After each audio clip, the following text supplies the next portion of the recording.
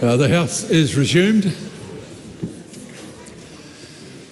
Because the chairperson of the Justice Committee is not present in the chamber, question number 1 to members will be set down for next sitting day. Yesterday I gave an undertaking to the Honourable Chair McAnulty to come back to him and the House about the use of the word lie in the House. My initial response was that no allegation of lying was directed at any particular member. While that was accurate, I wish to reiterate existing Speaker's rulings that it is not in order to accuse members specifically or in general or to imply the motive of lying. It is an offence to the House as a whole. Speaker's rulings 48 part 3. We come now to question time. The first question in the name of Ryan Hamilton. My question is to the Minister of Finance and asks, what recent reports has she seen on the economy? The Honourable Nicola Willis. Mr Speaker, the IMF has recently been in New Zealand to conduct its annual review of our economy. Earlier this month it released its preliminary findings, and the IMF notes that inflation has been brought back to target after spending 13 consecutive quarters above the top of the target range. As a result of lower inflation, easier monetary policy will help growth pick up over the next 2 years. The IMF is forecasting growth in the New Zealand economy of 1.4% in 2025, rising to 2.7% next year. Supplementary.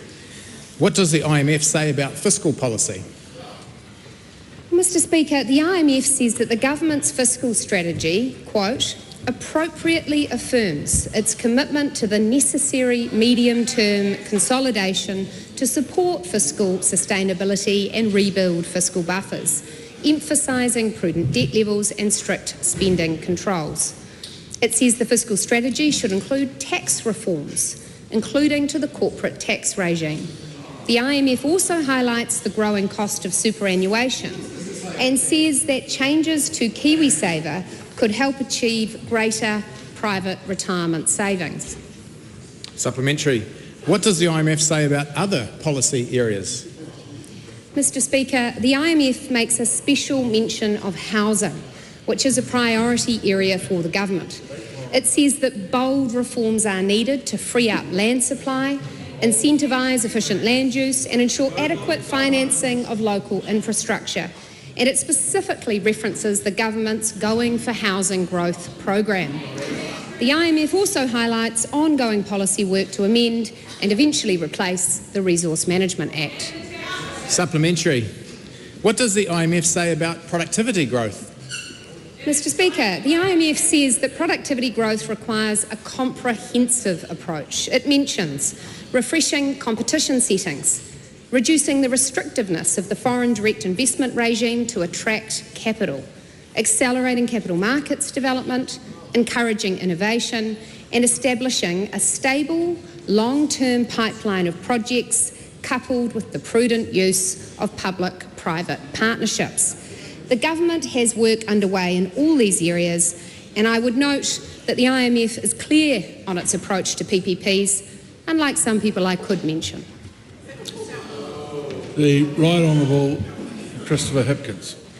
Thank you, Mr Speaker. To the Prime Minister, does he stand by all of his government statements and actions? The Right Honourable Prime Minister. Thank you, Mr Speaker. Yes. Supplementary question. Does he stand by his statement, quote, "We are very proud of what we've done on emergency housing and it's been a really good outcome"? If so, are more or fewer people homeless now compared to when he became Prime Minister?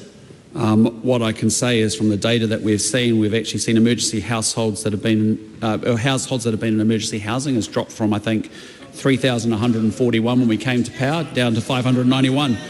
Most excitingly, we've taken 2,000 children out of living in motels and put them in proper homes, and I think the member would, in the spirit of bipartisanship, want to say that was a good thing. Supplementary question.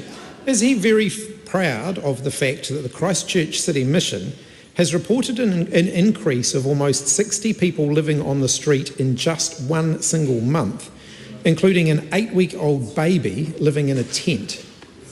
Well, we have more work to do on homelessness, but what I am proud about is a government that, starting on April the 1st, put a very active management policy in place to actually take the number of households out of motels. That was a shameful legacy from previous Minister Woods and the Labor government, and I'm very proud of the progress that we have made. In a short period of time, we've got results and put 2,000 kids into proper houses.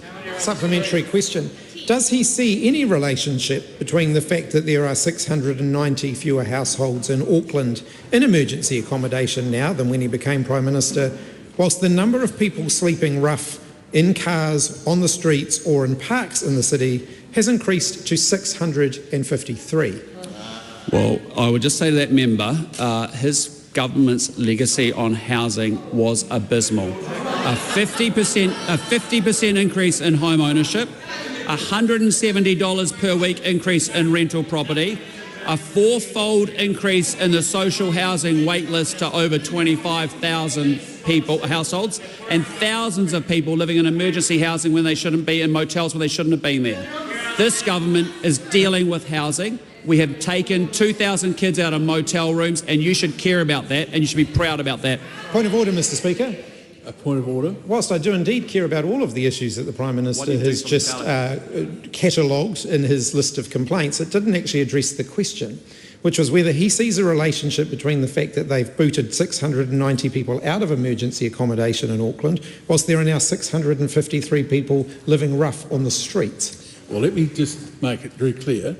While there is the sort of barrage going on that there was during the answer to that question, it's hard for me to make a determination like that.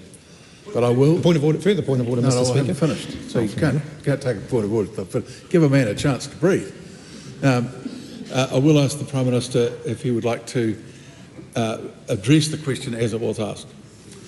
As I've said, I am very proud that we have actually moved families out of motel accommodation and emergency housing, and 80% of those families have gone straight into proper housing.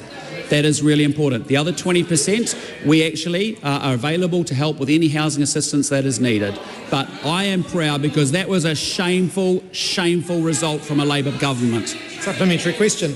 Does he see any relationship between the fact that there are 351 fewer households in Wellington in emergency accommodation now compared to when he became Prime Minister, while the number of people rough sleeping in cars on the streets or in parks in the city has increased to 464? We have continued work to do on homelessness, but the answer of carrying on with the policies of the past and not putting 2,000 kids into proper homes instead of raising them in motels is unacceptable to our government. So to move from 3,100 households in motel accommodation under your member's last government to where we sit today with 591 households in motels and 2,000 kids moved out of them to proper houses and homes with community housing providers and KO houses because of our active management of the individual cases, I'm incredibly proud about. Is there more work to do? Absolutely. But are I proud of what we achieved in a short period of time versus 6 years of a government that purported to care about housing? The Right Honourable Winston Petty. Could the Prime Minister describe how difficult it was for the new government to deal with the crisis in infrastructure, education, health and, dare I say it, housing, when what we were confronted with was 133,000 net immigration brought in by the previous government? Well, my point very clearly is that Labor's biggest public policy failure was in housing, whether you're buying a house, renting a house, on a social house wait list or in emergency housing. They failed on all four counts. Our government cares about people. We want them in proper homes, and that's why we've done the work to methodically go through household by household, get into the data, actually actively manage cross-agency and get these families and kids into proper houses. Supplementary question, Mr. Speaker. Well, which of the following is he most proud of?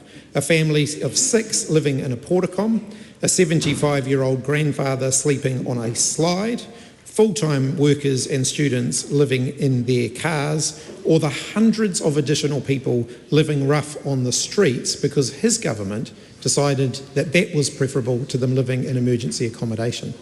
I completely disrespect the characterisation of that question, and I am not taking any lectures from that member or the Labor Party about housing. You had 6 years to fix it. You had 3 years with an absolute majority, and you did a poor job. That's the reality of it. The Labor Party used to care about housing and people getting into housing, but you didn't care about it in your 6 years, and you didn't deliver results. And I know it's bad, and you've probably got regrets about it, but you did a poor job. Point of order, Mr. Speaker. Point of order. Point of order. The Honourable Chris Hipkins. Mr. Speaker.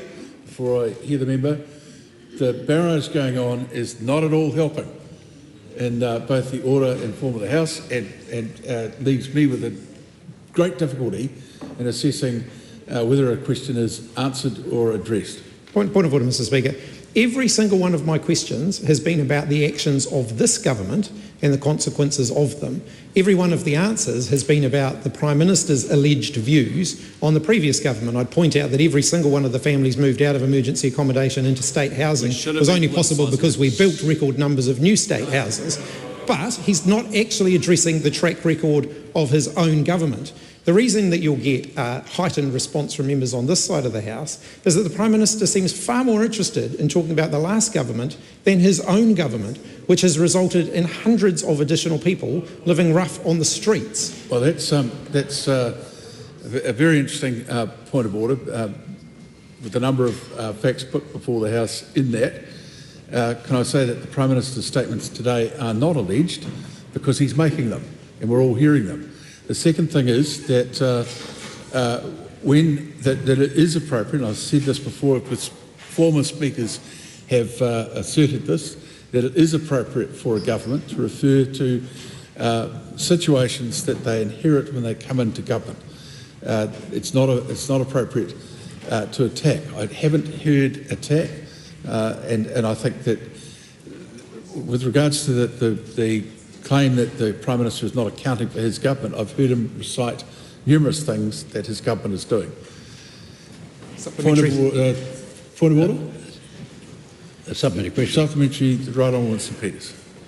How were the 4 needy groups outlined by Mr. Hipkins in his last question assisted by trying to find housing, accommodation, emergency housing, hospitals, schools, and infrastructure for the 133,000 net that the previous government brought in that we inherited?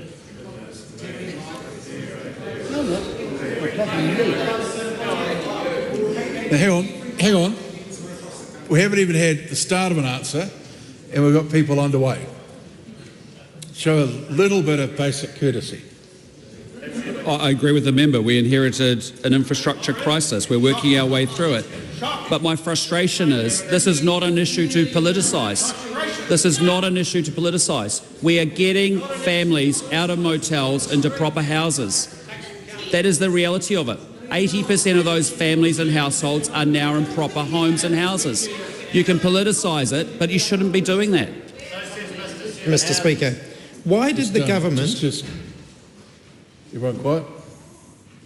Why did his government remove the requirement for the Ministry of Social Development to consider whether declining an emergency housing application would risk someone's life, welfare, or cause serious hardship? I'm proud of the work that our teams have done in a cross-agency way to make sure that we are clear about the people that have access to emergency housing can get it. I'm also proud of the fact that actually if anyone needs any help, there are housing support and subsidies available to support them, and our government remains open to support those that have left emergency housing but haven't reached out to ask for our help, and we continue to do that. But I am not going to take lectures from that member about housing when it was an abject failure of the last government. Order, Mr. Speaker. Point of order. The Prime Minister in his previous supplementary answer accused me of politicising the situation when every one of his answers has been political. But my question was why his government had removed the requirement for the Ministry of Social Development to consider whether declining an emergency housing application would risk someone's life or welfare or cause serious hardship. That's a direct quote from the reporting of the decisions that the government has taken. I've asked him why they made that decision, and instead he's just given us a catalogue of things that his government's done that have nothing to do with the question. Well, there's a lot of things that are said in this House that are only vaguely relevant to what's going on, but the point I note is that the Prime Minister did say, because I was listening for it, you thinking that you probably would raise that issue, him say that the process remains open to people who seek help to receive that help. Now, that seems to be certainly addressing the question. Point of order, Mr. Speaker. It doesn't give any answer. I mean, you could simply, oh, there's a process. The question was why the process no longer requires them to consider whether declining an emergency housing application will risk someone's life, welfare, or cause serious hardship. These are pretty serious issues, and I think it's not unreasonable to ask the Prime Minister to respond to why the government did that. It is a serious issue, and the member will also know that that is a process point for the department that actually runs it. If you're telling me that there is a government missive somewhere, then perhaps quote that missive or table it. But in the meantime, the question's been addressed. Point of order, Mr. Speaker. The government, the ministers, are answerable to the House for the actions of the entirety of the government, including government departments, regardless of whether the direction came from. And the ministers are answerable. What I've just asked you to do is to establish that the action's been taken. I can't judge that. I can only judge has the question, as it's asked, been addressed. Well, the Prime Minister, of course, is free to say that the government hasn't taken that action. Of course he is. Of course, then he would be misleading the House. But he hasn't done that either. He hasn't answered the question or denied that what he said is true. Don't take it any further. Because while it is quite possible to suggest in a question that an action has been taken and then require the minister being questioned to account for whatever is said in the question, that is not in all cases reasonable. My judgment simply has to be, has the question reasonably been answered? And that's what I've judged. I've invited the member to at any point table the action that he's referring to in the question so that it becomes absolutely specific. New point of order, Mr. Speaker. Yep. So are you indicating that every single question that we ask in a supplementary question must be authenticated by you? If so, could you give us a process to do that before question time? It's going to make question time somewhat farcical if every time we ask a question you require an authentication of what we're asking. No previous speaker has done that. That's right. All members, including what you have just reiterated at the beginning, or you're ruling right at the start of question time, all members are taken at their word. So unless you're saying that I'm wrong in my question, or the Prime Minister is saying I'm wrong in my question, the Prime Minister should answer for it. No. The ministers are answerable for the actions of all of their government. I would really hope that it is helpful. Of course it'll be helpful, that's my intention. The reality is that we've had these sorts of debates over decades with far more acute minds having an open debate, but if the contest here is because somebody gets upset because their lack of mental acuity, that is surely not a point of order. No, leave that. Point of order, Mr. Speaker. Just hang on. I'm now going to. You can bring it up in a minute. What I wanted to say is that I wasn't making any particular new ruling in that regard. I was simply pointing out to the member that if he expects a particular type of answer to a particular question, then it would help if it was something to refer to. I can't know what is right and what's wrong. I could simply judge, has the question in the broad context been answered? And that's been a ruling in the House for a very long time. I remember having that recited to me numerous times by the Honourable Margaret Wilson. Would someone want to speak to a point of order? Point of order, Mr. Speaker. You indicated yesterday your frustration at the government members making personal attacks on people asking questions, and you said you were going to take a zero tolerance approach to that. We've now had the Deputy Prime Minister abusing the point of order process to do exactly that. Did your words yesterday mean anything? That is an interesting sort of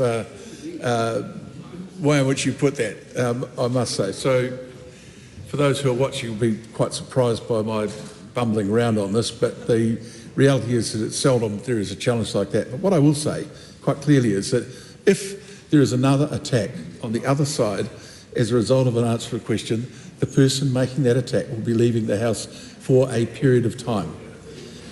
The point of order, Mark Mitchell. Thank you, Mr. Speaker. I just wanted to draw to your attention, and maybe it's the fact that I'm a bit closer to the action today, but I heard the Honourable Phil Twyford direct a very unparliamentary remark towards the Prime Minister in the last question.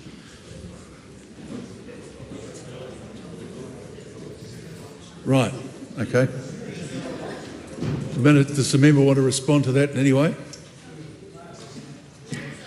I'm sorry, I didn't hear it, so I can't act on it. Well, point of order, Mr. Speaker. Point of order, Mark. I can certainly share that remark with you if you want me to. Well, why would you want to repeat an unparliamentary remark in Parliament? Because he's not taking, because as a normal Labor fashion, he's not taking responsibility for his own statements. Tell you what, I'm absolutely sick of this.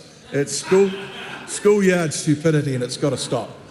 So we'll now go to question number. A point of order. Oh,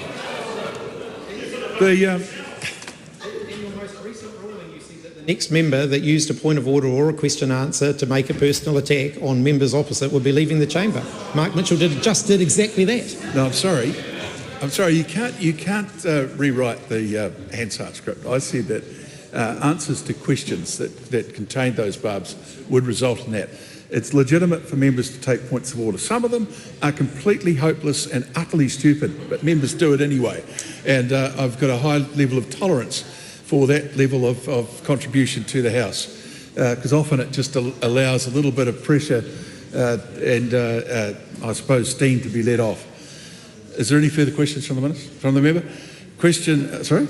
Point of order. A point of order. Louise Upson.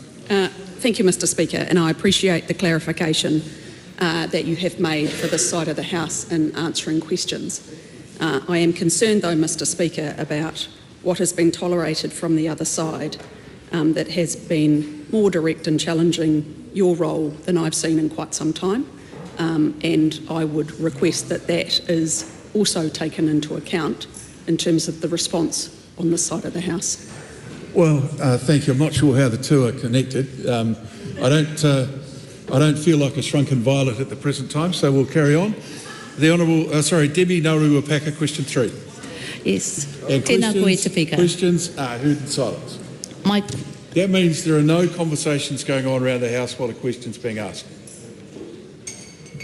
My question is to the Minister responsible for RMA reform. What is his reaction, if any, to the Kaiwaka Aere for Ngāti Runui's statement regarding proposed changes to the RMA that, quote, this move breaches both our settlement and the government's obligations under the Treaty of Waitangi, unquote? The Honourable Nicola Willis. Mr. Speaker, on behalf of the Minister responsible for RMA reform, I can confirm that the Government is committed to upholding treaty settlements, particularly through this reform. We will be working with iwi Māori as we work through how the new resource management legislation can uphold these important settlements. The Cabinet has explicitly agreed that upholding treaty settlements and related agreements is a principle of the reform of the Resource Management Act. Supplementary. Rawiri Waititi.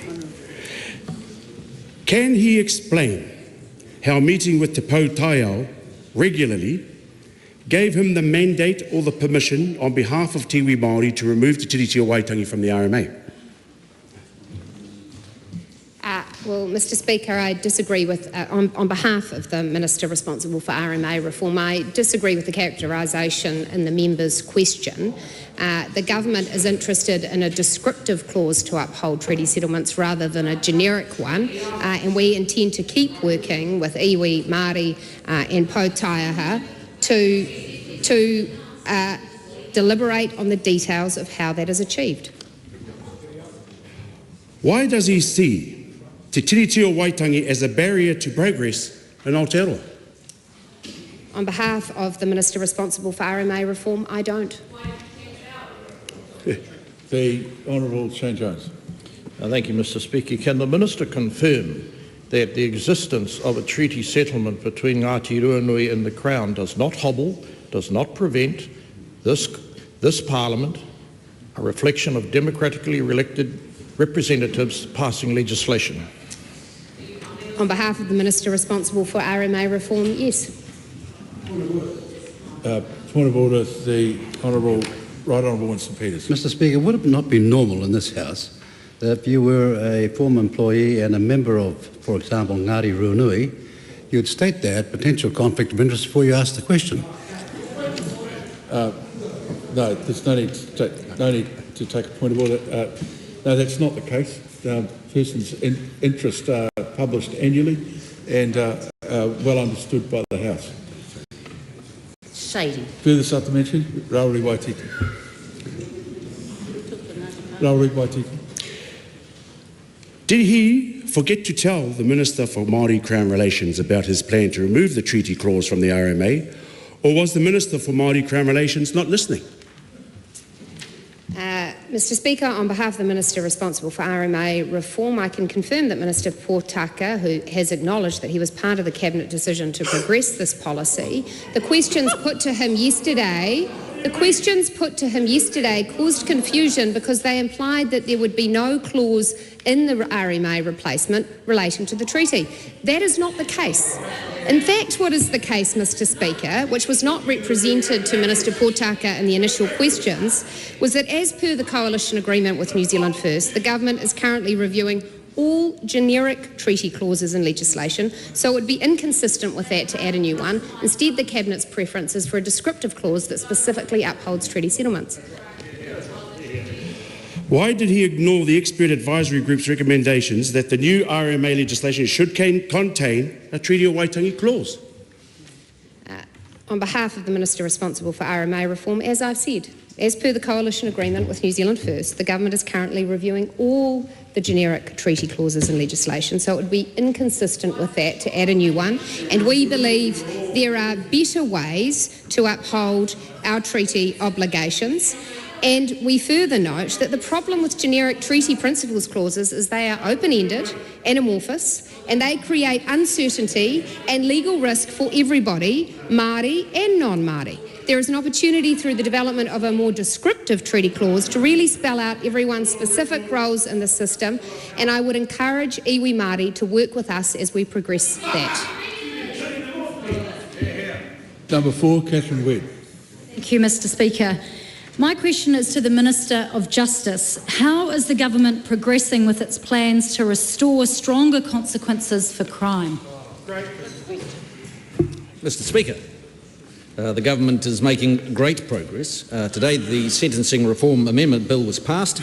This piece of legislation will put more serious offenders in prison for longer to prevent them creating new victims. It does this by a range of sweeping changes to the Sentencing Act, including the capping of total sentencing discounts to 40%, stopping repeated discounts for remorse, and the addition of new aggravating factors to restore real consequences for crime. Supplementary. What is significant about the government's reform of the Sentencing Act? Well, it's a significant milestone in the government's mission to restore law and order and fulfills a range of commitments made in the coalition agreements. We promised to stop excessive discounts at sentencing, and we've done just that. Undue leniency undermines public confidence in sentencing and our justice system as a whole, and it's an important step to restore confidence so New Zealanders can feel safe in their communities. Supplementary. Does he agree with comments that prisons do not make our communities any safer? No, I don't agree with the Greens on that issue. And some people, particularly serious violent and sexual offenders, need to be kept out of circulation so that they can't create new victims. I've been amazed that I haven't been surprised that the Greens have opposed this. I have been amazed that Labor have chosen to oppose this legislation. Supplementary. What positive commentary has he seen on the government's plans to restore stronger consequences for crime? Well, this morning I heard a comment on the radio about the success of the government's legislation that gives police more tools to deal effectively with gangs. That quote, "That's gone a lot better than everybody thought it would," is from Ginny Anderson. And I thank her for her kind words, and I look forward to the members' similar comments on the sentencing bills to come in the future. Yeah, that was as close to flaunting the earlier ruling as possible. The Honourable Barbara Emmons. Thank you, Mr Speaker. To the Minister of Finance, does she agree that the Treasury is the government's lead economic and financial advisor? If so, does she have confidence in advice from the Treasury? The Honourable Nicola Willis. Mr Speaker, in answer to the first part of the question, yes. And I also take advice from a range of other agencies and advisors, including the Ministry of Business, Innovation and Employment, on economic issues. In answer to the second part of the question, in general, I do have confidence in advice from the Treasury. However, that does not mean they always get everything right. And like many previous Ministers of Finance, I do not always agree with Treasury's advice. I do not believe my role as the Minister of Finance is to be a rubber stamp for the Treasury, and it is safe to say that I am not one. Supplementary. Does she agree with Right Honourable Winston Peters' characterisation of statements made in the context of Treasury's pre-election fiscal update as being a, quote, litany of lies, unquote, and if so, what was factually incorrect in the pre-election fiscal update? Absolutely. Well, Mr. Speaker, I seldom have cause to disagree with Deputy Prime Minister Peters, and I have observed that the leader of the New Zealand First Party has a particular way with words. Supplementary. Does she agree with the Right Honourable Winston Peters when he said the recent recession was, quote, deepest and longest economic downturn and recessionary retraction for over 3 decades, unquote? Mr. Speaker, I agree that the recent period of economic history has done untold damage to households up and down this country, and the characterisation presented by Mr. Peters is one that is familiar to far too many households. A period of sky-high inflation, a period of debt accumulation by both the government and the private sector, a period of soaring interest rates, and a period of economic contraction and job loss. It's been a very painful time, and I think it would be a callous soul who would disagree with that. Supplementary. Does she agree that the Treasury did not forecast a recession in the pre-election fiscal update, and does she accept that the recession only occurred in 2024? Mr. Speaker, the Treasury got its forecasts before the election plain wrong. The Right Honourable Winston Peters. Could I ask the Minister of Finance if the preview of September 2023 did not, for example, disclose the IREX blowout in terms of the ferries, which happened 9 days later, and there are countless fiscal cliffs like that, how on earth could it be possibly honest as a forecast of the future? Well, Mr. Speaker, the pre-election fiscal update reflected both inaccurate forecasts and the poor fiscal habits of the previous government, which included fiscal cliffs, short funding, and doing all sorts of things to make the books look better than they actually were. Supplementary. How is it that the Treasury did not forecast a recession prior to the election, but her government delivered what the Deputy Prime Minister called the deepest and longest economic downturn and recessionary retraction for over 3 decades? And do you trust the Treasury advice now? Because, Mr. Speaker, as I have just said, the Treasury got their forecasts wrong. As they themselves have acknowledged, they have had to steadily unwind the assumptions that they made during the term of the last government, which were over-optimistic.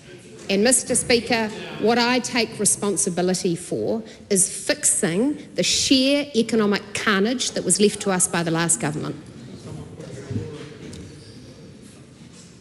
Question 6, Chloe Swilbert. To the Prime Minister, e tautoko ana ia I ngā kōrero me ngā mahi katoa a tōna kāwanatanga.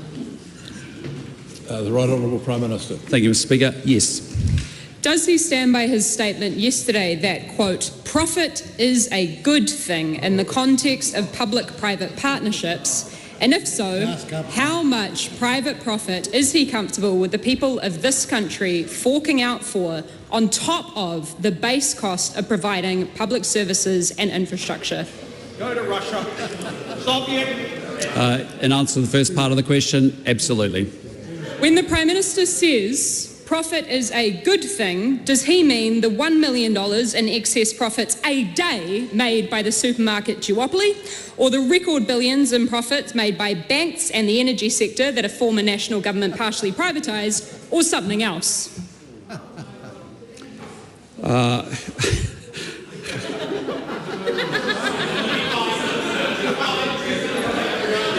Yeah.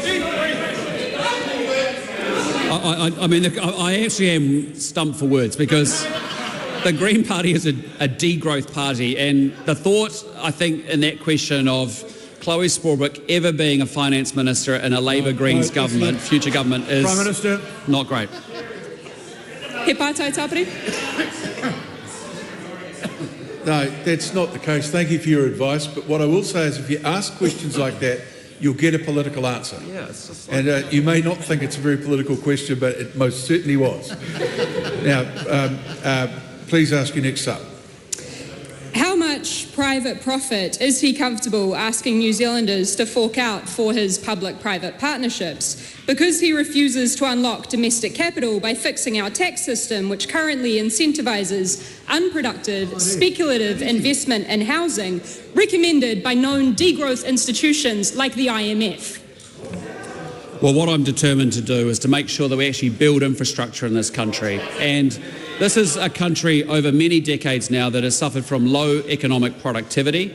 It is a country that has suffered from capital thinness. Just look at our relative performance in the OECD at attracting foreign direct investment to New Zealand, and we have a major problem. So we make no apologies for accessing private capital, whether it's overseas or domestic pools of capital, to get things built for New Zealanders. Because if we can build more roads, more hospitals, more schools, more wind farms, more renewable energy, that is a good thing for this country, and that's what we need to do. Supplementary question, right on Winston Peters. Could I ask the Prime Minister, has his Cabinet decided to review all over the world where Das Kapital still works, and do they as a Cabinet intend to take on those economic theories? It would be safe to say that we are not proponents of Das Kapital or Thomas Piketty. How much private profit is he comfortable asking New Zealanders to fork out for his public-private partnerships because he refuses to fairly tax the wealthiest New Zealanders in this country who currently pay an effective tax rate half of our nurses, our teachers and our firefighters?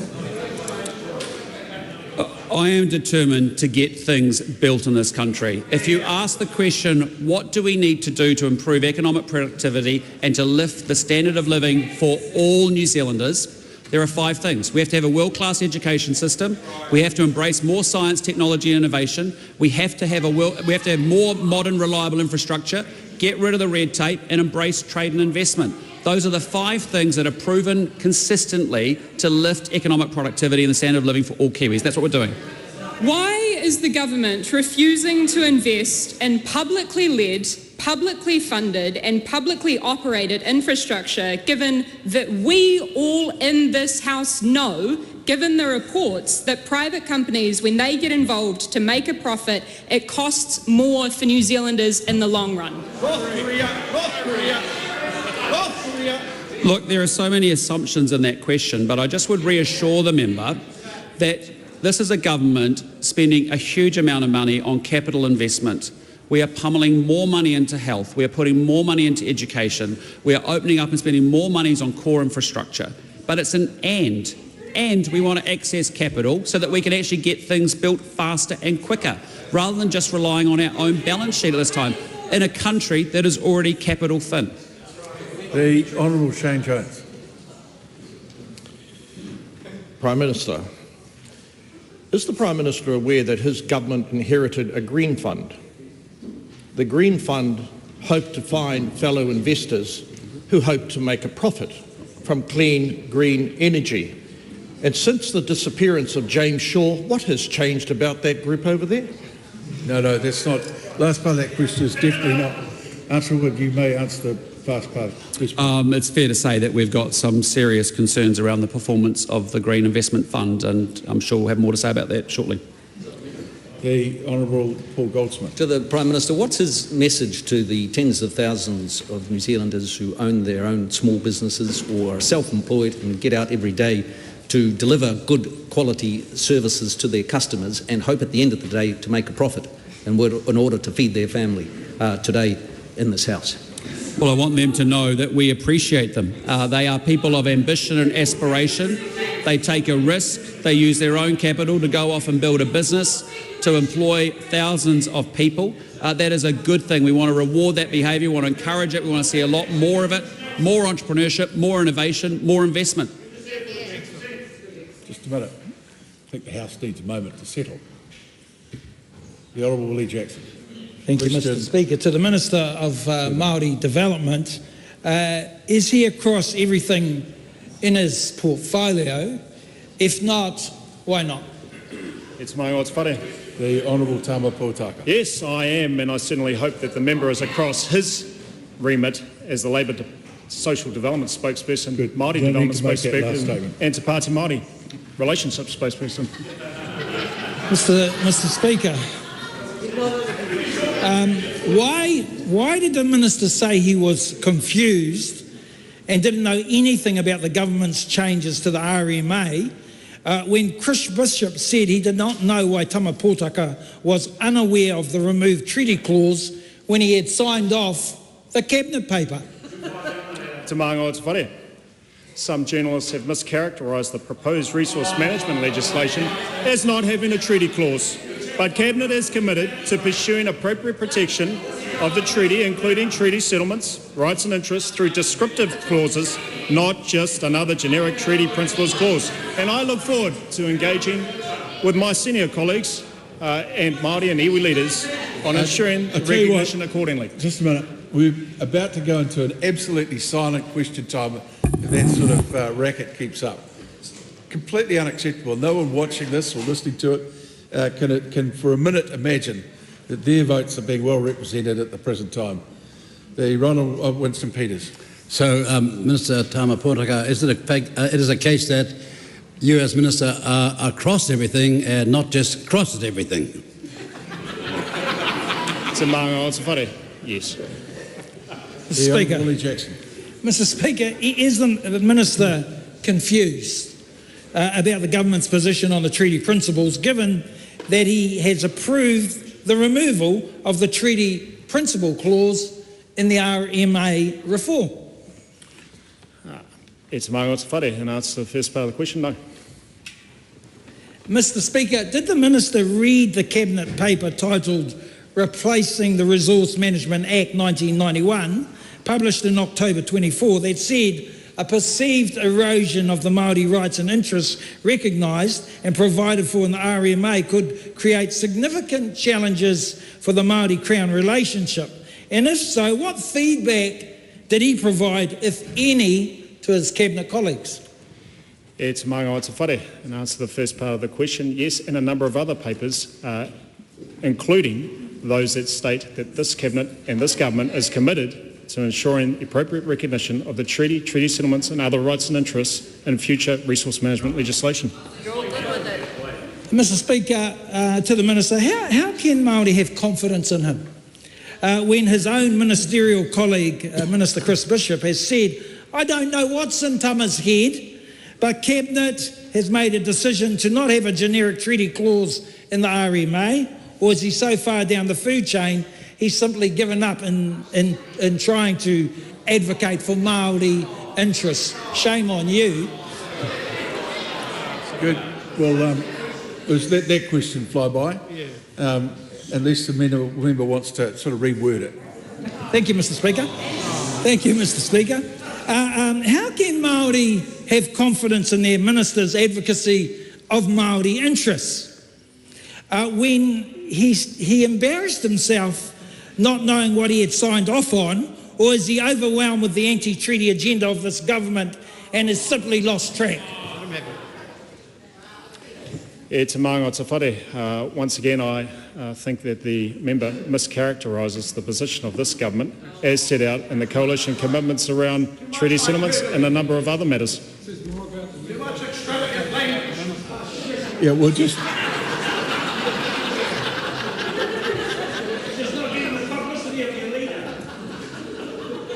You all right now? You all done? Good. We'll just... Hang on. Shane, it's not the end of the year, for goodness sake. We'll go to question 8, Sam Uffindale, in silence. Well, Thank you, Mr. Speaker. My question is to the Minister for Social Development and Employment. What recent announcements has she made about the annual general adjustment? Mr. Speaker. The Honourable Louise Upson. Mr. Speaker, I am pleased to confirm that from the 1st of April this year, most MSD payment rates will increase through the Annual General Adjustment, or AGA. This is great news, as more than 900,000 superannuitants and almost 5,000 veterans are amongst the Kiwis set to receive a significant financial boost from next week. This increase will help provide relief from the cost of living, with an increase ranging from just over 2% to around 3%. Supplementary. What is the total number of New Zealanders that will receive an increase? Mr. Speaker, about 1.5 million New Zealanders will get an increase. 409,300 main beneficiaries, 47,400 students will see an increase in their allowance, 70,000 non-beneficiaries getting supplementary assistance are expected to be better off. And as I mentioned earlier, over 933,000 superannuitants and close to 5,000 veterans will get a boost to their superannuation and veterans' pensions. Supplementary. What will be the impact of these changes for seniors? Mr. Speaker, people getting superannuation will receive an extra boost this year, with their total increase about 3%. This is so that superannuation remains at 66% of the average wage. Superannuitants have been doing it tough, Mr. Speaker, in recent years, and this change will have a material impact. A married couple who both receive New Zealand superannuation will be better off by approximately $25 per week, and a single person living alone receiving New Zealand superannuation will be approximately $17 a week better off. Supplementary. What other initiatives have been implemented to support New Zealanders with the cost of living? Mr. Speaker, in addition to the upcoming AGA payment increase, the government has introduced other initiatives to support New Zealanders. For instance, the one that stands out for me is Family Boost, which has provided financial support to over 51,000 households, helping with the cost of early childhood education. As of last week, this initiative has injected nearly $32 million into the pockets of low and middle income families, further assisting people with their financial challenges. These initiatives, Mr. Speaker, demonstrate our government's ongoing commitment to supporting New Zealanders through challenging economic times. And it's a real pity, Mr. Speaker, that the other side of the House don't recognise the very real challenges that some New Zealanders are going through. Question 9, Willow Jen Prime. Tēnā koe te maanga te whare. My question is to the Minister for Children. Does she stand by all her statements and actions? Mr. Speaker. The Honourable Karen Shaw. Thank you, Mr. Speaker. Yes, in context in which they were made at the time. I especially stand by my recent statement regarding the review of privacy practices at Oranga Tamariki, which came about after a high number of serious privacy breaches in 2022 and 2023, that while the issues covered in the report predated this government, they could not be allowed to continue under our watch. And I also stand by my statement that Oranga Tamariki has not had any serious notifiable breaches in the last 12 months. Supplementary. What is the reoffending rate for the Military Style Academy pilot participants? Mr. Speaker, my position remains the same as it has done over previous questions in this area. To protect these young people from the pressure of public scrutiny and to maintain their privacy, I will not be providing play-by-play information on their circumstances.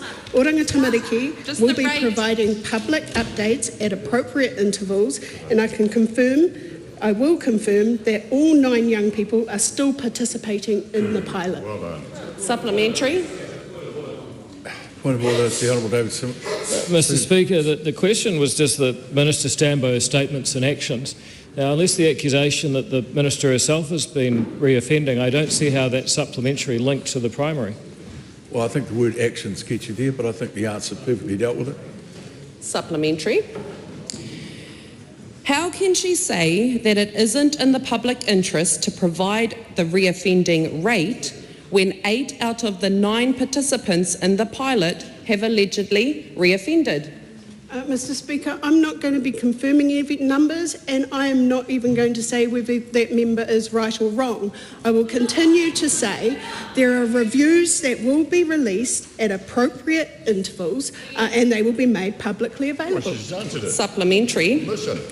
Why hasn't Oranga Tamariki released the reoffending rate, given they work collaboratively with the police and they know the rate? Mr Speaker, this is a pilot that is currently still running and is under review, and as the review goes through, there will be statements to be made at appropriate intervals. Supplementary. Has anyone in her office indicated in any way to Oranga Tamariki that information about the reoffending figures should not be released? Mr Speaker, Oranga Tamariki is of the understanding that they follow my instructions, that these young people's privacy is the most important thing, and making sure that we're taking care of the well-being and the safety of these young people comes first and foremost before anything else. Question number 10, Dr. Carlos Chong. Thank you, Mr Speaker. My question is to Minister of Police. What recent reports have he seen on the effectiveness of the community peace team? Mr Speaker. Mike Mitchell. Thank you, Mr Speaker. I'm pleased to report that our community beat teams are doing an outstanding job. Last year, for the first time since 2018, we saw a year-on-year decrease in violent crime. In Wellington CBD, when comparing 24 to 23, we've seen a 5.5 decrease in violent crime. In Christchurch CBD, we saw a 4.7% decrease. And in Auckland CBD, we saw an 11.5% decrease in violent crime. I want to thank all our outstanding beat officers for their work. Supplementary. How does the Minister see community peace teams strengthening trust and confidence in police, given its success? Speaker, the decreases we have seen in violent crime aren't just numbers. Each of those is a victim with a potentially life-changing trauma. Seeing our police officers on beat provides reassurance, and the feedback that I've had from our beat officers is that they're loving the increased positive contact with the public. It was nice to see this year that public confidence in our police is on the rise again. Supplementary. What have CBD business owners shared with the Minister in relation to community peace team? Mr Speaker, I've been lucky enough to be out on patrol with our beat sections in both Auckland and the Wellington CBD. A couple of examples, in Wellington CBD, a shop owner that had 2 entry and exit points to his shop, he had to close in recent years because of the rate of retail crime. And working with our beat section for the first time, he's been able to open both those doors again to his business. Another business owner in Wellington said an overnight change on the streets with police walking past and making their staff feel safe. Supplementary. Does he think that a strong, visible police presence is what communities are asking for? Mr Speaker, undoubtedly. In the letter of expectations that I set out when I became Police Minister, I noted that police need to be highly visible in communities and providing assurance. Police have responded extremely well to this, and both the public and police are enjoying increased presence, positive interaction and reducing crime rates. The Right Honourable Wilson Peters. Has the Minister received any submissions from MP Tamitha Paul saying that police patrols are just a waste of time? I've seen reports in the media that and comments from members in this House that we do not need a police force, and heavy criticism of our police. And I just want to say in the House that I'm extremely proud of our police service. I'm extremely proud of the people that serve in our police force, and I'm extremely proud of the work that they're doing to protect the communities that they serve.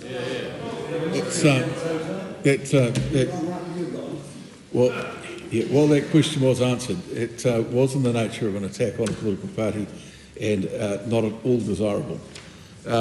It was nonetheless asking a question that was directly relating to the intro of the Minister. The Honourable Ginny Anderson, question 11. Tēnā koe e te mangai o te whare. My question is to the Minister of Police. Does he stand by his statement regarding record levels of methamphetamine in wastewater testing? Quote, well, I don't know whether that's dealers dumping methamphetamine, end quote. If not, why not? The Honourable Mark Mitchell. Mr Speaker, yes. From personal experience as a frontline police officer, it was common practice for gang members to try and flush drugs through the wastewater system, sometimes in large quantities, if they were at risk of being caught. So, as I stated, I wasn't sure if this was a contributing factor. I've been told that the current testing would not detect large quantities of dumped meth-related product. We have inherited big challenges in relation to restoring public safety, including meth dealing.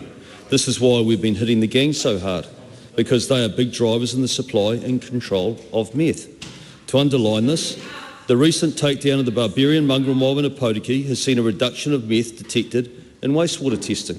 I know we have a problem, and I'm focused on dealing with it. What has driven a, quote, unprecedented 96% increase in methamphetamine consumption, end quote, when comparing 2023 to 2024? Well, I think policies like giving the mongrel mob in Hastings, the biggest peddlers of meth, almost $3 million, was not helpful. I think without a doubt the 501s coming to this country has been a big aggravating factor. They've got big global networks. They're well organised, and this is a big issue and problem for us to deal with. And that's why you see this government. That's why you see this government coming out with gang policies and gang legislation that just about everyone in the opposition would not support or oppose to. We know that we've got a methamphetamine problem. This is a global problem. We're very focused on dealing with that. This is not a new problem. This was a problem that we inherited in terms of the use of methamphetamine. And the last aggravating factor, of course, as I mentioned today, was the fact that we've been through tough economic times the last 2 or 3 years. We've had inflation that's been high for far too long. We've had interest rates that have been high for far too long. This creates immense pressure on households, and often people seek ways of trying to escape that reality, and it's through alcohol and it's through drugs. We are working hard as a government to make sure that we've reduced inflation, we've reduced interest rates, and that we're reducing that pressure that is on those households that is driving that sort of behaviour. Please don't give an answer of that length again. Does he stand by his statement that, quote, we're getting drug dealers off the streets, when drugs and wastewater testing results for 2024, the past year, shows methamphetamine use has doubled? Yes, we are getting drug dealers off the streets, and I'll point to 2 operations. One was the takedown of the Commenceros, the entire chapter of the Commenceros in Christchurch, and the other was the outstanding police work in the Bay of Plenty, where they took down the barbarians mongrel mob in Aotearoa that were a wrecking ball in that community and had been taking over the town and causing all sorts of issues. As a result of that, we've seen a reduction in the methamphetamine and the wastewater testing. Point of order, Mr Speaker. A point of order. Did he just say that the wastewater has reduced? Beg your pardon? I think the Minister just said that wastewater testing methamphetamine has reduced. Yeah, well, it's not my job to tell me what was. Sorry, what's the point of order? I'll move on to the supplementary question. question. Don't waste the House's time with those sorts of. Does he agree with police advice that reducing methamphetamine use would reduce gang violence and family violence? And if so, why is he not prioritising an action plan to break the cycle of crime? Well, of course, the reduction of methamphetamine would reduce violence right across the whole of society. It's a wrecking ball for us as a country. It has been when it first entered the country several decades ago. And this government is heavily focused on dealing with the drivers and the dealers of this methamphetamine, the peddlers of the misery, and that is the gangs. And so we've introduced a whole lot of new legislation that's proving to be very effective for the police to use. It'd be nice to have some support from the opposition, instead of having to belatedly admit and concede that actually what we're doing is starting to work. Will he admit that business is booming for the gangs, with methamphetamine use on the rise, gang numbers up, and police officers leaving faster than he can recruit them? Well, more ginny facts. The reality of it is this, we're doing very well. Sorry, start again. Well, the reality is this, Mr Speaker, is actually the police are doing an outstanding job with recruiting, and actually we're starting to see some police officers return from Australia and want to come back. We've now got an outstanding police commissioner in place that's doing very good work, and I'm very proud of the work that our police officers are doing. As we came into government, we inherited an environment that was very permissive for the gangs. They've been operating with impunity. That has changed. That has changed. We're putting enormous pressure on the gangs. We understand the problems and the misery that they peddle, and that's why you'll see the pressure continue to ramp up. Question 12, Scott Willis. To the Minister of Health, does he stand by his statement that our government is focused on delivering timely, quality health care for all New Zealanders? And if so, has the Minister contracted the build of the inpatient building for the Dunedin Hospital yet? Mr Speaker. The Honourable Casey Costello. On behalf of the Minister, yes, I stand by that statement. This government is committed to delivering timely, quality health care for all New Zealanders. In January, we confirmed that the new Dunedin Hospital inpatient building will be built on the former Cadbury site with a total project budget of $1.88 billion. On opening, it will provide 371 beds, 22 theatres and a significantly expanded emergency department to serve Otago and Southland. Health New Zealand is actively progressing the next stages of the project, including detailed design, planning and contractual negotiations. As the entity responsible for delivery, Health New Zealand is responsible for ensuring all necessary steps are taken to advance construction in a timely and fiscally responsible manner. Is he concerned that Te Aotearoa has found that insecurity about Dunedin Hospital's progression and repetitive resets could lead to staff loss, workforce project fatigue, and if not, why not?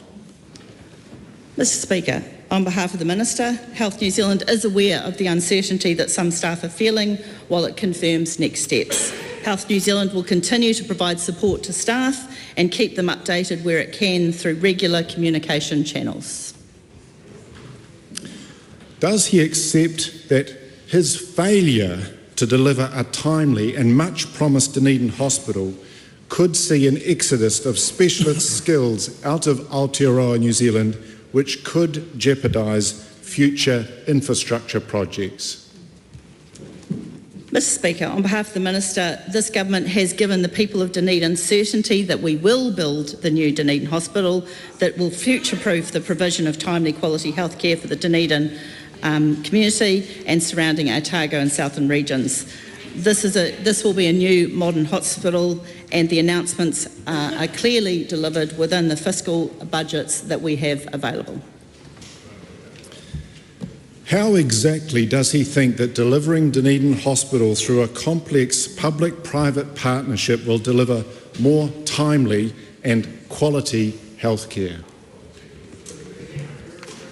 Mr Speaker, the primary question in this was about the delivery of the project, and I can confirm that the delivery of the project is on track and commercial negotiations are ongoing toward the contract for the main contract and inpatient building for Dunedin.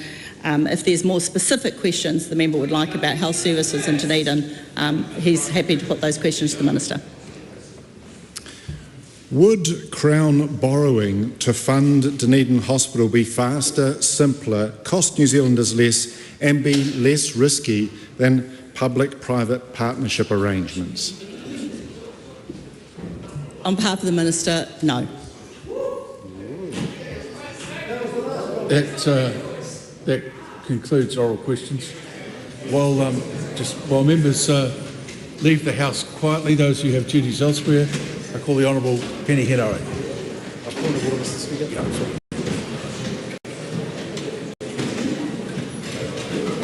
Just go ahead.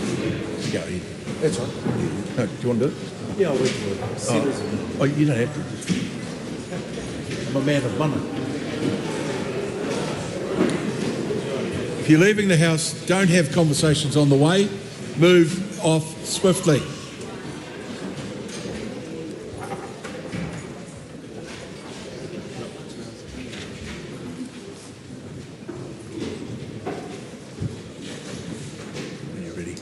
Point of order, Mr. Speaker.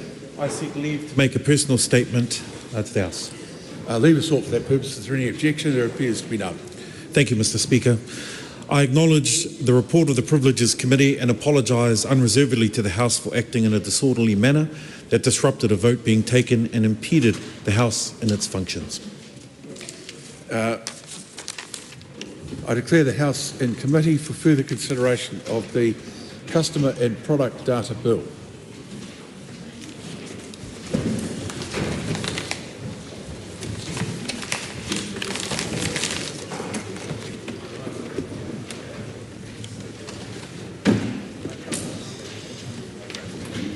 Mr. Chair, how are you? Will we still be here at midnight?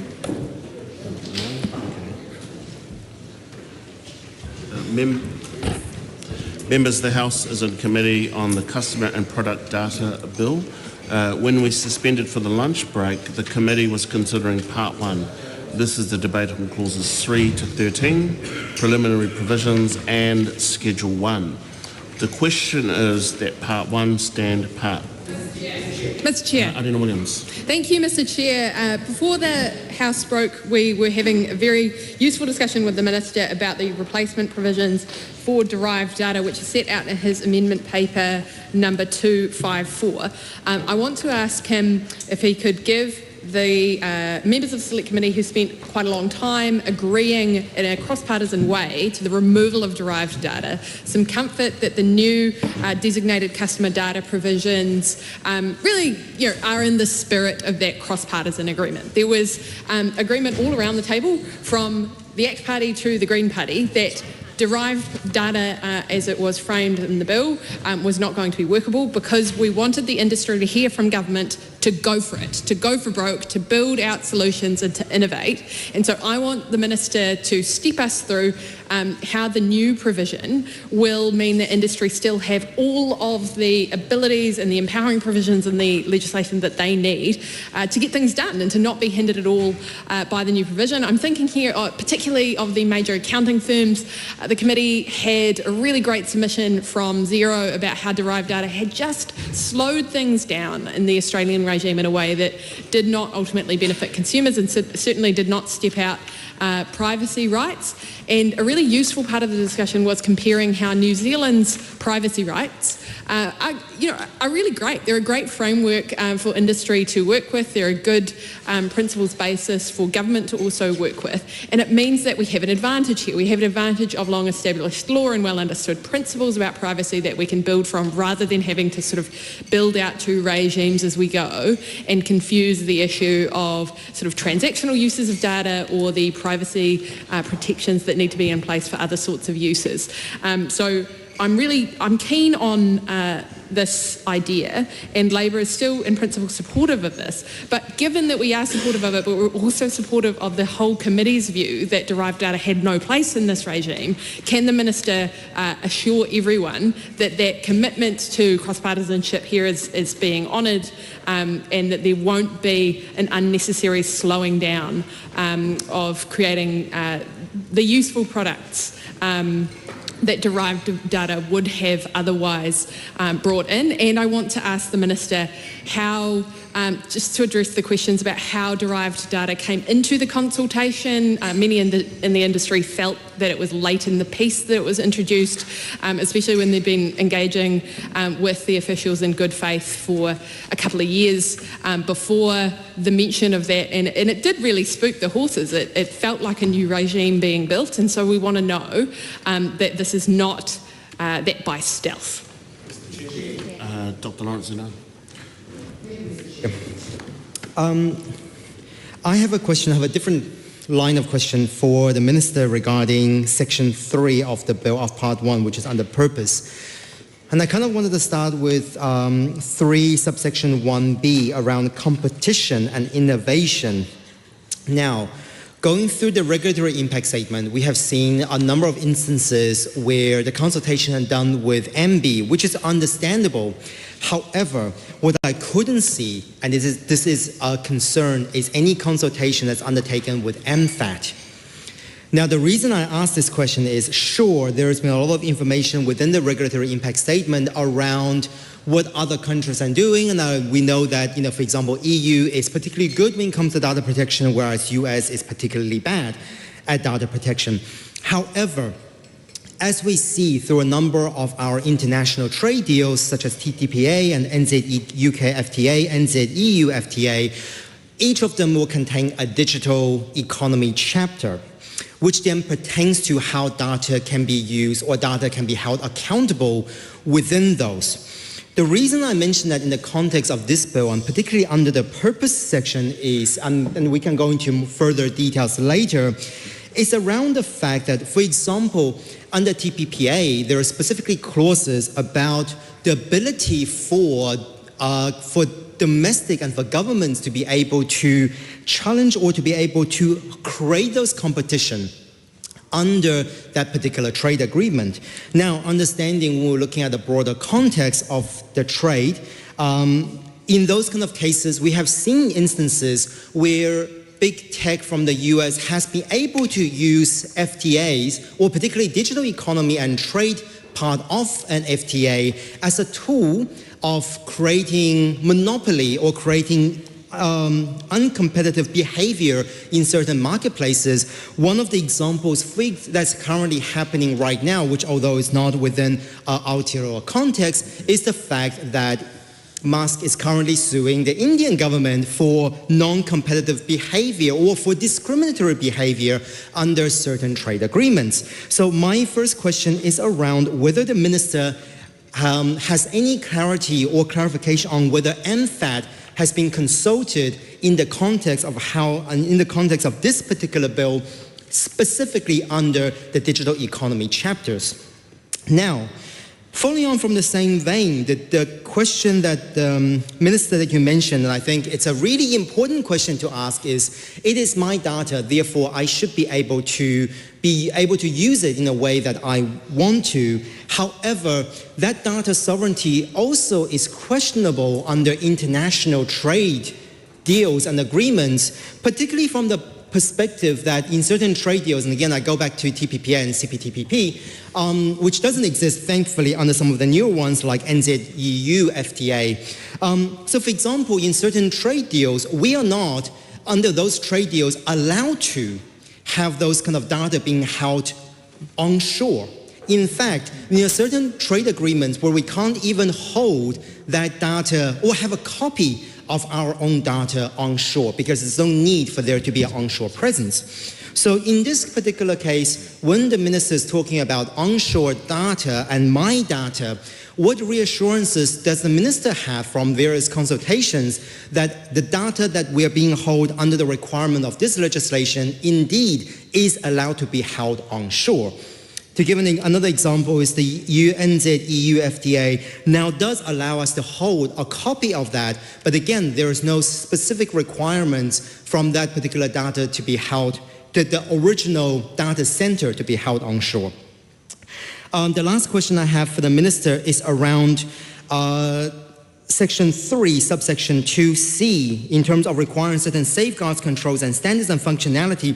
And I particularly want to hone in on the idea of third parties that are authorized. Because again, we have seen instances where, yes, although the data are being held by a particular company or a particular provider, but the data system itself, for example, let's say Google or Meta, etc., those data are not within the jurisdiction of those particular companies. So when we're looking at creating safeguards, controls, and standards, does that mean that the liability is held within the companies themselves, or the originator of some of those data collections or those kind of big tech elements will ultimately be liable? Again, in some of our trade agreements, there are specific clauses that allows third-party, allow the big tech companies, sorry, Mr. Chair, just almost finished. That in certain clauses in our trade agreement, it means that big tech companies are not liable for violation by a third party. So those are kind of the three questions I have for the minister, which is around the idea of, has there been consultation with MFAT in terms of consistency with our trade agreements? I know it's quite a big concern in terms of the MB-MFAT interaction in this case. When we're looking at my data, I can choose to use it my way. what does data sovereignty in the context of this bill means, and whether that again comes into conflict with some of the issues we see with our trade agreements. And lastly, when we're looking at third-party safeguards, controls and standards, is this to do with the company that holds the data, and what happens if the company themselves doesn't hold the data, but the data is being moved to a third-party provider, i.e. a big tech?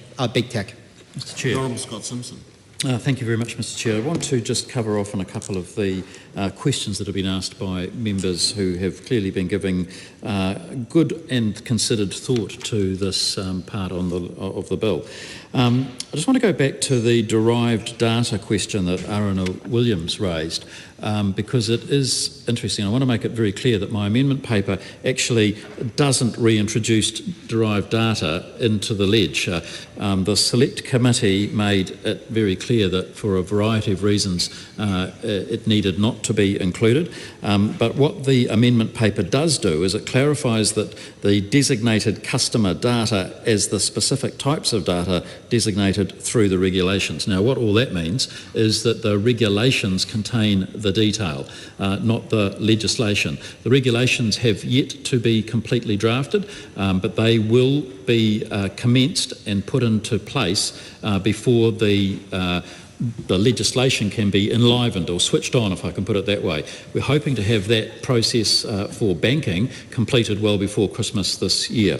So that's the timetable plan on that. I'd also refer the member, if she wants to go into more detail on that, and I realise that sometimes the vocabulary and the language that is used around this sort of stuff is quite complicated and quite detailed, but the departmental report specifically relates to these issues, and specifically paragraphs 73 to 77 of the departmental report refer. Now, there were also some questions about privacy rights. Well, of course, we have been careful to put into the legislation provisions that ensure that the Privacy Act is maintained, and that, I think, provides the safeguards that the member will be looking for. Lawrence Yunnan asked some questions around the role of MFAT, had they been consulted, and what I can confirm is that the officials working on this bill have consulted very widely indeed, and that no issues of the sort that he has questioned have arisen. So I take that to mean that from an official's point of view, no matters have been brought to their attention. But in making that point, because I think he raises an interesting question about trade agreements and the international scene and so forth, data doesn't have geographic barriers. Data is data. What the barriers are technical barriers. They are system barriers rather than lines on a map around the planet. So those are matters that we will have careful consideration of in terms of the regulations, and those will differ depending on which sector is being considered. So the whole purpose of this legislation is to create the framework and then have separate regulatory constructs for each of the individual sectors that will then come under the purview of the legislation. And of course, in terms of third parties, well, a key feature of this legislation is the accreditation process, and that will be watched and monitored very carefully. Thank you, Mr. Chair. And I appreciate the Minister's answers to these questions, and I want to pick up exactly where he left off with respect to the third-party matters. And as I look at Part 1, Clause 5.2, and it says in there, it talks about, in this act, the person is involved in a contravention if the person, and then it goes on to explain it. Mr. Chair, I also recall the comments made by my colleague, Aruna Williams, around the definition of theft or deceit, was it? I think it was deceit, in the interpretation. And it's quite clear because it's in the Criminal Crimes Act and it makes it quite clear. So I wonder, just to be very specific on this one, if a person is involved in a contravention, and so it says there, has aided, abetted, counselled, and we've talked about third parties. I wonder why then, if deceit is considered deceit, and it's quite clear in the Crimes Act, whether or not anybody involved in a contravention here as described here, why that doesn't fall under what would be considered deceit, or if you're a third party, as it says there, has aided, abetted or counselled, just some clarification on that, because this is to the point that we've made and a number of speakers have since we've started the Committee of the Whole on this bill, is around the confidence that the public have on matters of their data. And before I resume my seat, because that's a very specific question I have for the Minister, I just want to acknowledge the Minister's comment about his data is his personal data. And I know that a group called Te Kahuiraunga have done a lot of work on data sovereignty. So I'm heartened by those kinds of comments from the Minister to make sure that there is data sovereignty and that that kind of information that is owned by us, by people, by real people, accepting the Minister's definition that there aren't any hardline boundaries on these matters. And as he's also stated, that shop fronts, if you will, have changed in way, shape, form and nature. Once you used to have to go to a bank. Now you can do it all online, or you used to have to go to a shop. Now you're accessing it through different portals online, etc. So it's really important to understand that while there might not be those geographic boundaries, if you will, that we do operate in a world, in a time and in a space that isn't defined necessarily by boundaries, but nonetheless these functions of what would be seen as normal purchase, normal involvement in the economy, normal spaces of sharing our data, still happens. And I just wanted to make that point, but look forward to hearing from the Minister about that particular matter on the involved of contravention, in particular with his statement around third parties.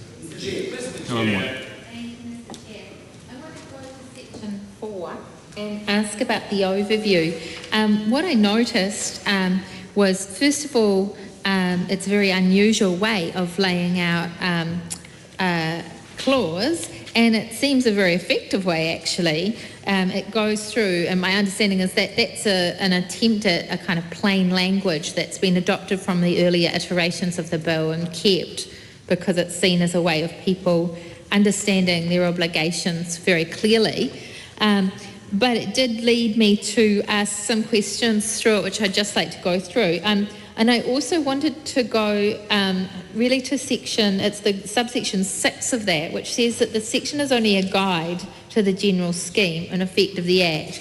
So it's in a place where we often have interpretations, etc., and it doesn't actually have effect. So I'd like the Minister's comment on what place it has, and then I'd like to just look at the section itself in terms of what it's doing. It's talking about services relating to customer data are regulated as follows, and you've got an if this person is, then this person, then however. There is a part of that when I get to however, where it says certain protections apply, including duties to confirm that the customer has authorised the request. Now, this is a person using this knows that they should be confirming that the customer has authorised the request. I wondered how long that would be that they had for that issue, and then they need to check the identity of the persons who make the requests. And again, how long, how would they do that? How would they check the identity? And how do they check that the customer has authorised the request? What driving has to be made? They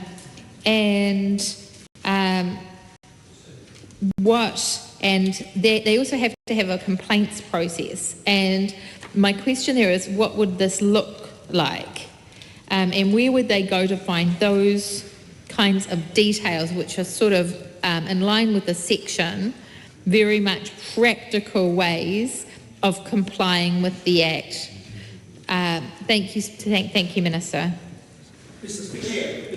Dr. Lawrence, Here. Thank you, Minister, for your response. I just want to, just so I have absolute clarity, can I check with the Minister that MFAT has been consulted on this particular bill in relation to the digital chapters of our trade agreements? That would be great. But just to kind of following up from that, to give an example, let's say we look at Section 11, subsection 1B, or even indeed Section 11, subsection 4, which talks about an overseas agency in relation to any conduct Overseas Agency B in relation to any conduct by B in the course of carrying on business in New Zealand. The issue that and some of the challenges that we do see in terms of the way that our trade agreements work and how our data works in this context is the fact that some of these, particularly when we're looking at some of the big tech, does not need to have an onshore presence, which means that some of these, they are not considered carrying on businesses in New Zealand because our domestic law has no jurisdiction over them. This is one of the things which would then lead to, if any issues and complaints will go to a supranational court where people who are judges of that would traditionally be trade as opposed to data or digital experts. So using kind of section 11(1)(b) as a very tangible example, when we are looking at something like this, and let's say, for example, in the context of privacy, is the minister saying that for anything that, because it's our data and we do have that kind of data sovereignty, that the privacy of our data, like big tech, even as a third-party provider to some of the companies because they use certain technology to store or to use or to process their data, are liable and held accountable under domestic legislation as suggested in section 11(1)(b). Williams.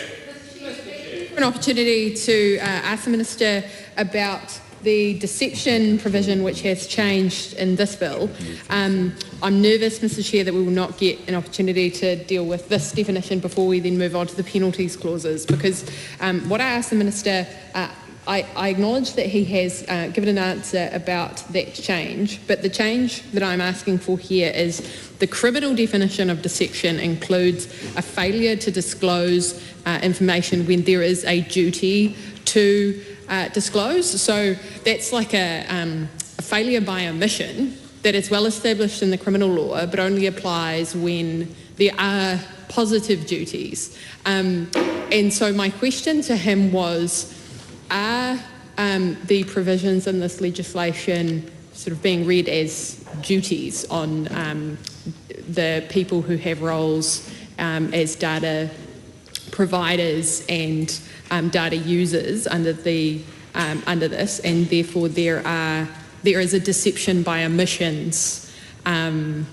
provision in this law, because that wasn't there before, and what I'm asking is that omissions element is new.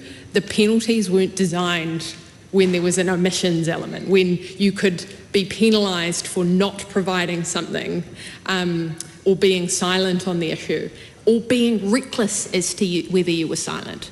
And the reason I'm pressing this point in this section is because it then goes to all of the way we might do enforcement around this. And no one in the committee room wanted a penalties regime where small fintechs were being held to standards and penalties if they were reckless as to whether they were silent on it. Absolutely hold them to account if they have had a data breach where they did something to actively miss or provide the data to the wrong person. Absolutely, their security systems are designed for that. That is a really important part of this regime. But where there is an omission, that's another thing. And I just want to make sure that the Minister is comfortable with that. If he's comfortable with that, then can he give us that indication, and then we can deal with it in the penalties provisions about what has changed since then. I also want to ask him about in the EU cases on this, where it's the only jurisdictions that have really had any significant litigation on this around the use of data and the access to data where emissions are concerned. The courts have had a lot of costly litigation on this, and they have a mechanism for doing that. It's by lots of consumers coming together and joining up together, whether that's through sort of class action lawsuits provisions or organisations bringing cases on their behalf. We don't have that. So if we were needing to develop that through courts systems, that would need to be individuals, me and you, who use our banking services and might be plugged in to an app or might be getting financial information about our own practices through one of the fintechs, needing to do that law development. So it's just not really possible in New Zealand. So I just wanted to clarify how that deception rule might be tested if it is a bit fuzzy. Mr. Chair. Honourable Scott Simpson. Look, Mr. Chair, I sense that we've getting a little bit repetitive, so I just want to make it very clear that there is a provision at clause 5.2 which defines a terminology that says involved in a contravention, and I draw members' attention to that. So in this Act, a person is involved in a contravention if the person has aided, abetted, counselled or procured the contravention, or has induced, whether by threats or promises or otherwise, the contravention, or has been in any way directly or indirectly knowingly concerned in or party to the contravention, or has conspired with others to effect the contravention. So that's a very broad and wide catch-all. And so I think that is adequate, but I understand that the member may wish to pursue that in another part of the bill when we get to it. I want to just comment on the question that was raised relating to overseas persons. Section 11(1)(b) provides that the bill applies to overseas persons carrying on business in New Zealand, and subsection 3 clarifies that the person need not have a place of business in New Zealand. So I think that covers that. In specific response to Lawrence Yunan's question about MFAT, I maybe didn't make it as clear as I should have done in my previous response, but I'm able to confirm absolutely MFAT was consulted and that no issues were raised about New Zealand's trade agreements. And then just in terms of the issue that was raised about overview, this is a bill that is technical in nature. We recognise that, we understand that. So that section or that wording around overview attempts to help explain the framework. It's the sort of the written equivalent of a flow chart, if I can put it that way, Mr. Chair. And yes, it's an interesting technique, but I think ultimately a very helpful one. Mr. Chair, Mr. Chair. Tim Costley. I move that debate on this question now close. The question is that debate on this question now close. All those in favour say aye. Aye. To the contrary, no. The ayes have it. Is the party vote being called for? No. The ayes have it. The question is that the Minister's amendment to Part 1 set out on Amendment Paper 254 be agreed to. All those in favour say aye. Aye. To the contrary, no. The ayes have it.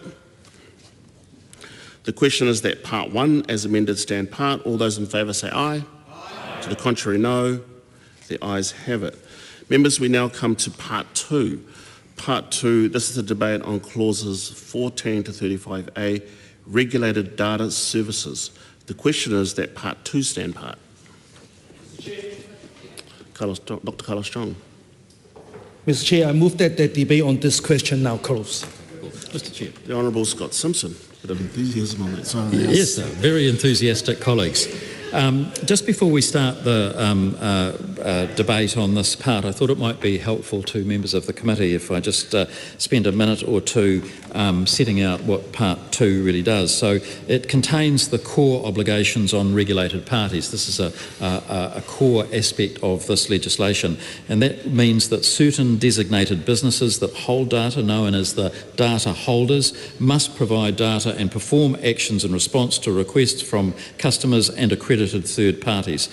These core obligations for data holders to provide data and perform actions form the basis of the bill's regime, and is in the main the way the bill addresses the reluctance by businesses that hold customer data information and product data tightly at the moment, how that is going to be addressed. So these obligations have been carefully designed to include the necessary elements for the protection of customers and the success of the entire regime. A key obligation is in clause 27, where data holders will be required to operate electronic systems that automatically respond to these requests. And the bill recognises that we have moved beyond paper thank goodness, and need to make the most of the technological advances that are now available to us and in the future. Arena Williams. Important part of the bill because many of the debates internationally on these regimes have been about balancing the rights of consumers to privacy whilst also giving innovators the ability to use this data and create products which not only advance consumers' rights but create new products in the market that we haven't been able to have before. And so this ability to refuse a request for data in circumstances is key to that. And in the General Data Protection Regulation, which is the EU way of approaching this problem, this was key to why they had to design out privacy provisions at the same time as creating the consumer data rights, because you can imagine a situation where consumers have a level of enthusiasm for disclosing data and using data that is not conducive with other privacy rights, and so you want to be able to consider those at the same time. And I want to ask the Minister, particularly around 16EA, this is now framed in a way that relates to section 5(2) in the language of contravention. So if you've contravened, been involved in a contravention of any obligation under this Act in connection with the request, then this comes into play. Why I'm asking this is because should that be read, is it deceptive conduct? Are we calling it something else? Is it a contravention? Is the person who is envisioned, the data writer who is the data holder who is envisioned in 16EA, are they somebody who we think would be liable for penalties, or is the data holder imagined in 16EA just required to make the refusal and there's no flow-on effect of that in the system? And I ask this because it also leads on to questions about the remedies available for consumers, or whether there should be any remedies available for consumers at all. Mr. Chair. Helen White. I'd like to ask about section 16 and particularly the sections that are new, forms of harm. I can see that section 16 is talking about a data holder refusing a request for data in certain circumstances, and it's clearly started with a position that there has to be a serious threat to life, health, safety of the individual, or public health or public safety. But the inclusion of BA, subsection BA, so it's 16 subsection 1, subsection BA and BB, actually really broaden that, and they're really interesting additions because they're about the risk of serious financial harm to people. And I wondered whether the Minister could elaborate on the inclusion of that and the inclusion of the next paragraph, which is about the data holder reasonably believing that it's likely that the request was made as a consequence of deception as well. I guess in this particular time, it's probably pretty hard to know whether something's going to cause serious financial harm in the space of giving out data. And I wondered what the Minister's thoughts were around what was reasonable in the circumstances there. I'd be grateful for an answer about this section and the kinds of any more elaboration on what beyond what I've raised might be an issue in this section in terms of the refusal to give such information up. Mr. Chair. Honourable Penny Henry. Seeking your guidance too, Mr. Chair, are we able to, in the Minister's amendment paper, look towards his amendments as they pertain to Part 2? We're on Part 2. Yeah, Part 2. So in his amendment paper, there are matters here that fall under the same clauses in Part 2, just seeking your guidance. Yeah. No, that's fine. Oh, perfect. Excellent. Thank you, Mr. Chair. I read through those proposed changes from the Minister, and I know that some of them are relatively straightforward. They seem like pretty or a systematic way of making sure there's consistency in the bill. There are, however, just a few things I think would be the House would appreciate if the Minister could just explain a little bit why these amendments have come in, and in particular, as I look towards the amendments that he's proposing here, we've got here in clause 21, I know this sounds a little pedantic, but there's a reason why these amendments have come in here. And I want to make sure that in order for us to look towards supporting the amendments that the Minister is proposing here, that I'd hope that more broadly speaking the Minister might take a call to just explain through some of the more technical ones, not the ones where it is repeated in order for us to get consistency, but in particular some of the more detailed ones as described in his amendment paper, Mr. Chair. The other one matter I want to raise with the Minister is looking towards the changes that are being made to clause 16. And in that particular clause, as we look across the changes for BA and BB, Mr. Chair, I'm looking at, and I figure this fits under the mantle or under the banner of fraud more generally speaking. And we've already traversed in part one the terms and of the definition of terms. But in this particular instance, where it says if the data holder reasonably believes that disclosure of the data would create a significant likelihood of serious financial harm to any person, or, and in BB it states if the data holder reasonably believes that it is likely that the request was made, brackets wholly or in part, end bracket, as a consequence of deception. For me, this seems like as my read of it, and please I ask the Minister to clarify if I've got this wrong. This is about a simple transaction where those who hold data, those who request that data, these are the grounds for which those who hold the data may continue to hold on to that data and not release it.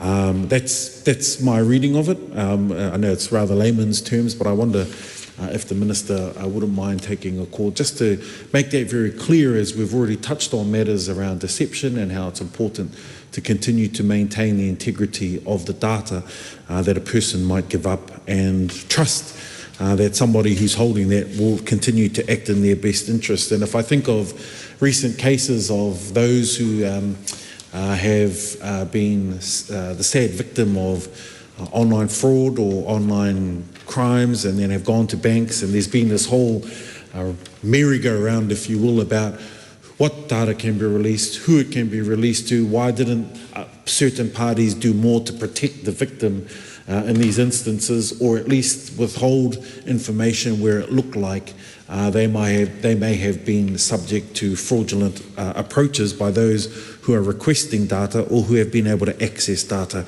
So I'll leave those on the table for the Minister to consider. Thank you, Mr. Chair. The Honourable Scott Simpson. Thank you, Mr. Chair. Again, several good questions from members of the committee. I want to just start this particular contribution by addressing the matter that Aotearoa Williams raised relating to privacy. And of course, as I had explained when we were discussing the previous part, the Privacy Act applies. So we have drafted this legislation in a way that gives the Privacy Act primacy in terms of protecting the privacy of customers, individuals, and I think that that regime is perfectly adequate for that. But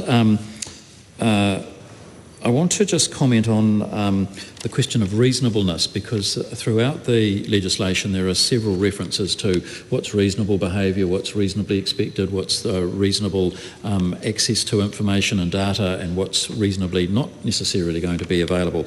And I am relying, as many before me have done, on the very well tested judicial interpretations of what's reasonable and what's not reasonable. It's not for me to prejudge what that might look like, but I think that we can rely on our judiciary to interpret, should it be necessary, what reasonable looks like, and I'm very happy to let them do that. In reference to the issue relating to refusing requests under Clause 16(1)(ea), that was a fair question and one worthy of just exploring a little further. So 16(1)(ea) allows a data holder to refuse requests if the accredited person is in breach of the Act. Now, that may not involve any deception by the accredited requester or harm to the customer. So again, there is a protection there, and it doesn't, of course, that particular clause doesn't affect customers' ability to obtain redress if in fact there has been real harm. Arena Williams. Answer, and that is helpful in thinking about how these contraventions work and how the other duties might sort of fit together with it. While I'm thinking about that, I want to ask him some other specific questions. I'll take him to page 18. I'm on section 21. The issue of how to deal with privacy when joint customers are involved has plagued the banks for many, many years. This is not a new issue. What do you do when you have a customer account of two people? Perhaps it's me and my husband, and then my husband rings up the bank and says, "My wife's terrible. She's down in Parliament giving a crazy speech. I want to lock her out of her bank account." Surely not. Surely not. Surely not, says the Honourable Scott Simpson. It is a real issue that the banks have had to deal with for many, many years. This doesn't necessarily step that out. It is a very, very difficult issue to deal with, one that there is actually also not very useful case law on, because banks, when they get this wrong, are incentivised to settle this issue directly with consumers. So I would like the Minister to take us through how this is meant to work, especially in an open banking context, and how we might give, especially fintechs, small fintechs that are certainly not going to be in the habit of settling big matters on a one-on-one basis because they just do not have the teams to do that, how they are going to work through these difficult issues. The other question I have for him is which provision in this part, or how these several provisions in this part, is going to guarantee data portability. Data portability was something that was submitted on a lot in the committee. It is the thing that would give consumers a lot of control when they are not necessarily shopping around all of their other options, but in, say, a banking context, being able to switch banks easily is one of the things that the government points to as a really important banking reform and something that will drive competition in the market. This is a different approach to almost every other jurisdiction that has done this.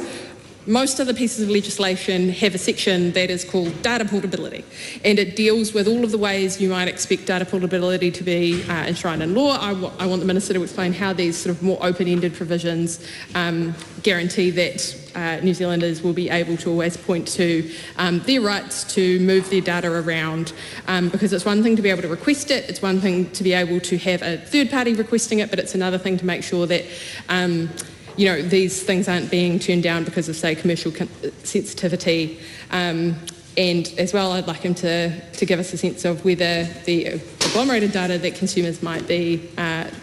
consumers data might be used for is also portable. Just to round out a third question here is this. There are a number of trade-offs that have been made in this part about trust and security in the system. Once these regimes are introduced, in every jurisdiction that they have been introduced in, there have been instances of public pushback because trust in the system has been undermined in some way, whether it's tech companies, social media companies with data breaches and scandals about data sharing. So these aren't hacking or scams, these are situations where data is shared in a way which is agreed and where companies can point to sort of ambiguous laws to justify their actions. So they're not illegal, but they do offend consumers' perceptions of trust in the system. How are we making sure that the rights of consumers to use their data in a free and open way still going to stand up to a level of scrutiny in the system once this is introduced? Mr Chair. The Honourable Scott Simpson. Thank you, Mr Chair. I want to just comment on this question of joint customers, because it's a very fair and reasonable question, and it's a practical one as well. The member, Aaron Williams, cited a situation where maybe a couple have a joint bank account. One wants access to the data and one may not, for a variety of reasons, notwithstanding the quality of her speech making. And so if she goes further through clause 21, particularly 21.2, it says a data holder and an accredited requester must deal with the joint customers in the manner prescribed by the regulations.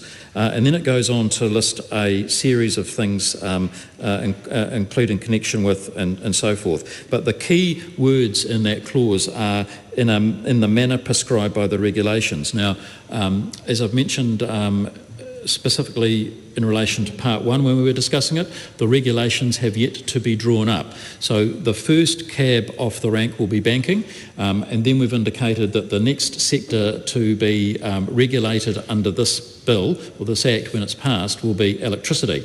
Now, the manner with which joint customers or joint data holders are treated in those two sectors may be different. And so as much as I would like at this early stage to give the member the precise detail relating to what those regulations will look at, sadly that has to come, it's yet to come. So I've indicated we'll have the banking one done. My timetable wants to have that up and running before Christmas, and then we'll move on to the next one. But so that's the area there, but I would encourage the member to look through the rest of that clause as she goes through it. I want to just go back to a matter relating to grounds to refuse that was raised, and I've been advised that the Select Committee heard from submitters about the changes that were needed to refuse requests, and that would cause, that if those requests would cause significant harm. Now, the obvious example of that is where it might be a scam. There would be obvious harm. So again, it's a matter of practicality, of sensibleness, and to a degree common sense. So that's provided for in that particular part. Sam Uffindale. I move that debate on this question now closed. Helen White. Thank you for the comment about the scams. It was what I had in mind, was that we're living in an age where also you often get that tension between a customer demanding information or demanding to be allowed the freedom to do something that actually the wider system has now picked up as extremely damaging in terms of those scams. So they're often their own worst enemy in those situations, and there is a balance needed between autonomy and that kind of harm happening. I wanted to ask you about a couple of the other sections we haven't gone through at all. The issue over section 22 is it's a simple section, it looks like, where the data holder just must provide to any person. And I wondered how that would be affected with an individual, because it's very different giving across data to a company that's set up for it. But how does somebody actually ask for their own information, and how specific do they have to be, and how general could they be? Could they be asking for crazy amounts of information and not and how repetitive could that be? Because that certainly becomes something that some particular personality types like to do. So I just wondered how practically that had been thought through. And I also wanted to ask about the issue that is in section 24 about secondary users. There's some very interesting examples there of household data. So there's the example, I think, of the electricity bill and trying to get the information around that, but you've not just got the customer who's paying the bill. You've got a whole lot of other people within that household, as I understand it. So I'd invite and ask the Minister to explain to the general public what those sections are doing, and how we have how we have developed a system to perhaps cope with that situation of people in a broader group. Thank you, Minister. Thank you, Mr. Chair.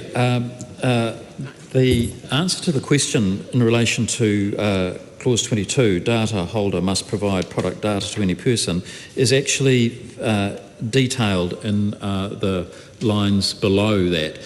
So the clause specifically says the section applies if, and then there are three provisos that I think would limit nicely the concerns that the member Helen White had. So the section applies if a person requests that data holder provides the data to the person and the data is designated product data and the request is a valid request, so not an extreme request, a valid request, and is made using the system described in section 27.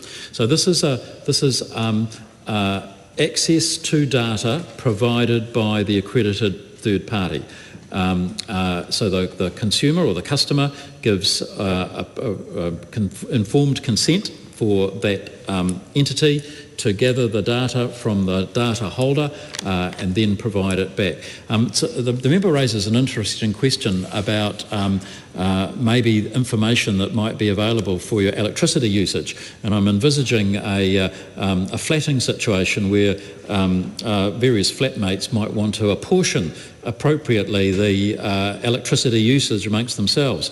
As a parent, I would have liked to have had that ability when my children were teenagers, but I've noticed that since they've become power bill payers themselves, their use of electricity has changed appropriately. So I don't know how that potential can exist, but I do know that there are some very smart operators out there who are probably, as we speak, trying to figure out ways that they can make that kind of application work in a way that is going to be meaningful and useful to electricity consumers and account holders. And I'm very excited to wait and see what kind of options that become available using their smarts. I don't know, Williams. Yeah, I do so appreciate the Minister's willingness to engage in this part. I want to ask him a further question about, it's page 25, section 34. And here's where I turn into a leery free marketeer capitalist. Come on over. Because you know, Minister, that I am very enthusiastic about this bill and I want it to work very well, and I think that the industry have engaged deeply with the creation of these regulations over a really long period of time. So the creation of these new sections where we're possibly giving officials further powers to draft regulations about the manner in which information is provided, they give me pause. They give me pause in this particular frame of mind anyway. What I'm asking you here, Minister, is 34C, the manner of notifying or making available information, could be read in two different ways. In an open banking scenario where you've got an industry body like Payments New Zealand doing a stellar job of driving this from an industry perspective, where they have a legacy relationship with the major banks, but they are also working very hard to include smaller players. Varying extents and a range of feedback and views on that in the industry, but altogether have really stepped up to the plate. You have industry leading that, and so the prescribed manner in which information is being provided here, one would assume, would have a level of industry buy-in. That information being requested would not be used in a way which would benefit, say, larger players at the expense of smaller players, but would also turn out usable information. And what I'm getting at here is requiring small fintechs to give information in a way which lined up with the sort of information that the large banks hold would be unreasonable now, because the small players keep a range of different information on customers than the banks do. The banks have large, varyingly large, but mostly very large investments into tech systems which record transactions on a sort of per second basis with a range of other information and algorithms to analyse that data. Small players don't. If you were using rules that were restrictive under this kind of provision, then you could perhaps have a market impact and an anti-competitive impact. That's one way to read it. Another way to read it would be that there might be a bureaucratic overlay here where government is interested in a particular kind of data or a kind of presentation of data that might not be industry driven. So you need a balance between industry and government setting this kind of regulation, but that wasn't what was envisioned first. It was envisioned in this overarching legislation that we would simply be talking about information, that there would be an information disclosure requirement, and then it would be up to the secondary legislation, which, as we know, goes through fulsome consultation process with industry, where industry are consulted on the kind of information that they want, and that would be set out in the regulations. And I can certainly imagine industries where you would want to keep that very, very high level, and where you wouldn't want the regulator setting the sorts of calculations that providers were required to use. I want him to just explain where that's come from, give the industry some certainty that that is, where possible, going to be industry-led. Mr. Chair, just striking while the iron's hot, the member was referring to clause 34C at the bottom of page 25, and the answer to her question is actually if she turns the page and looks at the guidance note that says subpart 9 of part 5 for provisions relating to the making of regulations and standards. So we aren't at that part yet, but with the indulgence of the Chair, I would point the member to looking towards the parts further into it. There was the question I didn't address relating to data portability, and that's also worth just noting that data portability is actually fundamental to the bill, and although the bill uses different terminology, the bill ensures data portability by imposing obligations for data holders to transfer data to customers and accredited requesters. These transfers must be in standard formats and allow the data to be used effectively. There's not this whole regime isn't going to work if the data holders then provide through a variety of different mechanisms kind of disjointed, blurred or data in a format that isn't actually usable to the provider. And just going back to clause 22, the product data that it refers to is the sort of thing like mortgage rates, for instance, that are currently publicly available, but in order to make comparisons, that's quite a complicated process. People kind of draw up their own little grid and they have a look at this bank or this mortgage advisor and then try and come to that themselves. The concept I think that's very exciting is the potential for a fintech to actually provide that kind of comparative service to a potential mortgage a person seeking a mortgage, and I think that's an ideal and classic example of how this legislation can be used. Mr. Chair. Dr. Vanessa Wiener. I move that debate on this question now close. Helen White. I'd like to ask a question about section 35A. And I'd like to get your comments on this. It's actually 35 as well as 35A, so I'll just put it in context there, that you've got here a section that is about having to provide information, and if you don't, then you're going to be penalised and there's going to be an infringement fee and a fine.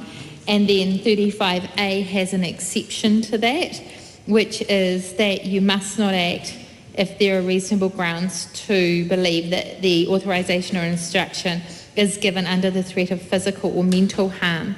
Now, I appreciate the point that the Minister's made that some of that stuff about what's reasonable is going to be resolved in the courts, but I wondered whether that standard would include things like domestic violence orders, or whether there be people would be notifying, for example, the bank that there were issues around this, or what that kind of standard would be in that way, because I don't know. I simply don't know where that line would be at the moment. I can see that there is a good spirit in this part of the Act, because we're trying to deal with anti-competitive processes, etc., and this sort of brings in the balancing of the sort of personal in a way. So it's a personal circumstance that has been seen as a problem that should count against that kind of approach. So I'd be interested in that wider issue of why this particular exception is here, but also what practically that means for the general public. Thank you, Minister. Thank you, Mr. Chair. Well, the protection and proviso in clause 35 is deliberately inserted to ensure that coercion, threats, potential blackmail, all those sorts of things that we often choose to not look at is included in here. So I'm very pleased that this particular, these two clauses are in the bill.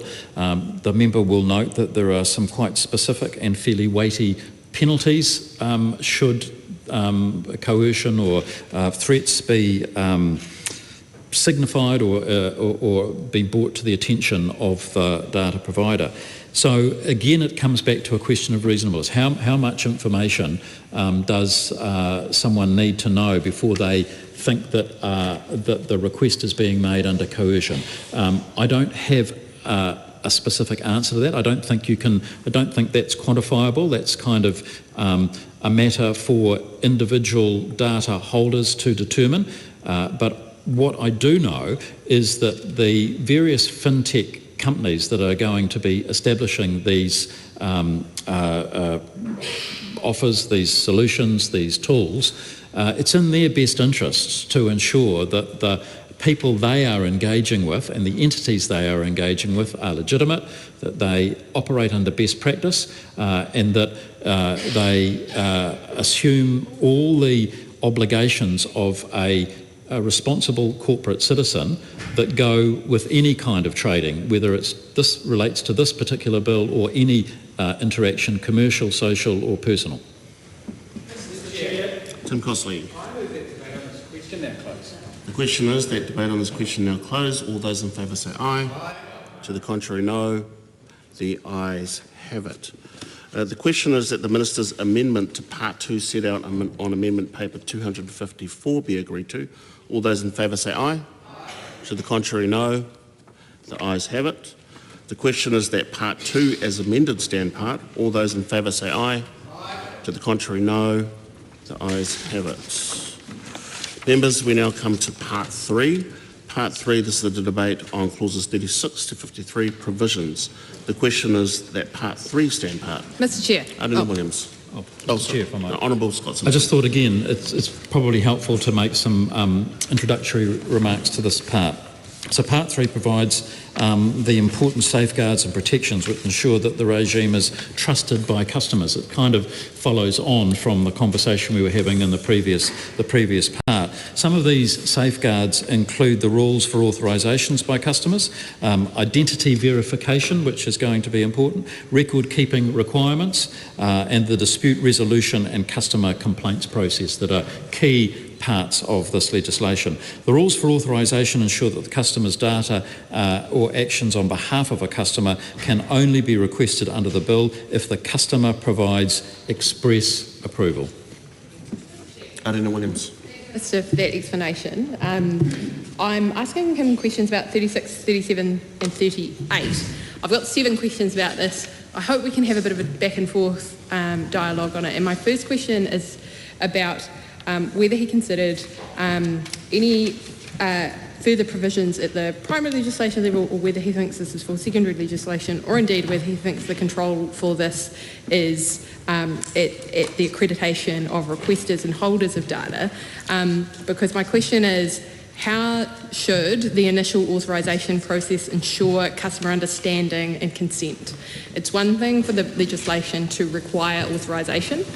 It's another thing for the regulations or indeed the accreditation process for requesters to be asking about whether a customer actually consents and whether they actually understand that. In the tech context, we see a real range of practice. There is, in fact, probably, Mr. Speaker, no sort of best practice about consent and understanding in the context of this authorisation that we're talking about at section 36. Mr. Chair. While the Minister considers that, my second question is more about 37, 38. Some same question about where this sits. Is it primary legislation, secondary legislation, or in the accreditation process around where safeguards should be in place to prevent the misuse of data after the initial authorisation? This is about many of these regimes around the world have come under fire because once the customer has authorised data sharing, the question for them is how can they ensure their data is being used only for that intended purpose or for the purpose that they thought they were consenting to, the purpose that they understood. So I've seen, there are really good examples here. The example given at page 27 of the bill is about a customer authorising the electricity provider data holder to provide their details to an electricity usage company. So when you're doing that, you might expect that they would use that specifically for the purpose of giving you the best electricity deal in the market, but they might also use that as they carry on their business as a comparer of electricity products to offer other products and information to other people in an aggregate way. And so my question there is about the safeguards in place to prevent the misuse of data whilst also allowing those companies to build out really useful, consumer-centric, helpful uses of that data. Mr. Chair. The Honourable Scott Simpson. So this is quite an important consideration about what amounts to authorisation, how is it collected, how is it obtained, and when does it occur. So in general, authorisation is about the process of ensuring that the customer's information or actions on behalf of a customer will only be disclosed or performed under the bill if the customer provides approval. So the approval is crucial. So authorisation is given if the customer or secondary user is reasonably informed. So that, again, that's that element of reasonableness about the matter, about the authorisation given expressly in the manner prescribed, and that's set out in the clauses.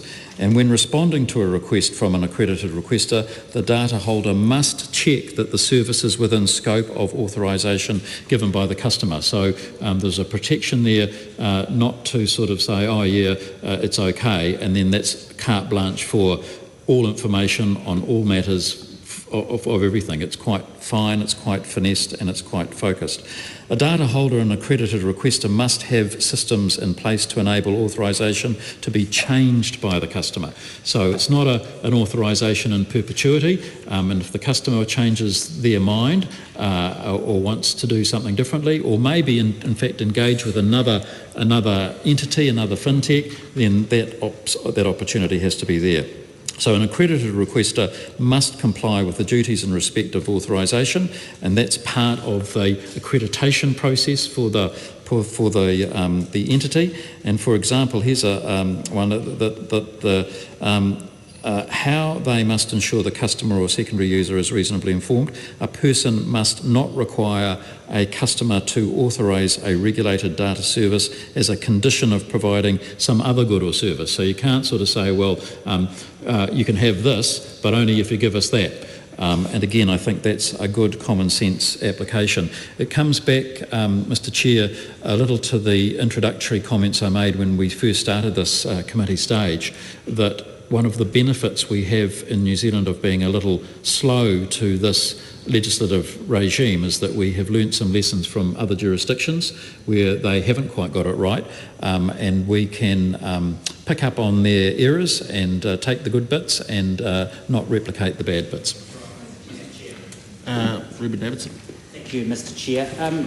Just circling back to one of the questions just raised and not quite yet addressed by the Minister, but I thank him for those most recent answers that really addressed the issues around the collection, the obtaining and the changing of authorised data. But what the questions I have specifically around the ending of that authorisation. So it says here in 37A, the expiry of the maximum period for an authorisation specified by the regulations, and my understanding is the regulations are yet to exist. The occurrence of an event specified by the regulations, if any, for example, when the customer closes an account with a data holder, and the time, if any, specified by the customer or a secondary user on their behalf when the authorisation is given. So really the questions here are around, and I thank the Minister for his answers, which made it clearer around the collection, the obtaining, the changing. But often what we find is that people, especially in online contexts, find it very easy to opt into a system or a service, but find opting out of that or knowing whether they've officially opted out of it quite difficult. So really wanting to get an understanding around what those regulations will look exactly like, and also to pick up on a point in the Minister's answer around ensuring that companies, businesses, users of this legislation cannot compel somebody to provide greater access than necessary to their data or for a longer period than they would be comfortable. Is there a similar consideration in place to ensure that there wouldn't be the compulsion for individuals to remove access or data provision to one provider in order to proceed with another? So really making sure that people don't have to withdraw a whole lot of information from one place to be able to engage in another. So just some clarity around some of those questions would be great. Thank you. Thank you, Mr. Chair. Again, some good questions. So the bill addresses the issues that the member has raised in a couple of ways. So there will be a maximum length of time that an authorisation can last. Now, the detail of what that length of time might be will be in the regulations, because that will be potentially different from one sector to another. But the concept involves a finite endpoint, so it just means that once you've done it, there will be a point at which it has to be refreshed, that further consent has to be obtained, and so forth. So the circumstances when an authorisation ends, for example, when the customer closes an account, that brings to an end that relationship, but we want to make that very clear in the regulations. So authorisations, of course, must also end at the time specified by the customer or secondary user once the authorisation is given. For example, a customer might only authorise data to be shared for, say, 6 months or 8 months or whatever. It could be for a very finite period of time. And again, I'm envisaging a situation where, for instance, someone might be thinking about trying to obtain a mortgage.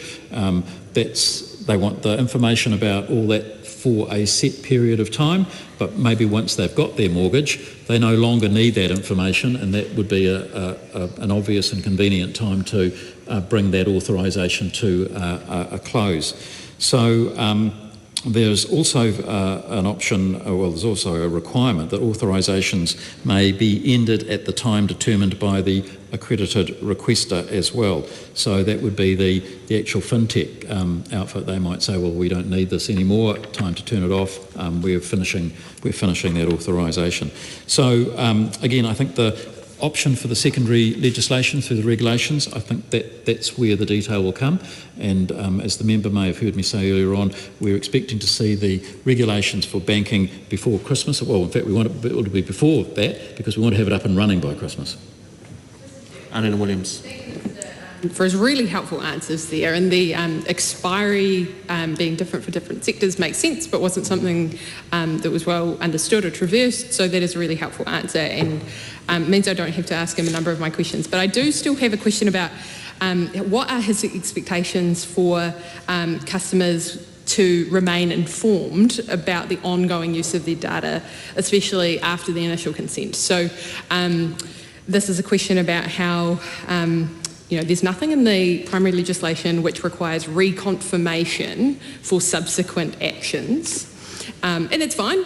That's a policy choice that's being made here. So how do customers remain confident in the use of their data? If they're not required to reconfirm it, what part of the system gives consumers confidence that once they have given an authorisation, that the ongoing use of their data that they may well have signed up to is being monitored appropriately. Another question about scope change when the scope of an authorisation changes. So it is intended that the regulations will deal with having a customer who is able to change the scope of the authorisation that they've given and modify that, but how are the protections appropriate to ensure that the customer is aware of the ramifications of that change, that they're not going to have a part of their service turned off because they've turned off another part of their service. My final questions are about withdrawal of consent at a later stage. The Minister has pointed to the regulations giving customers clear ability to do this, but again, easily revoking consent for part or for a whole of a service that you are paying for should be quick, be easy, be painless, and match up with not only your privacy rights but then also your rights as a consumer. If you're not getting the service you're paying for, then you shouldn't be paying for it. And the last question, penalties and consequences for companies that fail to confirm or adhere to authorisation scope when it changes. It's not something that's dealt with at the primary ledge. Is that because it needs to be different in sectors, or is that a policy decision that is based on the accreditation scheme?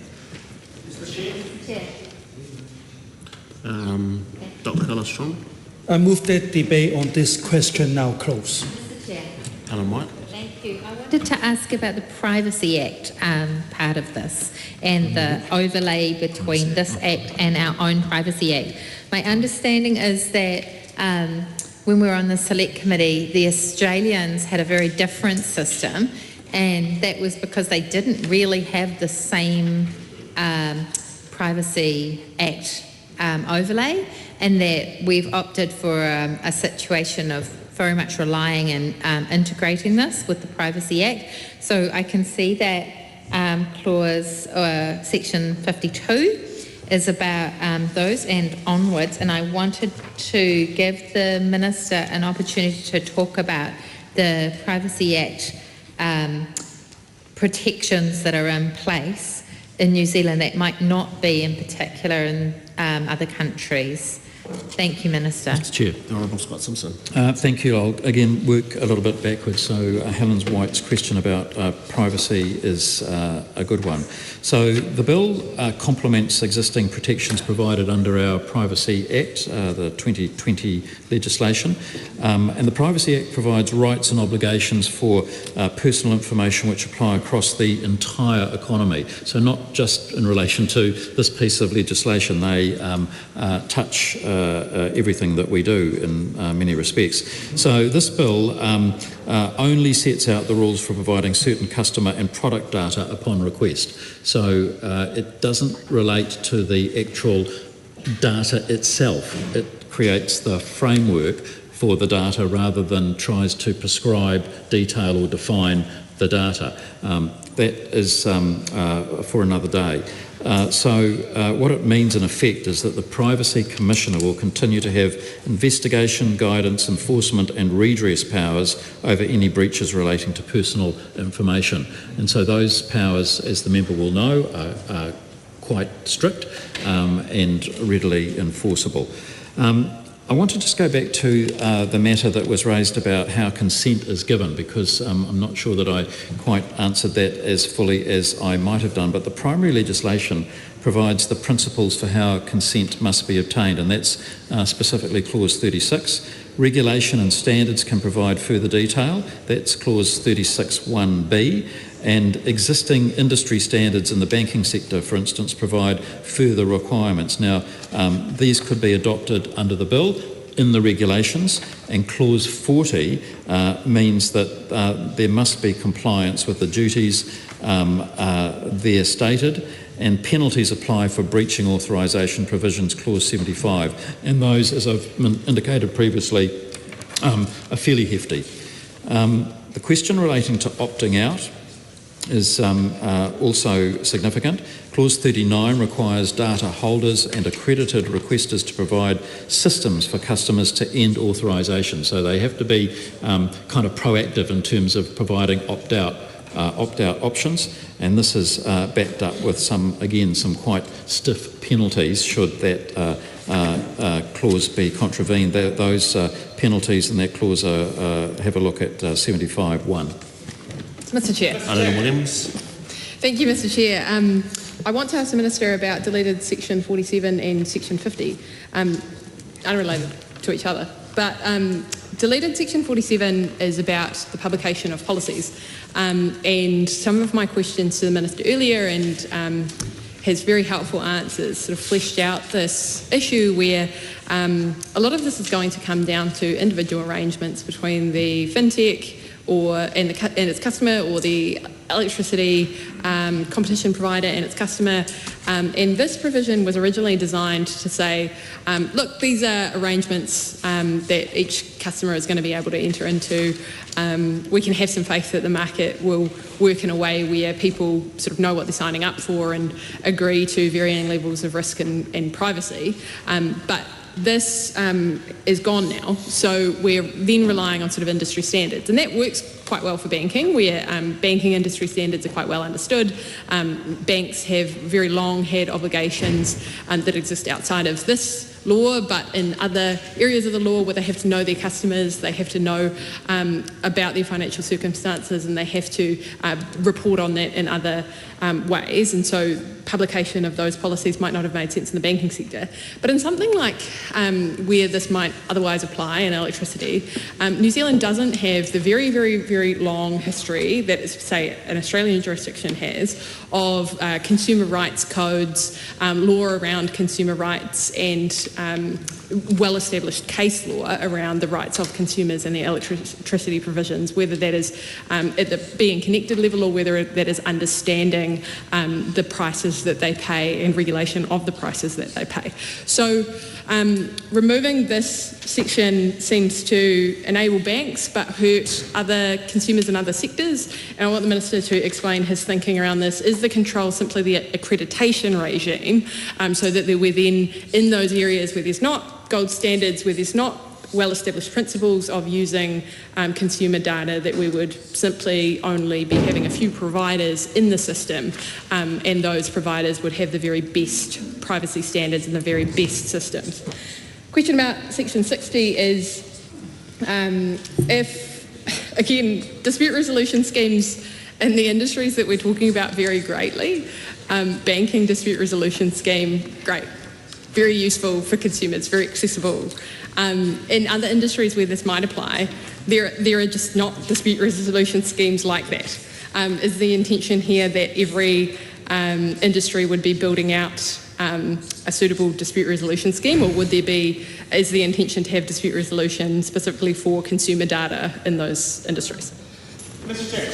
Mendes March. Thank you very much, Mr. Chair. So I want to unpack and ask some questions in relationship to Clause 45 as well as Clause 46 on Part 3, particularly in relationship to the infringement fees and a fine imposed by a court, and both in relationship to the data holder must keep records about regulated data service, as well as the accredited requester must keep records about regulated data service, and I guess the consequences that are being put in this bill should those things not happen. So if we go to Clause 45, subpart 5, what we'll see is that it mirrors the amount laid out in Clause 46, subclause 4, of an infringement fee of $20,000 or a fine imposed by a court not exceeding $50,000. I wanted to ask the Minister, in terms of the work that went into creating those two figures, how the Minister believes that that was the right amount to arrive to, because I guess if we have a static figure and these are not proportionate to, say, for example, like someone's income or a profit made by a company that this person may be part of, that we then create the situation where the disproportionately wealthier individuals will be more easily able to pay that fine without that having a deterrence factor or a huge adverse impacts in their life. And particularly, since these figures are static, I wanted to ask the Minister about whether he foresees that there needs to be some work around looking at these figures and adjusting them, as inflationary pressures change things, to ensure that these infringement fees and fines imposed by the court actually act as a deterrent factor, which is what I am assuming is the intent of these figures. Again, the reason for that is that in other parts of, in other systems that we have, when we have fees that are static or infringement fees or fines imposed by a court that are static to act as a deterrent factor. What we end up seeing is that absurdly wealthy individuals get effectively a free pass because they're able to afford these infringement fees. I know that nonetheless these are quite steep for the everyday person, but I'm assuming that some of the people that we may see being more likely to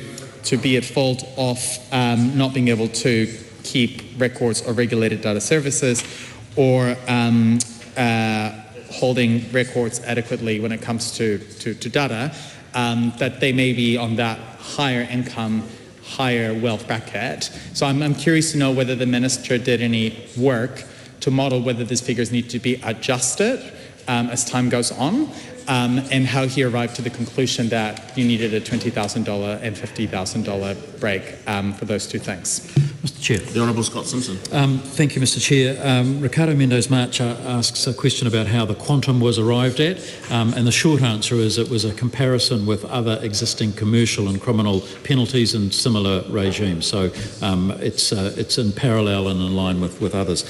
I want to just come back to a matter that Arana Williams raised about the removal of clauses 47 and 48.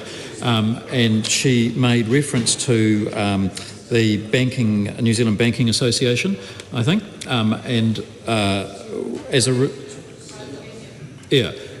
a result of a submission made by the New Zealand Banking Association, officials decided upon further reflection that they thought that those policies in 47 and 48 would add unnecessary compliance cost, especially for data holders, and for accredited requesters they considered that the need for a policy could potentially be part of an accreditation criteria. So that was the reason that those have been taken out, because we think that they are better, those sort of provisions are better placed within the accreditation criteria regime. Mr. Chair. Ruben Davidson. Picking up on 51 around the complaints and regulated data services, and just wanting to get a sense from the Minister around some of the penalties and some of the complaints, but also some clarification around 51.2, where it says that, and this does seem quite broad, so wanting to get a bit of a sense of some clarification around how broad it is, or what the restrictions and what the discretion might be in this space. So this is the one, 51.2, that reads, the regulations may disapply any requirement or restriction imposed under any other legislation in connection with a change to the rules of a scheme. So it does seem particularly broad, and it would be good just to get some clarification from the Minister on that. And it does go on in 4 to provide a little more definition of this, but it still feels that, 51.2 reads quite broadly, quite openly, and it would be good to get some clarification from the Minister specifically on 51.2. Mr. Chair. The Honourable Scott Simpson. Deliberately broad, because as I've indicated several times now, the detail will be in the regulations, and that detail will differ from sector to sector. So the detail that may be in the regulations for banking may by definition be different to the regulations for electricity or indeed other sectors. So again, the legislation is the framework upon which the regulations for each sector will hang. And that's the best answer I can give the member on this occasion at this point. The question is that the Minister's amendments to Part 3 set out on amendment paper number 254 be agreed to. All those in favour say aye. Aye. To the contrary, no. The ayes have it. The question is that Part 3 as amended stand part. All those in favour say aye. Aye. To the contrary, no. The ayes have it. Members, we now come to Part 4. Part 4, this is the debate on clauses 54 to 95, regulatory and enforcement matters. The question is that Part 4 stand part. Aotearoa Williams. My question for the Minister on this part is there anything in this part which would disincentivise small players, the smallest players, to be able to be effective in the market? It's something all of the Select Committee wants to see, is a go-for-it attitude from this government on this. There are some enforcement provisions which we heard submissions on that people were worried about, but I'm really asking him to comment on the way that the system works and enables. Well, just quickly answer to that again. The system is going to be regulated. So that will again differ depending on the sector that is being regulated under the primary legislation. So I'm not in a position to give a specific answer to the member, but this part has been drafted and worded in a way that provides the framework for the regulations to occur, and that's I think now been well explained on several occasions. The question is that the Minister's amendments to Part 4 set out on amendment paper number 254 be agreed to. All those in favour say aye. To the contrary, no. The ayes have it. The question is that Part 4 as amended stand part. All those in favour say aye. To the contrary, no. The ayes have it. Members, we now come to Part 5. Part 5, this is the debate on clauses 96 to 147 administrative matters. The question is that Part 5 stand part. The question is that the Minister's amendments to Part 5 set out on amendment paper number 254 be agreed to. All those in favour say aye. To the contrary, no. The ayes have it. The question is that Part 5 is amended stand part. All those in favour say aye. To the contrary, no. The ayes have it. Schedule 1. The question is that Schedule 1 stand part. All those in favour say aye. To the contrary, no. The ayes have it. Members, we now come to our final debate, clauses 1 and 2. This is the debate on clauses 1 and 2, title and commencement. Aotearoa Williams. Mr Chair, this is a great moment to be supporting this bill. It is a bill which many parties in this House have come together to work on and to come to some practical solutions to issues which have been really troubling for the introduction of this consumer data right, but we are here now. There are some things that Labor members would have changed, but we can absolutely live with this regime. It's got to be a regime which allows the secondary legislation to be enabling for fintechs, for the small players, especially in open banking. That is something that the government continuously points to as an important structural reform for competition, and so we want it to work. We need this on the ground now. That's why we're supporting it in haste. Although, Mrs Chair, I would have liked to see this bill called the Consumer Data Right. Restricting it to customers, Mr Chair, is unnecessarily narrowing. It makes this about transactions. People should be at the heart of the way we design our digital economy. There is no need for us to ignore the potential for this to be applied to all consumers. All New Zealanders can benefit from a regime which encourages innovation, which encourages small tech companies to be able to use data to benefit everyone.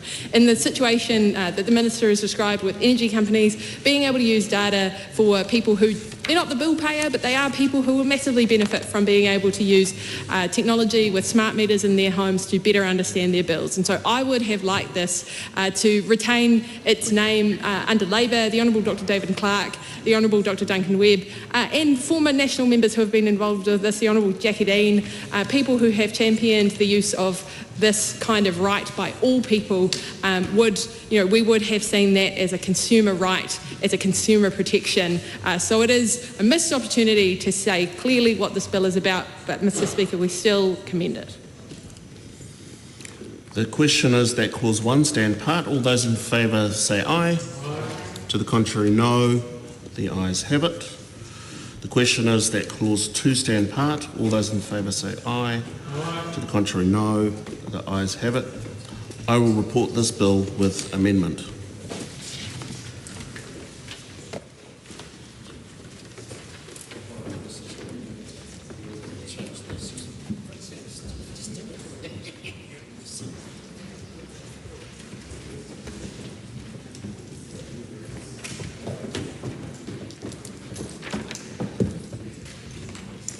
The House is resumed. Madam Speaker, the committee has considered the Customer and Product Data Bill and reports it with amendment. Madam Speaker, I move that the report be adopted. The question is that the report be adopted. Those of that opinion will say aye. To the contrary, no. The ayes have it.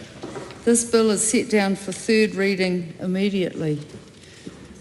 Honourable Scott Simpson. Madam Speaker, I present a legislative statement on the... Sorry, just one moment. And Product Data Bill, third reading. Madam Speaker, I present a legislative statement on the Customer and Product Data Bill. That legislative statement is published under the authority of the House and can be found on the Parliament website. Honourable Scott Simpson. Thank you, Madam Speaker. I move that the Customer and Product Data Bill be now read a third time.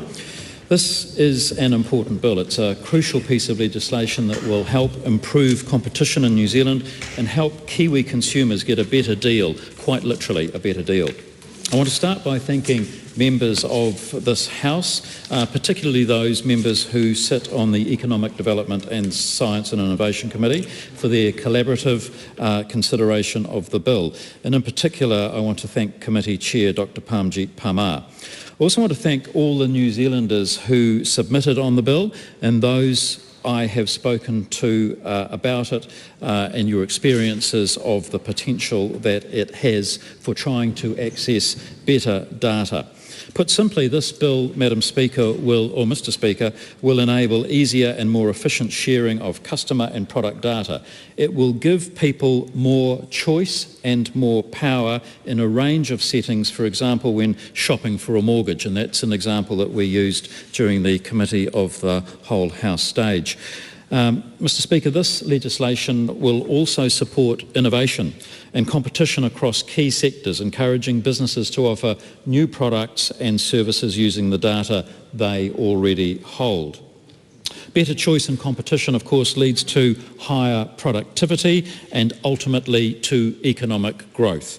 The third reading of this bill could not have been more timely, Mr. Speaker, and I would point to a couple of news stories from just the past week that illustrate why we need this bill and why we need it now.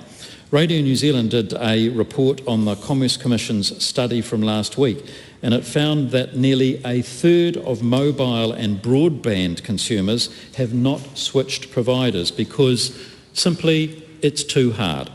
And in a National Business Review article earlier this week, Power Switch said that because not all retailers are playing ball and sharing information, it's difficult to support people wanting to switch. Until now, businesses holding customer and product data had little or no incentive to invest in better data sharing technology and or agreements. And this has stifled innovation and consumers have suffered as a result. So this bill sets up the framework to change that and puts power back in the hands of those who own the data, consumers. So what does this bill all mean, Mr. Speaker? Well, how does it help the average Kiwi fed up, for instance, with their power plan or wanting to switch to a new bank? Well, it means easier, more efficient access to and sharing of their own data, saving them ultimately time and money. And it means the obvious potential for no more manually comparing different providers to find the best deal, the potential for no more downloading and sending statements to accountants manually, the potential for no more imbalance in negotiating power for companies that hold mass data on your behalf. Instead, Mr. Speaker, this bill means that more time and money for what matters to most people, their families, their businesses and their personal enjoyment can be freed up. Mr. Speaker, recently I had the privilege of speaking at a fintech industry event in Auckland where I met Dr. Bill Roberts, a UK expert in open banking. And he told me about an app in the UK called Snoop that links to the major banks and, among other things, helps consumers avoid the loyalty premium. Now, you might ask, what's the loyalty premium? Well, that means alerting users to hikes, for instance, in subscription or other regular charges that they might not otherwise notice. And I think that's going to be enormously beneficial should something like Snoop be available in New Zealand. But I want to make it clear that this bill doesn't just benefit consumers. And when they gain access to new products and services, businesses also can increase productivity and concentrate on innovating and growing. Easier and more efficient data sharing means businesses, not just customers, can also reap the time and cost-saving benefits that I'm sure will accrue as a result of this piece of legislation. So going back to the UK, just as an example, businesses there have saved on average 150 hours a year thanks to a simple open banking application. And that's a case, Mr. Speaker, of literally where time is money. So what does this bill do? Well, as I've outlined, the bill establishes a flexible framework that can be applied to different sectors of our economy, like banking or electricity.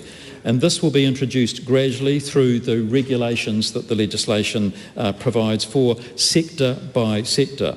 And let me give you a few examples of how it will work in practice. For banking and electricity, people may no longer need to sift through months of bank statements when they want to get a mortgage, or months of statements and payment bills or invoices when they want to compare electricity plans that sometimes can be confusing, to say the least. And if a fintech provider can amalgamate that information in an easy-to-use application in a format that is customer and user-friendly, then all power to them. So people may no longer need to give away their online banking details to use cheaper payment options when they're, for instance, booking or wanting to book an airline flight. That's another simple potential application for this piece of legislation. Budgeting and saving applications will be significantly optimised to help customers make the most of their hard-earned money. The bill, Mr. Speaker, provides a safe environment in which customers, including individuals and businesses, can get the most out of their data. The speedy rollout of open banking is a big priority for me and my ministerial team, and that's why I've committed to have open banking fully operational by the end of this calendar year. And I will be seeking Cabinet approval on an open banking designation very shortly, and I look forward to announcing more details about that very soon. So in conclusion, Mr. Speaker, I want to close once again by thanking everyone who's had their say in shaping this important legislation, to the many Kiwis who've shared their experiences, and I recognise the difficulties that some of them have faced. And I'm pleased today that this government will be passing this bill that addresses these problems by enabling better access to data. And I want to also note, Mr. Speaker, that the support of cross-party consensus around this legislation, I think, is welcomed and is an example of this Parliament working at its best. So I'm excited to see the opportunities that the bill unlocks for banking and other sectors, and the part that that will play in people's everyday lives. I commend it most excitedly to the House. The question is that the motion be agreed to. Mr. Speaker. Aotearoa Williams. Thank you, Mr. Speaker, for the opportunity to take a call in this third reading of the Customer and Product Data Bill that I've told you should be called the Consumer Data Bill, but look, missed opportunities. There is no desire from Labor members to slow this down. We're happy to see the progress of this bill and welcome the Minister's enthusiasm to announce an open banking designation. My colleague, the Honourable Rachel Brooking, is excited about it. We've got some laughs and good cheer on this side. We are happy to be seeing this through. There are things that we would have changed, Mr. Speaker. In the time that Labor members have shepherded this piece of legislation through, ministers have been working very closely with the sector, not only the fintechs, but also in electricity and other sectors like telecommunications. There is a lot of enthusiasm out there and goodwill from the industry to work with government and to get these systems right so that customers in New Zealand, so that consumers in New Zealand can use the products and the innovation that this bill promises. But you know, there is a bit of an RMA in the government using the urgency process to do this when it is non-contentious legislation, and when we could have given this a really good going over and made sure that not only our select committee process but our committee stages were used in a way to really iron out some of these details. Because let's be honest, there are going to be parts of this legislation which don't work as intended. There are going to be parts of the regulation which are not drafted yet and are not finalised yet that we are going to need to revisit. And it brings me back to the need for this process to be robust and for people to have faith and confidence in the system to be not only taking the needs of industry into account but the needs of consumers. I was reflecting on the opportunity of the Minister to speak at a recent FinTech conference. The FinTechs have been very, very, very helpful to members of the Select Committee and members around this House in understanding how this will roll out for open banking. And I do really wish to thank especially those smaller players who, they're taking time off work, they're coming along to the Select Committee, they're submitting to a group of parliamentarians when they have put not only their own money into developing these systems, but a huge amount of voluntary time and effort, as well as the voluntary time of others. A huge amount of mentoring goes into this. But then there's also the voice of consumers. We have many New Zealanders who absolutely do not know what's coming with this. It is hopefully going to massively improve their experience of using not only banking services but other services, and so we need New Zealanders to know and appreciate and understand this. And we have an advantage here in being able to use the existing privacy provisions in New Zealand. They're great. They should be respected and be better known by people, but they are a great starting point that is well established in New Zealand, which other jurisdictions didn't have. But it still doesn't mean that New Zealanders are going to warm up to the system quickly. And we know that for the industry to be able to be scalable and to be able to take advantage of a great empowering piece of legislation like this, that we're going to need customers to understand these rules widely and have faith in it. And I want to make sure that everyone can be able to use this. It's not going to do everything because people won't be able to use it, won't be able to understand it in some segments of the market. And there are people like, I held a clinic for pensioners recently at Glenveigh Park Drive, and I spoke there to a chap who, he would have been in his 80s, and he walked down to the corner to see us. His big concern was his electricity bill. He's seeing another $10 being added on from April the 1st, which he's already planning for. As a person on a fixed income, that's something which will affect him. It might not seem like a lot, but for him, there is no solution to his worries in having a more open and enabling system of consumer data rights, because it's all well and good for the government to point to choice and power being the intervention that it would choose in these industries that are very uncompetitive, but there are going to be these consumers who are not helped by this at all. And when we talk about competition, we want competition that benefits everyone. Not all competition is good, Mr. Speaker. We want competition which actually delivers price benefits to people and price transparency over not only the short term but the long term. And so with an open banking regime, we absolutely expect that to drive efficiencies and pricing in certain products, but we need to make sure that our banking system and supermarkets, airfares, the price of getting around and living is something which remains a focus for this government. This government which campaigned on the cost of living. It was the number one issue in New Zealanders' minds then, it is the number one issue in New Zealanders' minds now, and if customer data rights is its way of changing the playing field for customers, then we need to make sure it works for everyone, because it won't make a difference in those industries where we know there are huge competition barriers still, and we know we need to do more in that, and I look forward to the government really tackling that, because that is what it promised New Zealanders it would do and it would focus on, and we cannot afford distractions which distract from that project of making sure that government power is being used for the little guy, that the little guy is getting the best deal possible here in all of these sectors, and these consumer data rights are only a part of that. They're enabling, and that's why we are so keen on them. Mr. Speaker, I'm thinking about how consumers being in the driver's seat and how their data is used is going to make a difference long term. The way this is used in the UK and in those jurisdictions where there's been a proliferation of different sorts of apps where not only comparison of products in between players in the sector, like say home loans across different banks, or products within a certain provider, like within a certain electricity provider that offers a range of products based on usage. Those are products which are going to be incredibly helpful for New Zealanders. Currently, there are different sorts of providers that offer different sorts of products and compete in different sorts of ways. But if you're not someone who has access to, as the Minister put it, your own little spreadsheet or grid where you're comparing these things, you just don't have access to that in a way which is digestible. And so being able to use the data not only of your own data, but being able to compare it to other people's rates and uses is really important and will be very useful.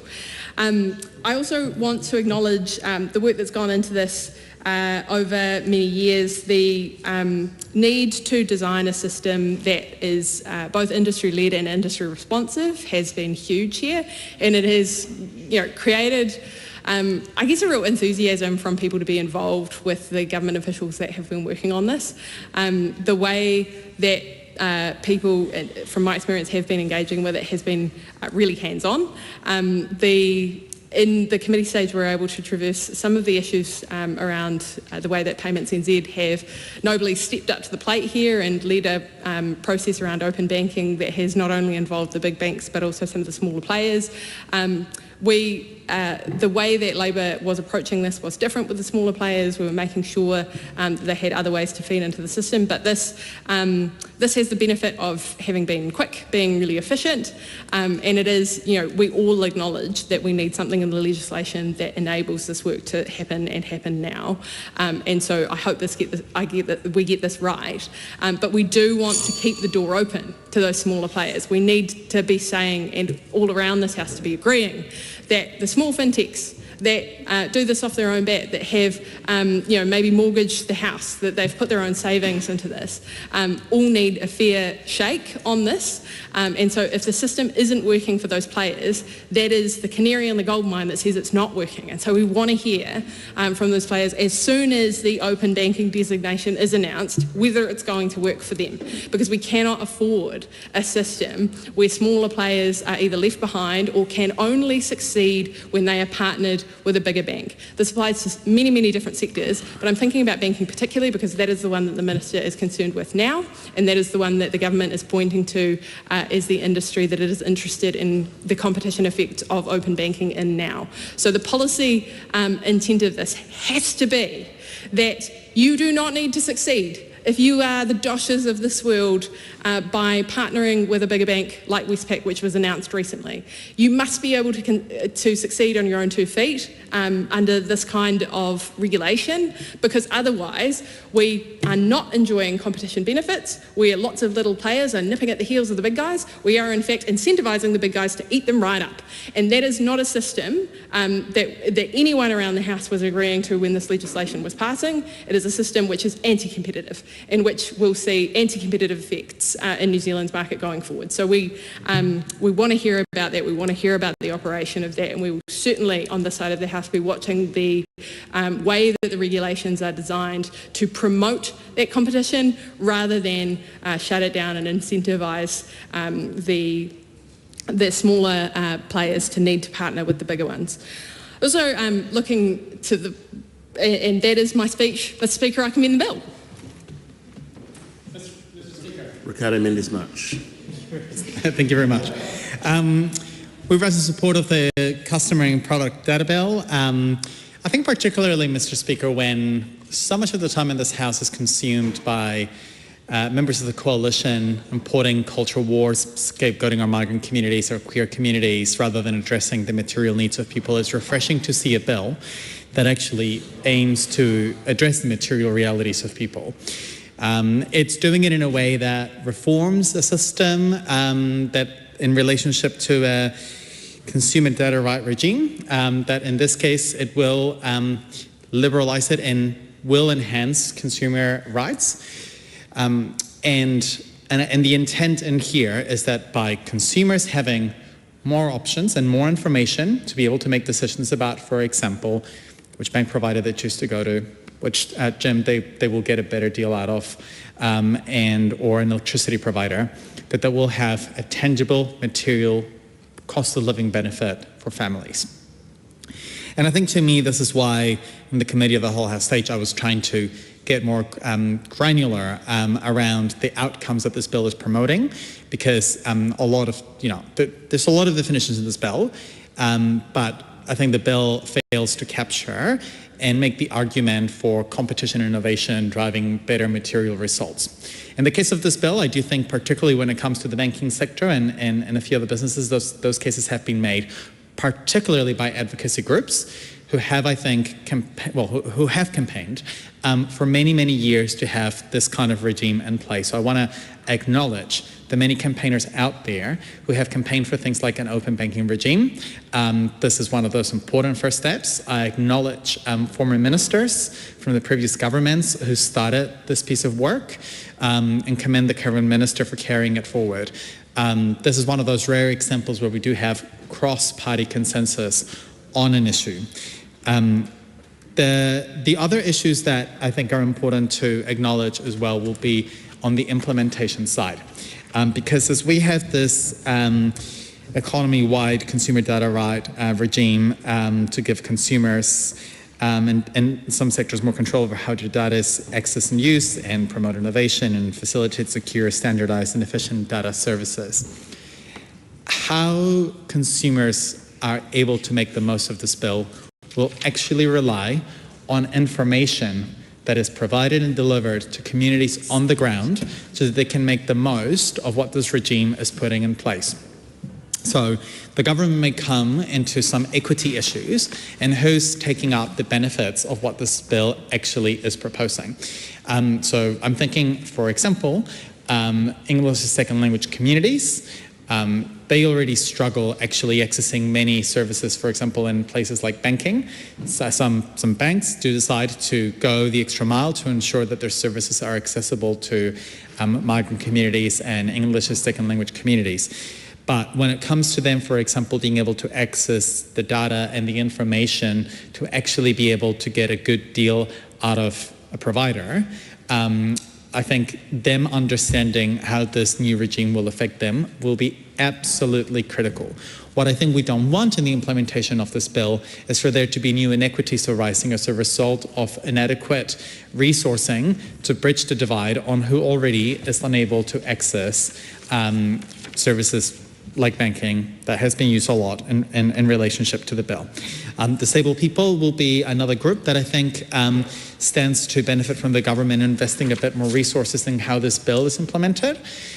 We know that already disabled people face additional barriers to, for example, access banking services, to access just essential utilities, and that those businesses don't often take the additional steps to make the information accessible.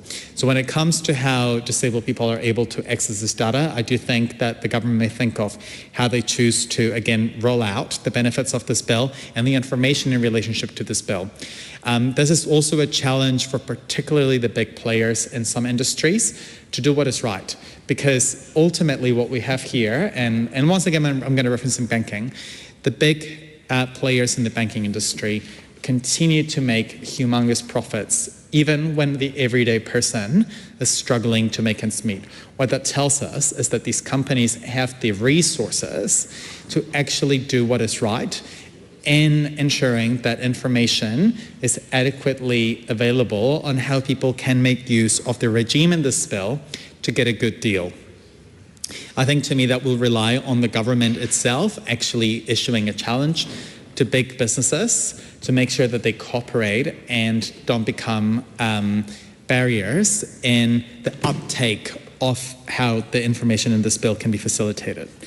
The other area that I think is worth noting, and the previous speaker touched on a huge amount of substance in the technical details of this bill, is on the deterrence that has been put, factors that have been put in this place to prevent this data not being adequately used. We have some relatively static figures, and I do thank the Minister for being really upfront actually in the Committee of the Whole House and giving fulsome answers to our questions. that does not always happen in other bills. So I appreciate the Minister being new to his role and yet being so willing to actually constructively engage in the committee of the whole House stage. I think, though, the infringement fees that are being laid out in this bill pose the question that when you have fees that are static, what this means is that for the really, really wealthy individuals, they become less and less of a deterrence factor. So I think, to me, that's something that we'd like to see reviewed, and to ensure that the deterrence factors put in this bill actually deter the particularly big players from not taking part of the stuff that will and is intended to benefit our communities. I also wanted to comment on the fact that we are seeing this bill advance under urgency, something that has been used a lot, actually, throughout this term to advance different pieces of legislation. I think our communities, particularly when we're seeing bills like this one that have been relatively constructive, do deserve the guarantee that we're following due process. I just cannot see an argument for why a bill such as this one needed to be progressed under urgency. The case has not been transparently made by the government, and I think, to me, that's something that we deserve clarity as to why this specific bill was chosen to be progressed under urgency this week. That's incredibly important. Finally, I hope that the government also takes actions to measure and work with the industry to quantify the cost of living benefits of this bill. Because I think, once again, if the argument is that innovation and competition drives material benefits for our communities, I think the government needs to actually be able to take steps to quantify those, to make the case for advancing bills such as this one. I think the legwork on the quantification of the cost of living benefits of a bill like this was actually done by community advocates who actually put forward case studies and stories around the barriers that people face when it comes to being able to have the information and the data that they need to make informed decisions as to which provider they go to, whether it's banking, electricity, even things like the gym that they choose to participate in, and whatever else it may be. And I think that will also help to quantify, for example, like whether it is in the big players space, for example, like big banks, that we're seeing the greatest benefit, and whether the smaller players are actually also then delivering better outcomes by the nature of being able for consumers to access information more easily, and therefore to compete for better prices, for example. That's going to be really, really important, particularly for those people that are living week to week, month by month. Many who, for example, the decision that they make in terms of going with a specific provider has a genuine opportunity cost about whether they're able to, for example, if they choose to go to a fitness center, that may actually infringe on them being able to meet the needs at the grocery. And so, this is why it's going to be really important to have that information put in place. But the Green Party does support the intent of this bill. We commend the Select Committee that did the work on the bill to honour the contributions by submitters, and we hope that the government focuses more on delivering material improvements for our communities rather than caving in to imported American culture wars that only seek to divide our communities. I call Pamjeet Pama. Thank you, Madam Speaker. I'm taking this call on behalf of ACT to support the Customer and Product Data Bill. Madam Speaker, this is a bill which I have seen so far from the speakers, those who have spoken before, is being supported by all parties that have spoken, so I won't take too much of the House time. What I would say is that, Madam Speaker, is that this is the bill that is to set up an economy-wide framework to allow easier access of customer and product data. So ultimately, it's all about data. We know that consumers are always creating data, and that data is held by the entities they deal with. And consumers sometimes really struggle to get that data transferred to another entities. So this bill will enable easier and a convenient transfer of data, and that will be controlled by consumers. So this is ultimately about empowering consumer. And what that would lead to innovation, competition, and we expect that with the passing of this bill, there will be new entrants in market. I've heard a lot of excitement about open banking. So yes, that is the area that is going to be designated first, and then electricity, telecommunications, as we have heard from the Minister. So all these sectors will be up for competition. We expect new entrants will be coming because of easier availability of data. With data, these different companies can see what our consumer needs, and they can provide products that would suit consumers. And another thing that this bill provides for is that any data or the product data that is made available should be easily read and processed by a computer. So that will make it easier for consumers to switch suppliers. So sometimes if consumers can't understand what that product data is, then they won't be able to make the decision. But this bill would provide for ensuring that product data is easily read and processed by a computer, so that consumers can make calculated choice of where they want to be if they want to switch from one supplier to the other supplier. And when the suppliers know that consumers can switch from one supplier to the other supplier, they will innovate, they will do their best to provide the best possible service or the product to their consumers. Now, when it comes to data transfer, one thing that comes to mind is about how secure is that data transfer. So this bill also provides for a standardized and secure way of transfer of data. So there are a lot of incentives for customers to use this bill once it's implemented to allow for sharing of data. We have learned from Australia, and Australia, as we have heard before as well from the Minister, when the Minister was in the chair during the committee of the whole House, that in Australia the uptake of this consumer data regime hasn't been that great. We have learned from Australia, and we have tried to do and make changes in the committee, state select committee stage, to ensure that those kind of hurdles are removed from this legislation so that the uptake is better. Finally, Madam Speaker, I want to say that there are a few things that I know that are in the bill. If we had started working on this bill from the start, we might have done those things differently, because I know that this bill originated under the previous Labour government. But overall, to support innovation, to support competition, and to ensure that consumers are able to get better deal, the ACT Party supports this bill. Thank you, Madam Speaker. I call Tanya Unkovic. Madam Speaker, I stand on behalf of New Zealand First in support of the Customer and Product Data Bill. I too was also on the Select Committee for this bill, and it was a very interesting process seeing it go through. Look, it's a much needed piece of legislation. Times have changed. When I was a young accountant many decades ago and I bought my very first computer, it was a Macintosh Classic. It was about the size of one of our handbags. And I used to literally take it from client to client, pick it up. So I suppose that is what data transfer was like back in those days, the olden days, as my nieces and nephews used to say. Things have changed, and it is now important that we are able to provide a service for not only the customer but also for businesses, small and big businesses. This will be an advantage to all. It will allow people to have a bit of control as well. It's an area where a lot of people may want to put their head in the sand and not have to look at spreadsheets and numbers, but this will make it easier for them to have a little bit more control of their finances and their lives. New Zealand First commends it to the House. Kaharangi Kata. I stand in support of the Customer and Product Data Bill.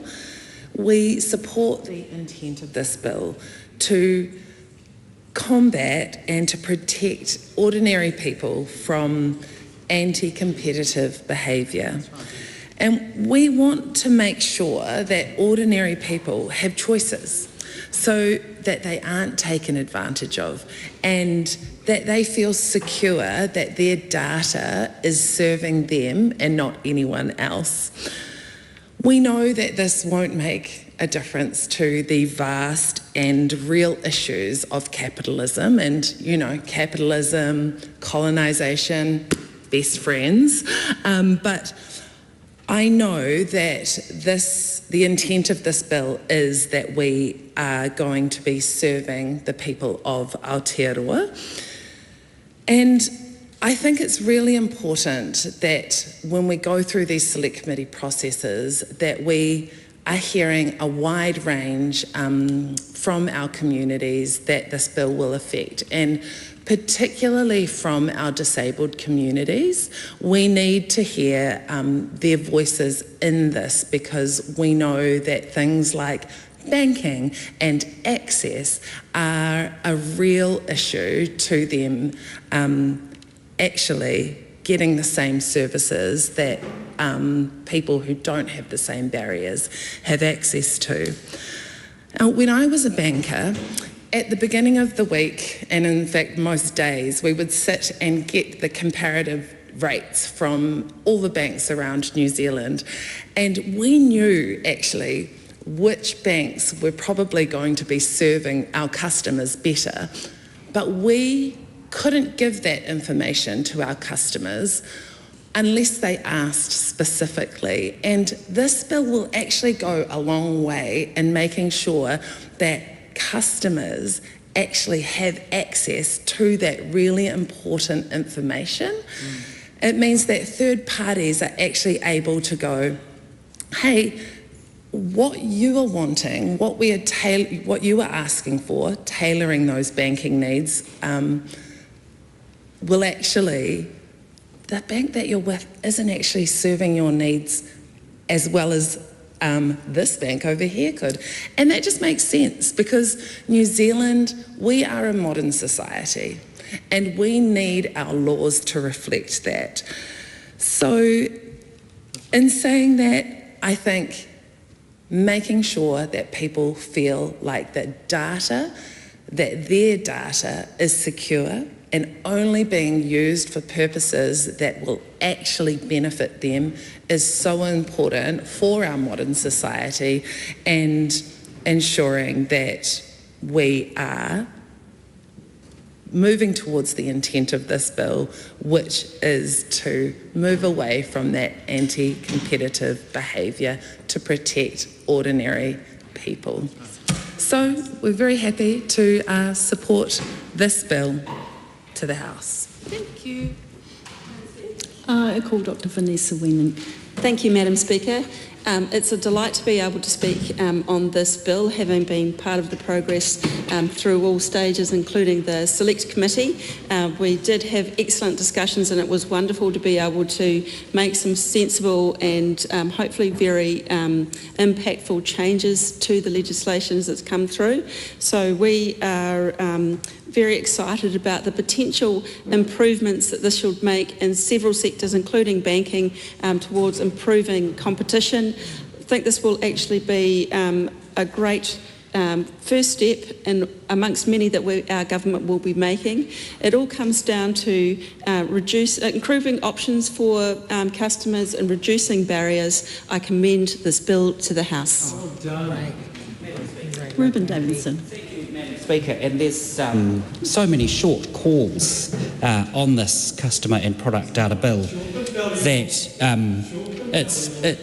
we're moving through very quickly, and I think the pity about that would be that we missed the opportunity at this third reading to actually dig deeply into what it is that we agree on, but also what points of difference there may still be with the customer and product data bill at this third reading, even if there is broad support across the House.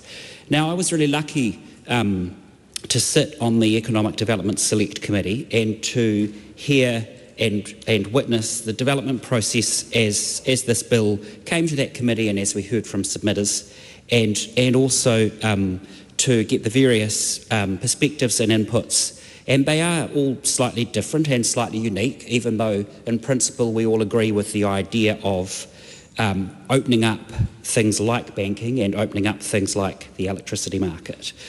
Because what it comes down to is empowering consumers. And we do that by increasing competition, and by doing that and allowing consumers more freedom to create fairer outcomes for those consumers and for them to get some better value. Now, a number of speakers have acknowledged the long lineage of this bill, first through David Parker, then Duncan Webb, then as a members' bill led by, David Clark, thank you for that. Then Duncan Webb, then as a members bill from Arana Williams, then by Andrew Bailey, and then Scott Simpson. Someone has suggested that potentially a bill like this needs a bill of its own just to manage its lineage, because it has moved from so many different supporters and suppliers over its lifetime as it has moved through the House. But that's why it's so good for us, oh, excuse me, microphone. That's why it's so good for us to be here tonight, to be able to step through it with a little care and to take the time to do that. One of the things that I wanted to speak to was the name change that it had along the way, and different parents have different priorities. That's true in all areas. Under Labor, this was called the Consumer Data Rights Bill, and under the National Government, who have seen this come to its third reading, it's morphed into the Customer and Product Data Bill. And I think, whilst that may seem subtle, it's worth noting the differences there, because the Consumer Data Rights Bill really focused on prioritising consumers and focusing on the needs of consumers to be able to be more nimble, to be able to deftly move between suppliers much more easily so that they can get a better value and a better deal. And when we've looked into studies and seen the differences that consumers can achieve, right now it's quite difficult for people to think about shifting power suppliers, for example. But the average saving, if you move power suppliers, or if you look at moving power suppliers, the average saving for a New Zealander is more than $500 per year, and that's a significant amount of money, and that's what a good bill like this can achieve for New Zealanders, that ability to move much more easily between suppliers, in that example, suppliers of power. So I think it's important in reviewing this bill and looking at what this bill does, I think it's important that we focus on the consumer benefit aspect of the bill. One of the objectives was to realise the value of certain data for the benefits of individuals, organisations and society. And that felt quite broad, but it did ultimately capture what we needed to capture. Although really, in essence, as I alluded to earlier when I spoke about the difference between the Consumer Data Rights Bill versus the Customer and Product Data Bill, a truly consumer-centric approach is essential to ensuring that the bill achieves its goals, which is empowering consumers through increasing competition and creating fairer outcomes. Now, one of the things that we did speak about a fair bit this afternoon, but is worth revisiting, is that regulation of derived data. And I think data 10 years ago is very different in value and in volume than it is today. And if we look at what data is going to be and the power of data in 10 years, it's almost impossible to imagine just how significant that shift is going to be over the next 10 years with the kinds of technology and the kinds of opportunities that are open to us in the data space. So there is an enormous power in data, and that's why getting these key components and the framework in this bill is so important to ensure that whilst we are allowing people to share more of their data and for that data to empower consumers, we do need to put the protections in place to prevent any abuses of people's data and to ensure that there are adequate facilities for people, whilst they may have granted permission for their data to have been received and stored and potentially shared, that it is equally as easy and fast and simple for people to then be able to withdraw the provision of their data and withdraw the supply of their data so that that data continues to belong to them. And there was quite a bit of discussion as we went through Committee of the Whole House this afternoon with exactly what that looked like and exactly what the considerations of privacy looked like in the New Zealand context, given the variance with the older sibling Australia that we often compare ourselves to when we roll out this kind of a bill. And so I think it was really good that we acknowledged through that process, and I thank the Minister for the time and detail that he allowed through that process. It was really valuable that we were able to see the different context in the older sibling Australia who don't have the Privacy Act provisions that we do here, and therefore the variances for that data consideration in the New Zealand context. Now, the other piece that I don't have time to go into fully here, but I will still address at this point in this third reading, is really the penalty and dispute resolution portion of the bill, and looking at whether that carried, or rather got the balance right between a significant enough penalty to dissuade and disincentivise the abuse of power that there is the scope and potential for, but whether it got that balance right to also not create an environment of keeping people out.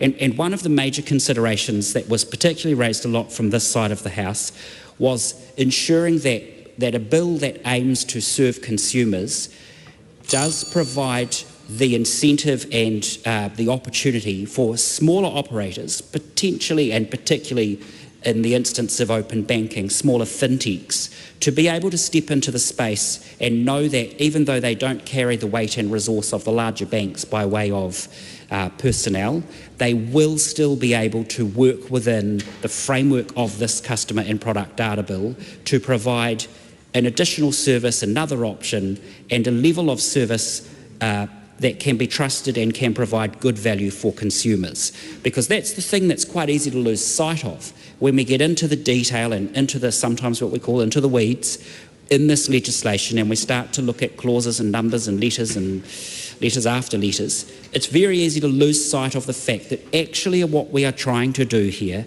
is empower consumers. And so I think it's really important that we don't lose sight of that in amongst all of the backwards and forwards agreement in general on this bill, because that's what we saw today, was broad and general agreement with the direction of travel towards empowering open banking and towards creating an electricity market that allows consumers to move around and get a better deal for them and their families, to make sure that they are paying, yes, a fair amount, but not more than they need to, because we know the impacts of those fixed costs have a real negative impact on families and people who are trying to make ends meet in these times. So a bill like this really provides greater flexibility for consumers, and thank you to all of those people who have shepherded it through from the very beginning under Labour, and thank you to the Economic Development, Science and Innovation Select Committee colleagues,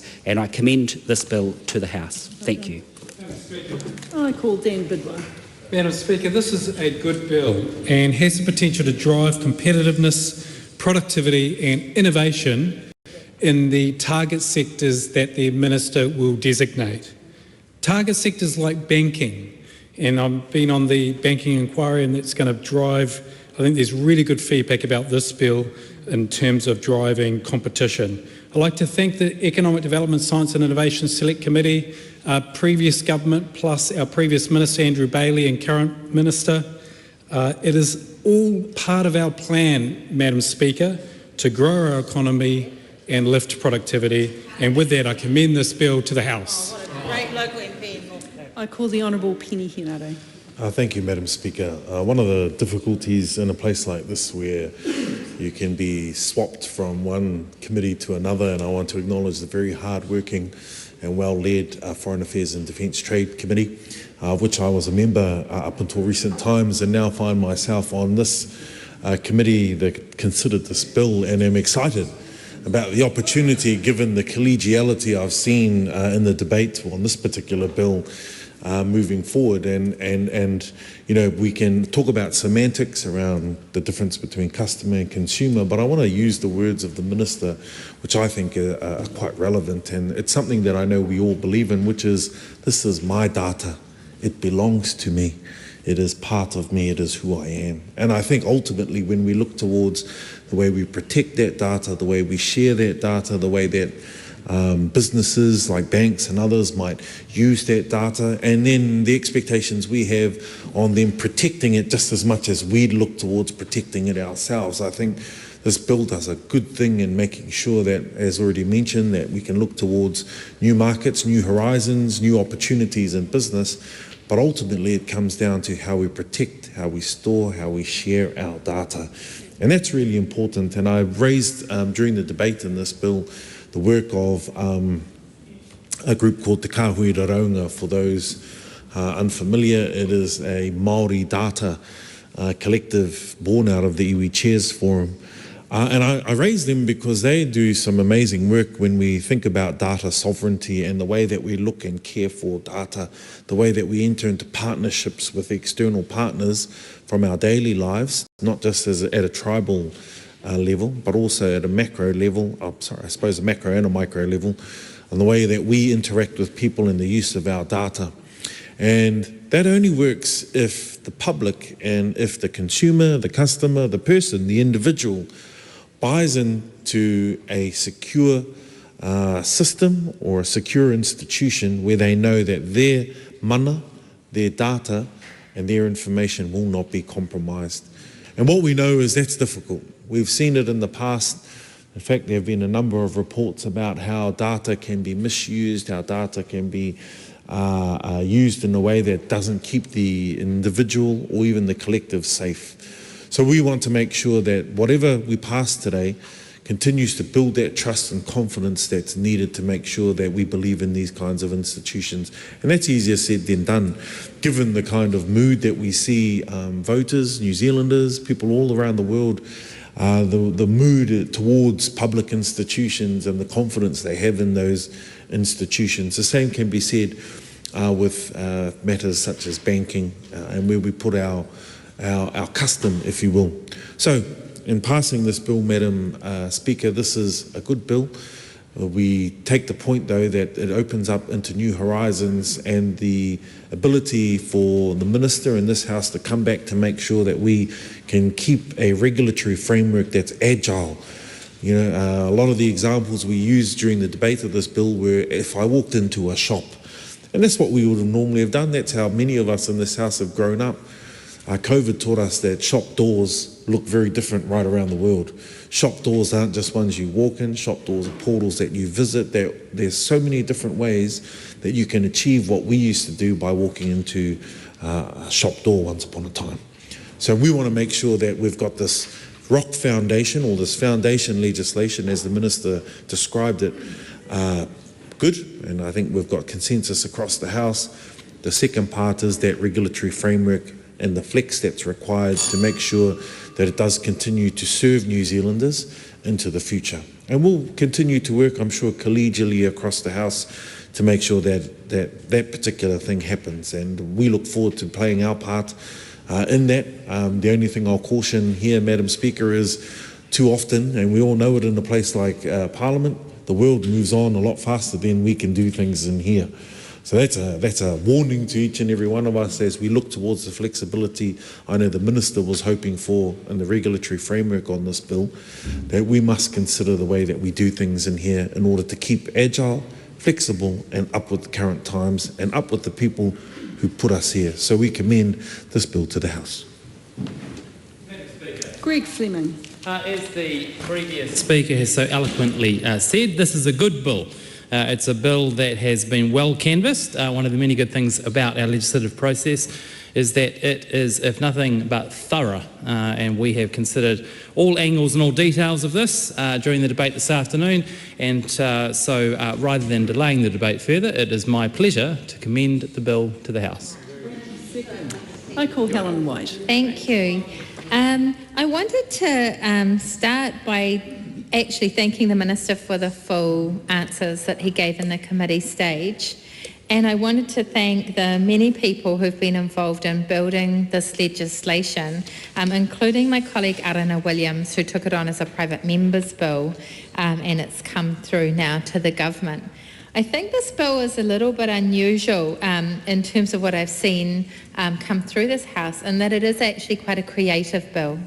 And it's the fact that it started under a Labor government actually is something that I think still remains integral to what we've ended up with in this bill in some pretty important ways. Well, there's been an argument about the use of the word customer and the deletion of the word consumer between the major parties because Labor preferred the term consumer because that's based on a kind of people rather than a transactional business approach. I think the use all the way through the legislation of a recognition of power imbalance is actually a reflection of that early drafting. So what we have here is a changing world where something like data has become more valuable than it was and has been subject to misuse in a way that wasn't true in a world before. And I take my friend, the Honourable Penahenari's point, that data sovereignty is a pretty important principle. And so I think that linked to the concept of consumer rather than simply customer.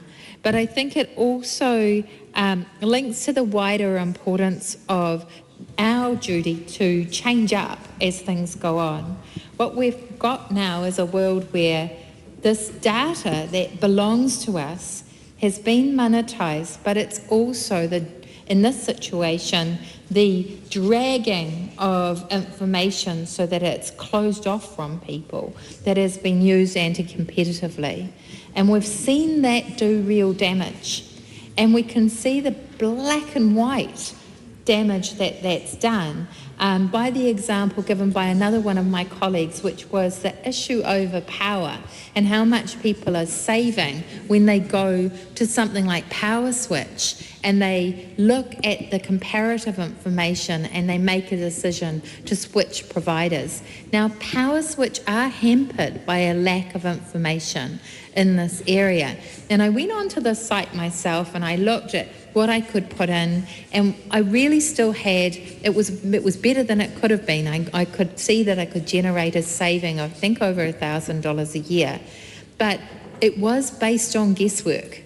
And this availability of data is going to make sure that that becomes a slick process and a more reliable one, where I can actually see what is the best savings scheme before I sign up to a term of maybe a couple of years of being locked in.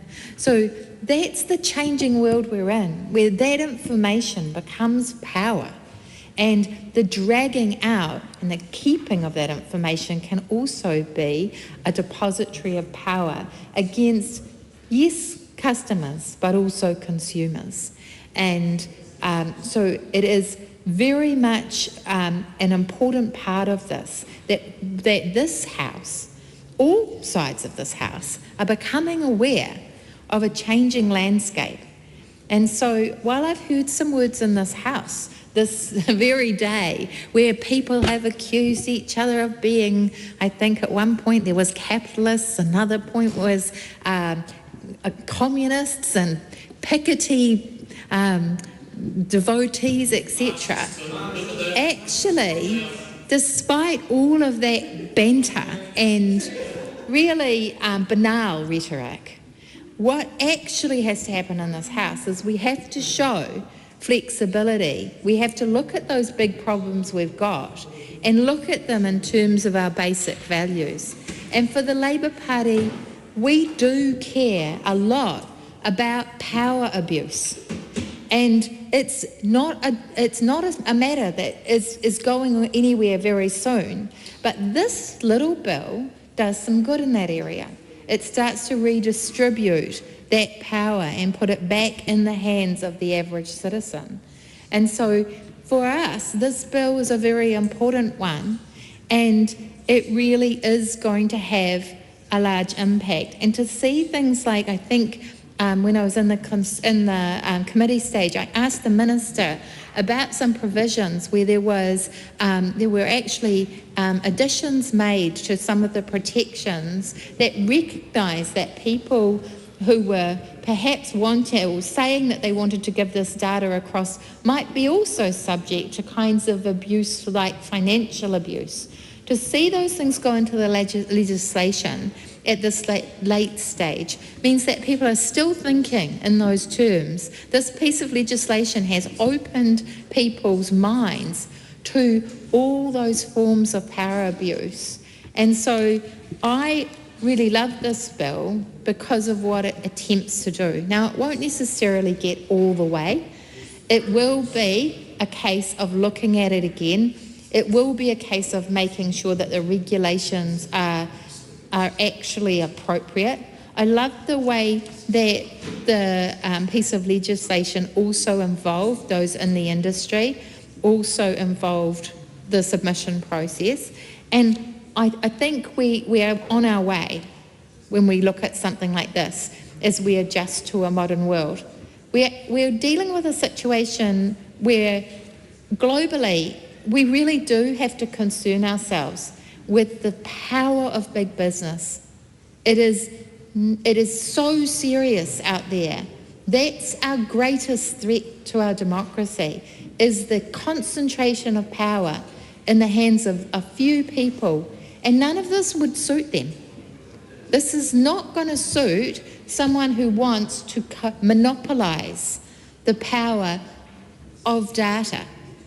And so making this call now to take a step away from that, to give it back to the individual, that's a big deal, and it's a very important thing because it recognises that problem. And so I don't expect everything in this will be absolutely unrevisable. I hope that we will revise it, and we will look at it, and we will make sure that we aren't just going for the banks and the telecoms and the obvious areas, but we're looking at this bill and its application beyond that. And we keep on adding to those regulations, not because it's red tape. Often regulations are viewed or cast in that way. It's not red tape. It's the detail, the flexible detail that those regulations can have to make this work for average New Zealanders, to save them money, to make sure that they've got the power in their hands over the information that they're generating. Those are really important to New Zealanders right now. If you're talking about cutting your power bill by $500, it would be nice if you could do that without taking a risk, without taking less risk. And that's the kind of thing that I think this starts the process of doing. And it's the kind of thing I'm really proud to see the whole House behind tonight.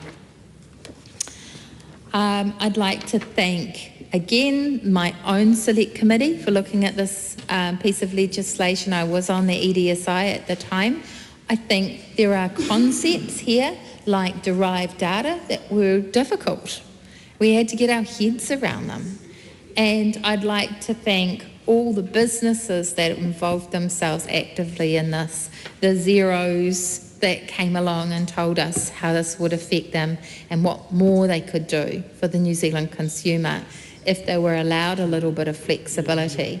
I'd like to thank everyone for trying to get the balance right here between freedom for those companies to grow and protection of the individuals involved. And I commend this bill to the House. I call the Honourable, Dr Hamish King. I was hoping for a promotion, Madam Speaker. It is a great honour to rise at this last debate spot in the third reading of the Customer Product Data Bill. I think it's great that every party in the House is supporting this bill. It's a great step forward to empowering individuals and fostering innovation in our economy. It's not just about individual empowerment, it's about unlocking the potential for innovation So therefore, I'm very happy to commend this bill to the House. I call Rachel Brooking. Thank you, Madam Speaker. And it would appear that I might be the last speaker on this bill rather than the previous member for Ireland there. The last laugh. Perhaps we shall see. So great, with great excitement as the Minister and my colleague Aotearoa Williams and some other colleagues have mentioned their excitement as well of talking on the customer and product data bill. And of course, talking about the member for Ireland, I should acknowledge that I'm the member for Dunedin, and the previous member for Dunedin was the Honourable Dr. David Clark, and he did a lot of work on this, on the earlier versions of this bill, and I know that it is something that he was very excited about as well, and about consumer rights. And that is the issue that we've heard with this bill from my colleagues have been speaking about, that it is not as focused as it could be on consumer rights. However, I also want to acknowledge then the work of the Honourable Dr. Duncan Webb, and then we've also heard about how Aotearoa Williams took it up this Parliament as a member's bill. Wonderful that then Honourable Andrew Bailey picked it up, some differences that we've heard about, and then we've seen it with Honourable Scott Simpson bringing it to the House. And I do want to pause for a minute to note, we heard from Greg Fleming in his speech earlier. He mentioned that it's good to have such robust lawmaking processes in New Zealand whereby there's a good committee process. And I was in the House briefly and was watching some of the committee stage on this bill, and do want to acknowledge the Honourable Scott Simpson for answering a good number of questions whilst he was in the chair in this House. Not in the chair, he wasn't in the chair, someone else was in the chair. Whilst he was sitting in the House as the Minister in charge of the bill. That is very good to see ministers answering those questions, but unfortunately that is not what we always see in the committee process. So I will acknowledge him there though.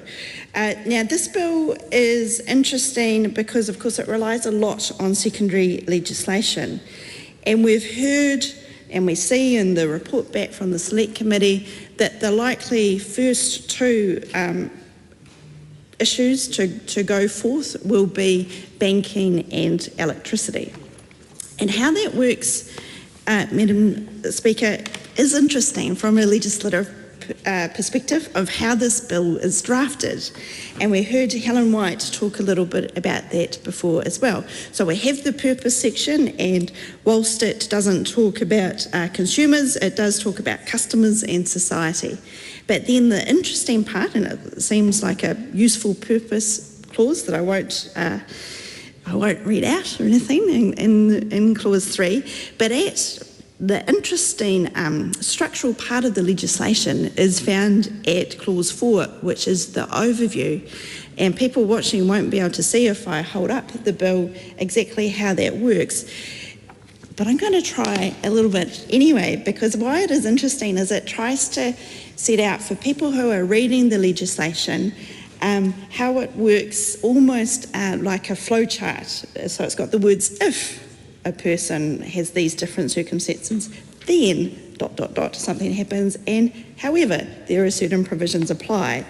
And I think that's a really interesting legislative tool, and I commend Parliamentary Council Office for doing the work on that, because it is quite a dense piece of legislation, Madam Speaker, and I'm somebody who enjoys reading legislation, but when you come to this, it does have a lot of terms. We heard Helen White before talk about derived data and how it took the Select Committee some time to get to terms with thinking about data in that way. So this overview is helpful when you come to the bill, and which will soon be an act, and just acknowledging that the regulations, the secondary legislation, is so important to how this whole framework uses. So again, like earlier Labor Party speakers, we really ask the Minister, when making those regulations and looking at the various settings, that the consumer is at the forefront of his mind when doing that work. So with that, well done to the Select Committee, to the Minister, to everyone who's been involved in progressing this bill. There's still some more work that we can do for consumers, but this is very good, and I commend it to the House as the last speaker. The question is that the motion be agreed to. Those of that opinion will please say aye. To the contrary, no. The ayes have it. Customer and Product Data Bill, third reading. I now call on Government Order of the Day number 8. Arms, Shooting Clubs, Shooting Ranges and Other Matters Amendment Bill, third reading. Speaker. I call the Honourable Nicole McKee. Madam Speaker, I present a legislative statement on the Arms, Shooting Clubs, Shooting Ranges and Other Matters Amendment Bill. That legislative statement is published under the authority of the House and can be found on the parliamentary website. Thank you, Madam Speaker. I now move that the Arms, Shooting Clubs, Shooting Ranges and Other Matters Amendment Bill now be read a third time.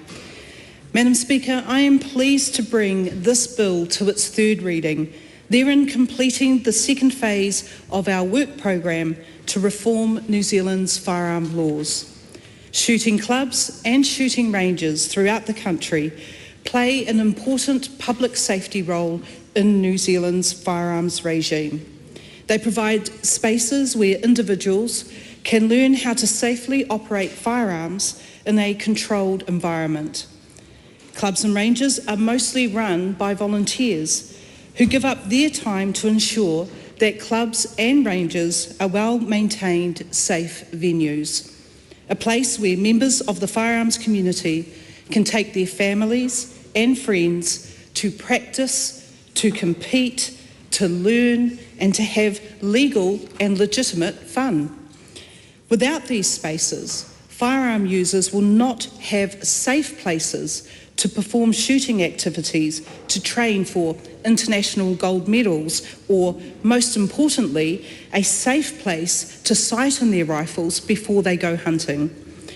Without these clubs and ranges, we will be creating risks that people will engage in these behaviours in areas that could put the public at risk, like down at your local riverbank. Legislative changes introduced in 2020 placed a heavy regulatory burden on these volunteers. Some of these changes went beyond what is necessary to ensure public safety. I've heard from club members and range operators that this regulatory burden is unnecessary, is repetitive, and it does not contribute to public safety, and it may force more to consider closure. This bill simplifies the regulatory requirements for clubs and their ranges to reduce the unnecessary burden on the mostly volunteer operators, all while maintaining safety requirements and helping these places to stay open, which is ultimately in the interest of the public because it is an excellent public safety initiative. This bill represents a shift to a more collaborative approach to work with club and range operators and to boost compliance and producing regulation that is fit for purpose while keeping club members, range users and the public safe. Madam Speaker, I'll now cover the specifics of what the bill does. The bill splits regulation of clubs and ranges into two categories, pistol and non-pistol. This reflects the distinction between how pistols and non-pistols are already regulated in other parts of the Act. For pistol ranges, the settings are largely the same, with one minor change to the timing of their annual reports. For non-pistol clubs and ranges, the existing approval and certification systems are replaced with a new system of enrolment. The new enrolment systems are designed to be a more streamlined system that makes sure the regulator has the necessary information to ensure public safety while reducing unnecessary operating costs for clubs and time spent by operators on things that do not enhance public safety outcomes. I expect that this change will increase compliance. Non-pistol clubs will continue to be incorporated if they sell firearms and or ammunition. However, if a club only sells ammunition and that ammunition is used on the day of sale or is not taken off the club premises, then the incorporation requirement is waived. This change will ensure that ammunition sales are only recorded when necessary for public safety. The bill enables the operation of temporary non-pistol ranges by removing the barrier of certification. Those persons with the appropriate experience will be able to establish a temporary range for 2 events per year, each event being for no more than 4 days. They must notify the regulator of the event. Regarding compliance, the bill specifies the time at which inspections are to occur. This will be when the shooting range's initial application is submitted and every 5 years thereafter. This includes the inspection of clubs where they are connected to a range. This is a welcome change for many clubs and ranges throughout the country, which are operated by the volunteers. An inspection often means having to take time off occupational work to make themselves available for the inspection. This change provides them certainty as to when they will be inspected. Importantly, additional inspections can take place if there is a change in circumstance which impacts the safety of the range, such as weather events like Cyclone Gabrielle. The regulator will have suitable powers for monitoring and enforcement in relation to non-pistol ranges to ensure safe operations of these ranges. This includes improvement notices, temporary suspensions and cancellation of enrolment if required. During an inspection, only hard copy documents will be able to be removed from the premises. This will reduce the burden on volunteers who often have limited funds and access. And finally, the bill will amend the Act to complete the transfer of the administrative function of the Act from police to the justice portfolio. Madam Speaker, I would like to reiterate why these changes are so important. There is a clear need for safe, modern firearm laws in New Zealand. We were told that the changes made in 2020 introduced a wide range of measures to ensure public safety. While some of these have been positive, others have gone beyond what is necessary, and officials have said that it is unknown how far these measures have increased public safety. Madam Speaker, the majority of clubs and ranges in our country are run by volunteers. I've heard that they have struggled to come to grips with the new requirements and they feel unfairly targeted. It is important that our regulatory regime strikes the right balance to regulate well without being overcomplicated and burdensome on those regulated with no clear benefits. This bill takes us towards a more balanced and collaborative approach. It recognises the important role that clubs and ranges play in our communities. Keeping clubs and ranges open ensures that firearms activity takes place in safe, well-regulated areas where there are minimal safety risks involved. Madam Speaker, I wish to take this opportunity to thank all of those who have worked on and contributed to this bill. I thank the Justice Committee for its comprehensive scrutiny of the bill and all of the submitters who took time to share their views. But finally, I wish to thank all those volunteer club and range committees from the multiple disciplines that they all cover. Their endless dedication to their disciplines, their members and their communities are recognised here. And I hope these changes go some way to helping their continued operation. The result of all this work has created legislation that is a step in the right direction towards a better, modernised firearms regime. And I look forward to returning to the House later this year to introduce legislation rewriting the entire Arms Act. Madam Speaker, I commend this bill to the House. question is that the motion be agreed to. Members, it is time for the dinner break. So the House is suspended until 7 p.m. Please note it's 7 p.m.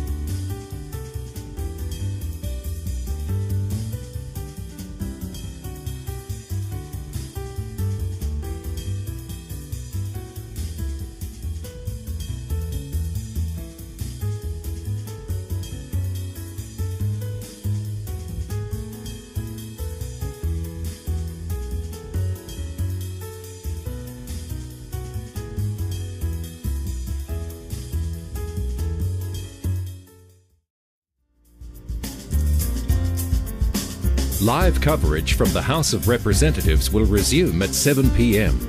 Until then, some of today's earlier proceedings will be repeated.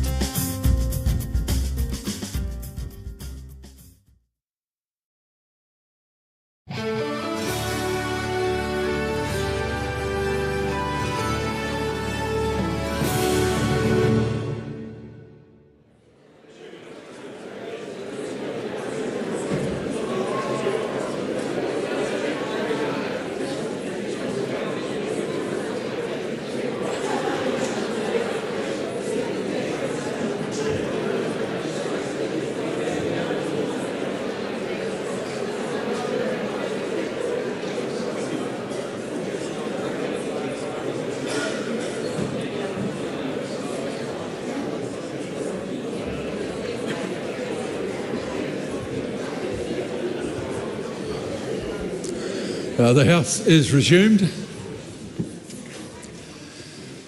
Because the chairperson of the Justice Committee is not present in the chamber, question number 1 to members will be set down for next sitting day. Yesterday I gave an undertaking to the Honourable Kira McAnulty to come back to him and the House about the use of the word lie in the House. My initial response was that no allegation of lying was directed at any particular member. While that was accurate, I wish to reiterate existing Speaker's rulings that it is not in order to accuse members specifically or in general or to imply the motive of lying. It is an offence to the House as a whole. Speaker's rulings 48 part 3. We come now to question time. The first question in the name of Ryan Hamilton. And it's to the Minister of Finance and asks, what recent reports has she seen on the economy? The Honourable Nicola Willis. Mr Speaker, the IMF has recently been in New Zealand to conduct its annual review of our economy. Earlier this month it released its preliminary findings, and the IMF notes that inflation has been brought back to target after spending 13 consecutive quarters above the top of the target range. As a result of lower inflation, easier monetary policy will help growth pick up over the next 2 years. The IMF is forecasting growth in the New Zealand economy of 1.4% in 2025, rising to 2.7% next year. Supplementary. What does the IMF say about fiscal policy? Mr. Speaker, the IMF says that the government's fiscal strategy, quote, appropriately affirms its commitment to the necessary medium-term consolidation to support fiscal sustainability and rebuild fiscal buffers, emphasising prudent debt levels and strict spending controls. It says the fiscal strategy should include tax reforms, including to the corporate tax regime. The IMF also highlights the growing cost of superannuation and says that changes to KiwiSaver could help achieve greater private retirement savings. Supplementary. What does the IMF say about other policy areas? Mr. Speaker, the IMF makes a special mention of housing, which is a priority area for the government. It says that bold reforms are needed to free up land supply, incentivise efficient land use and ensure adequate financing of local infrastructure.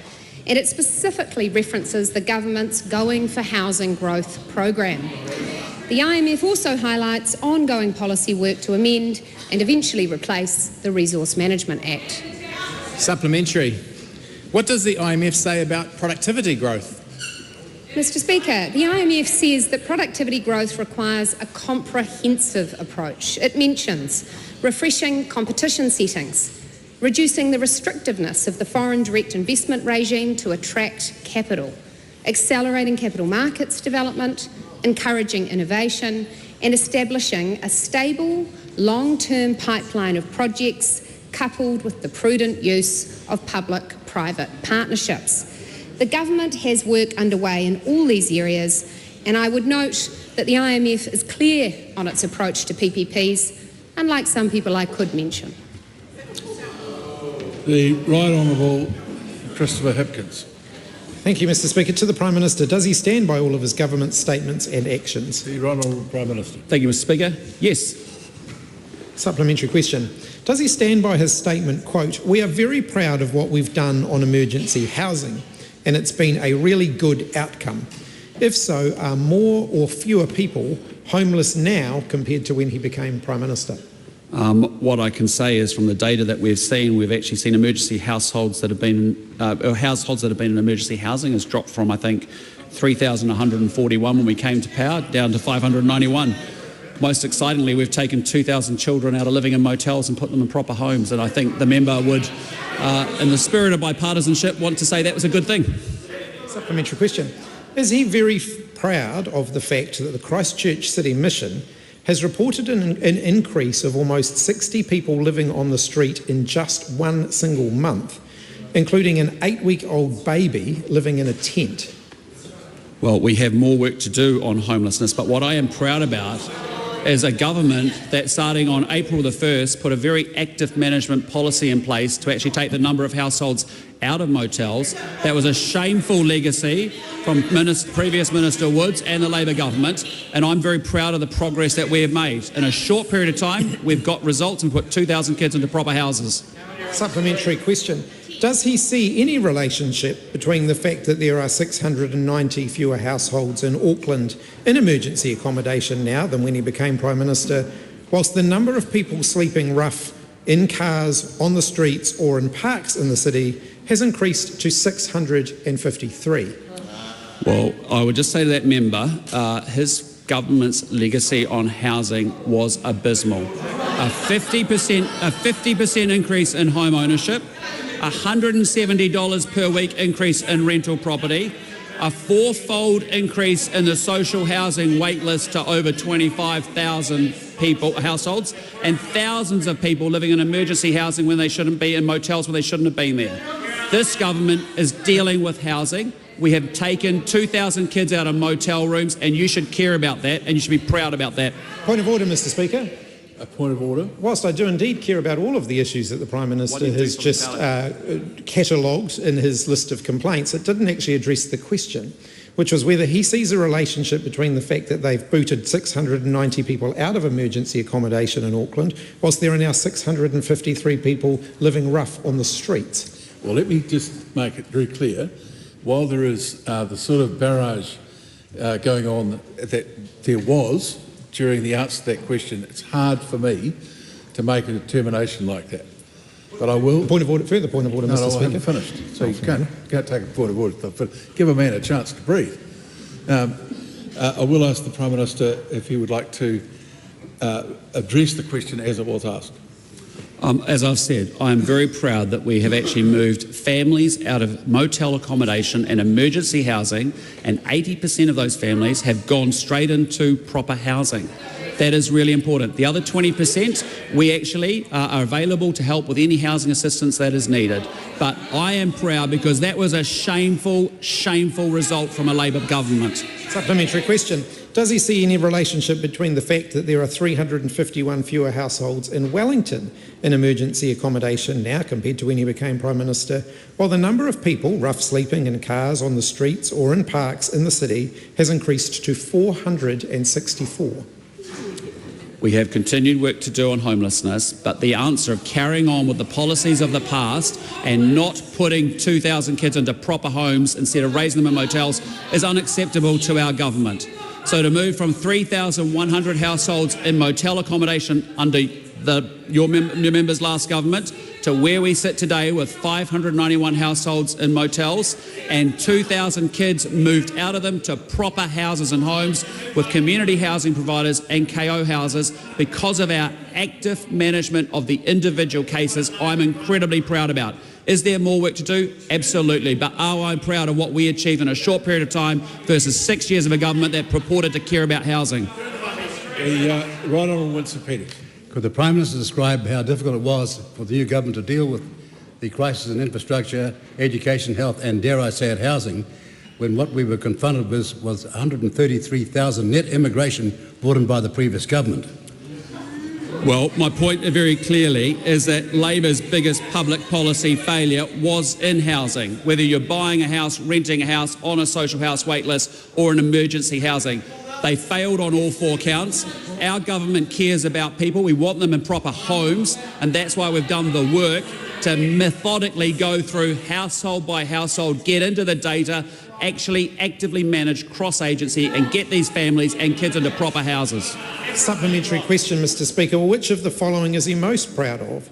A family of 6 living in a portacom, a 75-year-old grandfather sleeping on a slide, full-time workers and students living in their cars, or the hundreds of additional people living rough on the streets because his government decided that that was preferable to them living in emergency accommodation? I completely disrespect the characterisation of that question, and I am not taking any lectures from that member or the Labor Party about housing. You had 6 years to fix it. You had 3 years with an absolute majority, and you did a poor job. That's the reality of it. The Labor Party used to care about housing and people getting into housing, but you didn't care about it in your 6 years, and you didn't deliver results. And I know it's bad, and you probably got regrets about it, but you did a poor job. Point of order, Mr. Speaker. Point of order. Point of order. The Honourable Chris Hipkins. Mr. Speaker, before I hear the member, the barrage going on is not at all helping in both the order and form of the House, and leaves me with a great difficulty in assessing whether a question is answered or addressed. Point of order, Mr. Speaker.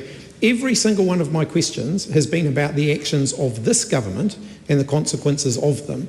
Every one of the answers has been about the Prime Minister's alleged views on the previous government. I'd point out that every single one of the families moved out of emergency accommodation into state housing was only possible because we built record numbers of new state houses.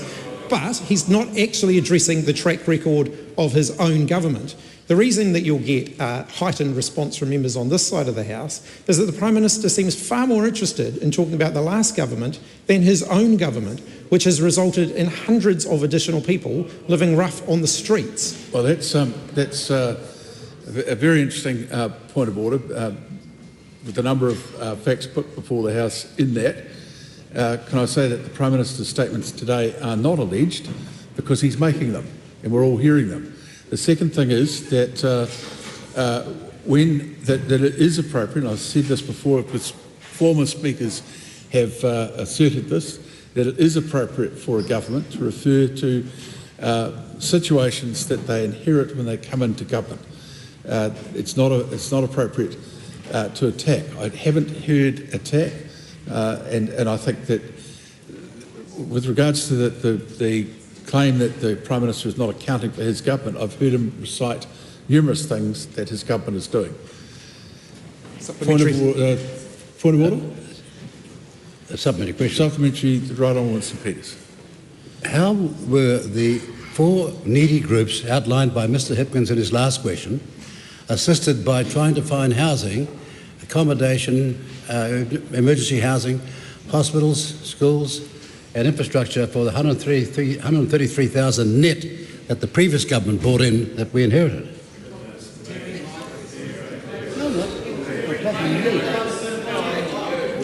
Now hang on. We haven't even had the start of an answer and we've got people underway. Show a little bit of basic courtesy. I agree with the member. We inherited an infrastructure crisis. We're working our way through it. But my frustration is this is not an issue to politicise. This is not an issue to politicise. We are getting families out of motels into proper houses.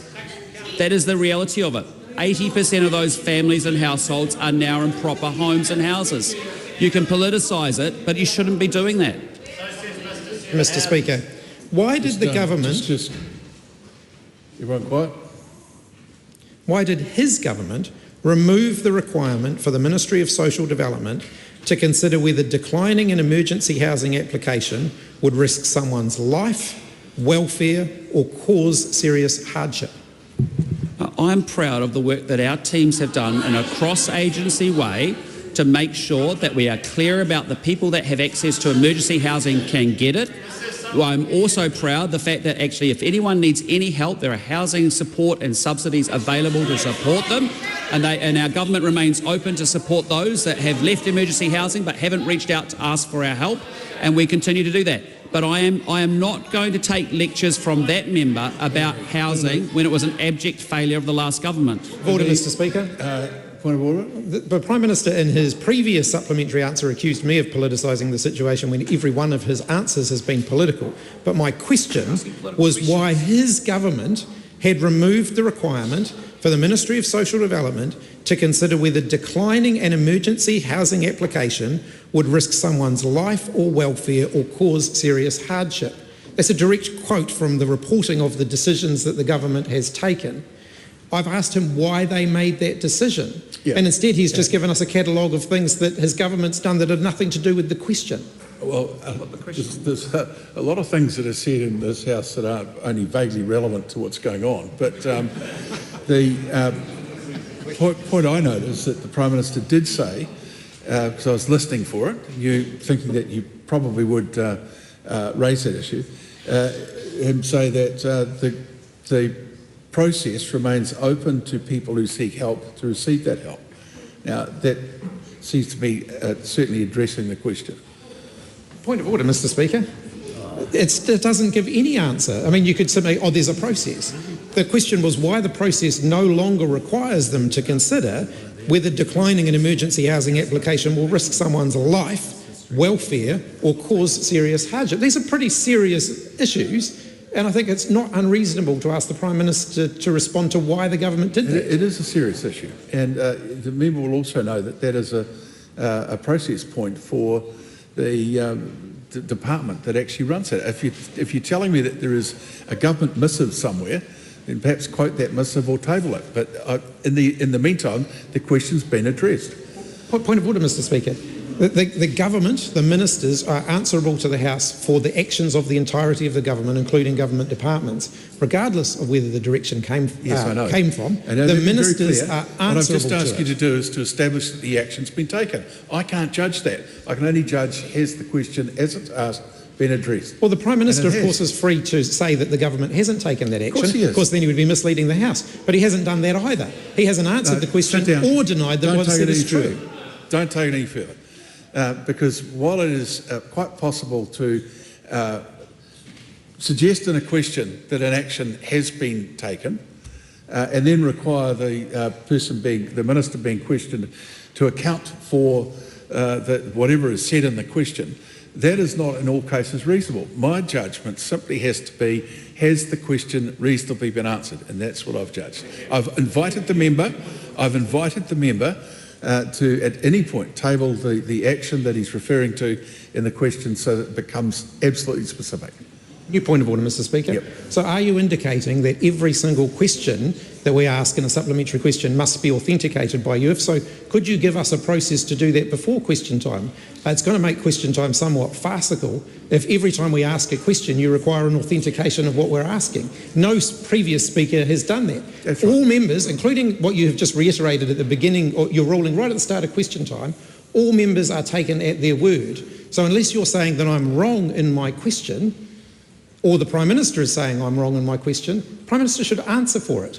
No. The ministers are answerable for the actions of all of their government. I would really hope that it is helpful. Of course it'll be helpful, that's my intention. The reality is that we've had these sorts of debates over decades with far more acute minds having an open debate, but if the contest here is because somebody gets upset because their lack of mental acuity, that is surely not a point of order. No, leave that. Point of order, Mr. Speaker. Just hang on. I'm now going to. You can bring it up in a minute. What I wanted to say is that I wasn't making any particular new ruling in that regard. I was simply pointing out to the member that if he expects a particular type of answer to a particular question, then it would help if it was something to refer to. I can't know what is right and what's wrong. I can simply judge, has the question in the broad context been answered? And that's been a ruling in the House for a very long time. I remember having that recited to me numerous times by the Honourable Margaret Wilson. Would someone want to speak to a point of order? Point of order, Mr. Speaker. You indicated yesterday your frustration at the government members making personal attacks on people asking questions, and you said you were going to take a zero tolerance approach to that. We've now had the Deputy Prime Minister abusing the point of order process to do exactly that. Did your words yesterday mean anything? That is an interesting sort of way in which you put that, I must say. So, for those who are watching, will be quite surprised by my bumbling around on this, but the reality is that it's seldom there is a challenge like that. But what I will say quite clearly is that if there is another attack on the other side as a result of an answer to a question, the person making that attack will be leaving the House for a period of time. The point of order, Mark Mitchell. Thank you, Mr. Speaker. I just wanted to draw to your attention, and maybe it's the fact that I'm a bit closer to the action today, but I heard the Honourable Phil Twyford direct a very unparliamentary remark towards the Prime Minister in the last question.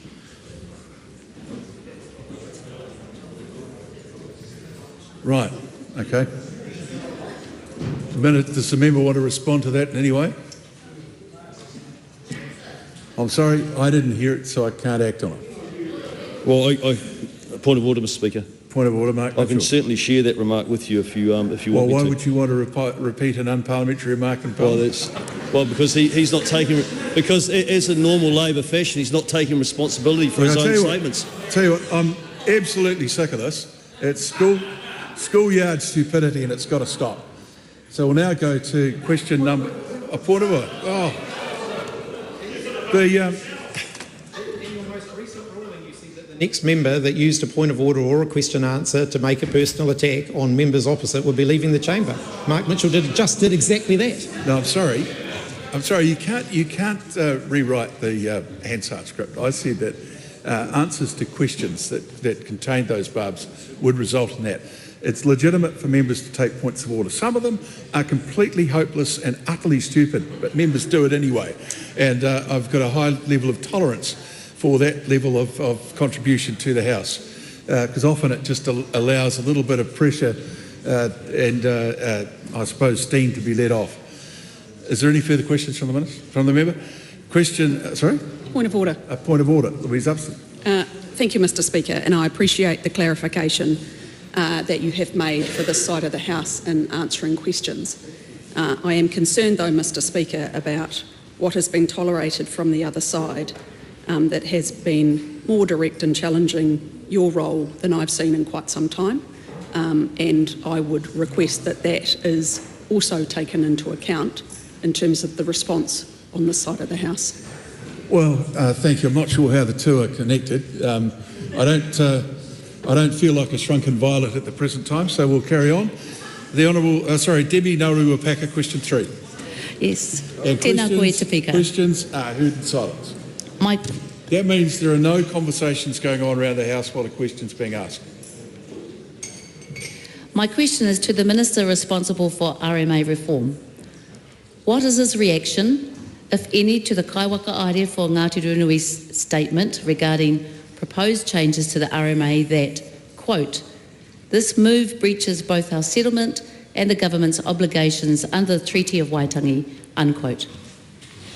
The Honourable Nicola Willis. Mr Speaker, on behalf of the Minister responsible for RMA reform, I can confirm that the government is committed to upholding treaty settlements, particularly through this reform.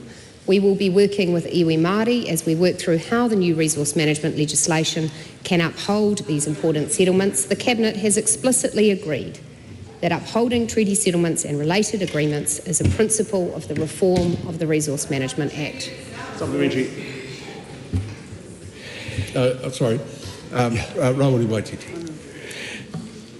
Can he explain how meeting with Te Pou Taiao regularly gave him the mandate or the permission on behalf of Tiwi Māori to remove Te Tiriti o Waitangi from the RMA? Well, Mr Speaker, I disagree with, on behalf of the Minister responsible for RMA reform, I disagree with the characterisation in the member's question. The government is interested in a descriptive clause to uphold treaty settlements rather than a generic one, and we intend to keep working with iwi, Māori and Pou Taiaha to deliberate on the details of how that is achieved. Why does he see Te Tiriti o Waitangi as a barrier to progress in Aotearoa? On behalf of the Minister responsible for RMA reform, I don't. The Honourable Shane Jones. Thank you, Mr Speaker. Can the Minister confirm that the existence of a treaty settlement between Ngāti Ruanui and the Crown does not hobble, does not prevent this Parliament, a reflection of democratically elected representatives, passing legislation?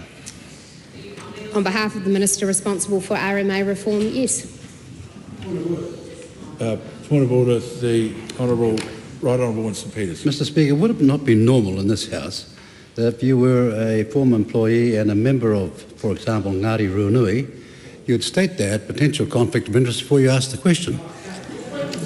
No, there's no need to take a point of order. No, that's not the case. Person's interests are published annually and well understood by the House. Shady. Further supplementary, Rawiri Waititi. Rawiri Waititi. Did he forget to tell the Minister for Māori-Crown Relations about his plan to remove the treaty clause from the RMA, or was the Minister for Māori-Crown Relations not listening? Mr Speaker, on behalf of the Minister responsible for RMA reform, I can confirm that Minister Portaka, who has acknowledged that he was part of the Cabinet decision to progress this policy, the questions put to him yesterday caused confusion because they implied that there would be no clause in the RMA replacement relating to the treaty. That is not the case. In fact, what is the case, Mr Speaker, which was not represented to Minister Portaka in the initial questions, was that as per the coalition agreement with New Zealand First, the government is currently reviewing all generic treaty clauses in legislation, so it would be inconsistent with that to add a new one. Instead, the Cabinet's preference is for a descriptive clause that specifically upholds treaty settlements. Why did he ignore the expert advisory group's recommendations that the new RMA legislation should contain a Treaty o Waitangi clause? On behalf of the Minister responsible for RMA reform, as I've said, as per the coalition agreement with New Zealand First, the government is currently reviewing all the generic treaty clauses in legislation, so it would be inconsistent with that to add a new one. And we believe there are better ways to uphold our treaty obligations. And we further note that the problem with generic treaty principles clauses is they are open-ended and amorphous, and they create uncertainty and legal risk for everybody, Māori and non-Māori. There is an opportunity through the development of a more descriptive treaty clause to really spell out everyone's specific roles in the system, and I would encourage iwi Māori to work with us as we progress that. Number 4, Catherine Webb. Thank you, Mr. Speaker. My question is to the Minister of Justice. How is the government progressing with its plans to restore stronger consequences for crime? Mr. Speaker, the government is making great progress. Today the Sentencing Reform Amendment Bill was passed. This piece of legislation will put more serious offenders in prison for longer to prevent them creating new victims. It does this by a range of sweeping changes to the Sentencing Act, including the capping of total sentencing discounts to 40%, stopping repeated discounts for remorse, and the addition of new aggravating factors to restore real consequences for crime. Supplementary. What is significant about the government's reform of the Sentencing Act? Well, it's a significant milestone in the government's mission to restore law and order and fulfills a range of commitments made in the coalition agreements. We promised to stop excessive discounts at sentencing, and we've done just that. Undue leniency undermines public confidence in sentencing and our justice system as a whole, and it's an important step to restore confidence so New Zealanders can feel safe in their communities. Supplementary. Does he agree with comments that prisons do not make our communities any safer? No, I don't agree with the Greens on that issue. And some people, particularly serious violent and sexual offenders, need to be kept out of circulation so that they can't create new victims. I've been amazed I haven't been surprised that the Greens have opposed this. I have been amazed that Labor have chosen to oppose this legislation. Supplementary. What positive commentary has he seen on the government's plans to restore stronger consequences for crime? Well, this morning I heard a comment on the radio about the success of the government's legislation that gives police more tools to deal effectively with gangs. That quote, "That's gone a lot better than everybody thought it would," is from Ginny Anderson. And I thank her for her kind words, and I look forward to the members' similar comments on the sentencing bills to come in the future. Yeah, that was as close to flaunting the earlier ruling as possible. The Honourable Barbara Emmons. Thank you, Mr. Speaker. To the Minister of Finance, does she agree that the Treasury is the government's lead economic and financial advisor? If so, does she have confidence in advice from the Treasury? The Honourable Nicola Willis. Mr. Speaker, in answer to the first part of the question, yes. And I also take advice from a range of other agencies and advisors, including the Ministry of Business, Innovation and Employment, on economic issues. In answer to the second part of the question, in general, I do have confidence and advice from the Treasury. However, that does not mean they always get everything right. And like many previous Ministers of Finance, I do not always agree with Treasury's advice. I do not believe my role as the Minister of Finance is to be a rubber stamp for the Treasury, and it is safe to say that I am not one. Supplementary. Does she agree with Right Honourable Winston Peters' characterisation of statements made in the context of Treasury's pre-election fiscal update as being a, quote, litany of lies, unquote, and if so, what was factually incorrect in the pre-election fiscal update? Absolutely. Well, Mr. Speaker, I seldom have cause to disagree with Deputy Prime Minister Peters, and I have observed that the leader of the New Zealand First Party has a particular way with words. Supplementary. Does she agree with the Right Honourable Winston Peters when he said the recent recession was, quote, deepest and longest economic downturn and recessionary retraction for over 3 decades, unquote? Mr. Speaker, I agree that the recent period of economic history has done untold damage to households up and down this country, and the characterisation presented by Mr. Peters is one that is familiar to far too many households. A period of sky-high inflation, a period of debt accumulation by both the government and the private sector, a period of soaring interest rates, and a period of economic contraction and job loss. It's been a very painful time, and I think it would be a callous soul who would disagree with that. Supplementary. Does she agree that the Treasury did not forecast a recession in the pre-election fiscal update? And does she accept that the recession only occurred in 2024? Mr. Speaker, the Treasury got its forecasts before the election plain wrong. The Right Honourable Winston Peters. Could I ask the Minister of Finance if the preview of September 2023 did not, for example, disclose the IREX blowout in terms of the ferries, which happened 9 days later, and there are countless fiscal cliffs like that? How on earth could it be possibly honest as a forecast of the future? Well, Mr. Speaker, the pre-election fiscal update reflected both inaccurate forecasts and the poor fiscal habits of the previous government, which included fiscal cliffs, short funding, and doing all sorts of things to make the books look better than they actually were. Supplementary. How is it that the Treasury did not forecast a recession prior to the election, but her government delivered what the Deputy Prime Minister called the deepest and longest economic downturn and recessionary retraction for over 3 decades? And do you trust the Treasury advice now? Because, Mr. Speaker, as I have just said, the Treasury got their forecasts wrong. As they themselves have acknowledged, they have had to steadily unwind the assumptions that they made during the term of the last government, which were over-optimistic. And, Mr. Speaker, what I take responsibility for is fixing the sheer economic carnage that was left to us by the last government. Question 6, Chloe Swarbrick. To the Prime Minister, e tautoko ana ia I ngā kōrero me ngā mahi katoa a tōna kāwanatanga.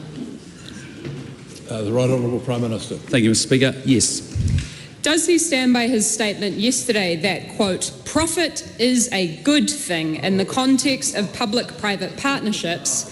And if so, how much private profit is he comfortable with the people of this country forking out for on top of the base cost of providing public services and infrastructure? Go to Russia. Soviet. In answer to the first part of the question, absolutely. When the Prime Minister says profit is a good thing, does he mean the $1 million in excess profits a day made by the supermarket duopoly, or the record billions in profits made by banks and the energy sector that a former national government partially privatised, or something else?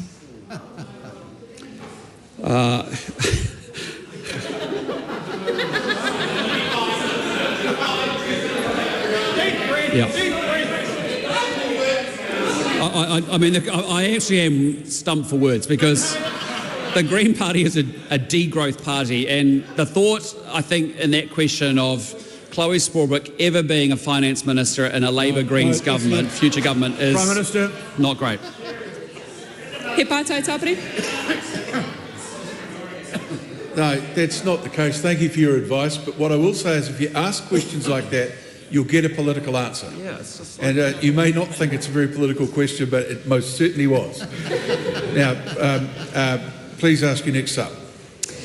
How much private profit is he comfortable asking New Zealanders to fork out for his public-private partnerships? Because he refuses to unlock domestic capital by fixing our tax system, which currently incentivises unproductive, speculative investment in housing, recommended by known degrowth institutions like the IMF.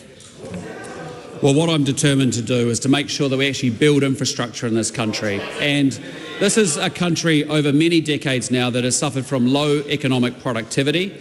It is a country that has suffered from capital thinness. Just look at our relative performance in the OECD at attracting foreign direct investment to New Zealand, and we have a major problem. So we make no apologies for accessing private capital, whether it's overseas or domestic pools of capital, to get things built for New Zealanders. Because if we can build more roads, more hospitals, more schools, more wind farms, more renewable energy, that is a good thing for this country, and that's what we need to do. Supplementary question, Right Honourable Winston Peters. Could I ask the Prime Minister, has his Cabinet decided to review all over the world where Das Kapital still works, and do they as a Cabinet intend to take on those economic theories? It would be safe to say that we are not proponents of Das Kapital or Thomas Piketty. How much private profit is he comfortable asking New Zealanders to fork out for his public-private partnerships because he refuses to fairly tax the wealthiest New Zealanders in this country, who currently pay an effective tax rate half of our nurses, our teachers and our firefighters? I am determined to get things built in this country. If you ask the question, what do we need to do to improve economic productivity and to lift the standard of living for all New Zealanders, there are 5 things. We have to have a world-class education system. We have to embrace more science, technology, and innovation. We have to have more modern, reliable infrastructure, get rid of the red tape, and embrace trade and investment. Those are the 5 things that are proven consistently to lift economic productivity and the standard of living for all Kiwis. That's what we're doing. Why is the government refusing to invest in publicly led, publicly funded and publicly operated infrastructure, given that we all in this House know, given the reports, that private companies, when they get involved to make a profit, it costs more for New Zealanders in the long run? Look, there are so many assumptions in that question, but I just would reassure the member that this is a government spending a huge amount of money on capital investment. We are pummelling more money into health. We are putting more money into education. We are opening up and spending more monies on core infrastructure. But it's an and. And we want to access capital so that we can actually get things built faster and quicker, rather than just relying on our own balance sheet at this time, in a country that is already capital thin. The Honourable Shane Jones. Prime Minister, is the Prime Minister aware that his government inherited a green fund? The green fund hoped to find fellow investors who hoped to make a profit from clean green energy. And since the disappearance of James Shaw, what has changed about that group over there? No, that's not. Last part of that question is definitely not answerable. You may answer the first part. It's fair to say that we've got some serious concerns around the performance of the Green Investment Fund, and I'm sure we'll have more to say about that shortly. The Honourable Paul Goldsmith. To the Prime Minister, what's his message to the tens of thousands of New Zealanders who own their own small businesses or are self-employed and get out every day to deliver good quality services to their customers and hope at the end of the day to make a profit in order to feed their family today in this House? Well, I want them to know that we appreciate them. They are people of ambition and aspiration. They take a risk. They use their own capital to go off and build a business, to employ thousands of people. That is a good thing. We want to reward that behaviour. We want to encourage it. We want to see a lot more of it, more entrepreneurship, more innovation, more investment. Just a minute. I think the House needs a moment to settle. The Honourable Lee Jackson. Thank you, Mr. Speaker. To the Minister of Māori Development, is he across everything in his portfolio? If not, why not? It's my odds, whare. The Honourable Tama Potaka. Yes, I am, and I certainly hope that the member is across his remit as the Labour Social Development spokesperson, Māori Development spokesperson, and Te Pāti Māori Relationship spokesperson. Mr. Speaker, why did the Minister say he was confused and didn't know anything about the government's changes to the RMA when Chris Bishop said he did not know why Tama Potaka was unaware of the removed treaty clause when he had signed off the cabinet paper? Te maanga o te whare. some journalists have mischaracterised the proposed resource management legislation as not having a treaty clause. But Cabinet is committed to pursuing appropriate protection of the treaty, including treaty settlements, rights and interests, through descriptive clauses, not just another generic treaty principles clause. And I look forward to engaging with my senior colleagues and Māori and iwi leaders on ensuring recognition accordingly. Just a minute. We're about to go into an absolutely silent question time if that sort of racket keeps up. It's completely unacceptable. No one watching this or listening to it can for a minute imagine that their votes are being well represented at the present time. The Ronald Winston Peters. So, Minister Tama Portaka, is it a case that you as Minister are across everything and not just crosses everything? Te maanga o te whare, yes. Mr. Speaker, Jackson. Mr. Speaker, isn't the Minister confused about the government's position on the treaty principles, given that he has approved the removal of the treaty principle clause in the RMA reform? It's maanga o te whare, in answer to the first part of the question, no. Mr. Speaker, did the Minister read the Cabinet paper titled Replacing the Resource Management Act 1991, published in October 24, that said a perceived erosion of the Māori rights and interests recognised and provided for in the RMA could create significant challenges for the Māori-Crown relationship? And if so, what feedback did he provide, if any, to his Cabinet colleagues? It's maanga o te whare, in answer to the first part of the question, yes, and a number of other papers, including those that state that this Cabinet and this Government is committed to ensuring appropriate recognition of the treaty settlements and other rights and interests in future resource management legislation.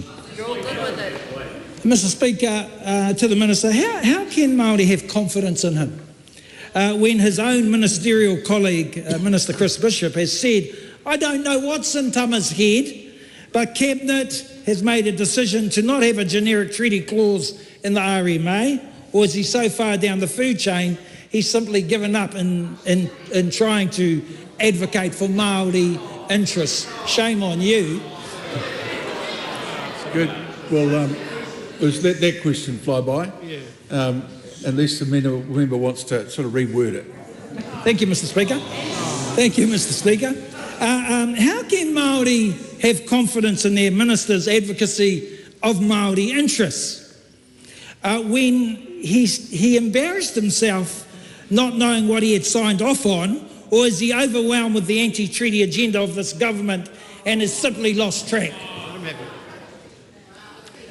Te maanga o te whare. Once again, I think that the member mischaracterises the position of this government as set out in the coalition commitments around treaty settlements and a number of other matters. Yeah, well, just...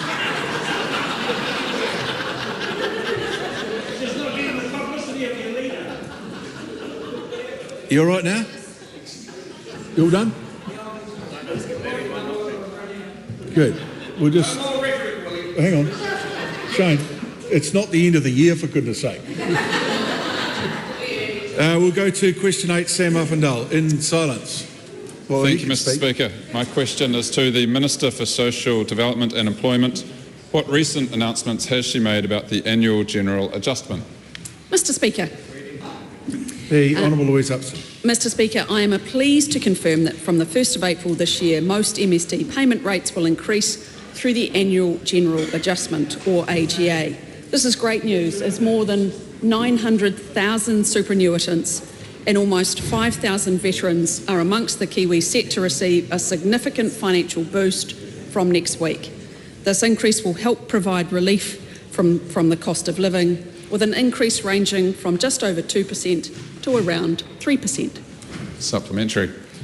What is the total number of New Zealanders that will receive an increase?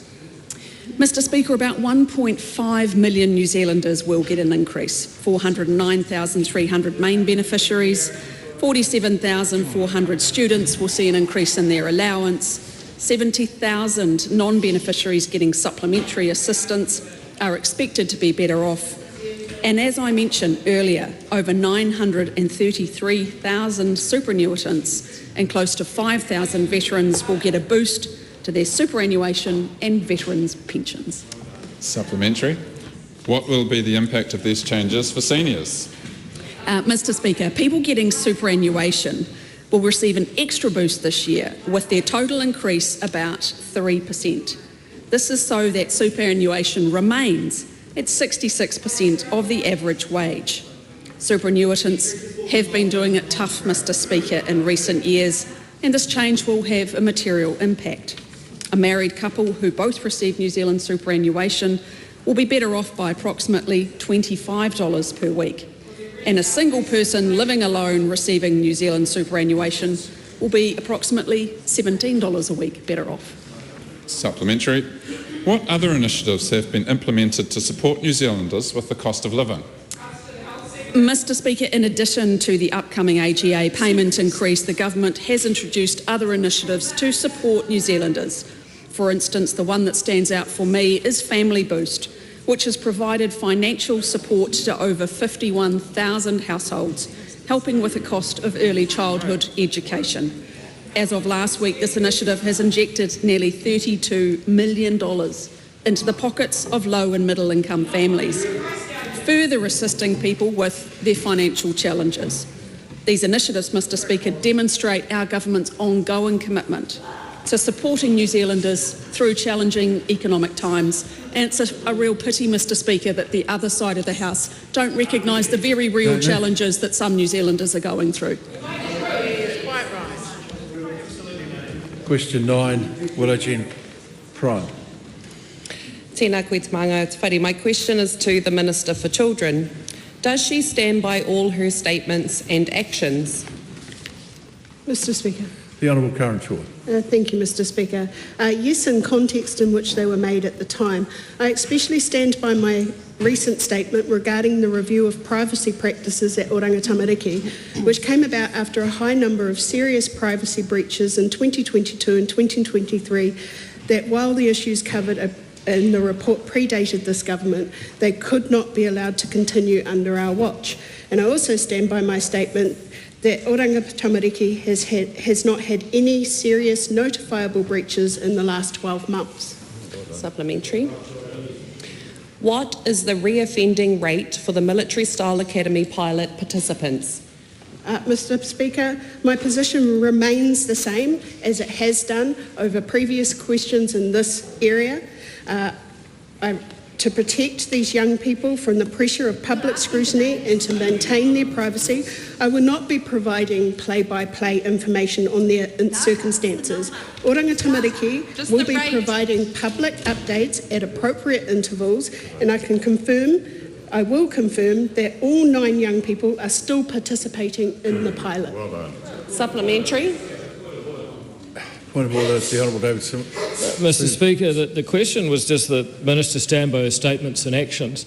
Now, unless the accusation that the Minister herself has been reoffending, I don't see how that's supplementary linked to the primary. Well, I think the word actions gets you there, but I think the answer perfectly dealt with it. Supplementary. How can she say that it isn't in the public interest to provide the reoffending rate when 8 out of the 9 participants in the pilot have allegedly reoffended? Mr. Speaker, I'm not going to be confirming any numbers, and I am not even going to say whether that member is right or wrong. I will continue to say there are reviews that will be released at appropriate intervals, and they will be made publicly available. Supplementary. Why hasn't Oranga Tamariki released the reoffending rate, given they work collaboratively with the police and they know the rate? Mr. Speaker, this is a pilot that is currently still running and is under review, and as the review goes through, there will be statements to be made at appropriate intervals. Supplementary. Has anyone in her office indicated in any way to Oranga Tamariki that information about the reoffending figures should not be released? Mr. Speaker, Oranga Tamariki is of the understanding that they follow my instructions, that these young people's privacy is the most important thing, and making sure that we're taking care of the well-being and the safety of these young people comes first and foremost before anything else. Question number 10, Dr. Carlos Chong. Thank you, Mr. Speaker. My question is to Minister of Police. What recent reports have he seen on the effectiveness of the community peace team? Mr. Speaker. Mark Mitchell. Thank you, Mr. Speaker. I'm pleased to report that our community beat teams are doing an outstanding job. Last year, for the first time since 2018, we saw a year-on-year decrease in violent crime. In Wellington CBD, when comparing 24 to 23, we've seen a 5.5 decrease in violent crime. In Christchurch CBD, we saw a 4.7% decrease. And in Auckland CBD, we saw an 11.5% decrease in violent crime. I want to thank all our outstanding beat officers for their work. Supplementary. How does the Minister see community peace teams strengthening trust and confidence in police, given its success? Mr. Speaker, the decreases we have seen in violent crime aren't just numbers. Each of those is a victim with a potentially life-changing trauma. Seeing our police officers on beat provides reassurance, and the feedback that I've had from our beat officers is that they're loving the increased positive contact with the public. It was nice to see this year that public confidence in our police is on the rise again. Supplementary. What have CBD business owners shared with the Minister in relation to community peace team? Mr. Speaker, I've been lucky enough to be out on patrol with our beat sections in both Auckland and the Wellington CBD. A couple of examples, in Wellington CBD, a shop owner that had 2 entry and exit points to his shop, he had to close in recent years because of the rate of retail crime, and working with our beat section for the first time, he's been able to open both those doors again to his business. Another business owner in Wellington said an overnight change on the streets with police walking past and making their staff feel safe. Supplementary. Does he think that a strong, visible police presence is what communities are asking for? Mr. Speaker, undoubtedly. In the letter of expectations that I set out when I became Police Minister, I noted that police need to be highly visible in communities and providing assurance. Police have responded extremely well to this, and both the public and police are enjoying increased presence, positive interaction and reducing crime rates. The Right Honourable Winston Peters. Has the Minister received any submissions from MP Tamitha Paul saying that police patrols are just a waste of time?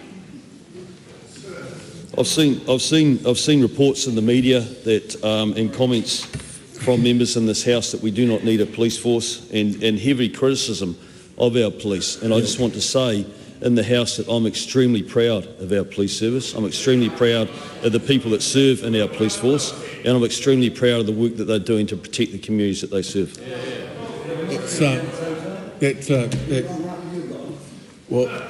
While that question was answered, it was in the nature of an attack on a political party and not at all desirable. It was nonetheless asking a question that was directly relating to the intro of the Minister.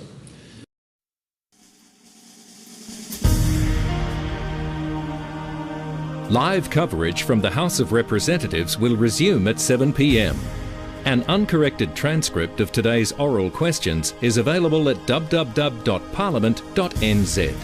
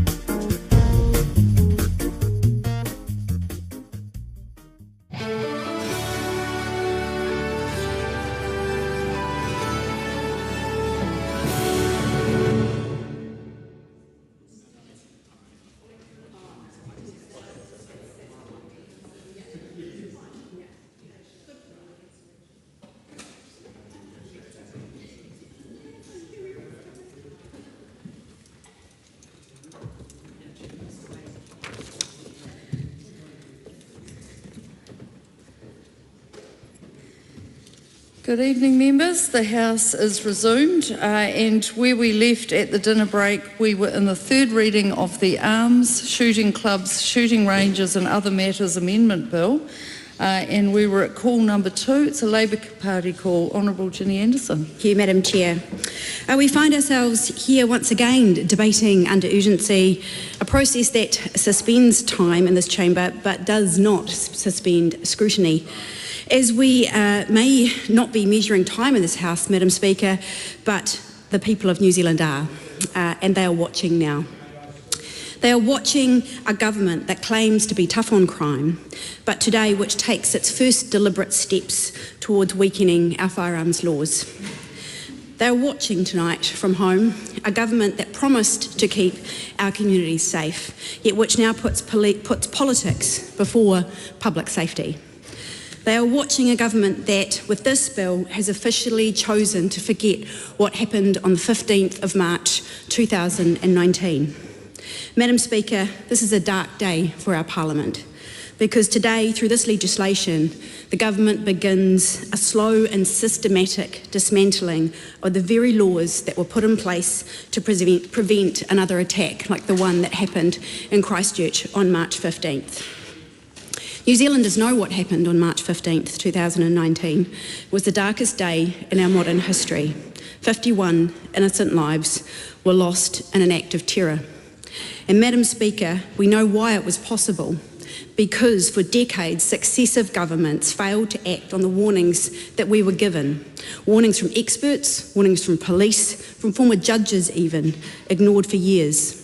Justice Thomas Thorpe, as far back as 1997, told us our gun laws were weak, riddled with loopholes and vulnerable for exploitation, yet no action was taken. And so that day in 2019, the worst came to pass, and as a result, this House took action.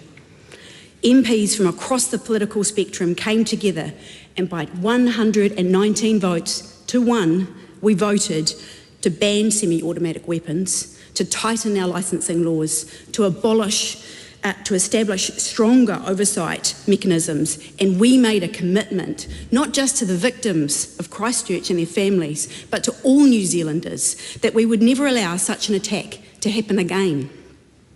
Yet, Madam Speaker, just 71 months later, this government has chosen to wind back those hard-won reforms.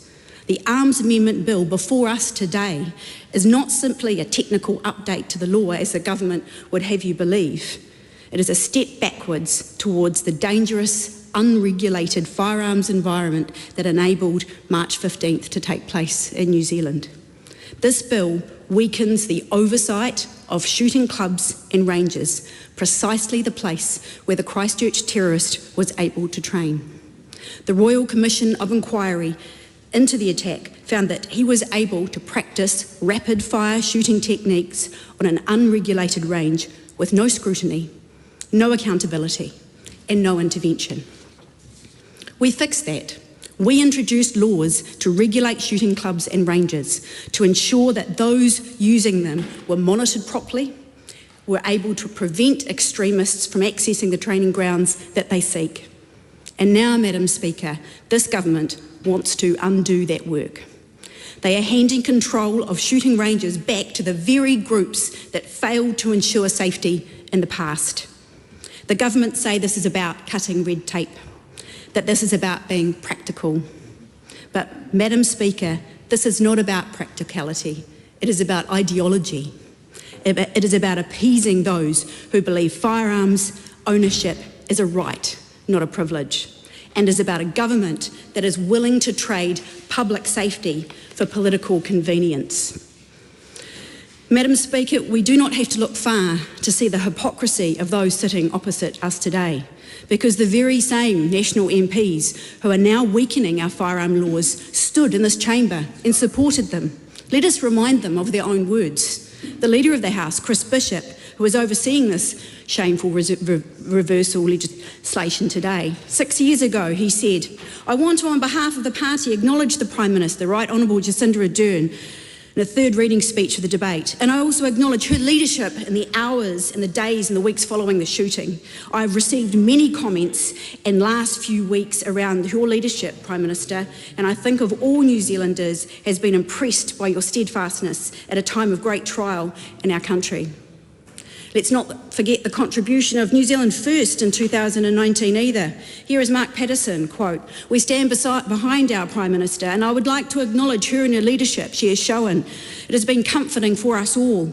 New Zealand First, right from the get-go, had absolutely no trouble falling in behind what was, in one word, leadership.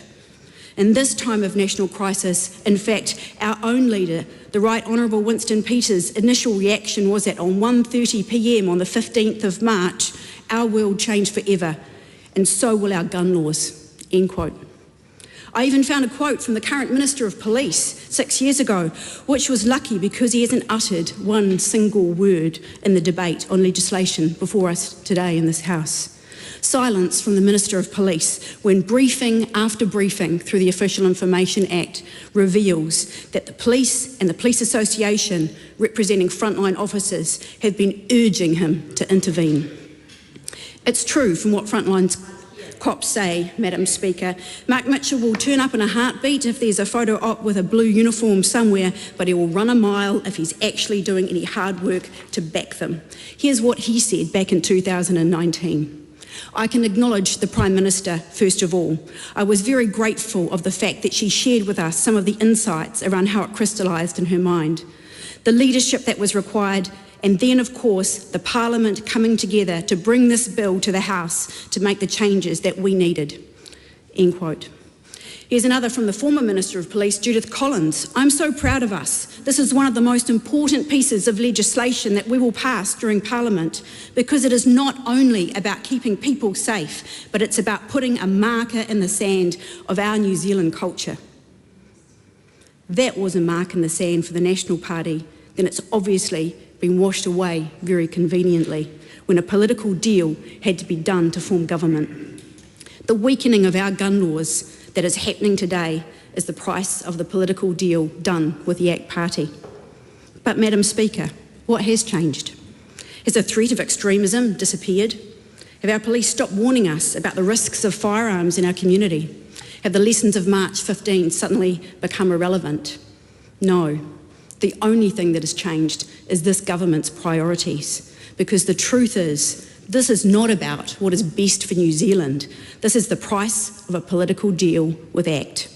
This is the cost of appeasing a minority ideology that places gun ownership ahead of public safety.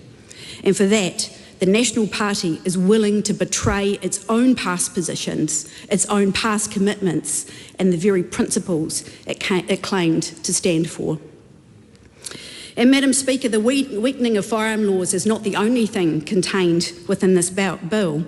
What is buried deep within this bill under other matters is something deeply concerning. It's a transfer of power from the Minister of Police to the Associate Minister of Justice, Nicole McKee, and it takes control away from police and into her hands. And that is the framework for the Firearms Safety Authority being taken out of police. It is a real concern that that has been done without even the review of the Firearms Safety Authority even being made public, that this is going ahead. Madam Speaker, let me talk in conclusion on this bill. Labor's commitment in this area will be clear. We will not stand for this. We will not allow the lessons of March 15th to be simply erased. We will not allow New Zealand to return to the weak, ineffective firearms laws of the past. And we will not stand by as this government prioritises politics over human lives. So let me make this commitment today here in this House. We will overturn these changes. We will restore the protections that are being dismantled in this House today. Because, Madam Speaker, we stand with the police, we stand with the communities who have suffered from gun violence, and we stand with the people of New Zealand who deserve a government that values their safety over political expediency. This bill is a betrayal of the progress we made as a nation after March 15th. It is a betrayal of the promises that were made to the victims, to their families, and to the people of New Zealand. And Madam Speaker, it is a betrayal of our history that we will never forget. We oppose this bill, we will fight these changes, and we will make sure that when the time comes, this dangerous, reckless legislation is repealed. Just before I call the next speaker, I did hear a few comments in the House during that speech about reading the speech. There were a lot of quotes in that speech, and I wouldn't expect anyone to be not reading quotes at the risk of getting them wrong. So there's a good level of acceptability around quotes. Scott Willis. Thank you, Madam Speaker. And I'm in alignment with my colleague from Labor in that this piece of legislation is not a minor thing. It's not minor stuff. What we're talking about is a relaxation of gun safety. Yeah. And as a gun owner, as a firearms owner, as someone who hunts, I can't see the sense in relaxing the rules we have, particularly when we have had the crises that we have had. March 15th, Aotearoa. So this bill is essentially a rushed bit of legislation, something that we don't need, and as we've seen, switching from the Minister of Police to the Associate Minister of Justice with no support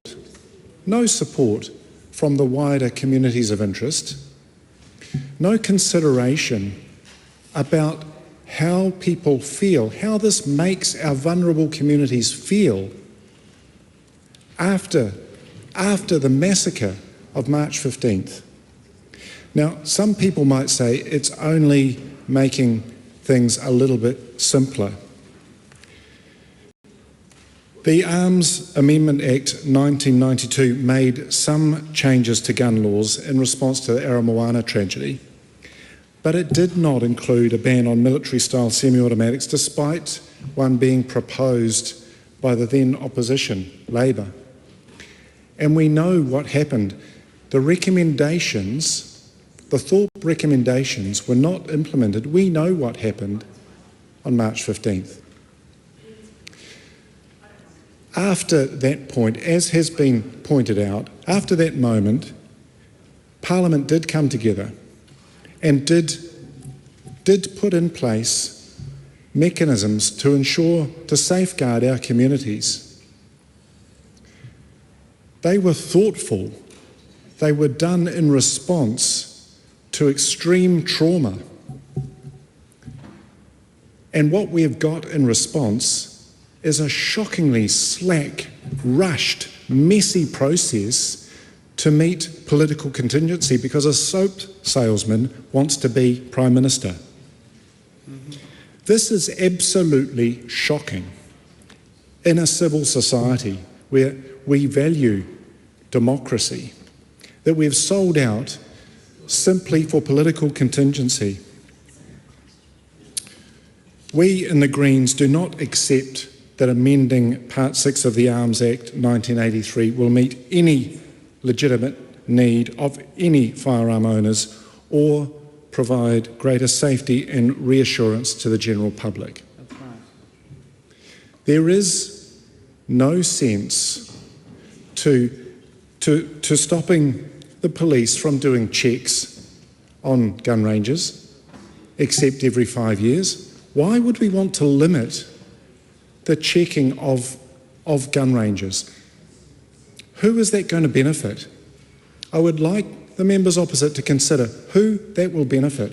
Anyone who's a legitimate gun owner should not be afraid of the police checking a gun range, should not be fearful of having to present their firearms licence, should not be worried that somebody will be selling ammunition when they shouldn't be, because we all want to live in a safe society. We all want to live in a society where we can trust our neighbours, not like Aotearoa, not like the situation that we had on March the 15th. I've certainly read here that the bill amends the Act so that non-pistol shooting ranges may be inspected when the range is first applying for enrolment, then subsequently at 5-yearly intervals. And as I've said, this just seems ridiculous. It might be a small thing, but it is, as my colleague said, a slow, inexorable dismantling of hard-won safety measures. This is what we're facing. And I just don't understand how anyone who purports to support our communities, our most vulnerable, can be comfortable with this, can do this with a clear conscience. Is this what it means to be in government, that you will that the government will hold their nose and do the most odious things simply to be in power? Because, as we've seen, this legislation is not thoughtful, it's not considered, it has not gone out to the wider public, it has not considered the broad variety of views. It is narrow, rushed, and quite frankly, I don't think I can use that term, but it is a very poor process.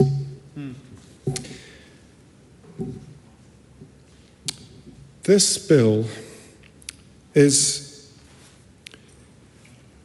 essentially a retrospective act to try and fix something that was not wanted by one party in the coalition government.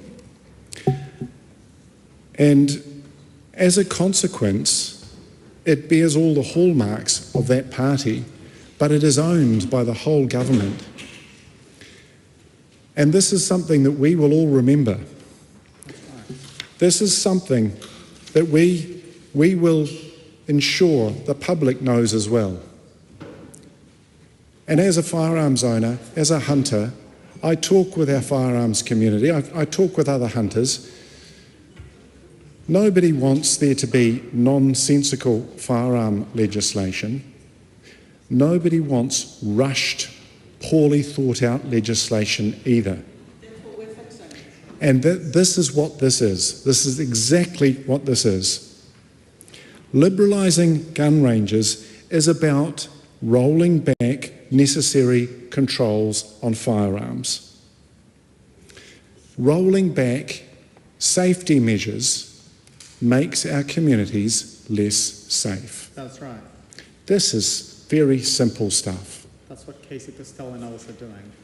And this is exactly why the Green Party wouldn't come near this bill with any kind of support. We certainly support a rewrite of the Arms Act, but we support doing it in a way that involves our wider community. And this piecemeal approach is breaking down all the safeguards that we have had in place and that we have agreed through time across the House. And this is why it is so difficult to stomach, because I know in my heart of hearts that we have been able, in previous governments, we have been able to work together. This feels like showing us the finger again and again and again. When you know, when the government knows that this is not palatable, this is not sensible, this is not good for our communities, this is not addressing the trauma of our most vulnerable communities, and still the government seeks to proceed to do something that they know is deeply unpopular and has no merit. Madam Speaker, it is a sad day. It is a sad day to be speaking on the third reading of the legislative statement, Arms, Shooting Clubs, Shooting Ranges and Other Matters Amendment Bill. I would like to work with the government on ensuring we have safety in our communities and ensuring that legitimate firearm use is supported. Actually, I'd quite like to be out chasing deer in the raw. But We're not. We're here and we're debating this very poor bill. And that's something that I don't want us to be doing again and again and again. I would like there to be much more listening and much more dialogue and more consideration of the real concerns that we have on this side of the House. Madam Speaker, this is a dog's breakfast of a bill, and we have had plenty of time to debate, but we have not had any listening or dialogue with the government. Madam Speaker, thank you. Greg Fleming. Madam Speaker, this is not entirely a sad day. I understand this is a birthday. Rafano, kia koe. Actually, although I have to say, technically it's not, because while we're in urgency, while you're in this chamber, you are actually ageless. So, Rafano kia koe e te mangai o te whare. Thank you to the member, and I'll excuse you on this one occasion for bringing me into the debate. Thank you. Madam Speaker, it is my honour to rise on the third reading of this bill. It has been well canvassed, it has been well debated. There are clearly very different positions on this bill. On this side of the House, we are happy with the balance that is struck here, and so I commend this bill to the House. Honourable Casey Costello. Madam Speaker, I rise to speak in support of the Arms Shooting Clubs, Shooting Ranges and Other Amendments Bill on behalf of the New Zealand First Party. And I would like to clarify a few points that it is the duty of this House to consider legislation and to review its effectiveness. It is the duty of this House to take time to look at laws that were passed and see if they are still relevant. And to quote members who supported a piece of legislation when they responded to a horrific incident that brought the whole country to its knees, where we all stopped and responded to the fact that this was something we needed to deal with quickly, and therefore that legislation was passed exactly as was criticised across the House, in rush, without consultation, without thinking about what the implications were going to be. And therefore we are now in a position of having the time, the 6 years since this horrific event occurred, to consider if this legislation is still appropriate, if it is still effective, if it is still right. And in the midst of this firearms legislation that you believe solved all the problems, we have had escalating crime that we have never seen before in this country. We have had violent crime at an unprecedented level, and therefore it is perfectly legitimate to sit back and look at where our responses should sit, where we have the duty to ensure that law-abiding citizens can be allowed to do lawful activity without the restrictions and inhibitions that bad legislation puts in place. And in response to the members across the House, we do care. That is why we were passing legislation that helps reduce violent crime. We have seen violent crime come down because we are the government that cares, because we actually understand what the front line needs. We actually understand what crime means, and we actually understand what victims want. And we don't advocate for the fact that the police are a terrible organisation, and we don't promote the fact that prisons are full of hungry people. We actually understand what law and order means in this country, and therefore we have approached a piece of legislation that is very simple. It's very clear that we are reviewing a rushed piece of legislation, and we are making changes to ensure that lawful activity can continue, and that is why this party will support the legislation and we commend it to the House. Thank you, Madam Speaker. The next call is a split call. No, it's okay. Stand up. The next call is a split call. I call Maria Mino Kapakingi. Tēnā koe te pika, tēnā tātou te whare. It's more than in my view, in our view, it is more than a sad and bad day. It's utter madness. It's deeply disappointing. Madness made legal is what I want to share. This bill, when this bill is removing safety regulations, it just, surely you can see the madness in that whole idea. Why would you make something less safe? Why would anyone in their right mind do that? It's mind-boggling.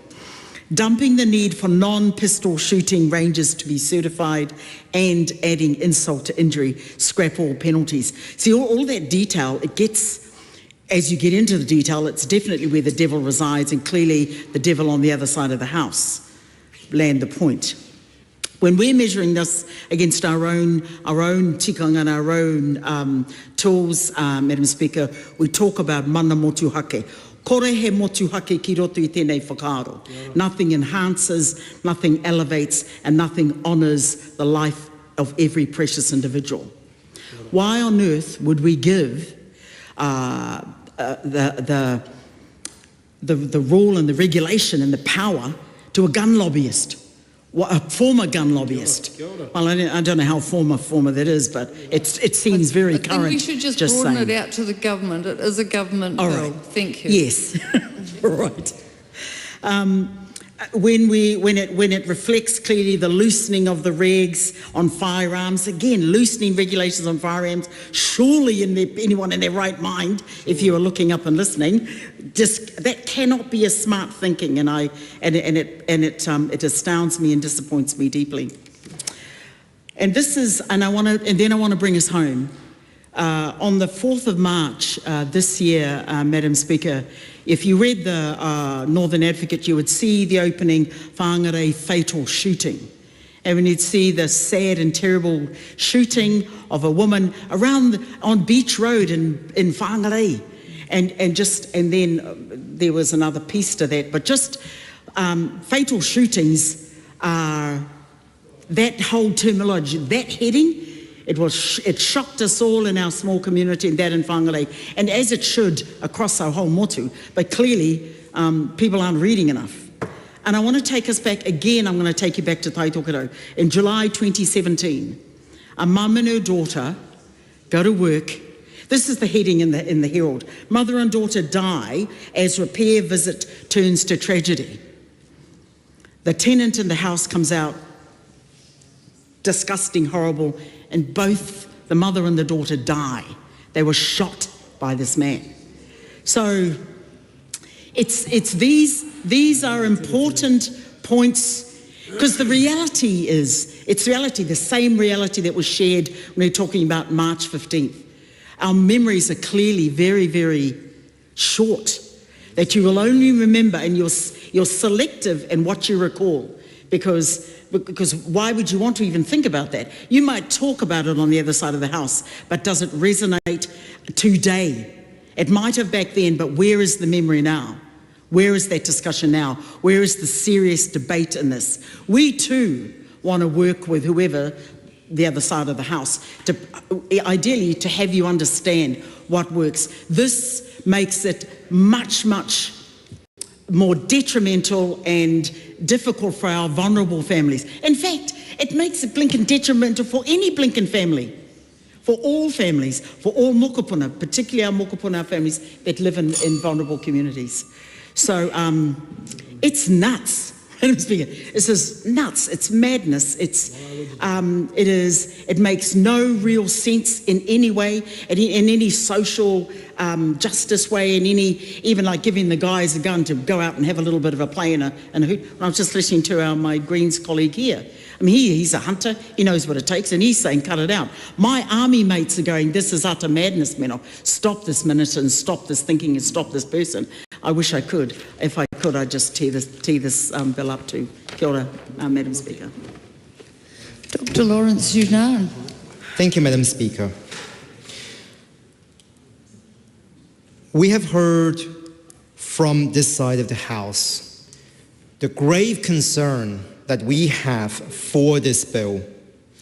Not simply the repercussions of this bill, but the process of how this bill came about in the first place.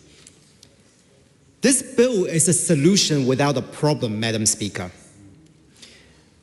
There was nothing that suggests that this is needed other than the prioritizing of a small lobbyist program group instead of public safety. That's right. In the regulatory impact statement, literally every single option that has been proposed said that it will have a negative impact to promoting public safety. So there is no positive aspect to public safety with this bill, Madam Speaker. What's even more concerning is that because of the narrow scope of this bill, in the regulatory impact statement itself, it says that this bill is something that the minister shared these insights with us officials in order to identify her key areas of concern. Combined with the time restraint, we have a limited scope of options consulted with stakeholders. This is literally one person's hot takes of a legislation. That's right. We hear from the government parties that yes, we are here about bills and we hear about legislation, we hear about the New Zealand public. Words have meanings, Madam Speaker. We do not and we should not be introducing legislation based on one person's hot takes. If you're looking at the list of stakeholders that is being introduced into the regulatory impact statement, literally most of them are gun group, let's say the Arms Advisory Group, the Arms Engagement Group, the Firearm Community Advisory Forum. Only one of them was the Muslim Reference Group because they had to include them. Whether their feedback was taken on board, and I can hesitate a guess, is probably going to be drowned out by all of the other voices and all of the other stakeholders that was consulted as a part of this bill. Madam Speaker, March 15th, and we just had the 6-year commemoration of that a few weeks ago, was one of the worst tragedies of Aotearoa. It was something that the Muslim community has told the government over and over and over again of the risk to their lives, of the risk to their communities, and we did not hear them at that moment. Right now, Madam Speaker, it's Ramadan right now. We have people here in this very house currently who are celebrating iftar. Could anyone from the government party dare show their face to that group of people and look at them in the eye saying, this bill that we're debating on in the third reading right now is for you. It's for your benefit. Can we hand on heart tell that to all of the people currently celebrating iftar? Madam Speaker, this is not something we need. This is not something that is going to be beneficial. This is going to hurt more people within our communities. This is going to put lives at danger. You are going to see parents who will never make it home to see their children. You're going to see children who are never going to make it home to see their parents. Do we really want to go down the same track that we see in other countries like the US, where all they manage to say whenever there's a mass shooting of any sort is thoughts and prayers? Is that something that we should be identifying with and working with and looking forward to and seeing ourselves being reflected in what is happening overseas? We should not be a part of that.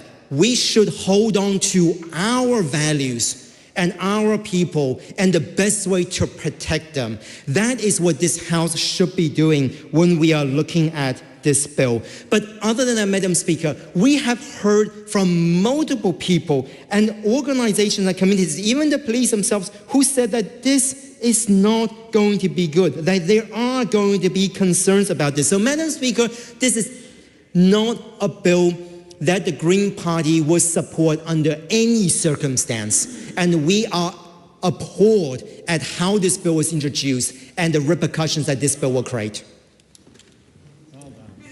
Suze Redmayne. Thank you, Madam Speaker. This bill is part of our plan to reform the 40-year-old Arms Act. It modernises the Act.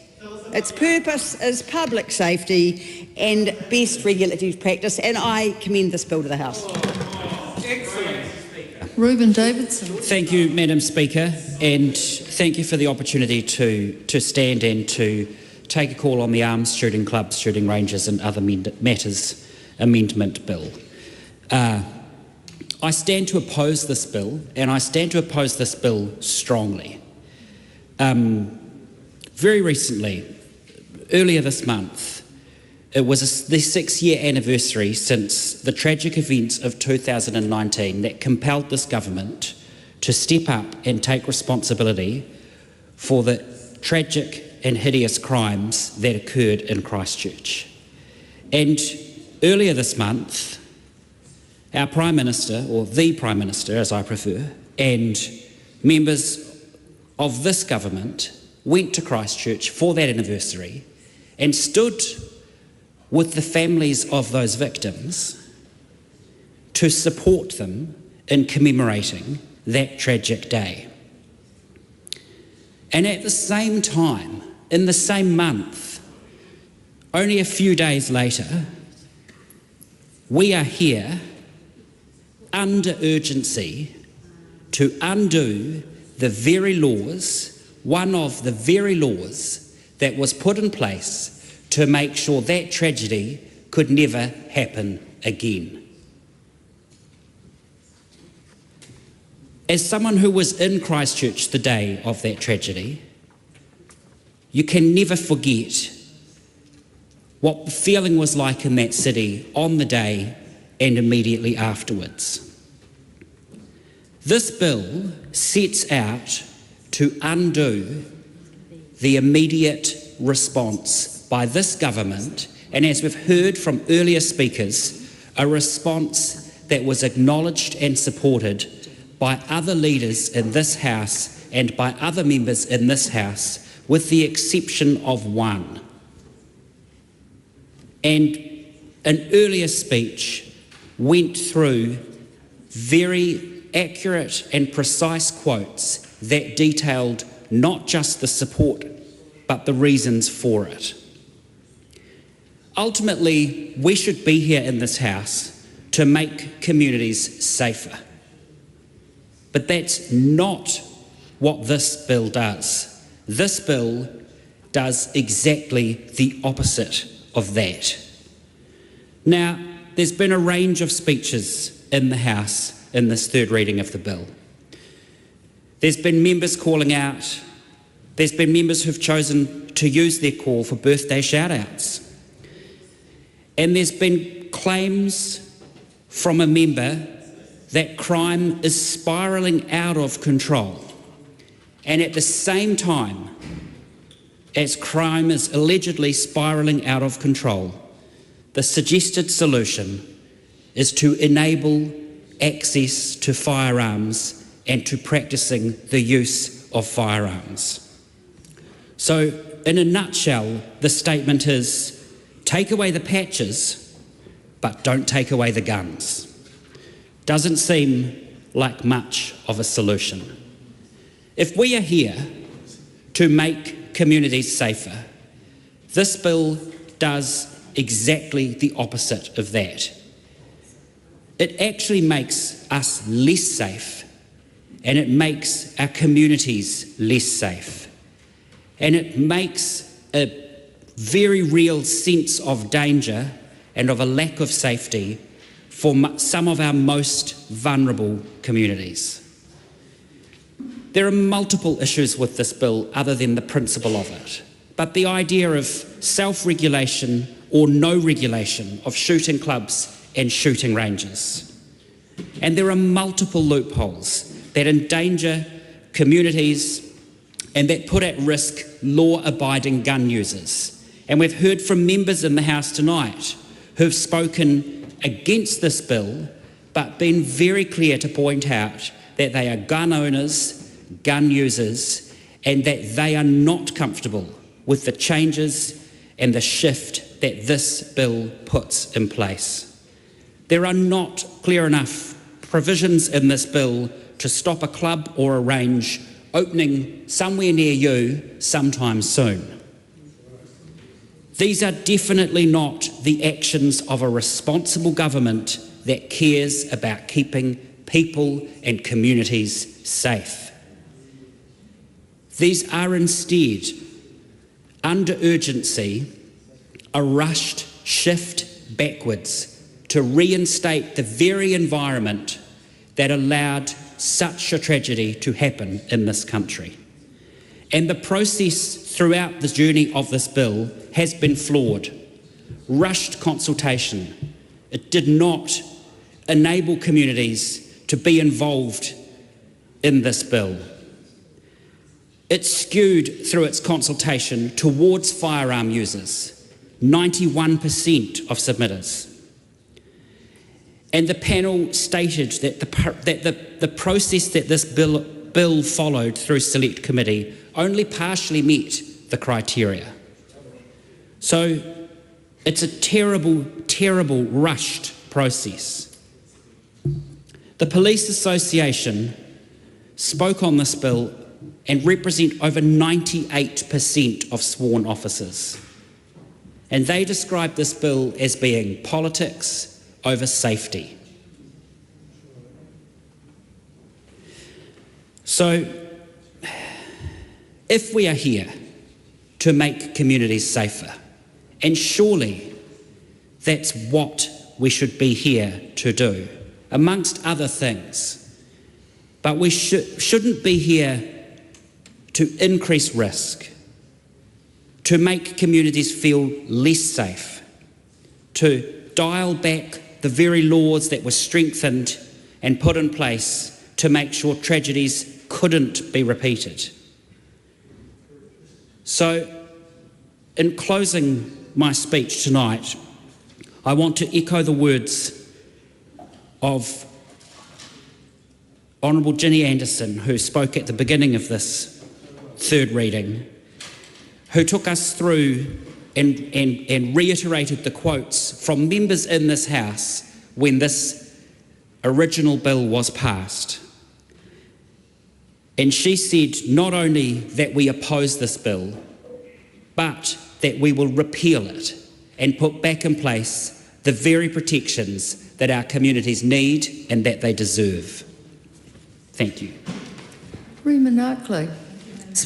Madam Speaker, we're in the third reading of the Arms, Shooting Clubs, Shooting Ranges and Other Matters Amendment Bill, and I find it quite absurd that the notion that a party, the National Party, one of our 10 values is national and personal security, as if we'd be comfortable with allowing a bill to become law that is apparently as loose as the other side of the House is saying. We went through a robust process in the Select Committee. If the members of the Justice Select Committee didn't show up for that robust process, that's their issue. I commend this bill to the House. Camilla Ballard. Speaker, and it is absolutely no pleasure at all that I take in doing a call on this bill, and I'm actually quite shocked at the fact that we're having this debate and the fact that I know that there are people who are sitting opposite me in this chamber right now who in their hearts do not believe that this is the right move for New Zealand, that do not think that the legislative change that our Parliament should be prioritising is to get more guns in more hands more easily. The priorities for New Zealanders are the fact that recently they've had increases in the cost of living, a lot of people are losing their jobs, they're concerned about the health system and they want to have a secure future. It is not the priorities that seem to be upheld by this current government.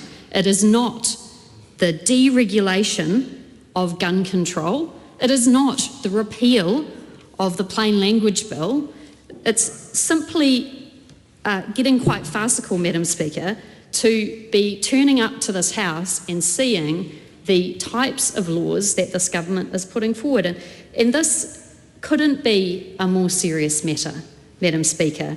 We will all remember, those of us, and we've had many Christchurch colleagues speaking tonight, and we'll have others to come and to speak on this debate.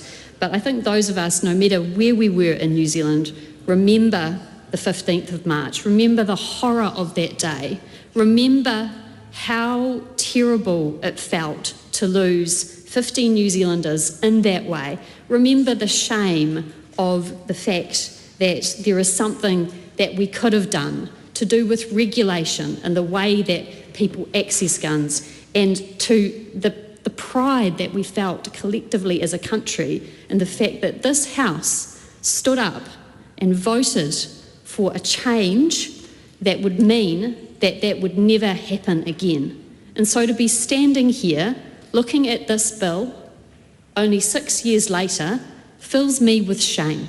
It fills me with shame, and I will use my vote that I have in this House to vote against it. It should fill those of you who are voting for it with shame, because this will lead to more violence. It will lead to more situations where there could be mass killings in this country. And whatever you say about the fact that this is looking at the regulation, sorry, not you, Madam Speaker, whatever one is to say about the purpose of this bill, you simply have to look at the introduction of this bill to see what it actually does.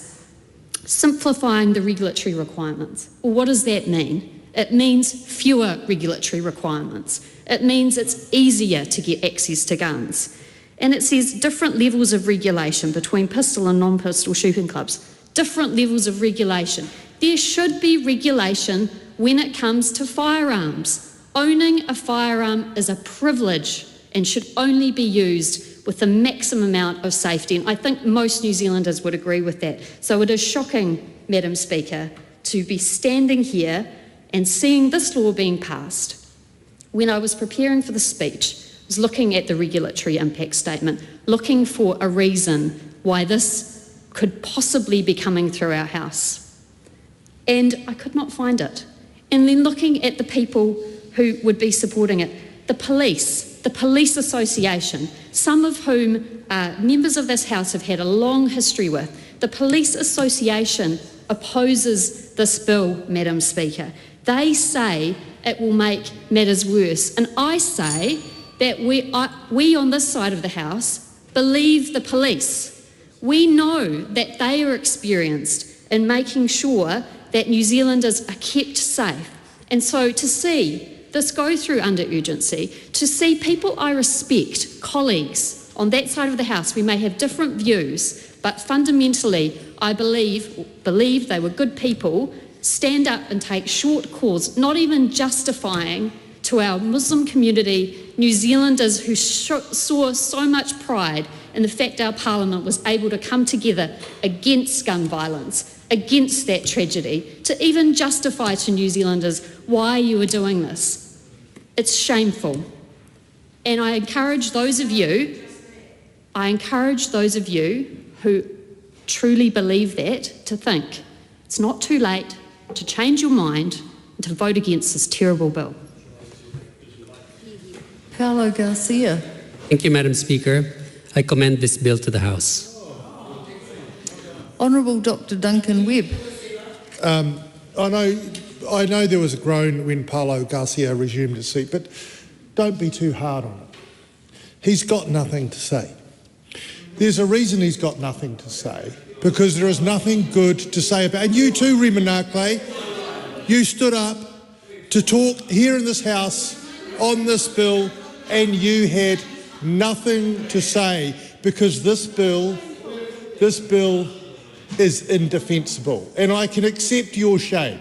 I can understand why you so hastily resumed your seat and hung your head, because you should.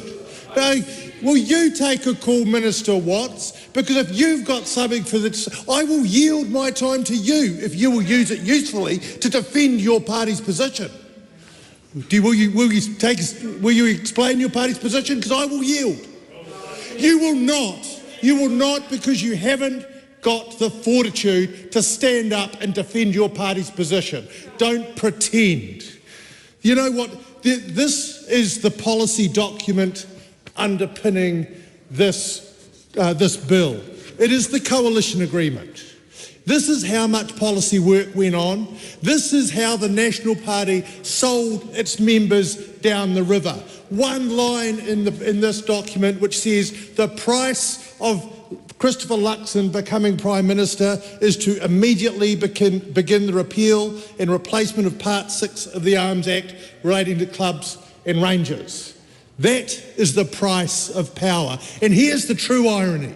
Not only that it's only 8% of this Parliament, which is the ACT Party which made that demand, but it's only a fraction of their support. It is a fragment of New Zealand, a splinter of New Zealand that has made this demand, which is wagging the National Party dog. This bill is flawed in so many ways. The process alone is shocking. The idea that the minister, that the evidence upon which this bill is based is, and I quote, the minister's lived experience is shocking. You are liberalising gun laws. You are allowing the freer use of firearms, and the evidence base of it is the minister's lived experience. Her reckons, her memories. And if that's how you're going to run a country, if that's what you're going to do with firearms law reform, then woe betide us. And the consultation? Was there a broad and deep consultation on this? Was the community asked what it thought? No. Gun rangers were asked what they thought. The wolf was asked what it would like to do with the hen house.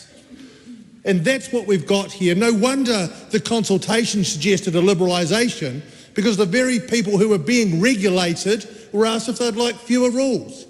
But there's something more important going on here, and that is actually a struggle.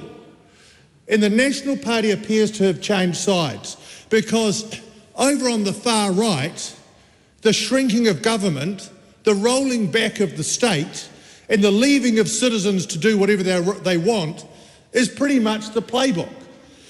But on that side of the house, usually, we've had responsible government and responsible regulation. And a balance has been struck. It might not be exactly where we would put it, but a balance has been struck between personal freedoms and responsibility and responsible government. Well, they've just given up on that. They've said, you want to deregulate gun ranges? Go for it. You want to have rifle ranges where there are no rules, where the rangers make up their own rules? Go for it. We don't mind. No wonder that the Police Association said this was a terrible idea. And we have evidence. The Minister of Police has, in papers that he has seen, evidence of gang members using gun ranges for target practice to sharpen up their skills. Does that change their mind?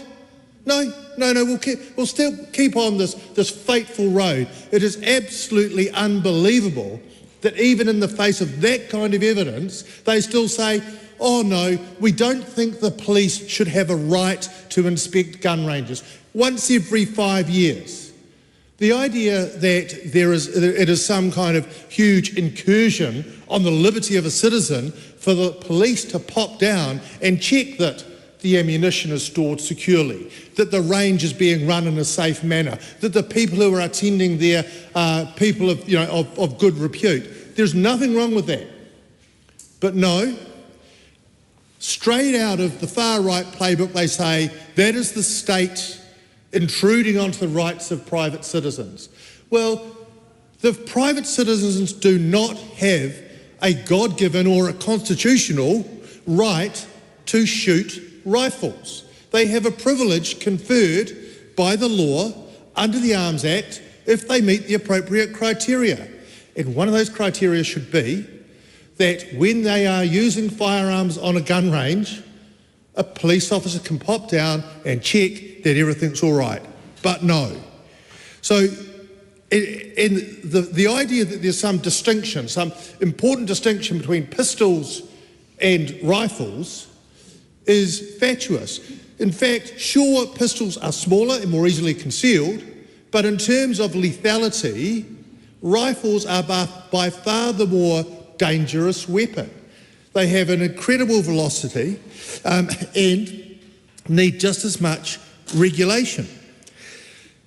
So the fact of the matter is that what we've got here is a failure of leadership. I don't know if the failure of leadership occurred in the coalition negotiations or if it occurred later down the road. But I look at the National Party members, the backbenchers sitting there, and I can see that they're uncomfortable with this. And I can see that they've been told, shut up, don't say anything, just say a couple of words and sit down. Because I haven't yet, at least Casey Costello, you know, to her credit, stood up and said what she thought. She said that we have, she said, so she thought that we have a duty to allow law-abiding citizens to do lawful activities. Again, that's that entitlement argument, but at least she said it.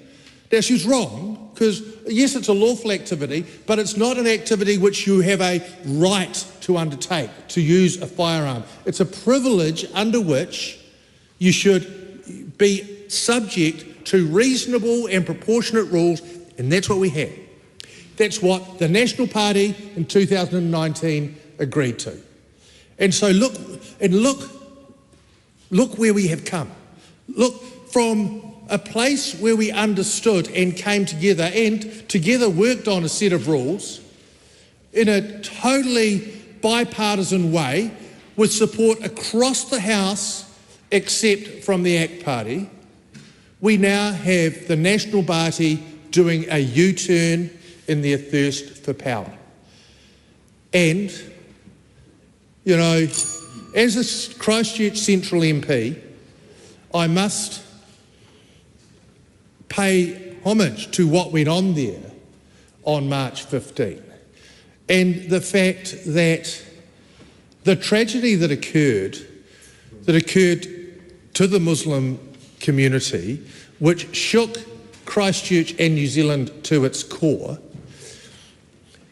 was one which was facilitated because we had failed to do the right thing once. We were shown at Aramoana what was wrong, and John Banks, in fact, said that his greatest regret was not fixing up the law and prohibiting semi-automatic weapons. And so we stood up and we did what was right. We came together and we agreed. And in that compact, you know, I believed that we had resolved that that was where the law would lie, that was the agreement that we had made across the House, you know, both in honour and in respect for those that had fallen. But that's not where we've ended up. We've ended up with a National Party that will do whatever is expedient at the time. And if that means giving a gun lobbyist the pen over gun legislation, that's what you'll do. And so when you do go home tonight, think about that. And if a tragedy does occur, and I pray that it won't, think about that. And just think about what's coming, because this gun lobbyist in charge of gun reform wants semi-automatic weapons back too. Will you do that?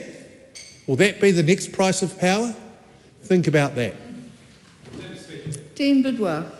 Madam Speaker, this is a good bill. It's fit for purpose. It returns to practical common sense regulations that balances the needs of personal freedoms of law-abiding citizens versus the safety and regulations required. All three parties agreed in the direction of travel and campaigned on such changes at the general election. I commend this bill to the House. Very good, Speaker. The question is that the Arms, Shooting Clubs, Shooting Ranges and Other Matters Amendment Bill be now read a third time. Those of that opinion will say aye. To the contrary, no. No. The ayes have it. Party vote is being called for. Please, Clerk, conduct a party vote. New Zealand National. 49 votes in favour. New Zealand Labour. 34 votes opposed. Green Party of Aotearoa, New Zealand. 15 votes opposed. ACT New Zealand. New Zealand First. 8 votes in favour. Te Pāti Māori. E ono ngā pōti e whakahē ana.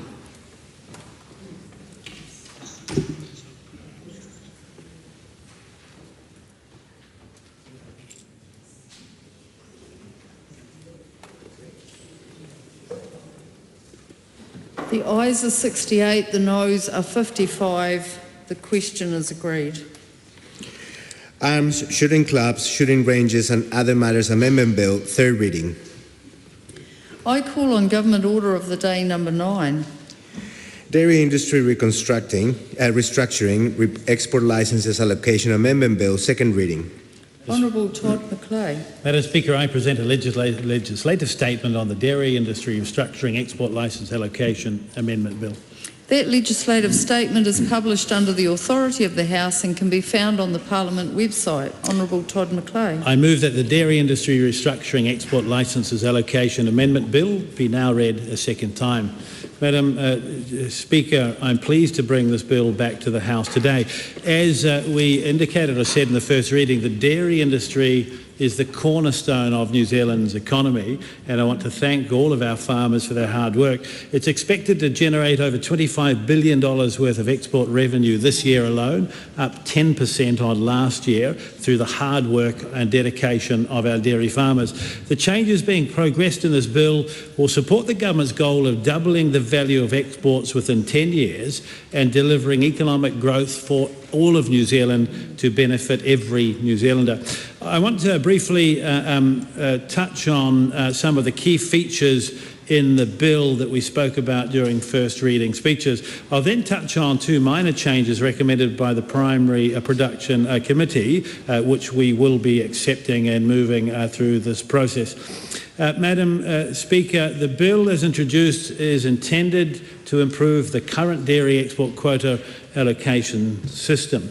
The bill makes three significant changes to the Dairy Industry Restructuring Act from 2001, or DIRA. Firstly, it changes the basis of quota allocation from bovine milk solids collected to export history. Secondly, it creates a regulation-making power to enable 10% of one or more quotas to be reserved for otherwise ineligible exporters and exporters eligible for lower volume allocation.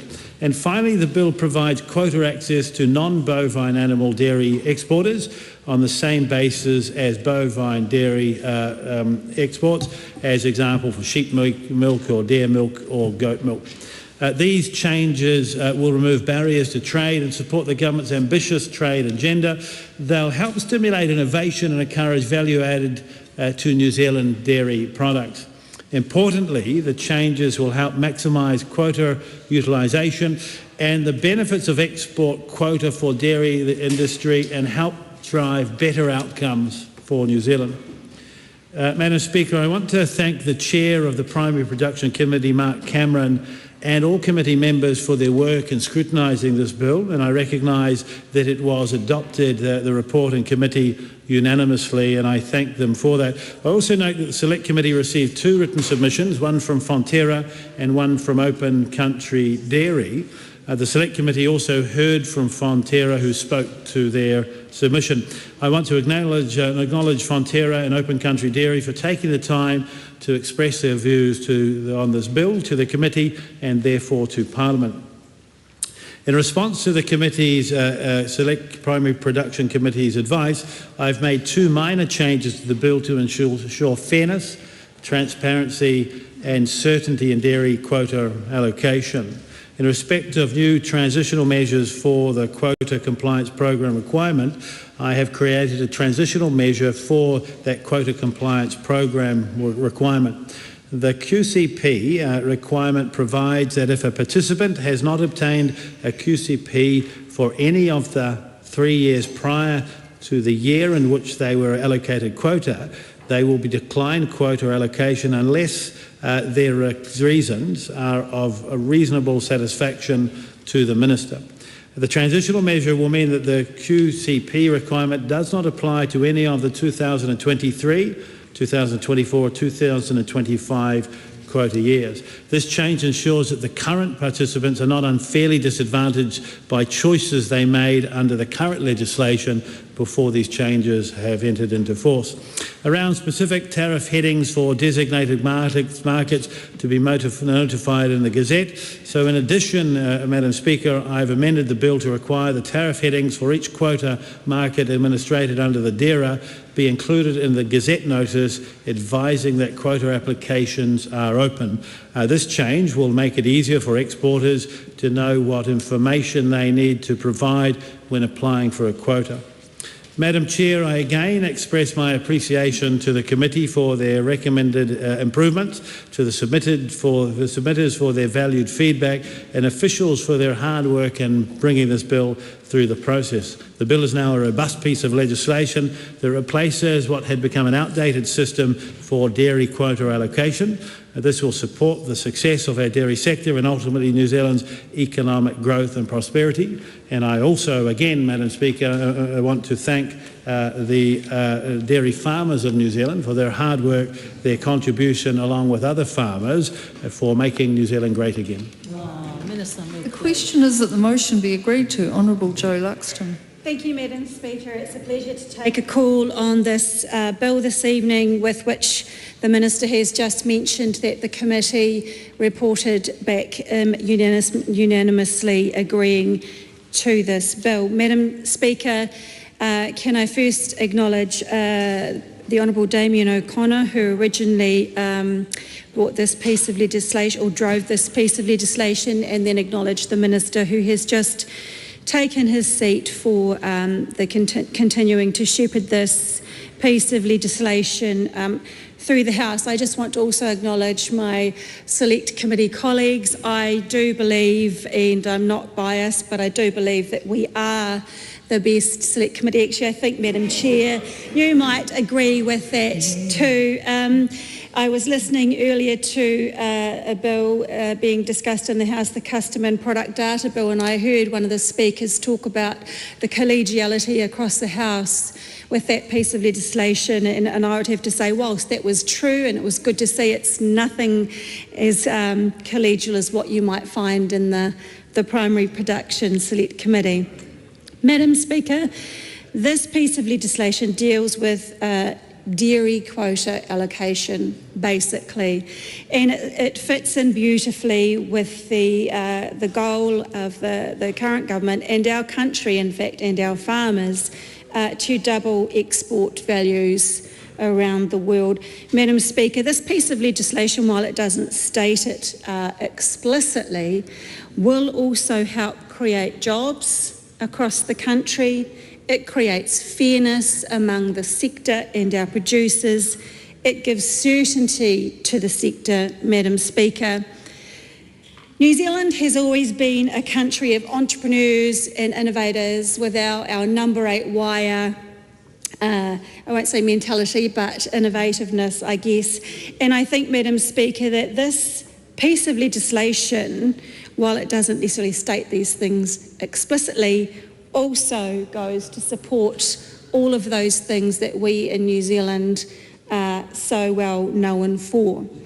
Madam Speaker, this bill, it was opened for submissions from the 18th of October to the 17th of November of last year, and of which the committee received 2 submissions, one that a submitter spoke to orally. And I thought it was quite interesting that we only had 2 submissions. I thought that we might have had some more interest, given that this is such an interesting topic, and I know my colleague Mark Cameron will have lots to say about this subject, considering he is a passionate dairy farmer, Madam Speaker.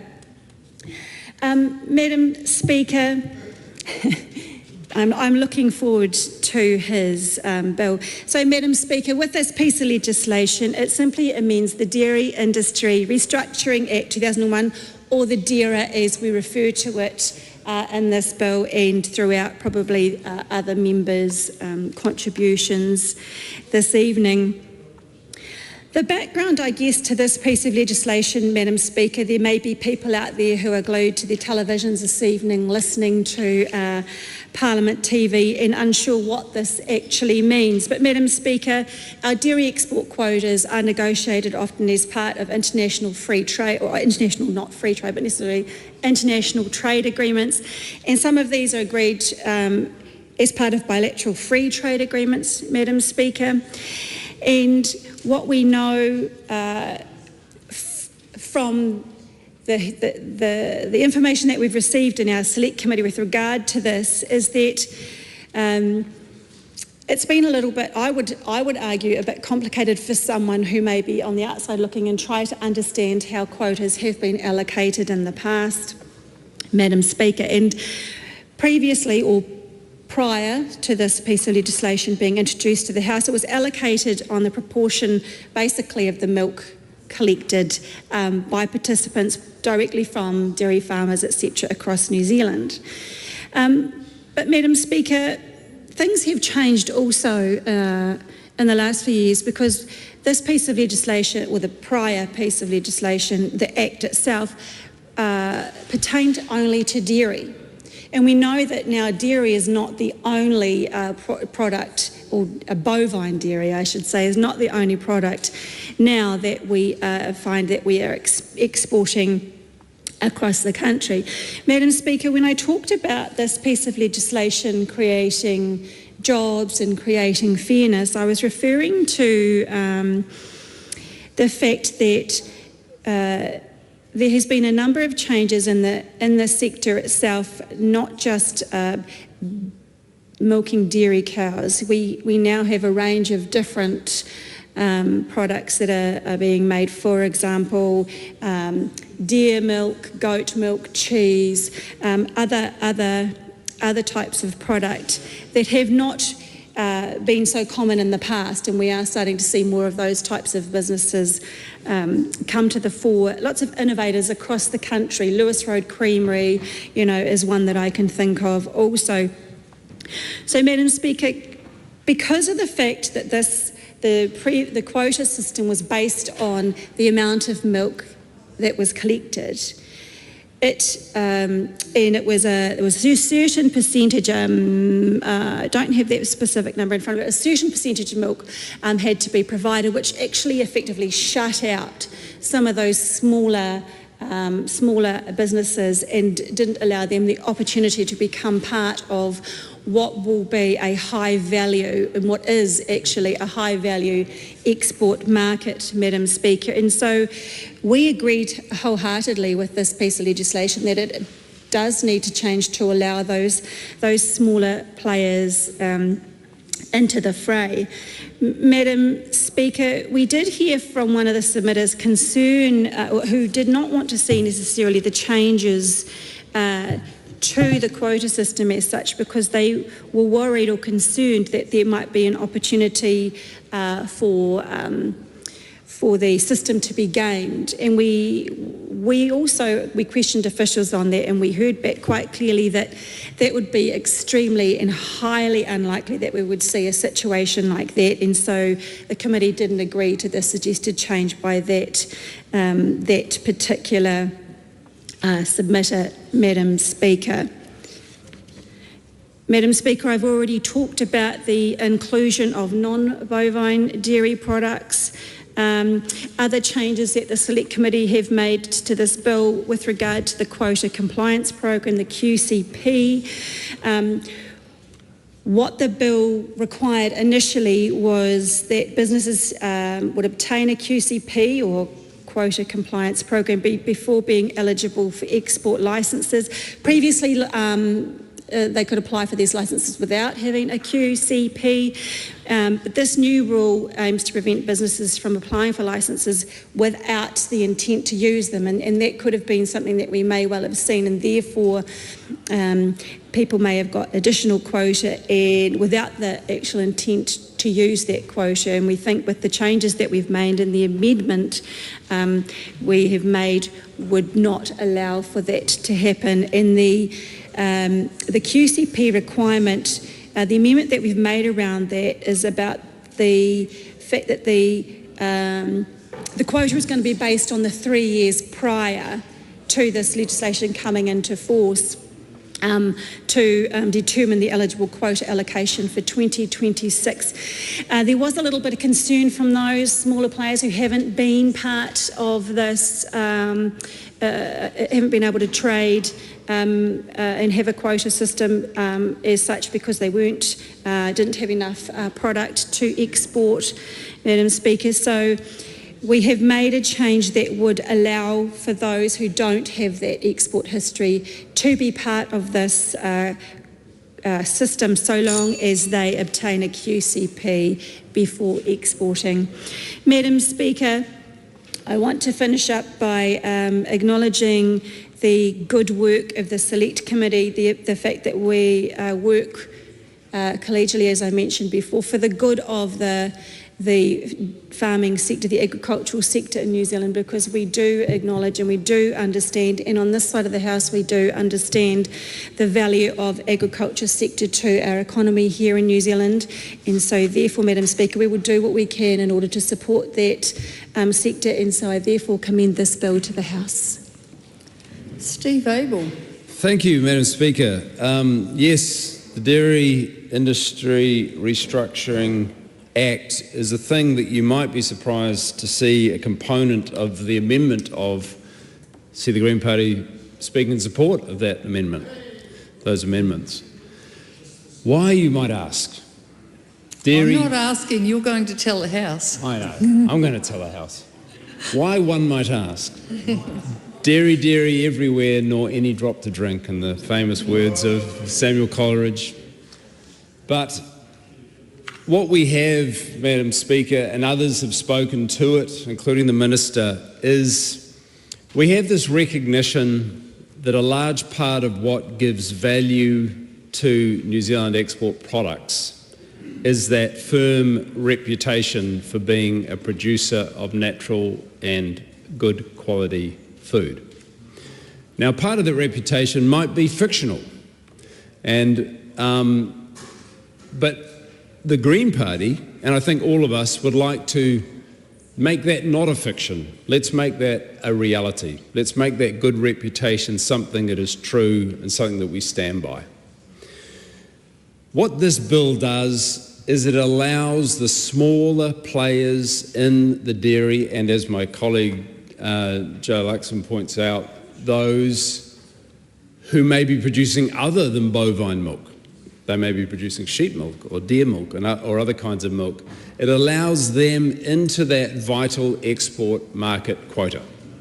And therefore it allows them to get a part of that export quota, which is so essential to the agricultural sector in this country.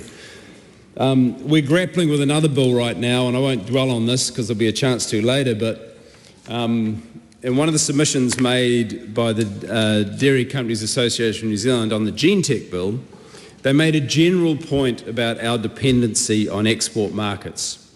They said, we do not have the luxury of a large country that sells a large proportion of its product to its own domestic market.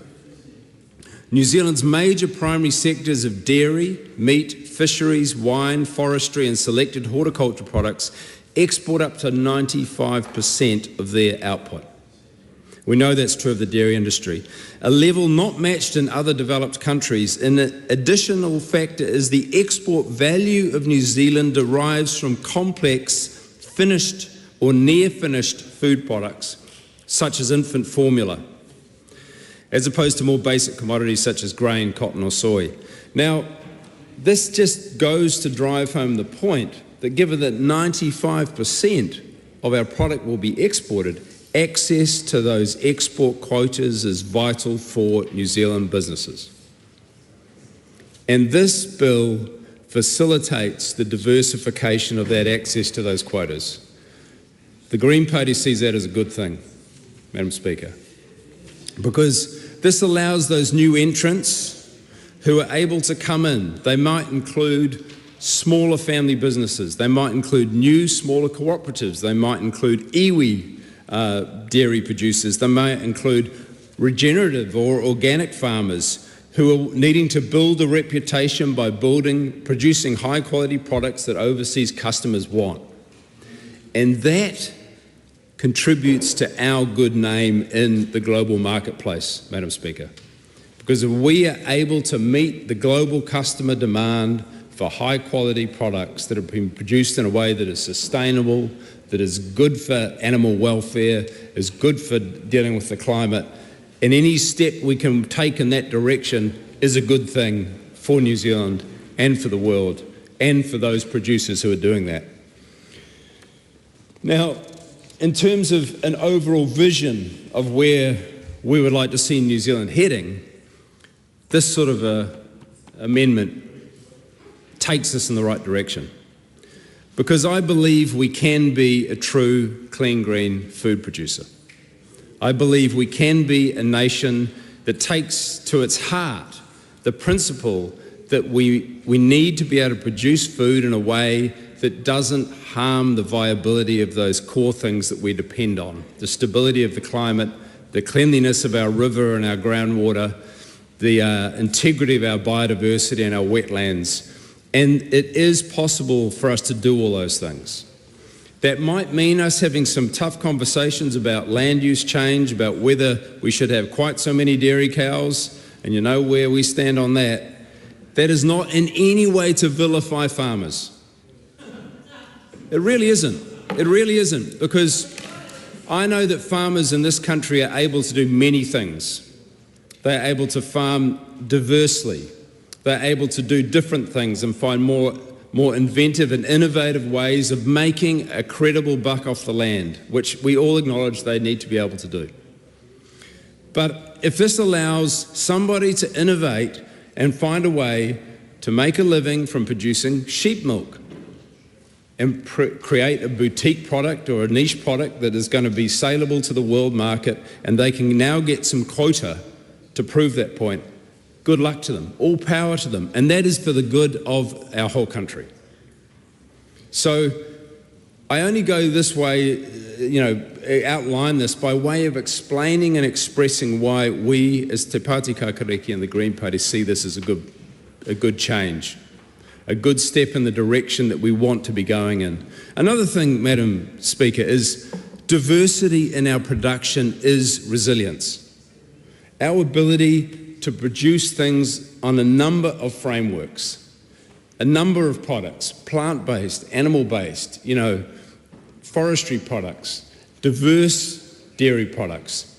This is a good thing for our overall resilience. The more that we are able to produce things that are consistent with our values and the values that we know a very dedicated proportion of the global customer population want to buy. They want natural products, they want high quality products, and we know that those markets exist and we should be here willing to meet those markets. One day perhaps, Madam Speaker, one of those milks that will be counted in the non-bovine dairy quota will be organically grown oat milk from Southland. Who knows? But what's your problem with juice? Why? We don't have a problem with juice. I don't care if you call it juice or milk. The point is, if we can make farmers can make a living producing a product that is viable and valuable and is better for the environment, all power to them. And that is the direction we should be going in. We genuinely believe that that is for the best of the country. The bill is supported. We have got the best select committee in the Parliament, admirably chaired by our dear chair over here, Mark Cameron, who does a sterling job of keeping us in order and sharing around the burden of the responsibility.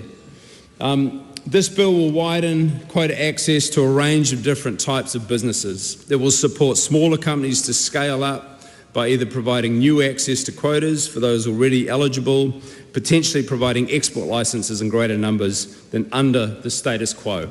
Always subvert the dominant paradigm, Madam Speaker. Ensure that participants have demonstrated the ability to export the relevant product, increase utilisation by aligning capability and eligibility. The bill also creates a regulation-making power. This enables 10% of export licences for a designated market listed in Schedule 5A of the Act to be reserved for exporters who would otherwise be ineligible and exporters only eligible for fewer than 200 tonnes of product. We think this is a useful step. It is nice when the House can agree on something. And honestly, I think it'd be good if we tried to find out more things that we agree on. I certainly hope in our upcoming deliberations on the GeneTech bill, Madam Speaker, that we are able to have some honest conversations about what is in the best interests of that reputation that this bill helps us to build up, and we should be thinking about how else we are building that reputation with other pieces of legislation through the House. We will be supporting this bill.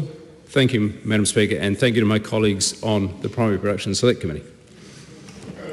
Mark Cameron. Thank you, Madam Speaker, and thank you for the opportunity to speak to this piece of legislation, Madam Speaker, and join the House tonight. I just want to acknowledge Minister Macleay is in the House as being part of the overall oratory for this legislation.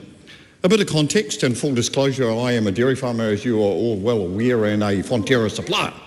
And I absolutely love rural New Zealand. The speech I'm about to give is less or so about the members of the House and actually to celebrate the people outside of it. And the chair herself is a dairy farmer and be cognizant of the wonderful people. That's the second time I've allowed myself to be brought into the debate tonight, so thank you. Carry on. To acknowledge rural New Zealand and the dairy farmers in it. No better group of people, Madam Speaker, I would argue, to represent dairy farmers. $26, $27 billion, and it will only continue to grow, and this piece of legislation is indicative of the reason and the people I came to Parliament, as I am one. Madam Speaker, I started my career as a little guy and a cow shed tenniside, and I don't want to overindulge the House, but just for the moment I will if I could, if they would bear with me. Tenniside cow shed.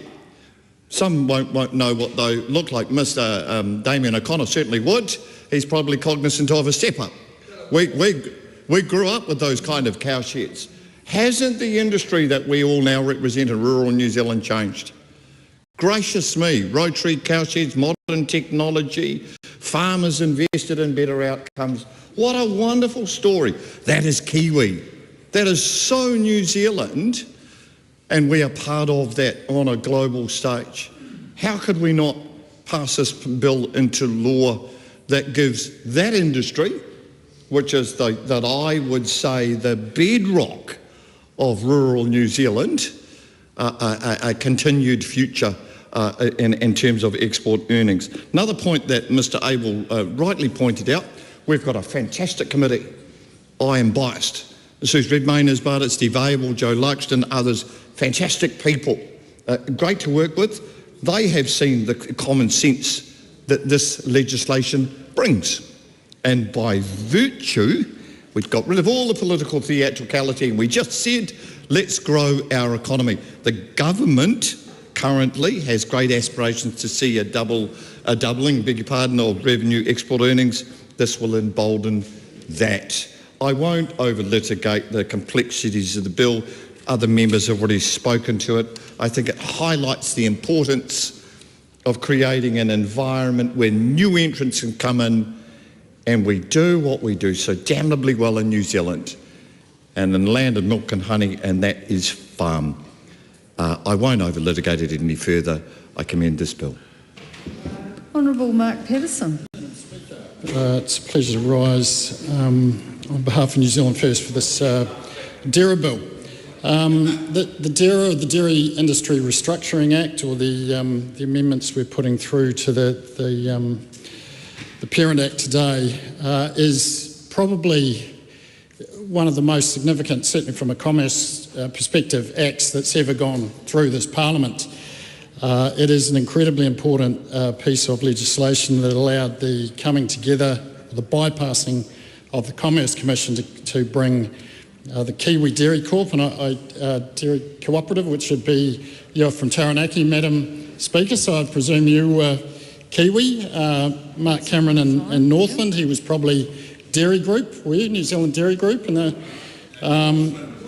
Northland.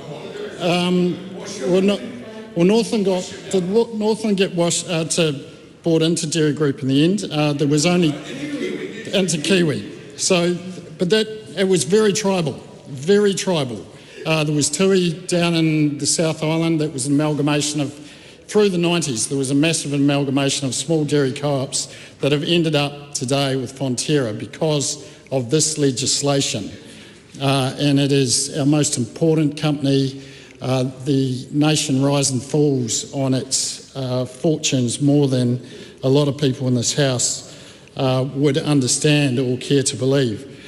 I would say I just would like to put on the record, because of that significance, the fact that Fonterra are selling their brands at the moment, that this Parliament allowed the formation of Fonterra, that I'm disappointed this Parliament hasn't put more scrutiny over that deal. Those now mainland that they're looking at splitting off and selling are iconic New Zealand brands. And I wrote to both the Finance and Expenditure Select Committee and the Primary Production Select Committee to ask them to bring Fonterra in to explain to the Parliament why brands that they had been entrusted with, they were looking at selling off. And I was disappointed to get a negative response from both those select committees. I think the Parliament has failed a little bit in this regard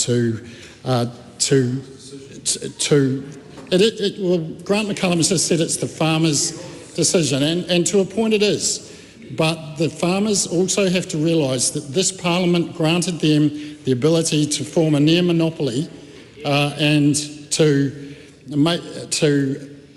this legislation, the parent legislation was designed to foster some competition, and that's where, I guess, if we fast forward to today, where we are with this bill, this is a modest amendment put forward by the Minister to allow quota allocation of export licences to smaller operators, to make it easy for them to get some access, which will allow potentially for some of those smaller operators to grow. And they will not grow into being the next Fonterra, but they might grow into being the next Tatua, which is a highly profitable, smaller dairy cooperative. So Lewis Road, for example, is another company that has done very well. So this bill enables that in a modest way. So New Zealand First absolutely supports it. It's a very sensible move and made for good reasons, and I'm pleased that it's had cross-party support across the Parliament. But I think in doing that, we've actually missed the forest for the trees here, the really big deal that's going down in terms of value add and potentially trading away those brands businesses that have been built over generations, when we've got technology like precision fermentation coming down the line that could disrupt the very ingredients that Fonterra are backing. That's their strategy, is now to go fully down that ingredients path, which are ripe for disruption. And this Parliament should have shown more interest in that deal. Well, the Select Committee, both Select Committees, who are bipartisan, have turned that down. So that would have been the first step.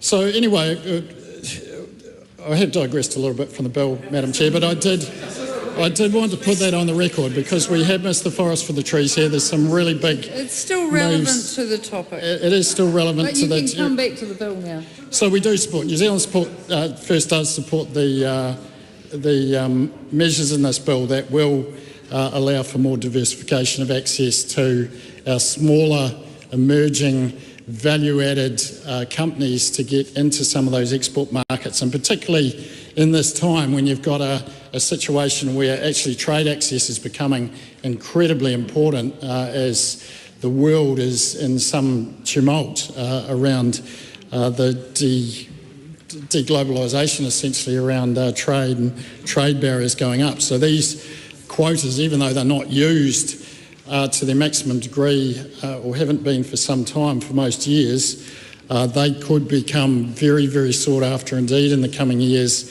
and to carve out some space for new entrants is a very good move from the Minister.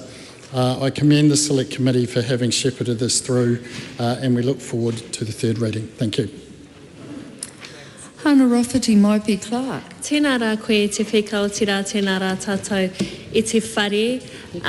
Before Madam Chair exits the chair, I just want to say happy birthday. I don't know that you're getting your gold card today, so tēnā rā watu ki a koe. Tēnā rā tātou I te whare, tū anā hau ki te waha I ngā kōrero mō te Pāti Māori. I te pōnei, ai mihi ana au ki te minita E Todd Maclay, mihi ana au hoki ki koe Mark te tian mana o te komiti whakahaere. I rise on behalf of Te Pāti Māori tonight to support this bill in its second reading. However, I do want to take this opportunity to add my own flavour, as I usually do, and add my 2 cents onto the broader context of this, which it affects our rohe and our electorate as Māori. And I am the Hauraki Waikato MP, and knowing a Māori seat, that's 8 general seats in one. So it's very large, and that's a lot of farmland. Hoki ake nei au ki tōku awa koeora me ngōna pikonga he kuratangi hea o te mātāmuri e whakawhiti atu ana ai au ki te kōpū mānia o kirikiri roa me ngōna mārakai. Te ngāwha whakatupu ake o te whenua momona, hei kawe ki ngaroa wāhia te huihuinga o te tangata. These are the words spoken by Kingi Tāwhia, referring to the jewel that is Te Awa o Waikato, each being more beautiful than the last. The people of Waikato have a complicated history with milk.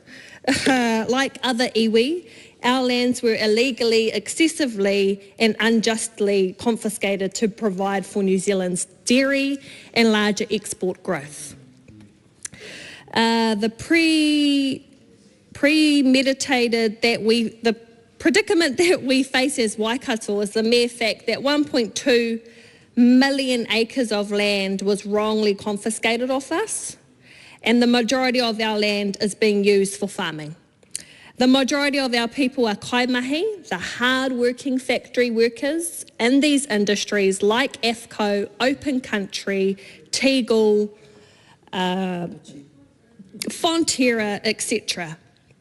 And I'm a 4th generation from my 2 grandfathers were also in the meatwork. So, you know, it is in our whakapapa, but I find it ironic that our country is one of the largest food providers in the world, exporting the world's highest quality of dairy and meat, yet its own workers can't even afford the very own bread and butter that they make on their own land. So it is an experience that we face as the rohe of Waikato and many other iwis across the country. So yeah, it is a raw reality that we face. However, while Te Pāti Māori supports this bill, it wishes to place onto the record that although iwi Māori agricultural interests are intertwined within New Zealand's economy, there is and always has been a desire to transition to new economies of the future. We believe that there is a role and responsibility on the government to ensure food security and availability for those who cannot afford kai here at home.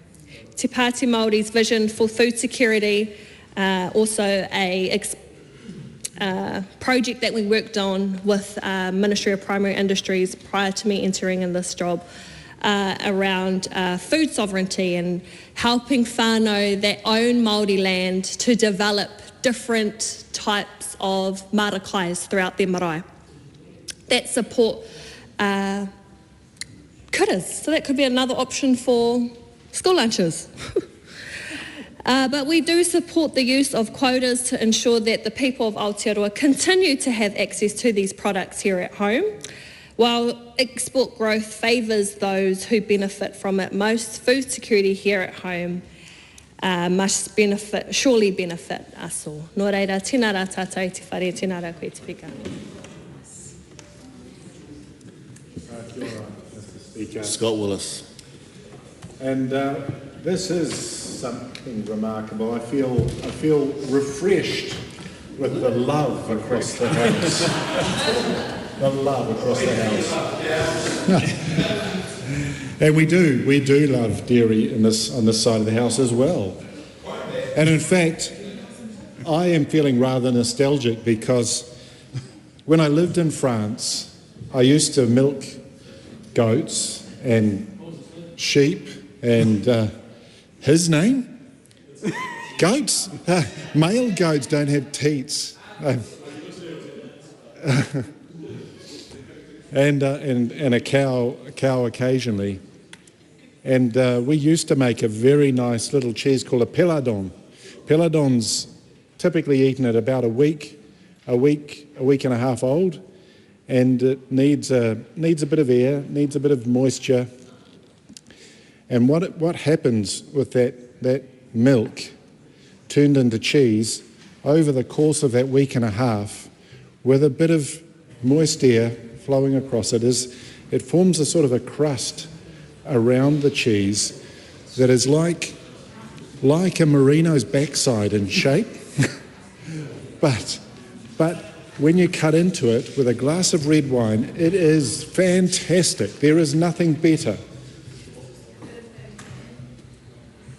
Mr. Speaker, we support this bill. We support this bill because we see the opportunity here for real value for our small value-added producers, those farmers who are practicing regenerative, organic agriculture, who want to access a market and who understand that the markets that they are accessing want our produce to be quality. They want our produce to be full of environmental big ticks. They don't want gene-edited cheese and milk. They want the real thing. And this bill gives us an opportunity to go that way. This provisioning for ensuring 10% of licences for what's been up until recently ineligible small producers will help grow those small dairy businesses. And that completely aligns with our goals to help adapt to a changing world, to help our rural communities grow. And Mr. Speaker, we've often heard the rhetoric across the House of, we're ending the war on farmers. This is a nonsense, really. What we are doing here and what we all really want is for our rural communities to thrive. We don't need to seed division. We need to look for moments like this where we find common cause to support our rural communities. Supporting our rural communities who want to produce, who want secure markets, who want their brand to be strong, who simply want the arguments to end so that they can get on and do what they know is right. This is a really interesting and valuable addition, this dairy industry restructuring bill, because it will allow for growth in the organic dairy sector. Mr. Speaker, we are in support of this bill. We're in support of this bill because it offers so many opportunities to those innovative farmers who are both reducing emissions, looking after their animals, and making money from doing good in their environment, restoring the whenua, replanting riparian strips. Mr. Speaker, this bill is about adding value rather than volume, but ensuring that that value has an export market that understands where it's coming from and what it can do for Aotearoa and for our reputation. And Mr. Speaker, it would be remiss of me to not mention the other bill that we hope across the House we achieve the same sort of support for. We do not need gene-edited milk or gene-edited anything in Aotearoa. Kia ora. Dana Kirkpatrick. got the warm fuzzies because we've all finally agreed on something, and we've agreed that we fully support this bill to go through the House and to develop and open up our community, our trade and export for the little guys who can get out there and put New Zealand even further on the global stage. I want to commend the Select Committee for a fine piece of work and getting everyone across the line with this, and to the Minister for his work in this bill. It makes sense for all of us to be expanding our opportunities and heading for growth in whatever we can. So I commend the bill to the House.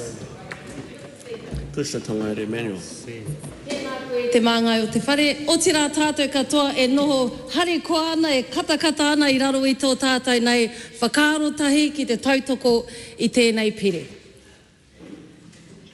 E re re ra te kirimi I roto I ngā kena nei kia tika ha were were kei rere pārori rori kia rite ai ngā nama.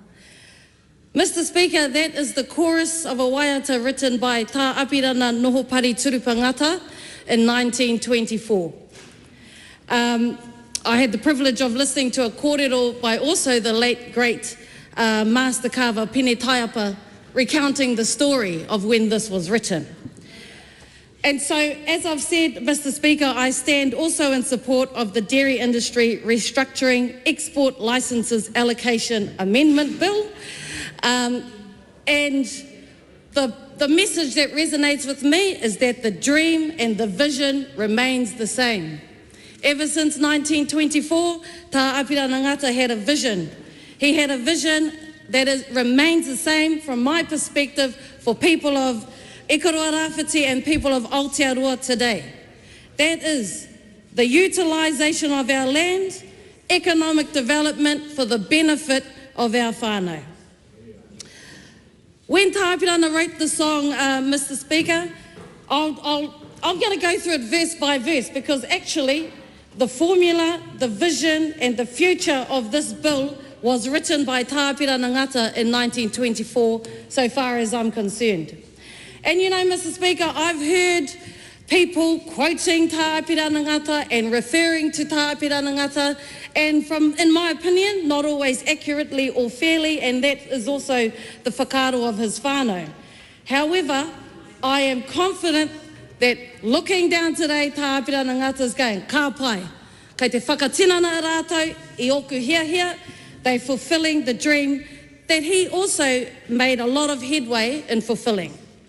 So in his first verse, he talks about how dairy farming is going to be tērā te mahi pairawa e kiana, mai he mahira e puta ai ngā moni nunui noa, e whangara e tamama ki ngā pei marama, kua riro ke I ngā nama, auwe ngā wawata.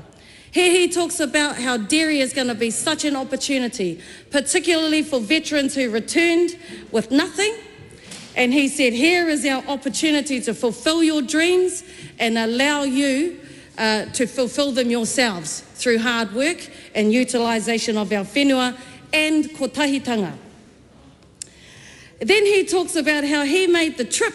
It's a shame, Madam Speaker, not that, I mean, it's wonderful to see you here, Mr. Speaker, but he made a trip to Taranaki to see Maui Pōmare and to learn what Ngāti Porou and indeed further abroad could learn from Taranaki about dairy farming. And so began Ngāti Porou dairy farming, and also initiatives like the Waipu Farmers Cooperative.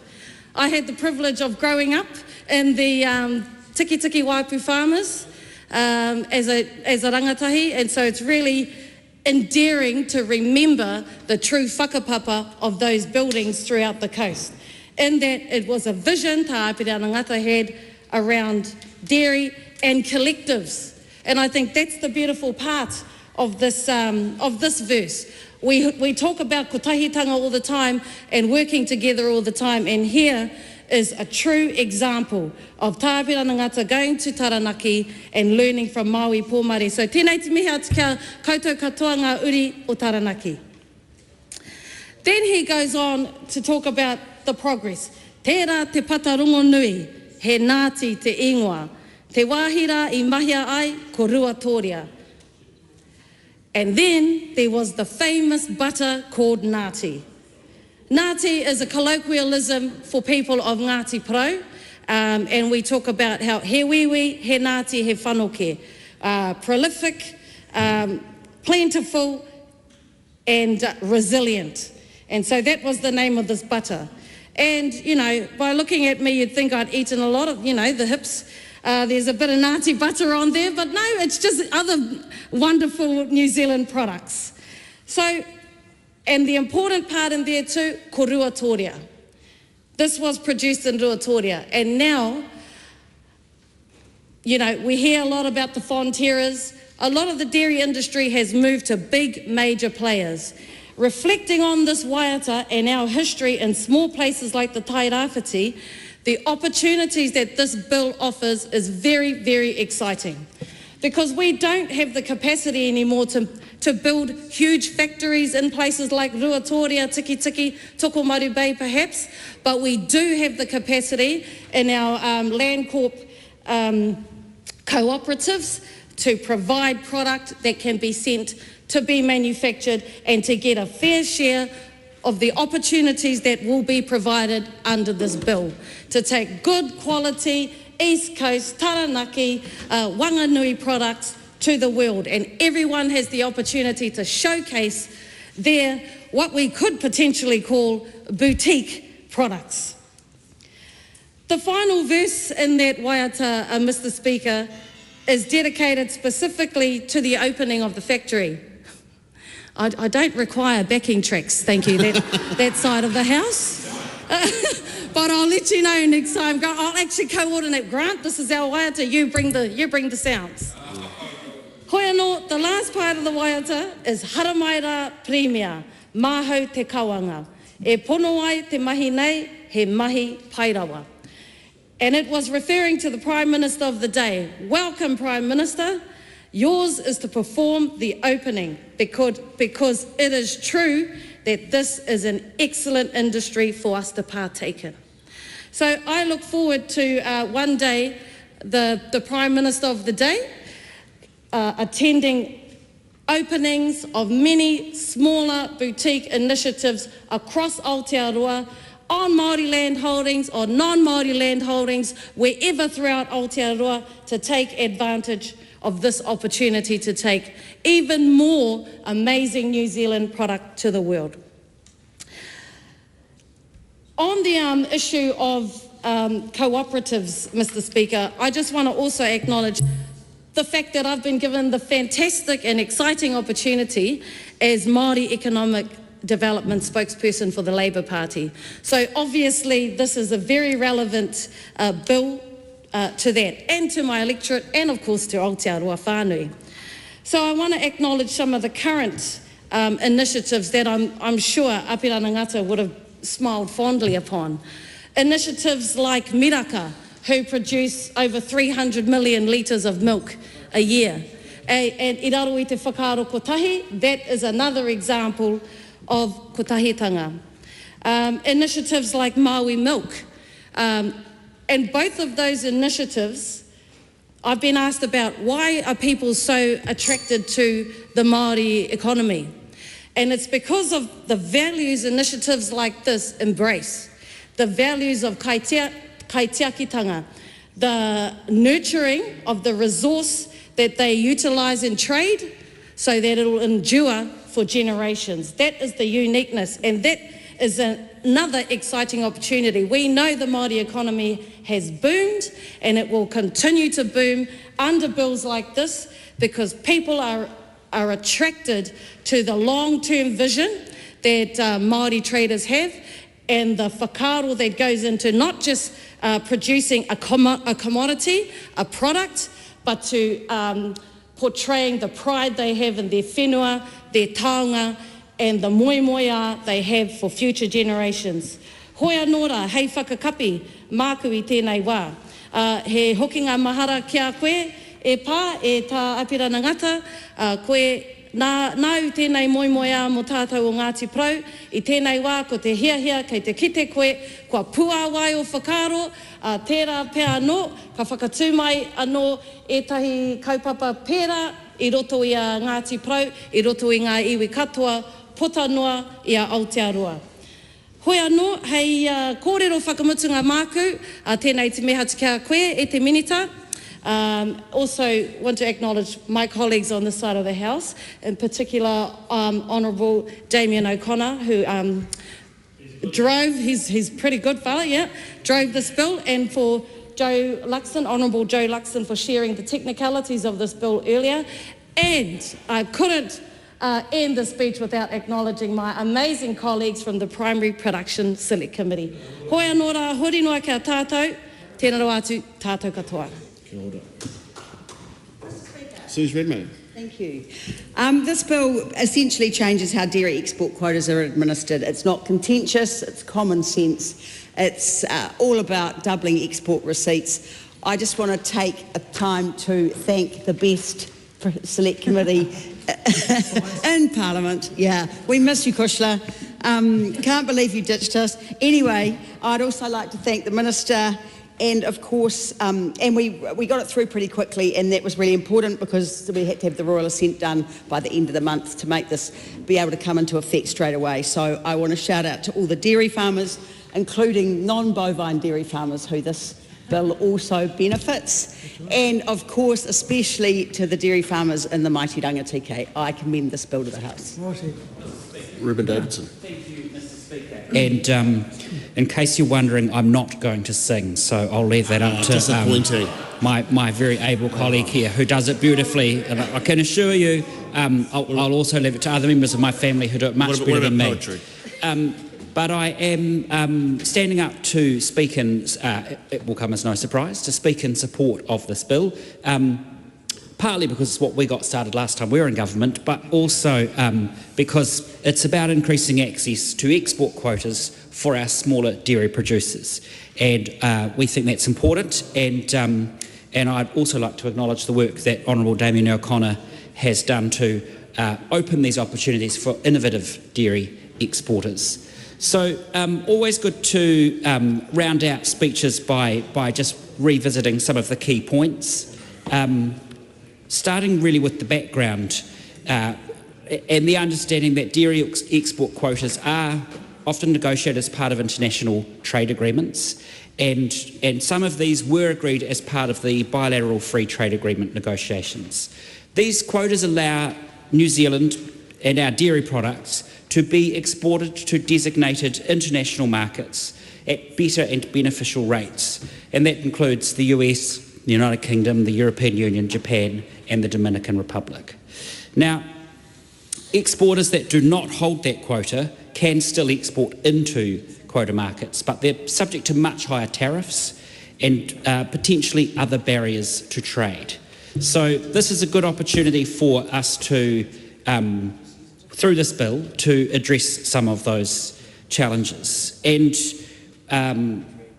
the original dairy export quota allocation system was established back in 2007, so we can see that's almost 20 years ago. And since that time, there have been a number of things that have changed. There's been an increase in the diversity of business models in the industry, including, and we've heard a lot of mention this evening, companies that do not collect milk. There's been a low utilisation of dairy export quotas over the last 10 years, and we've also progressed and agreed to new free trade agreements with the UK and the EU, both of which have quota allocations that dairy sector participants have indicated a high level of interest in. So if this is a bill about increasing access to export quotas for our smaller dairy producers, then it's also good to look at four of the key factors of that. One is the export volume history-based allocation. So this change has widened access to export quotas beyond just those companies that collect large volumes of milk solids.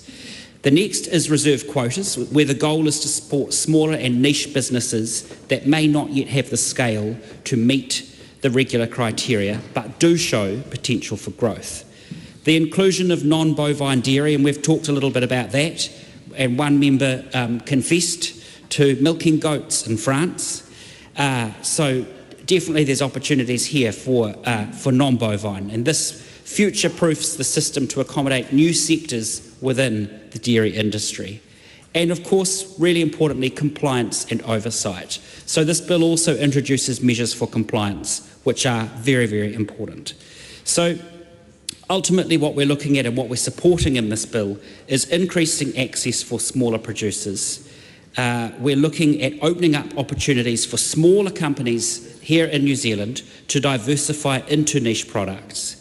We are empowering regional development, and that's a really important element, creating new regional development opportunities with tangible benefits to local communities.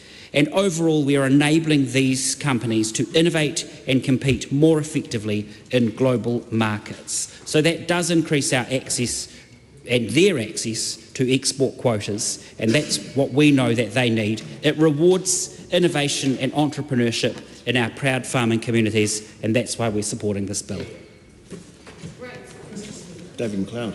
Thank you, Mr. Speaker. And just before I do go into the content of the Dairy Industry Restructuring Export Licences Allocation Amendment Bill, I do want to talk about the dairy industry. The dairy industry that has actually held our economy strong for decades and decades, and didn't it show through the pandemic stages there. And at the worst of the pandemic, when everybody was in lockdown, weren't we a lucky country to have the strong dairy industry that we had? And we can thank the many producers that we have in our country. And of course the Dairy Industry Restructuring Act, which helped the formation of Fonterra, also saw the development of the global dairy trade, which arguably has actually created billions of dollars worth of value for our country as well. But I would like to thank, well, firstly, the former Minister, Damien O'Connor, and also the current Minister, Todd McClay, for championing this bill to where it is today.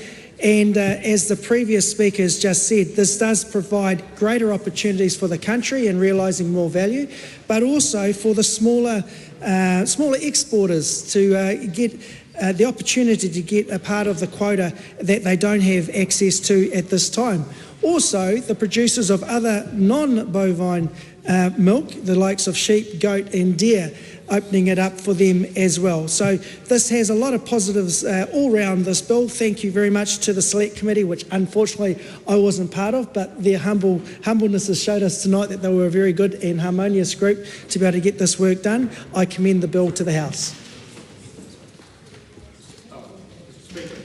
Speaker, thank you very much in this good opportunity to say a few words on this. Probably 30 years ago, people would have thought you never wanted or needed a bill like this. In fact, the world and New Zealand was embarking upon a free trade agenda that would have kind of got rid of all these barriers in some of these very important markets. And dairy's always been a critical industry for us, hoping that, and done our best, and the Minister of Trade there and many before him have tried to break down the barriers. But the reality is that there are still quotas or limitations on the volumes of product that can go into markets, particularly around agricultural products and in dairy in particular. And so into the US, the UK, the EU, Japan, Dominican Republic are the higher value markets that we sell dairy products into, but there are limitations on volume, and there's been a lot of explanation over the reasons and the technical issues of this bill. I'm not going to repeat those, other than to say that it wasn't a foregone conclusion that this would be in the House either. In fact, we had done the work in government to go out and talk with the industry about the need to adjust what was a kind of an assumed structure. That is, the volume of milk that you picked up from the farmers as a percentage of the total volume, we gave you quota access into the markets. Pretty simple. Fonterra got most of it, a couple of other dairy companies, but there were emerging new and innovative players in the dairy market, and we'd negotiated better access into the UK and the EU, and so we in government considered that it was important to take a look at the quota market access mechanisms. And there wasn't enthusiasm, as I say, from the existing players. Fonterra was quite happy just to get automatic allocation of that. Keeping out potential players and competitors is probably not a bad strategy, but in fact not a good long-term one for New Zealand Inc.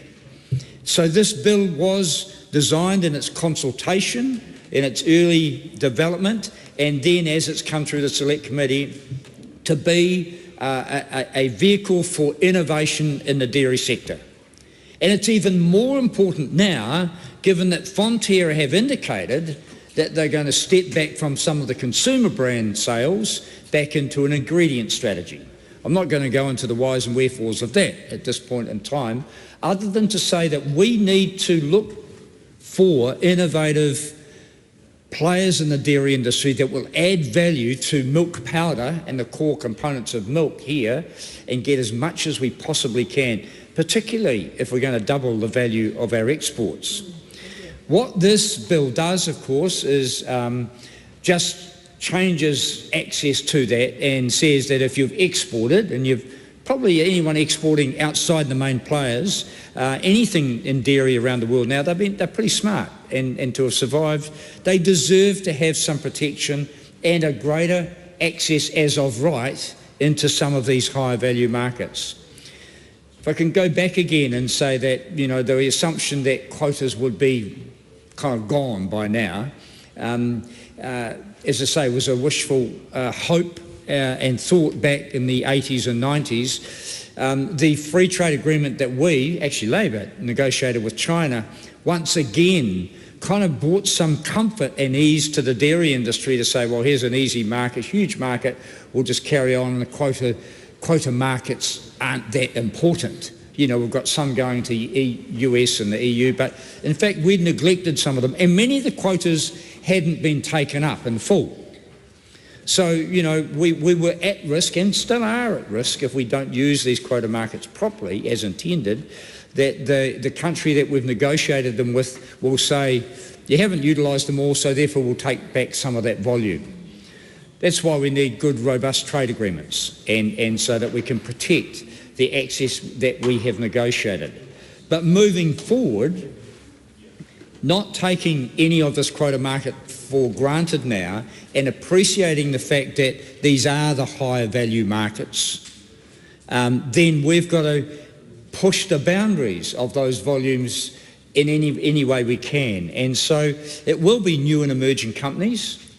And what I'd say is that Fonterra, as an ingredients company, it'll be providing high quality ingredients offshore to many of the traders and many of the people who are going to then turn those ingredients into high value consumer products, another issue.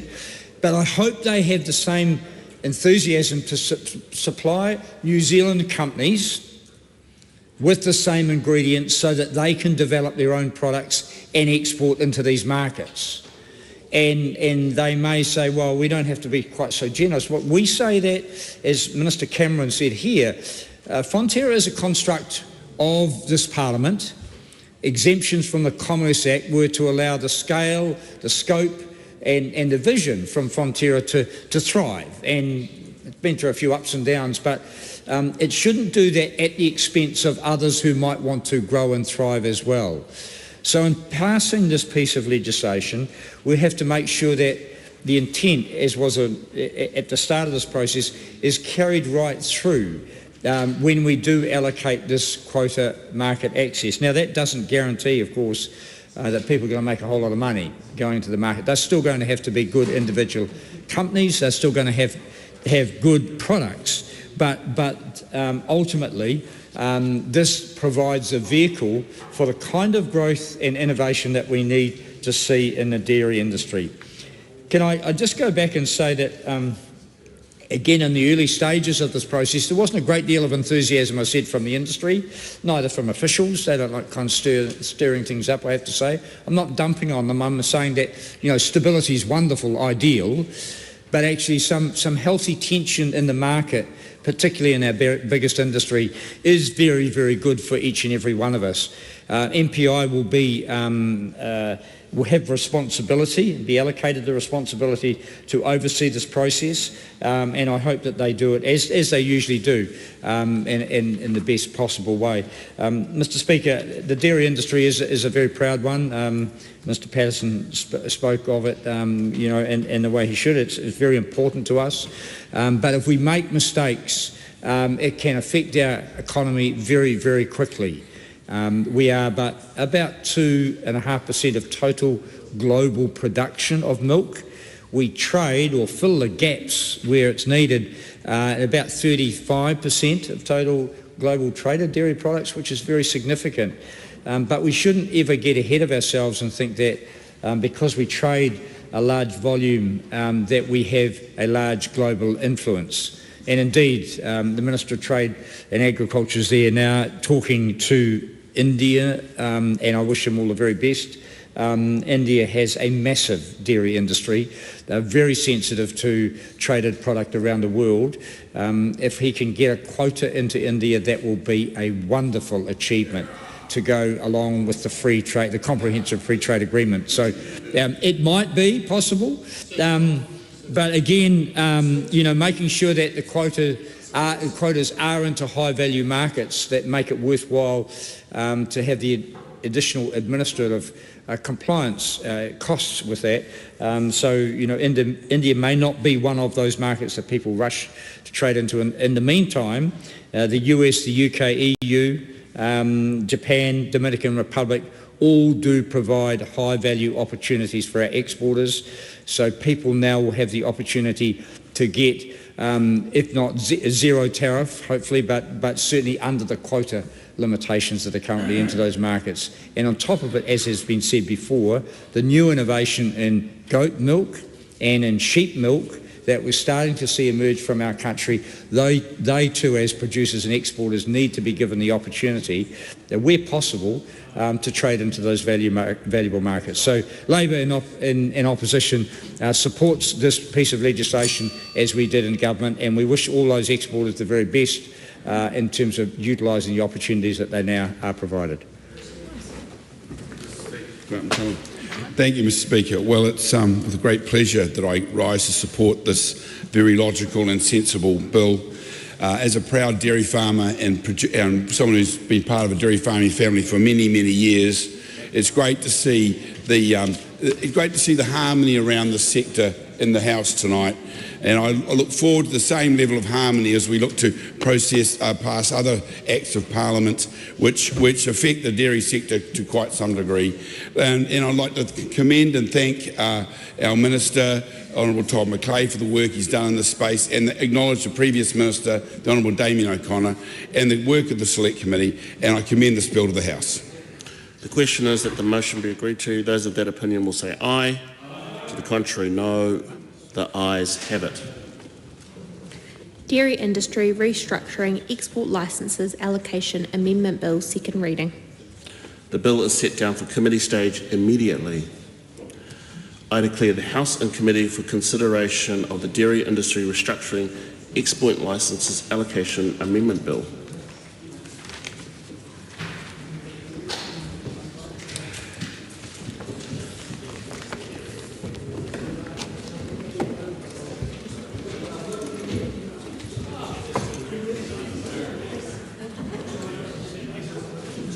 Bring my pen actually. It should be all right for a minute.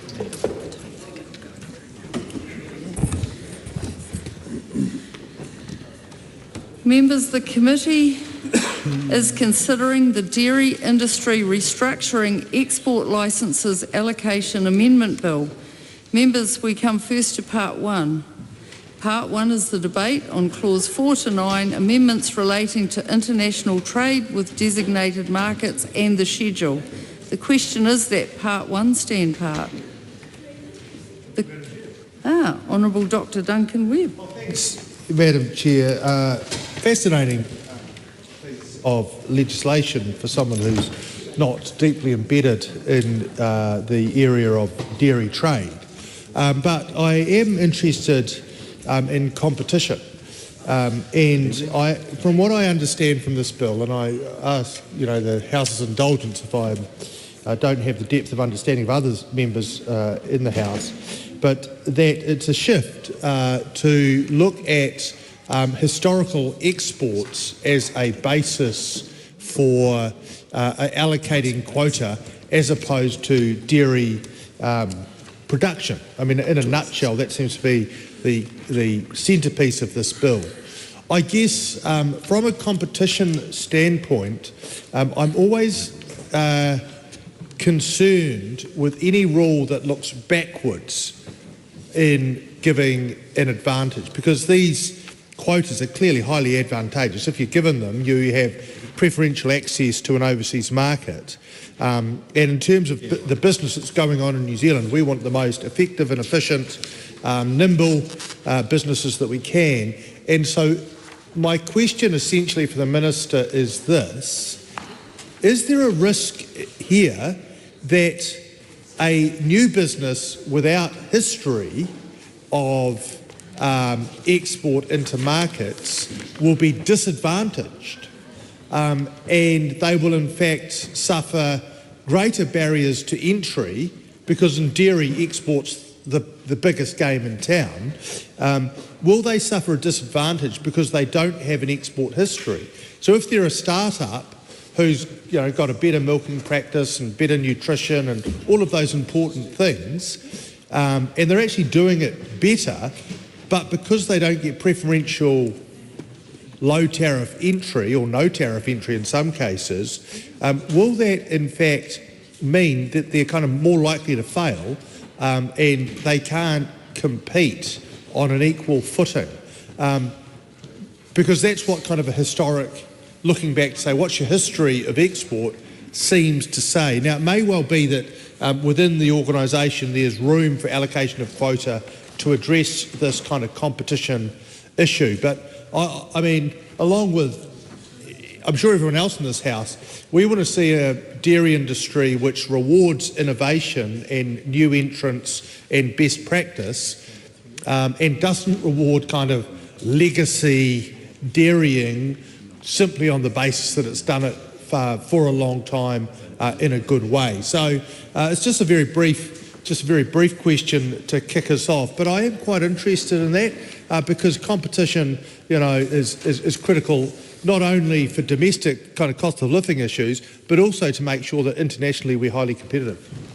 Honourable Todd McLean. Thank you, Mr Chair, and thank you for the question. The answer is no, there won't be a disadvantage, and I'll come to the exact reason why in a moment, but in fact this will allow greater competition, not take competition away. So if it is based upon the amount of milk that is collected, and then a quota is divided up based upon that, you actually don't have to be an exporter to get a quota. You may never use it, although you would have to apply for it. And in this essence, what it means is people that are exporting have a greater ability to get quota. Now, the majority of our dairy exports go to countries where there isn't a quota. Australia is an example, or China is an example, and therefore, based upon your percentage in a tariff line of a dairy product of your exports anywhere in the world, if you reach 3%, you are eligible for 3% of a quota into a market where we have a quota. In the case, though, that somebody is a new entrant, they have started collecting milk in New Zealand, or let's actually just say they actually are buying milk from somewhere, not collecting it, and they're making cheese.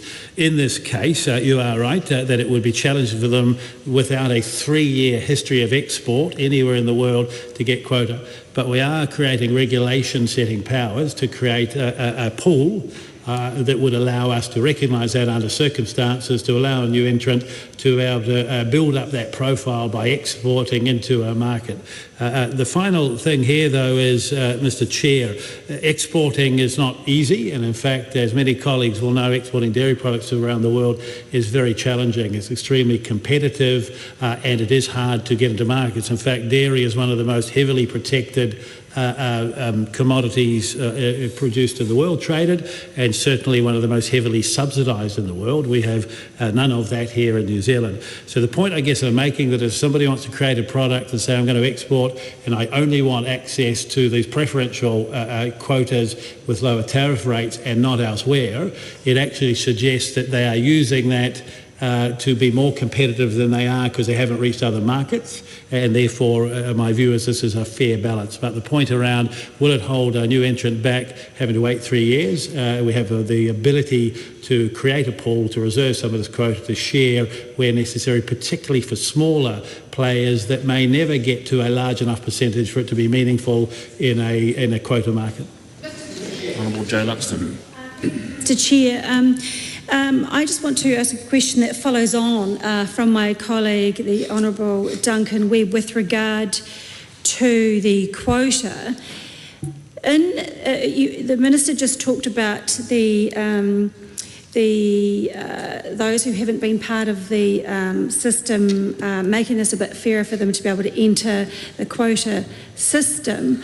I note, though, Minister, that the volume is based on the 3 previous systems for those existing. So my question to the Minister is, why did you land on the 3 previous seasons as opposed to perhaps the 1 season beforehand, and not make your decisions based on those? Yeah, thank you, Mr. Chair. So in essence, it's to smooth out differences from year to year. So view it as an average as opposed to 1 year to the other.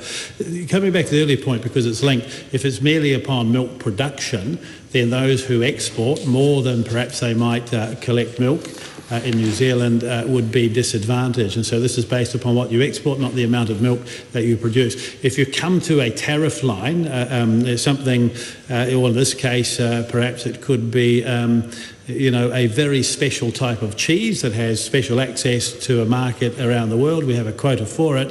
Actually, you could be a very large part of that export, but a very small part of, milk collected or production of milk within New Zealand, and therefore the large companies that bring in a lot of milk would have a greater share of that. And so it's coming to us desiring that we want to fill these quotas, to sell them, allow many others to share in them, particularly as they go up the value chain with higher value goods. And ultimately this, we believe, will give all exporters a greater chance to benefit, as opposed to those who collect the most milk in New Zealand. Honourable Joe Luxton. Thank you, Mr. Chair. Thank you for that answer, Minister, and it's really helpful that you are happy to answer after each question. It'll stop soon, but thus far. Let's have another go. Minister, I want to talk about the bill creating a regulation-making power that enables 10% of export licences for a designated market listed in Schedule 5A of the DERA to be reserved for exporters who would otherwise be ineligible, and exporters only eligible for fewer than 200 tonnes of product. So Clause 7 inserts new Section 26AA, and the bill states, the Governor-General may, by order in Council made on the recommendation of the Minister, make regulations that reserve 10% of export licences per quota year for any one or more designated markets listed in Schedule 5A if the available export licences equate to a volume of 10,000 tonnes or more of product in that designated market. I'm interested to know why only 10% of licences are set aside. Why not more? Why not less? How did you come to that figure, please? Dr. Lawrence Lunam. And thank you for the Minister for being so engaging on this particular issue.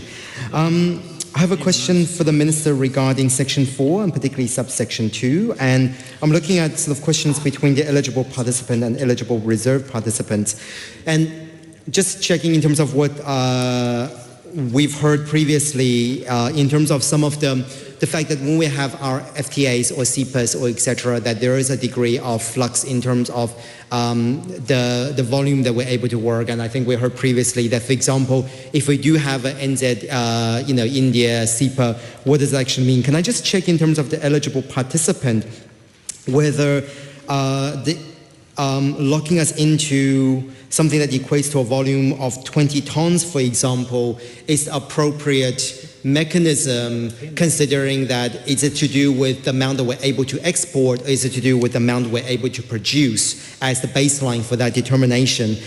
So I think that's one of the questions I have, is whether it's better to do it as a percentage for the quota year or as an actual volume for that percentage year. So I just want to get some ideas behind that. I also just in general really appreciate the fact that both the Minister and also the Select Committee took on board the option 2 and option 6 of the regulatory impact statement on this, and particularly allowing SMEs in this case on the option 6 to have that possibility of being an eligible reserve participant. But I have a question from that in terms of the idea that it has to do with export volume history under a tariff heading. And I genuinely would like to know from the Minister, because I don't know this at all, is whether, and this is something that the Foreign Affairs and the Foreign Affairs, Defence and Trade Select Committee has been very interested in terms of non-tariff barriers, which is around whether, when we're looking at export volume history, whether the idea of the eligible participant or eligible reserve participant in this case will only fall under a tariff heading. Are there any sort of non-tariff dairy kind of export or etc., or are they all simply tariffed? In which case, if there are non-tariff, how do they fit in this picture, if there are any? So those are my two quick questions. Number one, around the volume. This is section 4, subsection 2B, around the 20 tons, whether that is the amount to be exported or amount that we are physically in Aotearoa able to produce, and whether percentage will be better, and also if there are any other non-tariffed options, and if there is, how do they work, and if there isn't, how would the export volume history work? Mr. Chair, I'll take these in a bit of order, otherwise the list will be long and I might miss some of them. The first one around the 10% quota. The 10% is just what is deemed to be fair, meaningful enough for those who may not have access to be able to participate, should it be demonstrated that there's a need, and I'll come to that in a moment, but not such significant that it hampers those or holds back those that are already exporting. And so we don't want to say to the larger companies that are doing very well for New Zealand exporting into these areas, filling their quotas, that actually they should get less, but at the same time, just because they're large doesn't mean we don't want innovation and others to take part in the market through access to quota. For the reserve to be set up, a number of things would have to happen before any recommendations are made. The Minister must be satisfied that there is demand for the reserve export licence from eligible reserve participants. There's evidence that those persons will be able to use the reserve export licence. The proposal for the reserve licence is consistent with any import licensing and other requirements from the designated market they're going into, and that there is full consultation with things needed to be demonstrated. And so it is a situation where somebody may want access, they can prove these things, full proper public consultation takes place first. Around the suggestion of India and a potential CEPA has no impact at all, except if in a future negotiation we reached agreement with India or any other country where a quota for dairy exports is agreed in a trade agreement, and therefore this would need to be modified with the implementing legislation for the free trade agreement. The same rules we're setting up here would apply.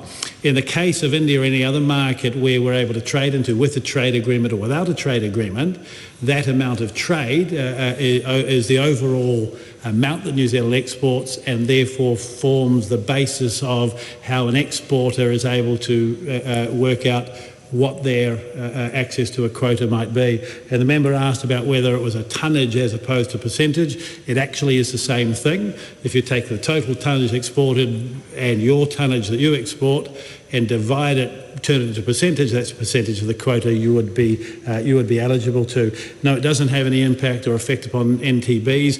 The quota is giving a lower tariff rate from 0 to something below what somebody normally would. So if we take the UK as an example, actually China is a better example, where we had tariff rates in place, and they fell over time, and now they've fallen to zero. With a quota going in there, people could apply for the quota at a lower tariff rate, so they pay less duty on the way in. Others could still sell into that market at the higher tariff rate outside of the free trade agreement until the point now with China it's gone to zero, and so it wouldn't be necessary anymore. And so ultimately what that does is it means that people are getting preferential access to a lower tariff rate, paying less duty on the way into a country via this tariff, but if they want to sell more than that, they're able to. They just pay a higher tariff rate. Ingrid Leary.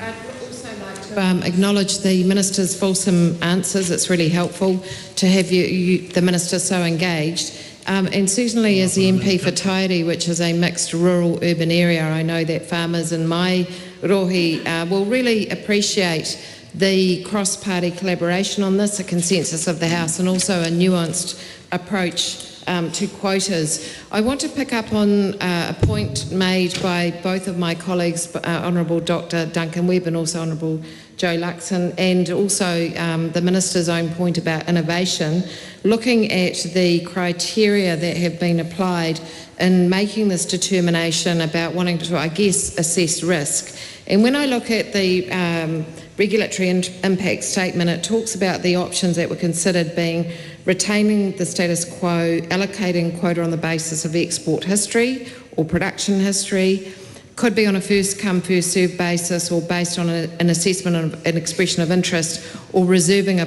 proportion of quota for participants that are otherwise ineligible.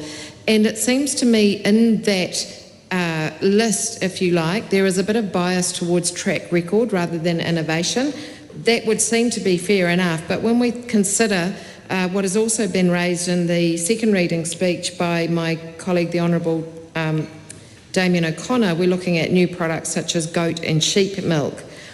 The question I guess I have is, why have we got in Section 4, subsection 2, subpart B, the average export volumes as being the only determinant? Because it seems to me, particularly when we also look inclusion of all markets, that if somebody was wanting to apply a traditional product and then also go into an innovative area where perhaps there is more risk, that there doesn't seem to be a nuance around facilitating the innovation of that. They are going to be assessed on their track record, and there could be a disincentive to be more innovative around these new innovative products.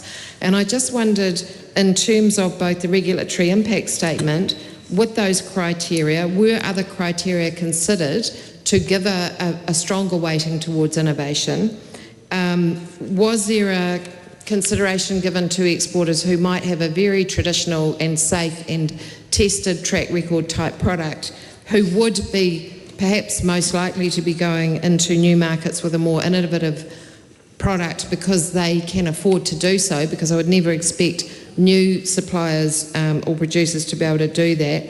And what nuanced considerations were given to that clause? And I did hear the Minister talk about the fact that there is a mitigation, but I would like to understand specifically in that example how the totality of the 3 years track record can be weighted towards a less risk-averse regime, so that those who are genuinely wanting to expand into new markets with new products are not counted against, because we definitely don't want to see a chilling of innovation through something that has been heralded across the House as a pretty good bill thus far.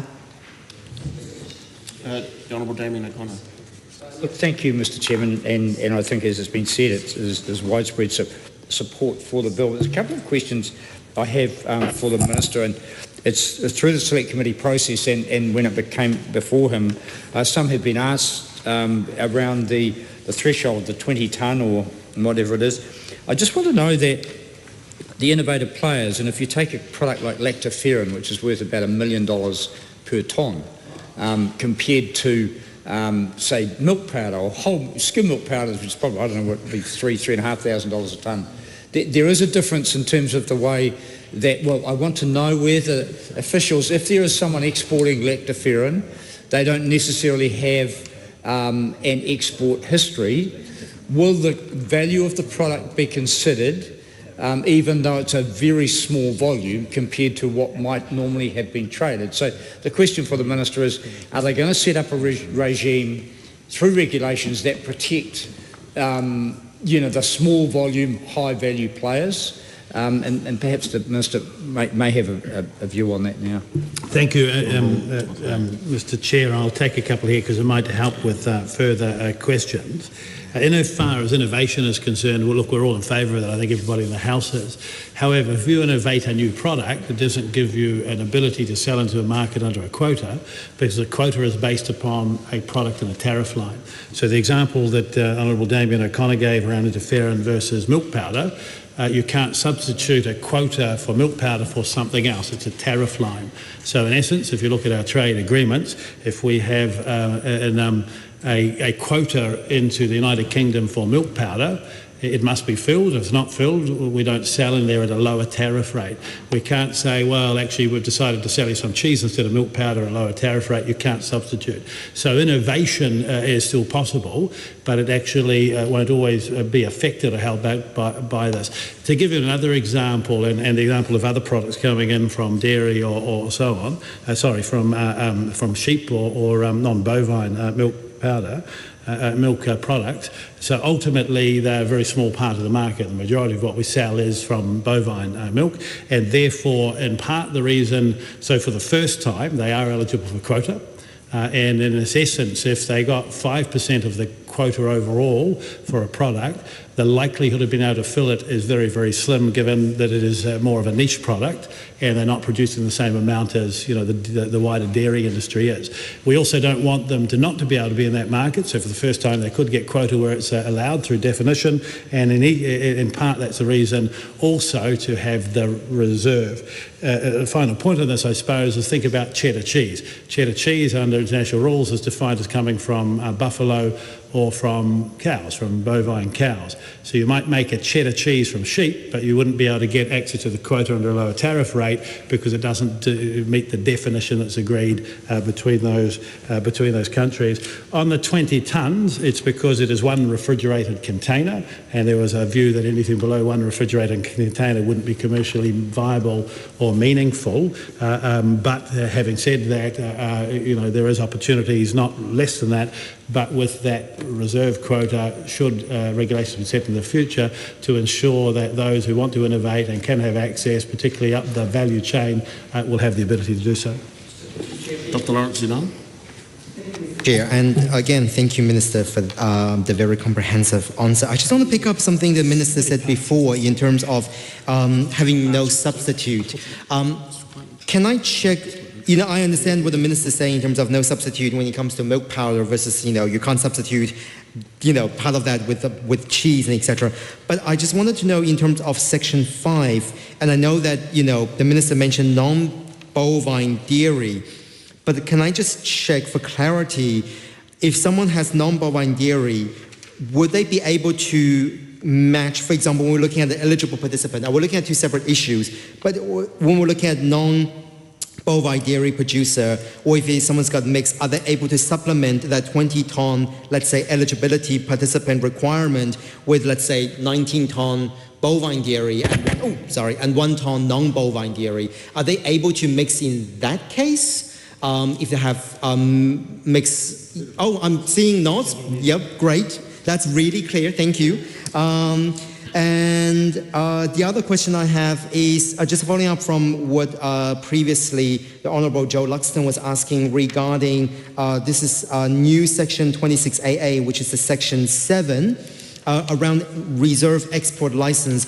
I know that Minister gave quite a nice and wholesome answer around what the Minister would need to consider in order to reserve that 10 point of export licenses. But can I just check, does the Minister have any idea in terms of how do you anticipate, or how often do you anticipate something that might actually happen? Do you anticipate this happening with additional, markets that's being open to us? So just mainly a question around the frequency of that particular order in council being made.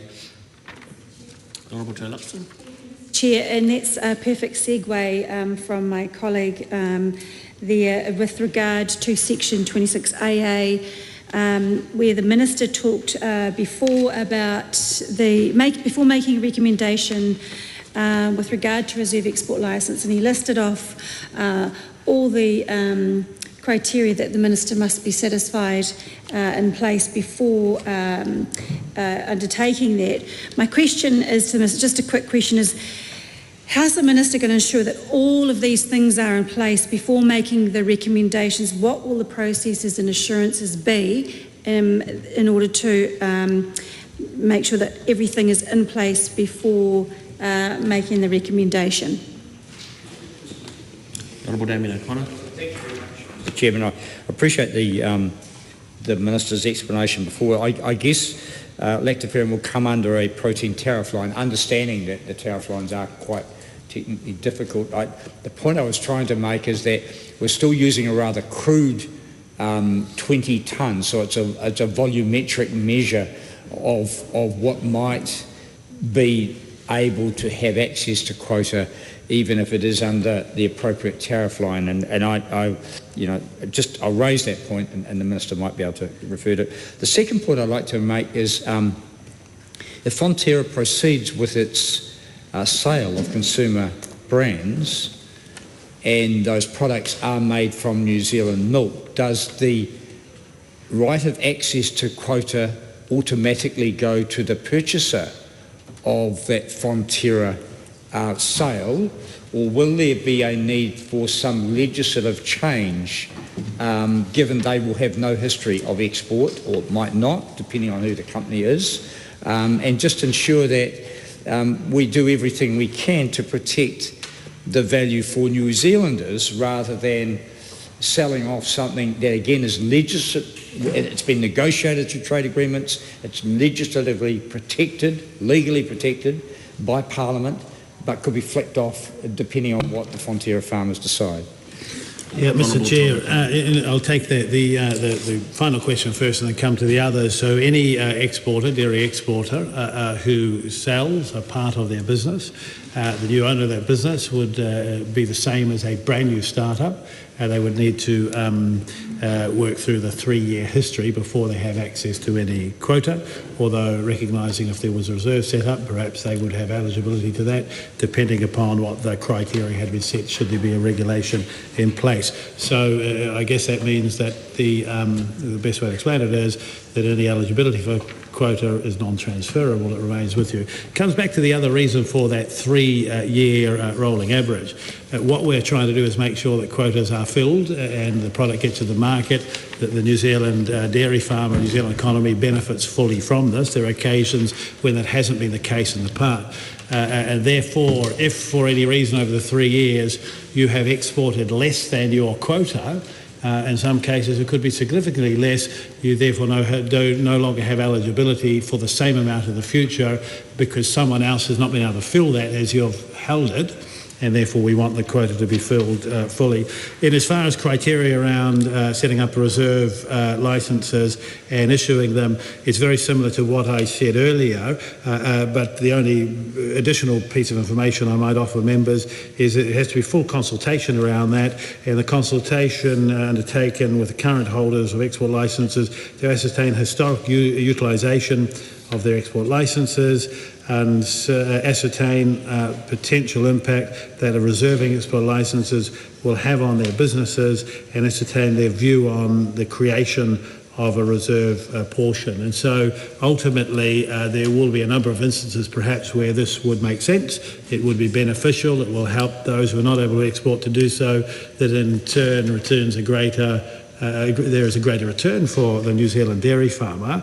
This is set out so we can take account of that, but no decision has been made at this stage about whether it might or might not be used. Honourable Damien O'Connor.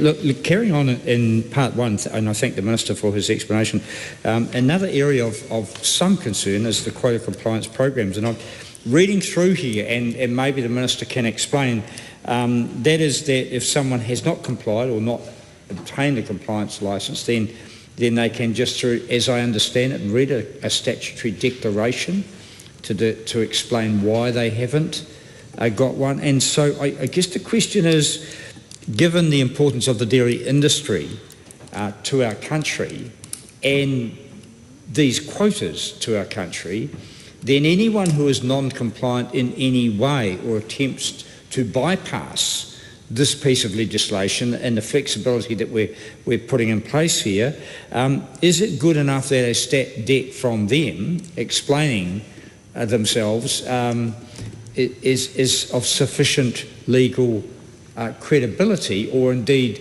do we need to have a stronger compliance regime in that area? I'll leave that with the Minister.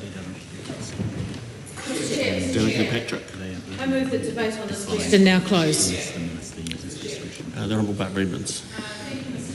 I'm having just joined the debate and going through the regulatory impact statement, which is dated the 25th of August 2023. It was obviously conducted under the previous government, as many members have alluded to, under the Honourable Damien O'Connor. And as I'm going through the regulatory impact statement, and it does apply to part 1, it's around section 3 of the regulatory impact statement, delivering an option.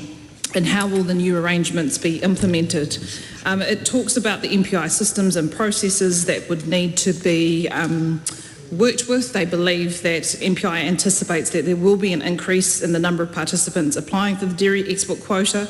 That was based off results of their formal public consultation and the feedback that they received during that targeted engagement from currently ineligible exporters, which expressed an interest to and access to dairy export quota. They did say, the regulatory impact statement continues to say, there'll be some minor changes to the allocation process will be required as a result of the changes, and then it continues that the cost of administering the quota allocation system is recovered from participants. However, they also have a particular paragraph around the impact on customs, and if I quote the regulatory impact statement, Customs has advised that additional administrative costs associated with data sharing will be low and can be managed within current resources, unquote. So it's quite a simple question to the Minister. Is that data or is that advice that was received by officials dated 25th of August 2023, does that still apply?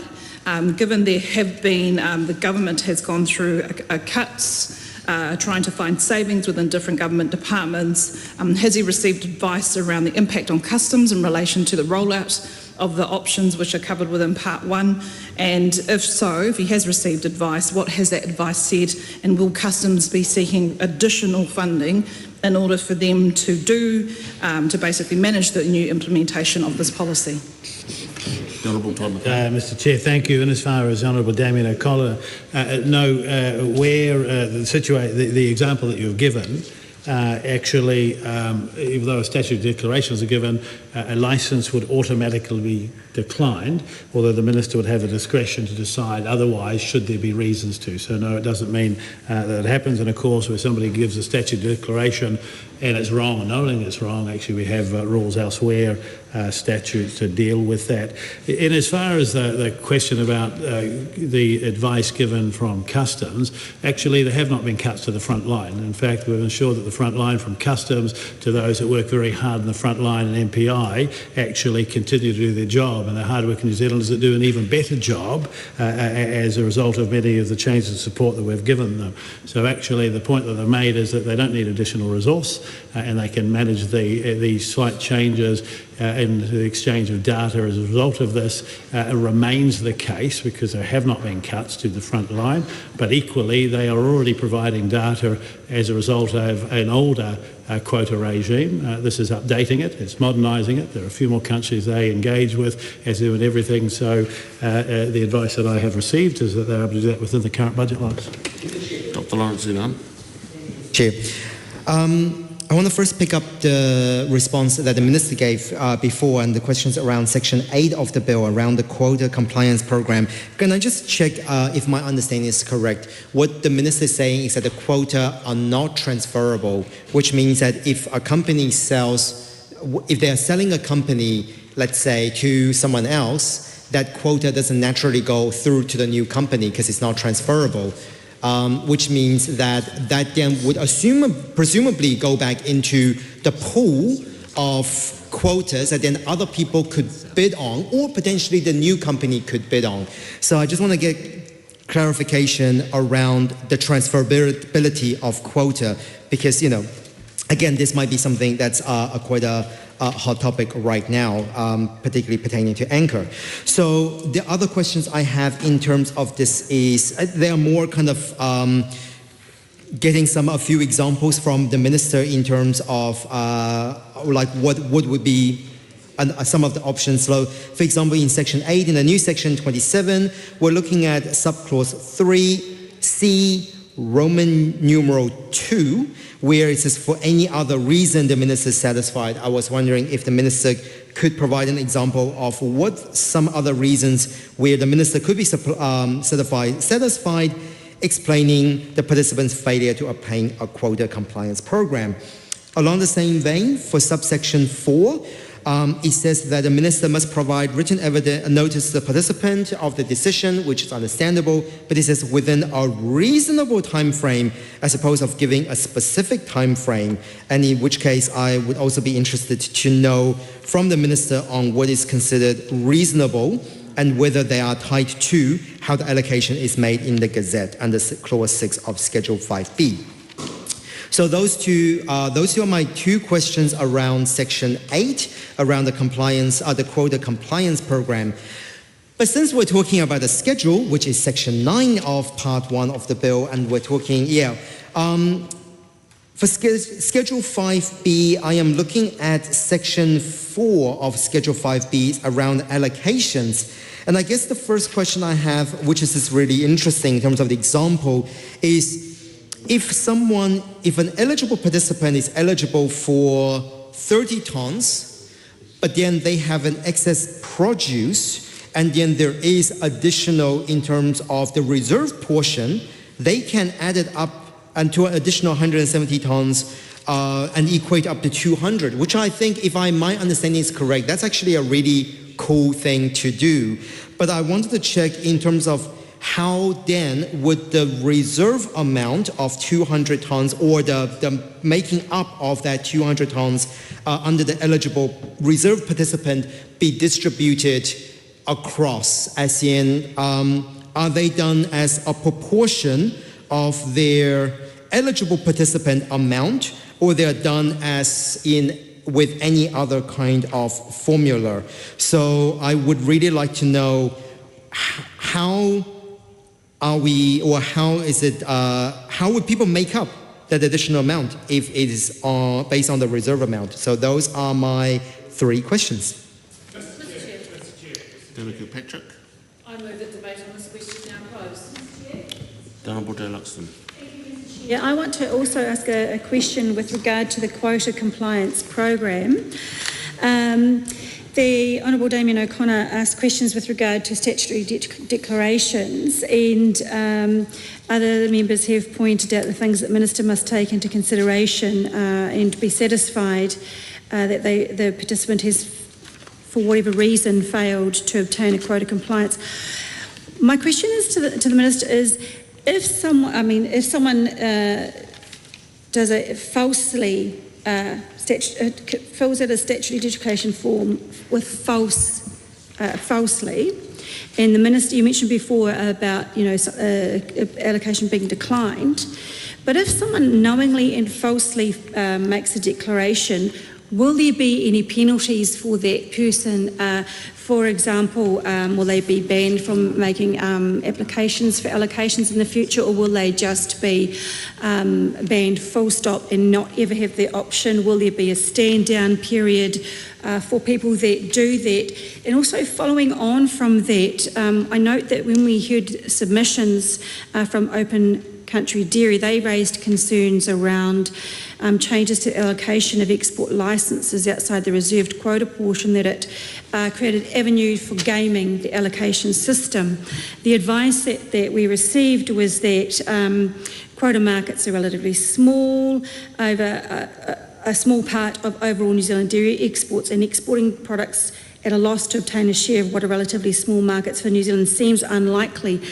But seems unlikely is not definitive. So is there still going to be the ability for this to be gamed in any way? Mr. to hear the Minister's answers to those questions, please.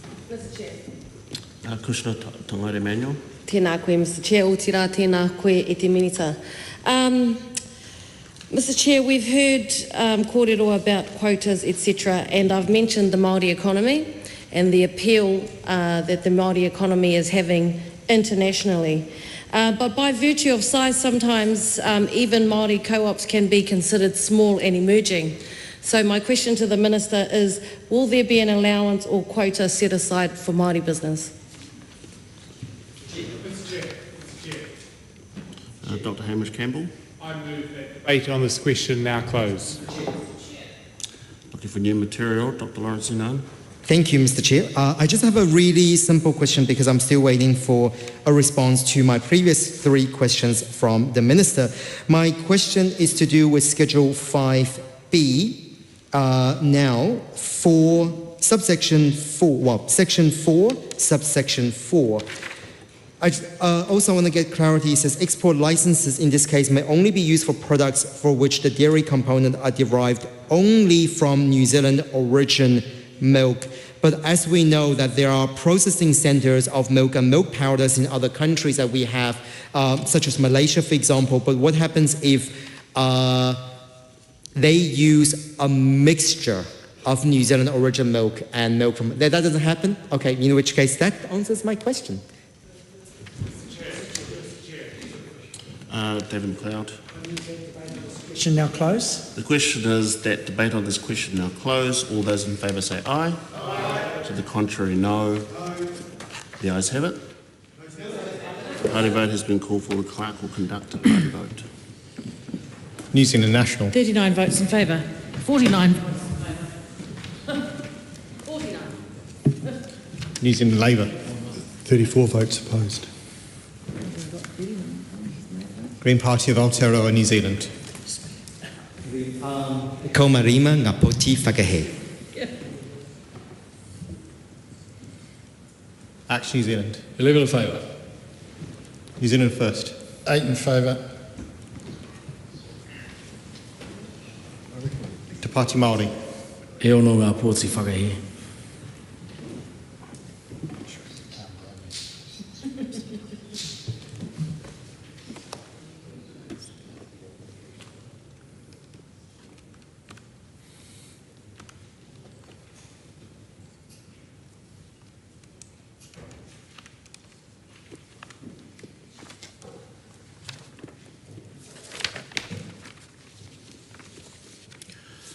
The ayes are 68, the noes are 55. The question is agreed to.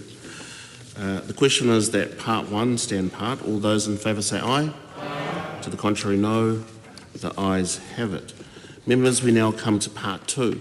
Part 2, this is the debate on clauses 10 to 16, miscellaneous amendments. The question is that Part 2 stand part. Chair. The Honourable Joe Luxton. Thank you very much, Mr Chair. I am looking forward to hopefully the Minister answering my previous questions, but perhaps he's getting some more advice or thinking about it a bit more. I have a question that follows on is a little bit similar but also different to the one I asked with regard to false declarations and things like that. I notice in Clause 14, Section 31, amended offences, that in Section 31, bracket 3, replace and is liable for the following who provides a false declaration in relation to milk solids collection data contrary to with and is liable on conviction for the following who provides a false declaration in 25 relation to the information or documents required under. Number 2, in Section 31(3)(b), delete or a term of imprisonment not exceeding 3 months or both. So I'm pleased to see that the imprisonment as a penalty for providing false information is going to be removed or is removed. However, what penalties will exist for providing false information? Dr. Lawrence Inan. Thank you, Mr. Chair.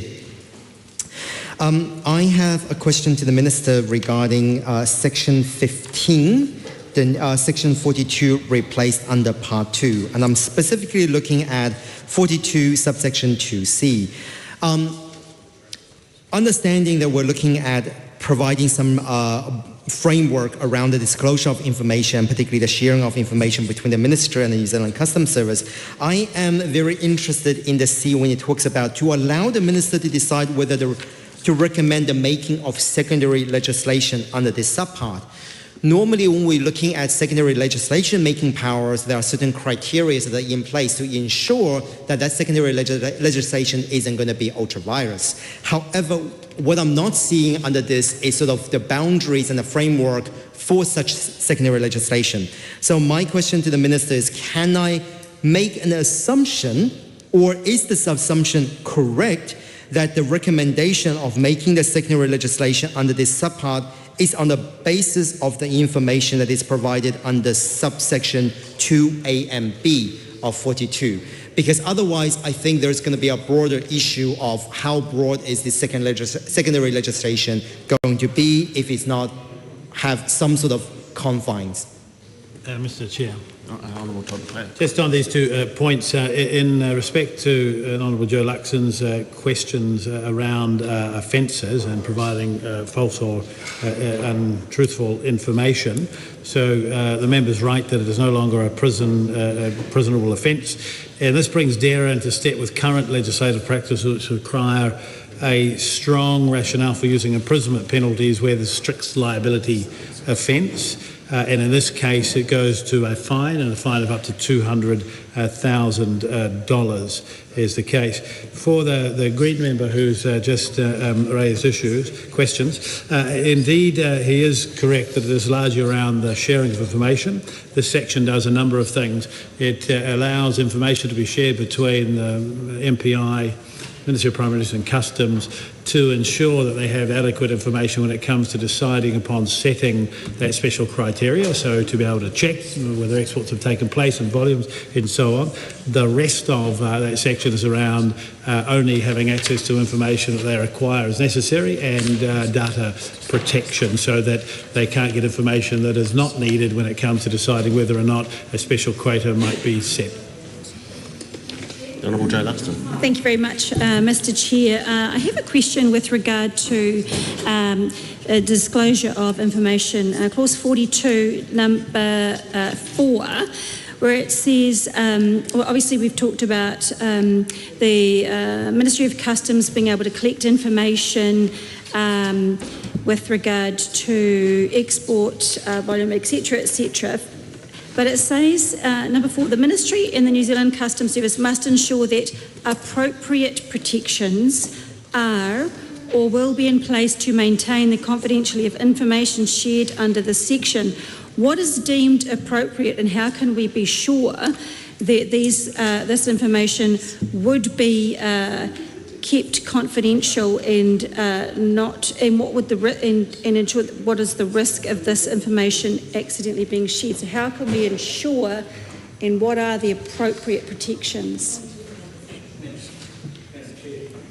I call the Honourable Damien O'Connor. Madam Chair, thank you. I just follow on with that area of the interface between Customs and the Ministry for Primary Industries, of course, or Food Safety New Zealand. But you know, I know there's been a bit of pressure on some of the systems, and for all government agencies, I just need to have an assurance from the Minister that in dealing with lots of white powders that generally make up milk, but that the Customs Service will be able to distinguish between one lot of white powder and other white powders, because I'd hate to see a mix-up somewhere along the line. You're saying you want to go up the value chain? Madam Chair, I think we're in risk of running out of questions unless I deal with that last one. I mean, the New Zealand Customs Service is very, very professional. Indeed, they take their responsibility seriously, both product going out, I suppose, as well as stopping product coming in. But in this case, when it comes to privacy, there are already a number of procedures in place across government agencies and government ministries take extremely seriously. There are laws in place around privacy, you know, the protection of private data. This section 42.4 merely allows them to, 42, to share information where there is a reason to do so.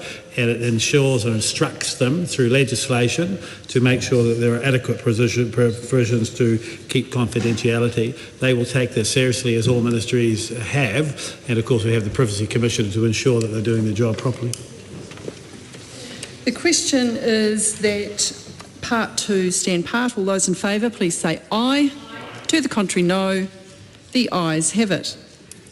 Members, we come to the schedule.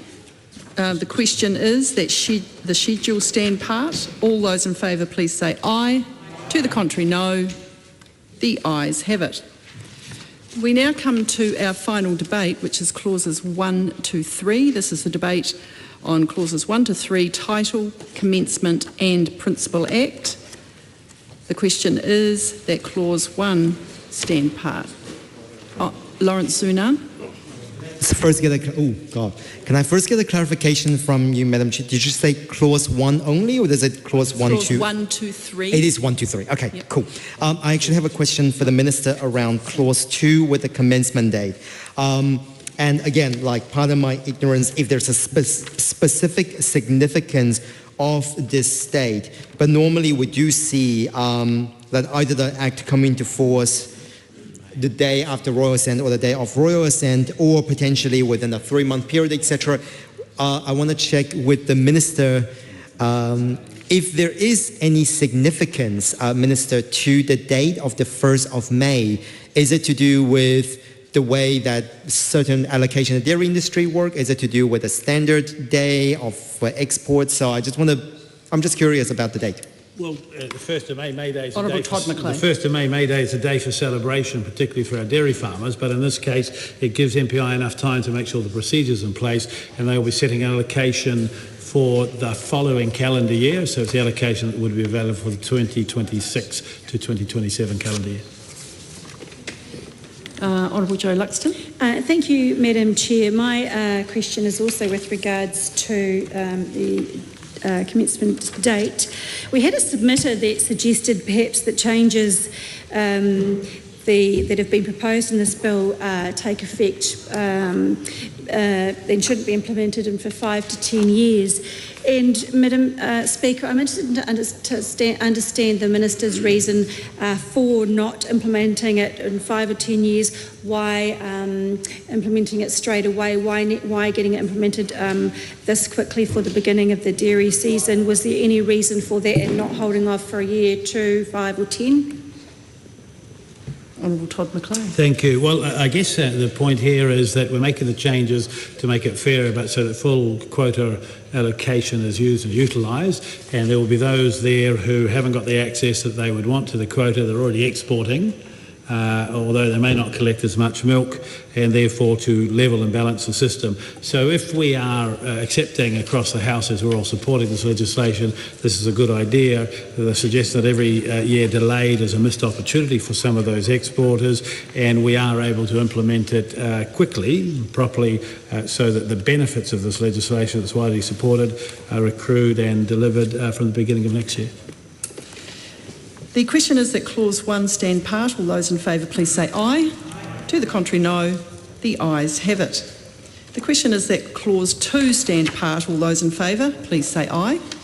To the contrary, no. The ayes have it. The question is that clause 3 stand part. All those in favour, please say aye. To the contrary, no. The ayes have it. I will report this bill without amendment. Thank you so much. Thank you, guys. That was very helpful. I didn't realise I knew so much about it.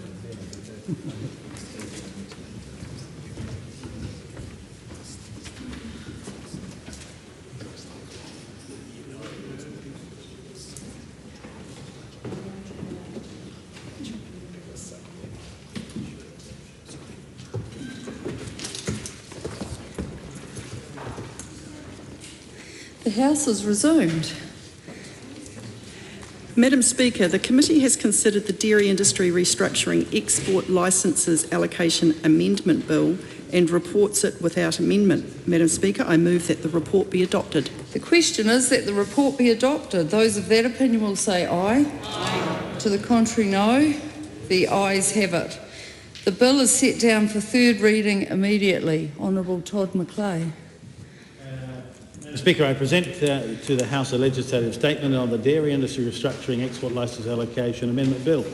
That legislative statement is published under the authority of the House and can be found on the Parliament website. Honourable Todd McClay. I move that the Dairy Industry Restructuring Export Licence Allocation Amendment Bill be now read a third time. Madam Speaker, the bill proposes changes to the export quota system that include shifting quota allocation from the proportion of milk solids a company collects from farmers to a system based on their export history. The new system will better reflect the diversity of the dairy industry. It will support businesses of all sizes, stimulating innovation and encouraging value add to the New Zealand dairy products and our exports. The bill will also help to maximise the value of dairy export quota administered by New Zealand for the following countries: the United Kingdom, the European Union, Japan, the United States and the Dominican Republic. This directly supports the government's ambitious trade agenda. I'm pleased to bring this bill back to the House today. Passing this bill is an important step forward in ensuring the continued success of the New Zealand dairy industry, which is a key driver of New Zealand's economic growth and prosperity. The bill was introduced in October 2024 and considered by the Primary Production Committee, which were reported back recently. I'd like to emphasise that during the public consultation and the select committee processes, we listened to dairy processors, dairy exporters and other stakeholders across the sector to ensure that their concerns and feedback were considered. This has led to a bill that strikes the right balance between widening quota access to a more diverse group of exporters and maintaining quota access for our more established players. In addition, the changes in the bill following select committee process will ensure that the new dairy quota allocation system is fair and provides the certainty that businesses need. I'd like to acknowledge the support we have had from all sides of the House and all parties from across the aisle for the bill through the legislative process. The bill is a clear example of the government's commitment to supporting the dairy sector to succeed. Importantly, it supports the government's goal of doubling the value of exports within 10 years and delivering economic growth for New Zealand. Madam Speaker, I'd also like to thank the hardworking farmers of New Zealand and the dairy farmers who get up every day and work hard on our behalf. They are, without doubt, the best farmers in the world. They produce the highest quality, safest dairy products that the world wants and consumers are willing to pay more for. We're very proud of them. We're very grateful for what they do. And as the economy improves and fixes itself, it is, of course, dairy and meat and fruit and others in the primary sector that are leading that charge. Finally, can I thank all members of the House and all parties for their support through this legislation. A clear demonstration, every single one of them supports our dairy farmers.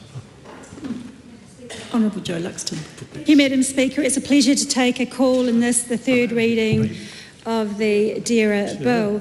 Madam Speaker, I too would also like to acknowledge all the hard-working dairy farmers across the country in New Zealand, one of whom is my son, who gets up also very early in the morning to milk the cows, who had a very special day and got married just this past weekend. It was a lovely occasion, and he was very lucky that he had wonderful, understanding staff who took over and milked the cows for him in the weekend so that he didn't have to, because he had more important things to do, such as getting married.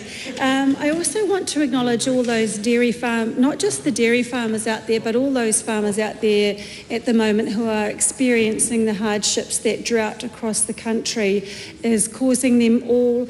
It is a really stressful time for our farmers who are experiencing those conditions, and I hope that they are talking to each other, talking to their friends, getting the support that they need, and realising that we are here in the House passing a piece of legislation that shows them that right across this House we back them and we support them by passing this in the third reading tonight. Madam Speaker, I also again want to acknowledge my colleagues on the Select Committee, the process that we went through to reach the present the bill in the state that it is tonight was a really collegial one, really hard-working one. Lots of questions were asked of the officials, and they were really good questions, and we had some really great conversations throughout the process. I want to acknowledge my colleague, the Honourable Damien O'Connor, who began the process of bringing this piece of legislation to the House, and also to the current Minister who has now shepherded it to the third reading. As the Minister mentioned, this bill strikes the right balance, and we also agree that it does also on this side of the House, and we show that by getting in and supporting this piece of legislation by making just the couple of changes that we've talked about. I want to acknowledge and thank the Minister for his interactions during the committee stage this evening. It was great to get really fulsome answers and explanations from him throughout that process. Madam Speaker, I think this piece of legislation is going to allow our new players, different business types into the industry. It's going to mean with new players that come into the industry, those like Spring Sheep Milk Company, Dairy Goat Cooperative, Lewis Road Creamery, all of those from the sector who haven't perhaps been able to participate or be allocated quota before. It's going to give them the opportunity to participate now, and therefore also leading to doubling export value, as is a goal of not only this current government but also us here on this side of the House. We also want to see our primary sector absolutely thrive and do well, because we do acknowledge on this side of the House too that our agricultural sector is also the backbone of the New Zealand economy, and without them things would be very, very grim indeed, Madam Speaker.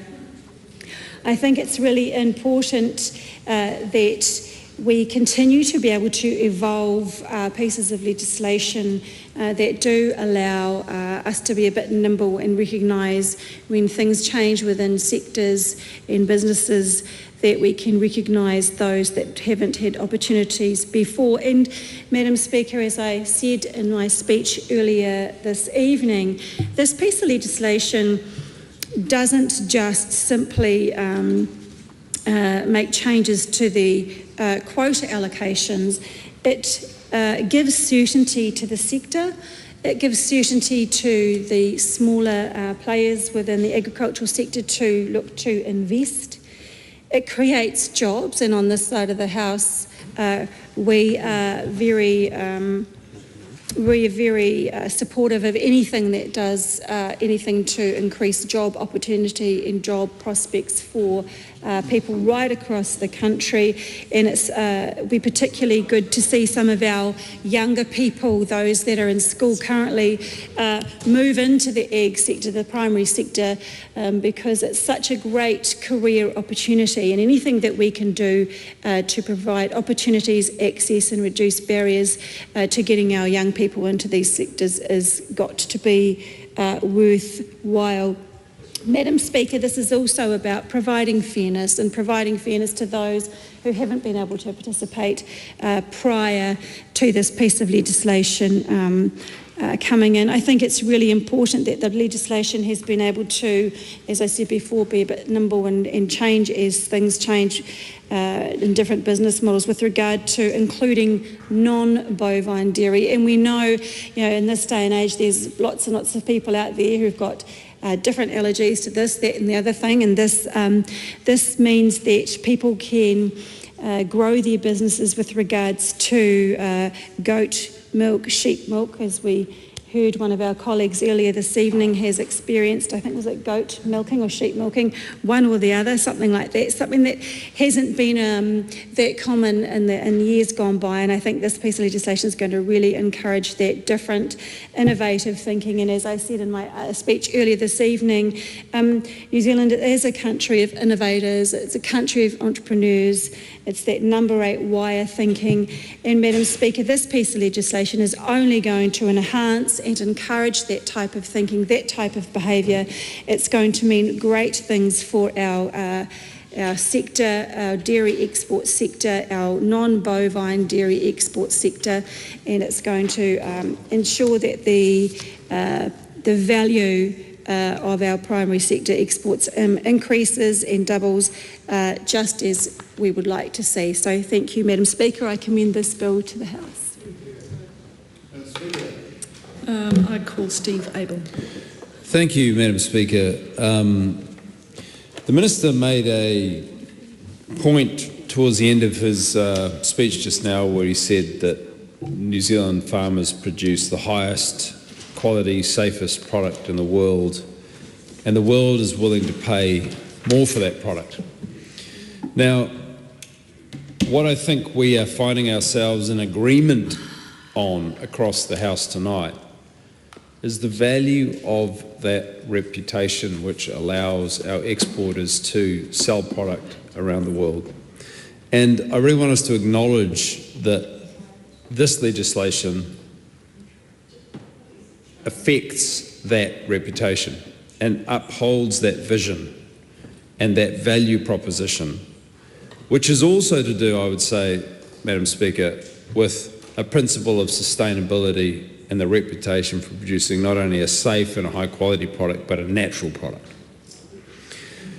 This draws into starker relief in the context of this bill and the government's program of legislation that affects the primary production sector. A couple of other things that have been raised this evening. One from our colleague in the New Zealand First Party, Associate Minister Mark Patterson, who pointed out his concerns about the sale of those iconic New Zealand brands. Now, where we acknowledge the value add that we are trying to facilitate by this amendment that allows new players into the marketplace, that allows new kinds of non-bovine dairy milk into the marketplace, deer milk or sheep milk, the core underpinning that idea is that there are new valuable brands to be created and products to be created and innovations to be achieved in this space, and this legislation facilitates it. But is there not a contradiction, as the honourable member opposite highlights, with us allowing those hard-fought, long, many years built-up brands like the Anchor brand and the like to be sold off by Fonterra? And I am one who also believes that is something that we as a parliament should be more intently scrutinising. And what is the logic of us saying that we believe in value-added product and yet we are selling those valuable brands? And, Madam Speaker, there are not that many very globally reputable New Zealand products in the world, but one of those classics is surely the Anchor brand. And how readily are we as a nation going to be able to create an equivalent of that?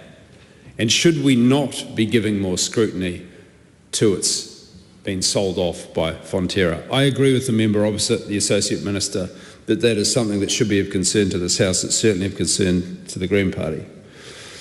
The other thing that seems inconsistent with that well-articulated principle of the value proposition that we are trying to achieve in facilitating greater diversity in the dairy, dairy quota allocation, is the Gene Technology Bill. It was very clearly and has been very clearly communicated to us in the hearings on that bill that the primary production sector is very concerned about the trade and market access risk impacts of that legislation. They're concerned about the practical impacts of it on how we are perceived overseas.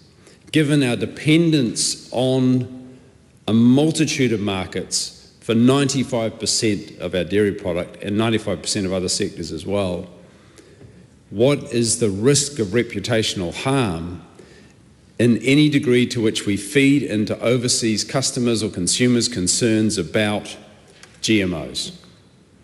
It seems to me a legitimate question for us to be considering in this House as to the consistency of the suite of legislative strategies coming from the government that affect the primary production sector. This is one today that we agree with, but those others are ones that we should be calling into question. And I hope that we as a House are able to call those into question, because surely what it is that we are doing today is agreeing that our reputation is hugely valuable, and agreeing that access to export markets is hugely valuable, and indeed why the ability to allocate quota more widely is a thing that is a great prize for smaller businesses that currently don't have access to that. And given we accept that value of that reputation, we should be sincerely cautious about harming that reputation with a piece of legislation that is coming up to this House that may risk it through somewhat as fools rush in where angels fear to tread, risking their reputation on products that we know consumers in multiple markets are not comfortable with consuming genetically modified organisms.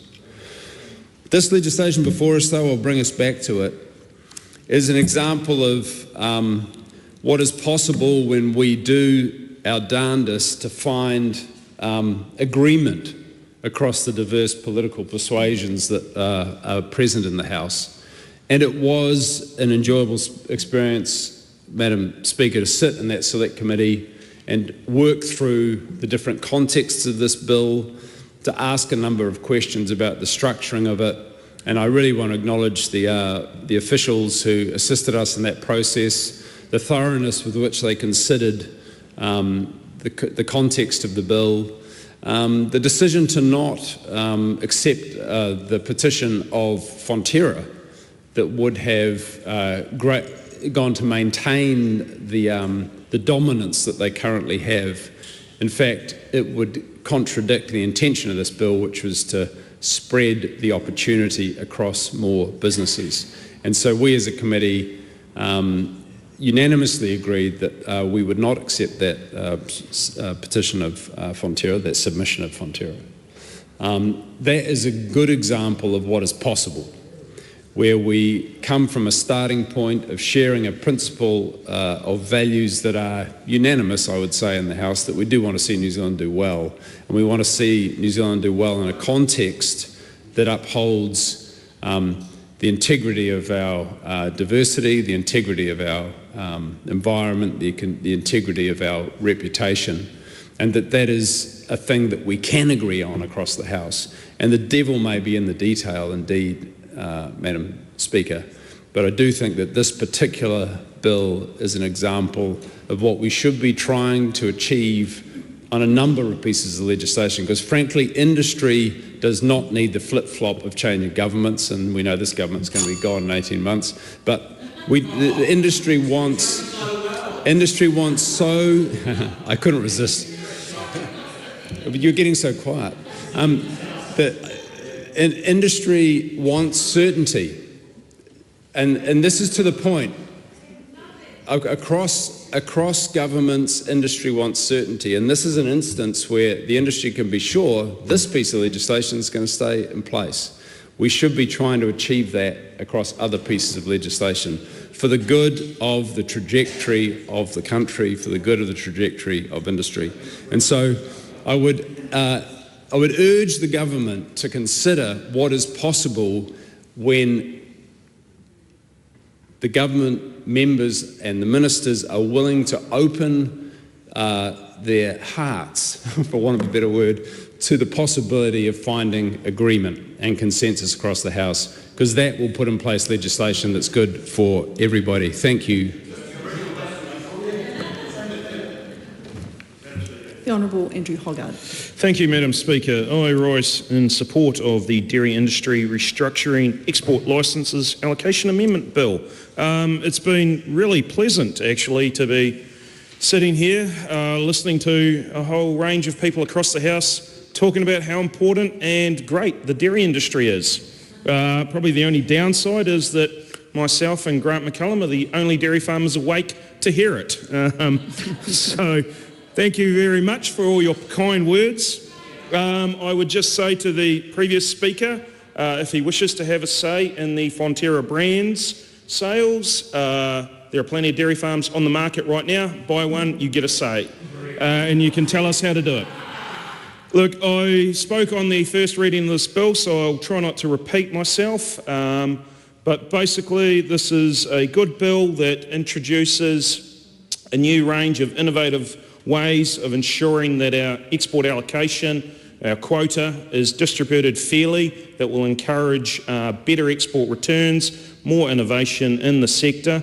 It's been I've been part of the dairy industry for the life of the DAERA bill, and it's been a continual evolution, and it's been an important evolution that's shown the maturity of the dairy sector over that time as we've moved forward currently. So this is a good bill. It means we'll be picking up on export opportunities where we may have previously missed out.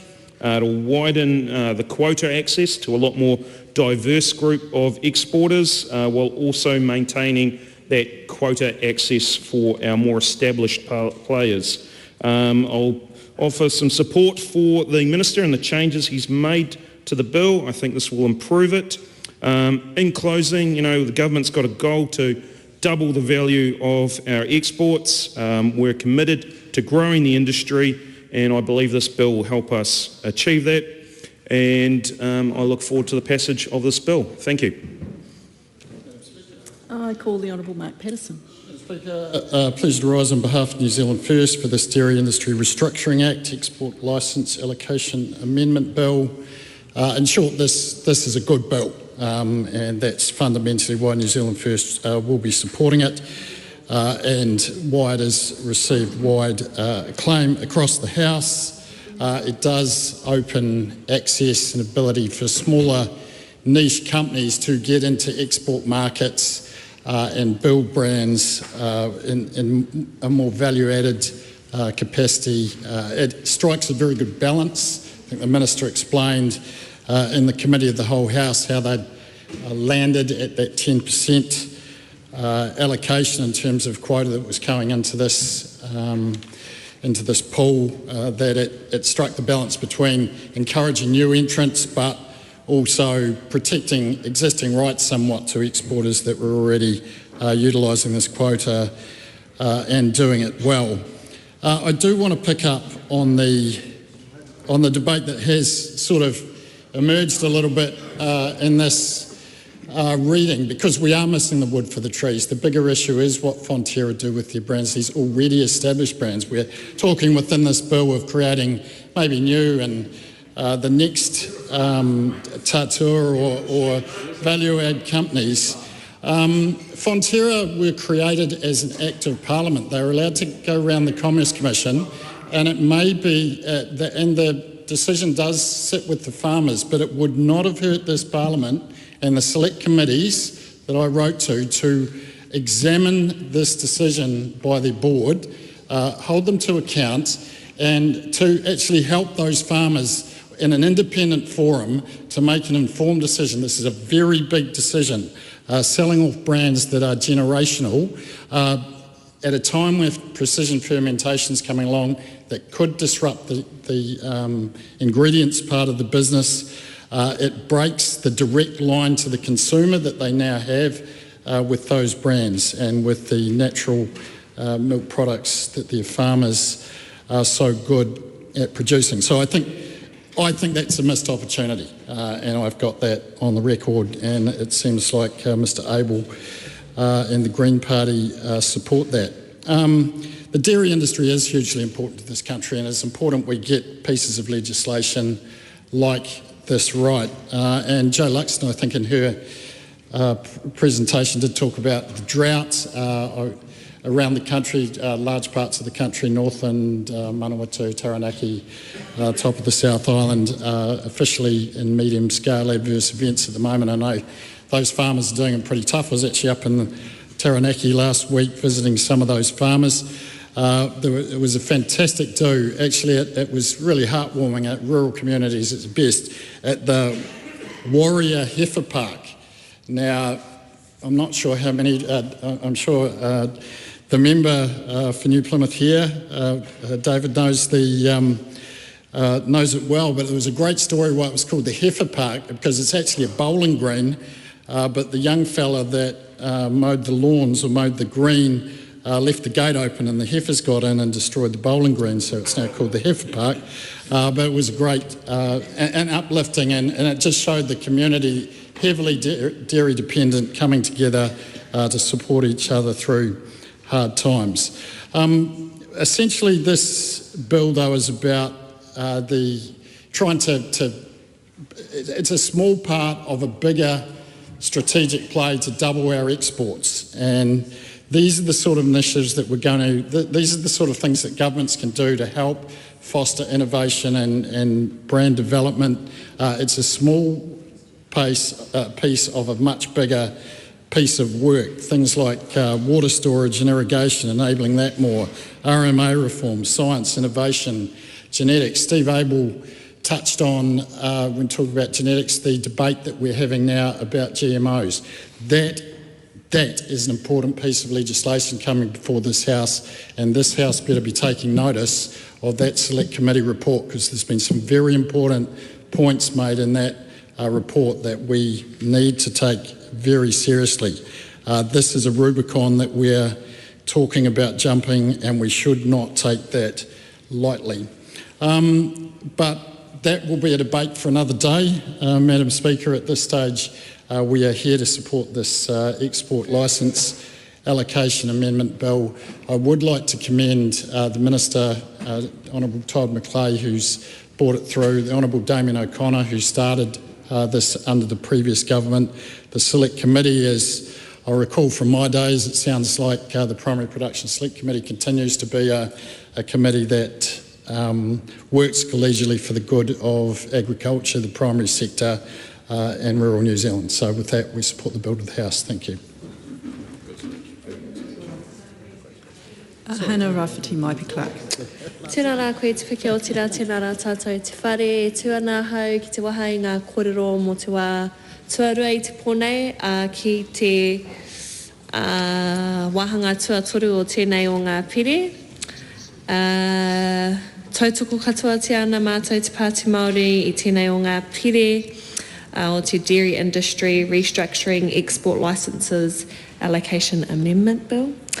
Engari, tete o ngā kōrero e rangonatia e au i te pōnei, me tōna hirahiratanga, me tōna motuhaketanga anō hoki ki tēnei o ngā kōrero, ko te ohanga o ngā Pākihi Māori, nā Kushla e kōrerotia i ngā ohaki, i ngā waiata, i ngā pūkōrero, i ngā hitore o ngā kaipāmu ki Ngāti Porou, ara ko ngā hua nui I roto I rā momo kōrero. And so I think I reflect on the, I guess, impact that the Māori economy has had in this industry as well, and it's doubled in size at an extremely fast rate. And I think the stories that me and Kushla have brought into the whare tonight in our respective electorates, we have many different waiata, kōrero, pūrākau stories that go with that, right? And I think that's a prime example as to probably why the Māori economy has taken overnight, not overnight, but has boomed so much, is because we know how to tell a story and we also know how to sell the product. So, yeah, I think it's beautiful to have those contributions in the House tonight and the whakapapa that comes with that.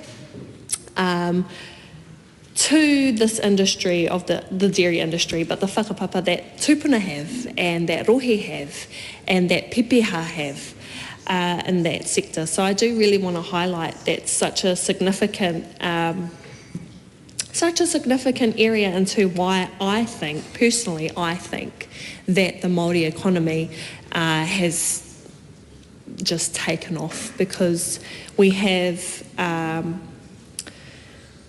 international industries that fall in love with these stories, and the way that we have Māori tourism, Māori industries like Miraka, for example, Tātua, that have been able to secure those really big contracts, which we went from 0% of the dairy industry to 12% with those big overseas contracts that Miraka had installed.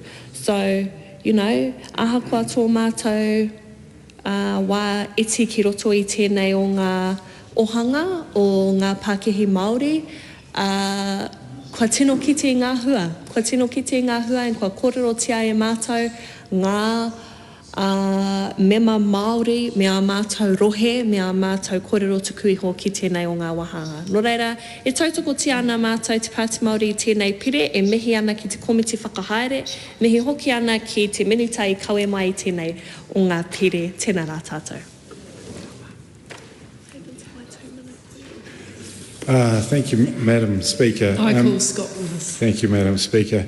And first up, I think I'd like to tautoko Minister Mark Patterson's caution around the Gene Tech Bill, which is the other big thing that is coming up.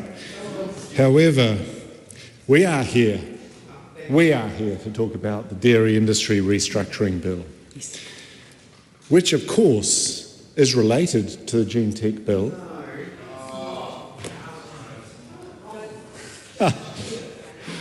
Oh, they rise, don't they? I was pleased to hear that they are awake next door, because for a moment earlier, I thought there was dead silence, and possibly, but no, they came alive when Steve Abel, my colleague Steve Abel, made it clear that they've got 18 months to get stuff done, and boy, I was pleased to see that they were getting animated. But I would like to reassure government opposite that tonight we are doing something good, and it will endure. 18 months might be only what's left, but this tonight is something that will endure. And that's a good thing. That's a good thing. So we are talking about the dairy export quota, but the other thing that I think is really interesting with that is what this can do here in Aotearoa. And earlier I talked about my love of cheese, and particularly the peladon. What are you shaking your head? What are they shaking their heads at? Does the government not love cheese as well? Come on. Cheese is a wonderful thing. So I think like a merino's backside.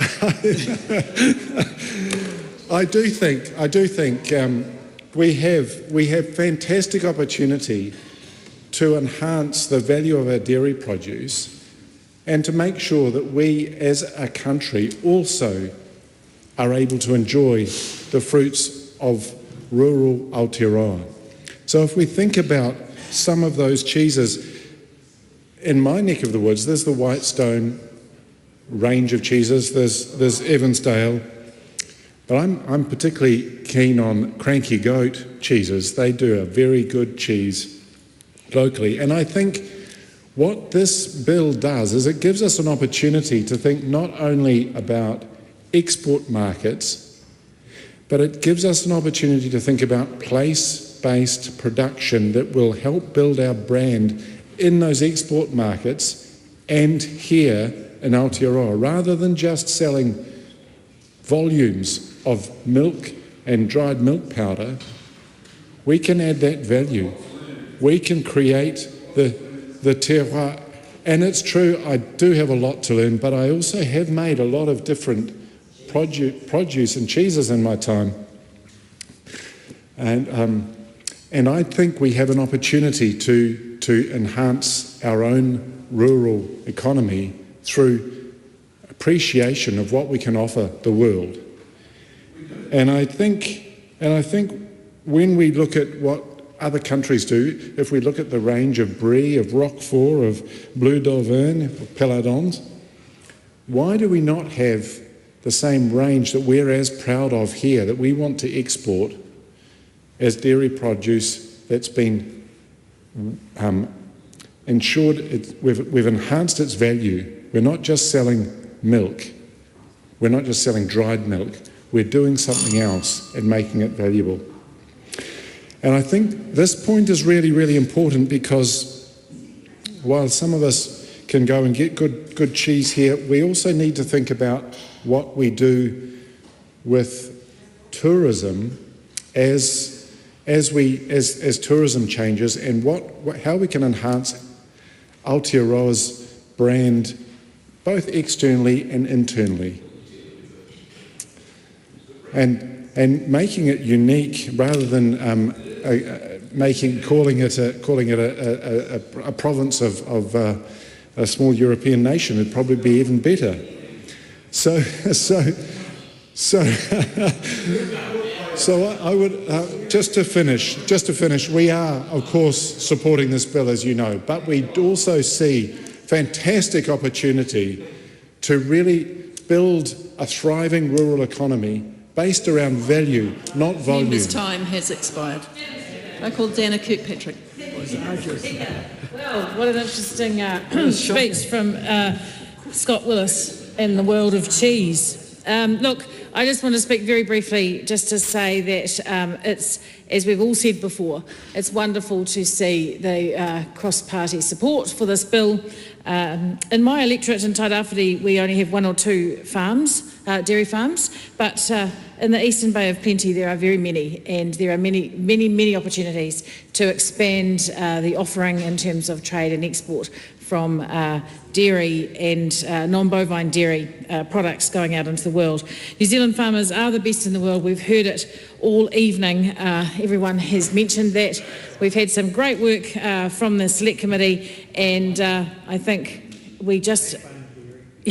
backbone of dairy. I just want to make sure that we all remember this is critical to the mission of getting New Zealand's economic growth agenda at the forefront of the thinking, and it's a simple equation. More growth means more opportunities for New Zealanders, which is a great thing. So, Madam Speaker, for the love of all that's cheesy in Scott Willis's world, I commend the bill to the House. I call Kushla Tangara Emmanuel. Tēnā no koe, Madam Speaker, uti rā tēnā koutou katoa. I heard a request for a song from across the floor. Have you got the backing track, have you? Now, Madam Speaker, in my earlier contribution to this bill, I did recount a waiata written by Tā Apirana Noho Pari Turu Pangata in relation to his aspirations and vision around the dairy industry, a lot of which did come to fruition, so I think he'd be pleased here. But in thinking of a song for this contribution, the only one that came to mind was My Milkshake Brings All the Boys to the Yard. And it might sound funny, but it is actually very relevant to this kaupapa. I'm not going to sing it. You can sing it in your head. You can sing, come on, give me a drum roll then. But it's My Milkshake Brings All the Boys to the Yard. Damn right, it's better than yours. That's right. Oh, they're like, it's better than yours. I can teach you, but I'd had to charge. Now, everyone here has talked about how we have the most top quality dairy in the world. We do. We're not necessarily going to teach people how to produce it, because that would be stupid, but we are going to have to charge. But in order to charge for our top quality milk that makes these milkshakes that bring all the boys and girls to the yard, and they to the yard, we have to protect our industry. Because whether we like it or not, and we know we make the best milk that brings all the boys to the yard, it's not the only option available these days, Madam Speaker. When you go to Coppers or wherever you go to get your caffeine fix, you will often hear people say, I'll have an oat milk latte, please. I'll have almond milk, please. And all power to people who are on plant-based diets, but the reality is, here tonight, we are talking about growing, preserving and ensuring our Aotearoa New Zealand dairy industry thrives. So that's what we're all here for, and that's why we're all getting along delirious on all the lactose we've been drinking and having a good old laugh tonight. And we do need to protect it so that it'll grow, Madam Speaker. Everyone's talked about growth. And with that in mind, I want to remind us all that in order to grow this industry and our amazing product, we need to grow our people.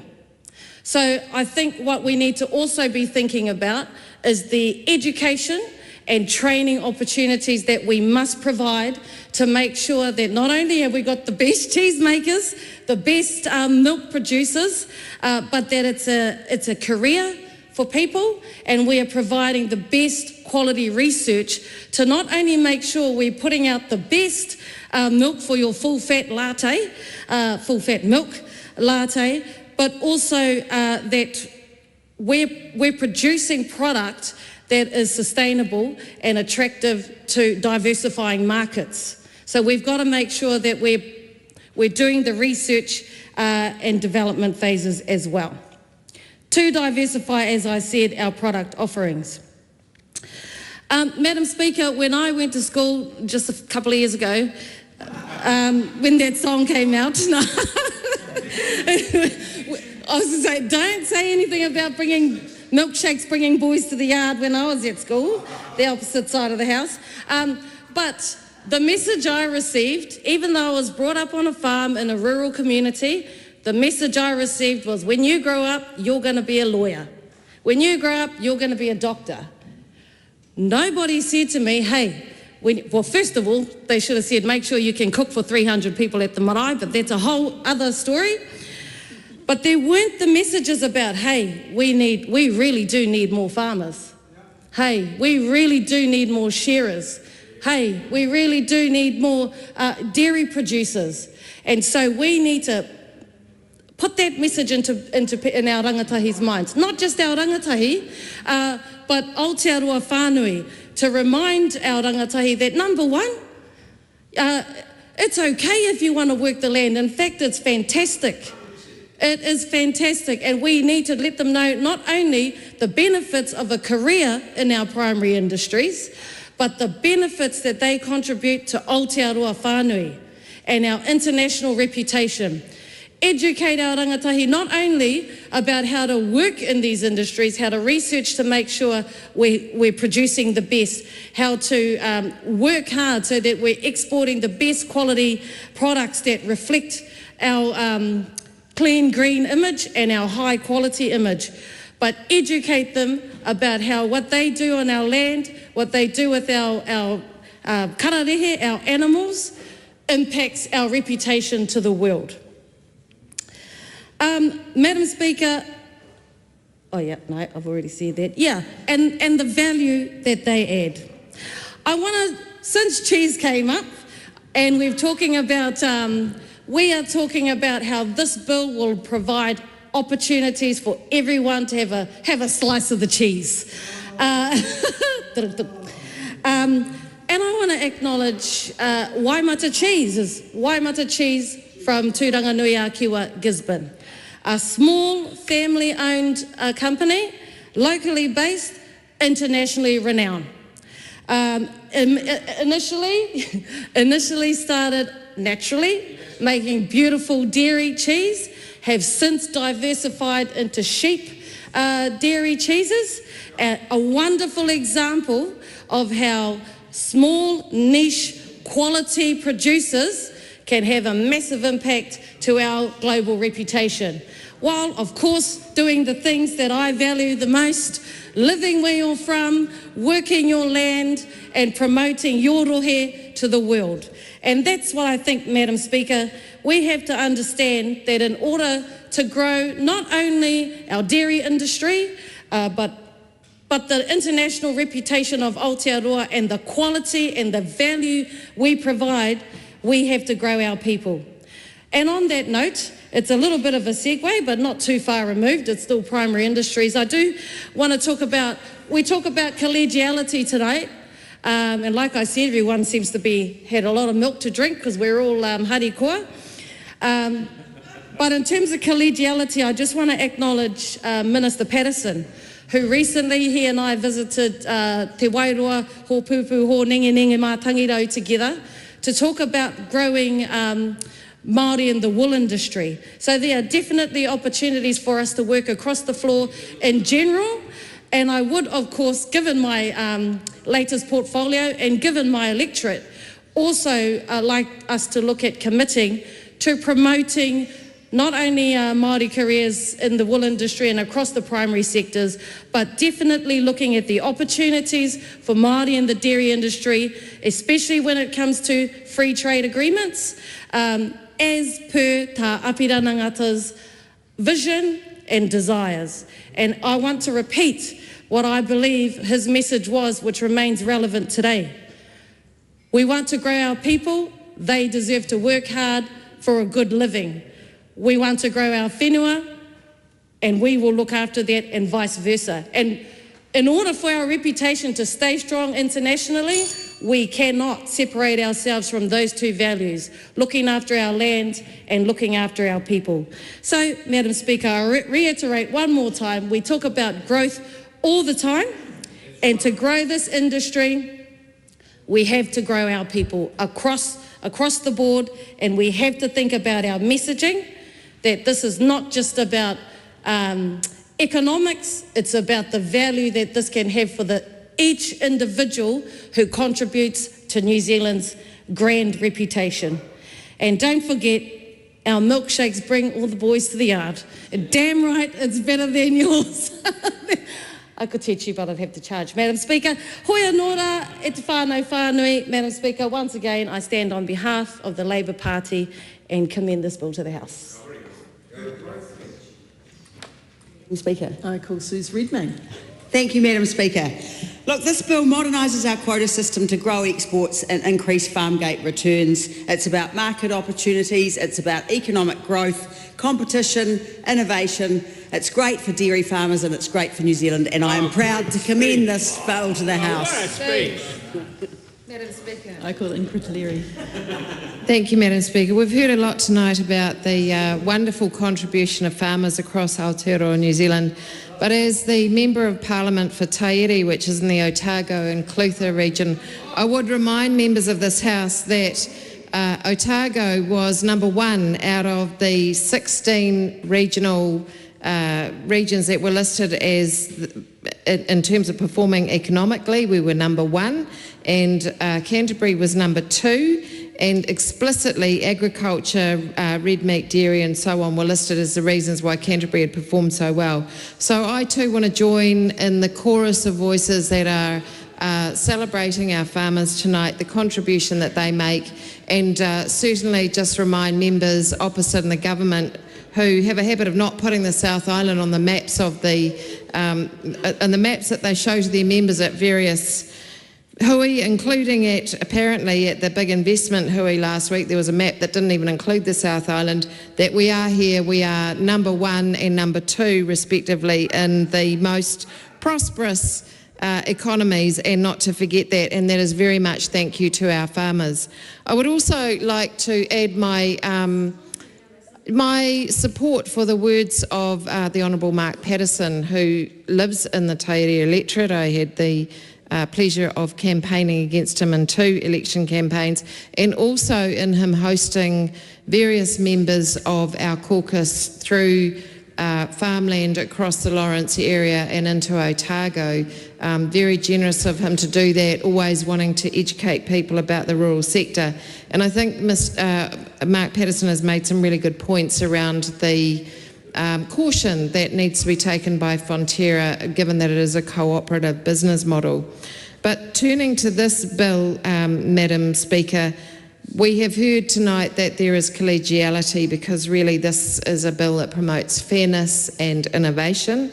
And I would like to commend both of the ministers who have been involved, my colleague, the Honourable Damien O'Connor, who started the process, and again the Honourable Todd McClay, who did indulge us with really fulsome answers in the committee stage this evening. And given that this is urgency and a fairly rushed process, it was great to have that kind of engagement and to have a minister on top of his portfolio. We haven't seen that a lot lately, and so really just saying that's really valued, particularly when there isn't a committee stage. Madam Speaker, so, and what we did ask in the committee was questions around whether the balance had been struck appropriately between the fairness of the allocation, assessing for risk and track record, encouraging innovation for new products such as goat and sheep milk, those who may not necessarily have a track record or who may have a strong track record in some areas and not necessarily in others. And the Minister did answer our questions fulsomely and satisfy those, I think, very well. I think we also agree with the things that the bill is trying to achieve, which is around making sure that small exporters can have market access while still ensuring that those who have a track record and who have got an existing supply line out of the country are not jeopardised, and it has achieved that well. And as I say, the scrutiny in the committee stage showed that the balance, I think, had been well struck.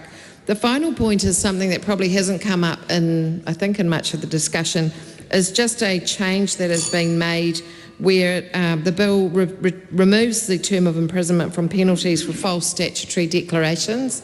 This is a strict liability offence. It's really unusual these days to have any kind of imprisonment term available for strict liability offences. That is where the burden of proof has changed. Most people in the public realise where there's a criminal offence, there is a burden of proof which is beyond reasonable doubt, and people are innocent or proven guilty. And when we have strict liabilities offences, that changes, and the person or organisation is deemed to be at fault unless they can prove otherwise.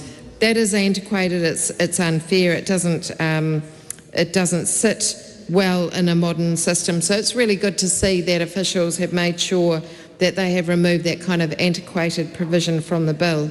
So it's nice to be an urgency on a collegiate evening with a good bill, and we commend it to the House. I call David McLeod. Thank you, Madam Speaker, and it's a pleasure to stand and be part of the third reading of this bill, just about there. And we've heard a lot of comments, and we've traversed a lot of the bill, so I don't probably want to speak to that, apart from very supportive of all the work that's done. But what I do want to speak to are some of the challenges that we are currently exposed to in the dairy industry in particular regions, and namely one of those regions of my home patch of Taranaki and the drought conditions that they are exposed to. Now, dairy farming obviously has its highs, and you could look at the fact that the payout at the moment is at record highs at this time, but that's only good if you're producing milk. And the drought conditions that are exposed or are present in a number of these regions is a very trying time. And Mark Patterson mentioned that he was in Taranaki last week for a visit to Taranaki, and I can tell you that was very well received. A lot of people don't understand the pressures that come on to dairy farmers in such times as this, and it's not just the caring for the animals and endeavouring to find the supplementary feed when there's a lack of grass, but also the mental toll that it plays on individuals in the dairy industry. And we should always remember that communication, looking after one another, looking over the neighbour's fence and talking to your neighbour is an important part in such trying times. So it's pleasing for what I've experienced of being at farmers' barbecues and having that communication. But back to this bill here, the Dairy Industry Restructuring Act. This here is a great bill. It is providing value to more than just the bovine dairy industry. It's also talking about sheep, goat and deer. It is valuable to all of them, provides diversity for the smaller players, and I commend this bill to the House. I call the Honourable Damien O'Connor. Thank you, Madam Speaker. I think I might be the last Labor Speaker on this piece of legislation. It is good to be able to support a sensible piece of legislation. And actually, just to remind the House that it's once more a positive initiative from Labor to help the dairy industry. And I do have to remind the House and the industry going back to the 1930s, guaranteed minimum price, the formation of the Dairy Board in the 50s. You had in the 80s, the Labor government taking away subsidies. And it was interesting to hear from the ACT member trying to say that, we should just listen to the farmers and leave it into the hands of the farmers. In fact, I went to one of those protest meetings, and the president of Federated Farmers at the time, Peter Aldworthy as it was, he got up and told the farmers what they needed to hear, not what they wanted to hear. Mr Hogarth should perhaps take that on board. They needed to hear that you could no longer just carry on farming on the basis of subsidies. And that intervention by Labor, an important one, actually reset the agricultural sector to be one of the more efficient, if not the most efficient, across the globe. And so, once again, the formation of Fonterra by a Labor government enabled the consolidation so that we truly were leading the world. We did the UK, the EU FTA, and I know the minister's carried on with other, the government has with other good FTAs. The Labor government got rid of Mycoplasma bovis at considerable cost. These have all been positive interventions for the dairy industry, our single biggest industry in this country. And once again, this piece of legislation is from an initiative carried through by the government to actually open up export opportunities for new and innovative players. That's a good, positive step forward. But it can't be just taken for granted. And the point that I make in this final speech is the one of leadership. And to go back to what Mr Hogarth said, or Minister Hogarth said, just leave it to the farmers. Well, the farmers do a very good job of farming, but Parliament must take the responsibility to show some leadership and intervene from time to time when it is necessary. And we had from the New Zealand First Minister, Minister Patterson, making some very good points, praised in this House for his support for the dairy industry, even though he's a sheep and beef farmer. Good on him. It doesn't always happen across the board, but he's done that. But he then raised some points about the sell-off of the consumer brand business of Fonterra. And many of us share those concerns. It might be left to the hands of the farmers and ultimately, but actually there is a broader responsibility for Parliament to intervene in the single biggest industry, most important industry in our country. So you can't just leave it in the hands of the farmers. It has to be in conjunction and partnership with the farmers. But the Minister's saying refer to the bill. Is that what he's referring, or the member is? Can I just say that when left to the farmers, we saw the loss of the wool levy, and Minister Patterson himself is now trying to address an issue. Partnership between farming and business sectors and Parliament delivers the most success and always has done across our economy. This piece of legislation is once again a sign of a positive partnership between Parliament and the industry. But there will be times when leadership is required.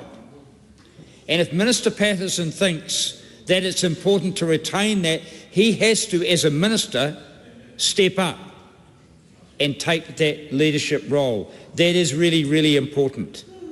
If others hadn't done that in the past, we would still be languishing in the inefficient, low-value production systems that were hallmark, particularly through the 70s and the 80s. Madam Speaker, I'd just like to say that this is a good piece of legislation. It's not huge, but it opens the door to opportunities. It doesn't guarantee success. And the implementation of this by officials, by governments, by the Minister, and by the industry itself, hopefully in a cooperative way, will deliver added value to each and every bit of milk that is produced in this country. That's what we need if we're to double exports, and we want to see that exports grow as well. But it's an ambitious target. It will require the extraction of every bit of value from every drop of milk in our country, along with all the other industries that export. Madam Speaker, I think that Labor has clearly stated its support for this bill, and support for the dairy industry. Kia ora. Grant McCallum. Madam Speaker. Well, it's great to be joined as a dairy farmer in the House, a few dairy farmers left in the House, by yourself, Madam Speaker, as a dairy farmer. Welcome. This is very important, and I'm very proud to stand here and be the last speaker on this bill. And one of the reasons that this sort of thing is so important is the dairy industry has been around for over 100 years, and it will be around for 100 more. And as someone whose family has been farming, and I'm a fourth generation farmer, and my son recently has gone and decided he doesn't want to be a valuer, would rather go and be a dairy farmer. He's taken up dairy farming and working on a dairy farm in Canterbury. And I just think that's why this sort of thing is so important, is that we get this right so future generations are able to participate in a great sector. And I look forward actually to going through and finding in the Hansard record all the great comments that have been made around the House about the dairy sector, because I've been very happy with that, and I look forward to quoting them back to people. We move on to more contentious pieces of legislation. Anyway, I think I have said enough. The Whip thinks I've said enough, and I commend this bill to the House. The question is that the motion be agreed to. Those of that opinion will say aye. To the contrary, no. The ayes have it. Dairy Industry Restructuring Export Licences Allocation Amendment Bill, third reading.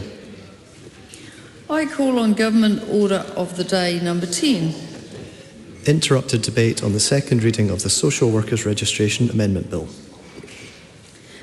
So last time we were on this piece of legislation, we were up to the Act call number 4. I call Todd Stevenson. Thank you, Madam Speaker. It's my pleasure to rise this evening and talk on the Social Workers Registration Amendment Bill. I want to acknowledge the work of the Select Committee, ably chaired by Joseph Mooney, the second best MP based in Queenstown. And I also want to acknowledge the work of Laura McClure, the ACT member on that committee. Thank you. Quiet over there in the cheap seats. I want to note that there were some submissions in relation to this bill, 5 I think in total, 1 actually heard orally, but that all the recommendations in this by the Select Committee were actually passed unanimously. And this is a really good piece of legislation, this bill. It's actually updating the Social Workers Registration Act of 2003. And actually this Act of 2003 had a really excellent built-in review mechanism in it where it had to be looked at every 5 years, and this bill, amendment bill, is a result of that, where we're making sure that our social workers, who are a really important group in our community, delivering really important services, are up to standard, and in fact that the regulations that they operate are up to scratch. And so it's good that this bill makes some modifications, some updates, and some very simple but important legislative changes, and I commend this bill to the House. Thank you. Tanya Unkovich. Thank you, Madam Speaker. I rise on behalf of New Zealand First in support of the Social Workers Registration Amendment Bill. I was also on the Social Services Committee, so we saw this bill through the House. It wasn't contentious. There were only about 5 submitters. A very good summary by my colleague, Mr Stevenson, on what the bill does. I would really just like to take a couple of moments to acknowledge all of the social workers out there. It is a very difficult job, and when you're in the helping profession, you do carry a lot, and it is one of the reasons why social workers need supervision. So some of that is covered in this piece of legislation, but I really just wanted to acknowledge the good work that they do, and I'll speak a little bit more in the third reading. So I commend it to the House. Thank you. This is a split call. I call Takatai Tash Kemp. Tēnā koe, Madam Speaker. I te whare tēnā koutou katoa. I rise this evening to speak in support of the Social Workers Registration Amendment Bill on behalf of Te Pāti Māori, and I want to take special mention to my colleague and member for Te Tai Tokiro, Maria Mieno Kapakingi, for participating in the consideration of this bill for the Social Services Select Committee in my absence. Our people, our whānau, our mokopuna, have long suffered under a system that has too often failed to uphold their dignity, their rights and their tino rangatiratanga. We acknowledge that social workers play a really vital role in our communities, supporting whānau through times of crisis, advocating for tamariki and working tirelessly to ensure that our people receive the best quality care they deserve. However, this work must be done in a way that reflects te ao Māori and is accountable to our communities and upholds the mana of those it serves. This bill strengthens the regulatory framework that governs social workers in Aotearoa. It is essential that those entrusted with the well-being of our people are fit to practice and hold to the highest standards of accountability. By broadening the grounds of interim suspension, enhancing the investigative powers of the Social Workers Registration Board and enabling professional conduct committees to take multiple actions on complex cases, we ensure that there are robust safeguards in place to protect our most vulnerable whānau. A key provision in this bill is the transfer of investigative functions from the Ministry of Social Development to the Social Workers Registration Board. We view this as a positive step towards greater independence and oversight, ensuring that those who regulate the sector are dedicated specialists rather than government officials with conflicting responsibilities. However, Te Pāti Māori remains vigilant. We must ensure that Māori voices are embedded in this process, that our tikanga is respected and that our social workers are not disproportionately targeted by these provisions. Given that the Social Workers Registration Act 2003 mandates a review every 5 years, we will be keeping a microscope on this space to ensure that the aforementioned be true, ensuring that the system remains fair and just for our people. It would be amiss to not mention the practices in place within whānau ora and the work being done by the network up and down the motu. I would hope that for greater good of our nation and increasing need for social services, that the board will lean into the whānau ora way in their delivery of services. It continuously proves to be effective when meeting the needs of our people. Furthermore, the bill adds a monitoring function for prescribed educational qualifications. This presents an opportunity to further incorporate Māori-led social worker training, ensuring that our whānau are supported by professionals who understand tikanga Māori and operate within a framework of whanaungatanga and manaakitanga. We call upon the government and the Social Workers Registration Board to work closely with Māori social workers, educators, iwi and community leaders to ensure that qualifications meet the needs of our people. While we support the intent of this bill, Te Pāti Māori remains committed to advocating for a broader transformation of our social services. Our ultimate goal is the full realisation of by Māori for Māori, solutions where whānau are empowered to determine their own pathways and where social services work in partnership with our people rather than imposing state control over their lives. Ka tū mai a mātou ki te tautoko I tēnei pire. Hoi anō, ka whakatūpato tonu mātou, kaore e motu tā mātou whawhai mō te tika, te mana me te rangatiratanga o tō tātou iwi. Kia ora. Ka horangi kata. Thank you, Madam Speaker. I rise on behalf of the Green Party of Aotearoa in support of the Social Workers Registration Amendment Bill. This bill makes a number of minor yet important amendments to the Social Workers Registration Act, improving the processes that govern social work in Aotearoa. Social work is an essential and often undervalued profession. It exists at the front lines of our social support system, working with whānau in crisis, supporting people through complex and often traumatic circumstances, and advocating for the well-being of our most vulnerable. Social workers deserve a system that upholds professional integrity, protects their mahi, and ensures public confidence in the profession. This bill allows for social workers registration board's mandatory review of the Act in 2020. Many of the changes are technical, designed to fix inconsistencies, streamline processes, and modernise language, including replacing outdated gendered terms with gender-neutral language. The Green Party welcomes these small but very important, meaningful updates. More broadly, this bill strengthens the integrity of the profession by improving processes around professional conduct and accountability.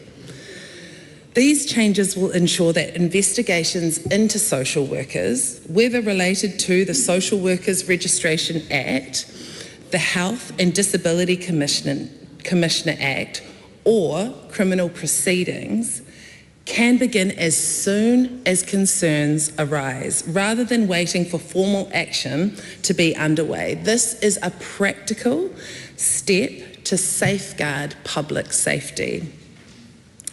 The bill also makes changes to how interim suppressions are actually managed. Instead of the current rigid 10-day extension periods, suspensions will now align with the time required that it takes for the investigation or medical examination to be complete.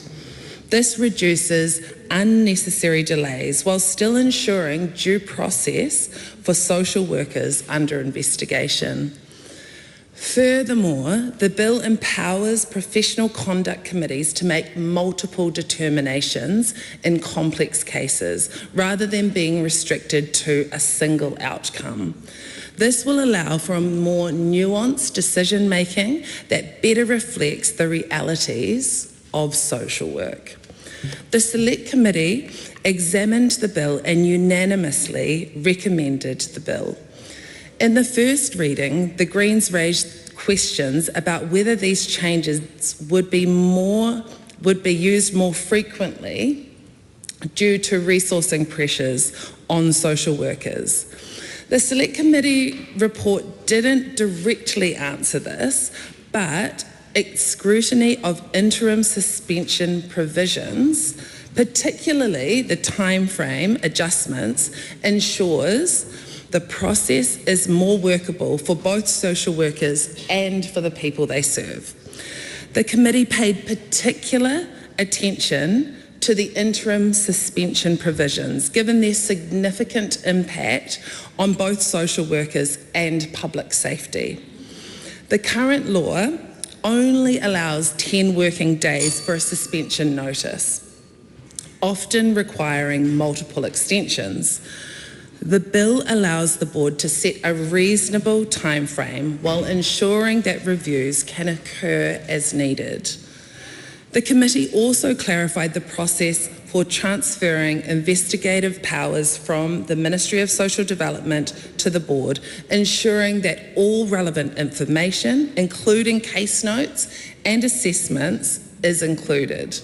The board intends to review suspension timeframes again in its 2025 review, ensuring further refinement if needed. This bill is not a radical reform, but it is a necessary one. It makes practical improvements to enhance the effectiveness of social work systems and support those working tirelessly to uphold the rights and dignity of people across Aotearoa. The Green Party is pleased to support it. Paolo Garcia.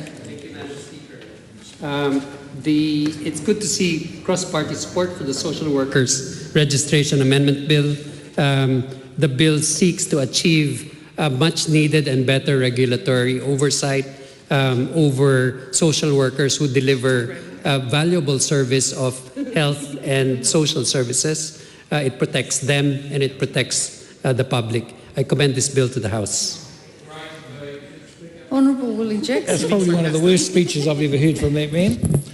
He can do much better than that. I know that for sure, Madam Speaker, because he has got, I've watched him chair at Select Committee, so he knows what he's talking about. Yeah, so in terms of this, though, this is our annual review that we're doing. This is a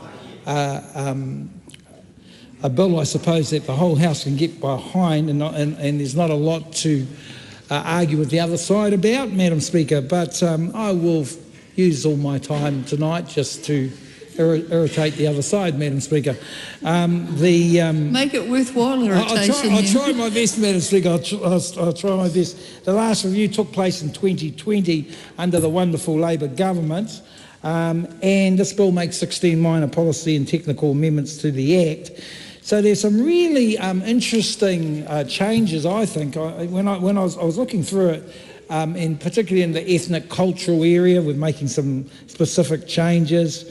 We're making 16 minor policy and technical amendments. But one of the changes I think that the whole House would find very interesting, particularly the National Party, and I think New Zealand First, and is replacing the terms like he or she with gender-neutral terminology, Madam Speaker. I think that's fascinating change there, and I was sort of wondering how it got through the coalition government, given their, I was wondering, Madam Speaker, if New Zealand First had a look at this, because it sort of goes against everything that the Deputy Prime Minister has been talking about in terms of woke and not putting up with woke, and it seems I can't even see a New Zealand First person in the House, Madam Speaker, which is a shame. Oh, there's one over there. New Zealand First did speak on the bill. Oh, yes. There is a New Zealand First person. Oh, so I've got to say to that member, how on earth did he let this get by him? And replacing terms like he or she with gender-neutral terminology, of course, is something that Labor and the Greens would support 150%, but to see that the Greens sold their supporters out badly just to try and be part of the coalition, very sad really, Madam Speaker, but shows you that they'll do anything in terms of staying in power. And so sad to watch the Greens giving up all their principles with regards to this, and they sorry, not the Greens, sorry, New Zealand First, is it? Oh, thank you so much for your correction. Thank you so much for your correction. Anything else you'd like to correct? But what I was saying, Madam Speaker, is when I look at this and I think, well, that's true. But you agreed with the label, so that's good. So in terms of these terminologies, it does show you, Madam Speaker, how hypocritical some of these parties can be. It does show you, but anyway, gender, I think changing these terminologies is very, very good, very woke, well done, well, according to New Zealand First, but very appropriate for us, because we're on the right side, Madam Speaker. In terms of social workers, this is a very important kaupapa for myself, Madam Speaker, because I managed many social workers in my previous role as a chief executive with our urban Māori authorities, and I had many social workers who worked with me through the years. And the key here with social workers is they go beyond the call of duty many times, particularly, and I heard a member over there talking about whānau water, and I salute our whānau water workers tonight, who have done so much with different whānau, Madam Speaker. And one of the things that they have been pursuing is pay equity, Madam Speaker. And pay equity is something that we were always addressing as a Labour Party government, along with the Greens, who were supporting us, and New Zealand First, who sadly forgot their roots and sold their soul to the National Party. But and who will do a deal with anyone, and just to get in. But pay equity, Madam Speaker, was an area that we were pushing because social workers have always been underfunded, undervalued, and they have been doing such wonderful work at ground level. And so when I had social workers working with me, not only were they looking after things between 9 and 5, they were looking after whānau between 9 and midnight. And many times those social workers would go out of their way to look after whānau. I had social workers who looked after abused women, who looked after family, who went that extra mile, and we were looking always as a government in improving their wages and their conditions. And I was, one of the things as a former minister, I was really proud to be part of Labour's push in terms of pay equity. So we've got to ask tonight, what is this government doing to ensure that our social worker workforce is being compensated for their extra work? And the other side of that, Madam Speaker, is we have a real job shortage. We have a real worker shortage. So again, I'd ask the question, Madam Speaker, what is the status of the social worker workforce strategy?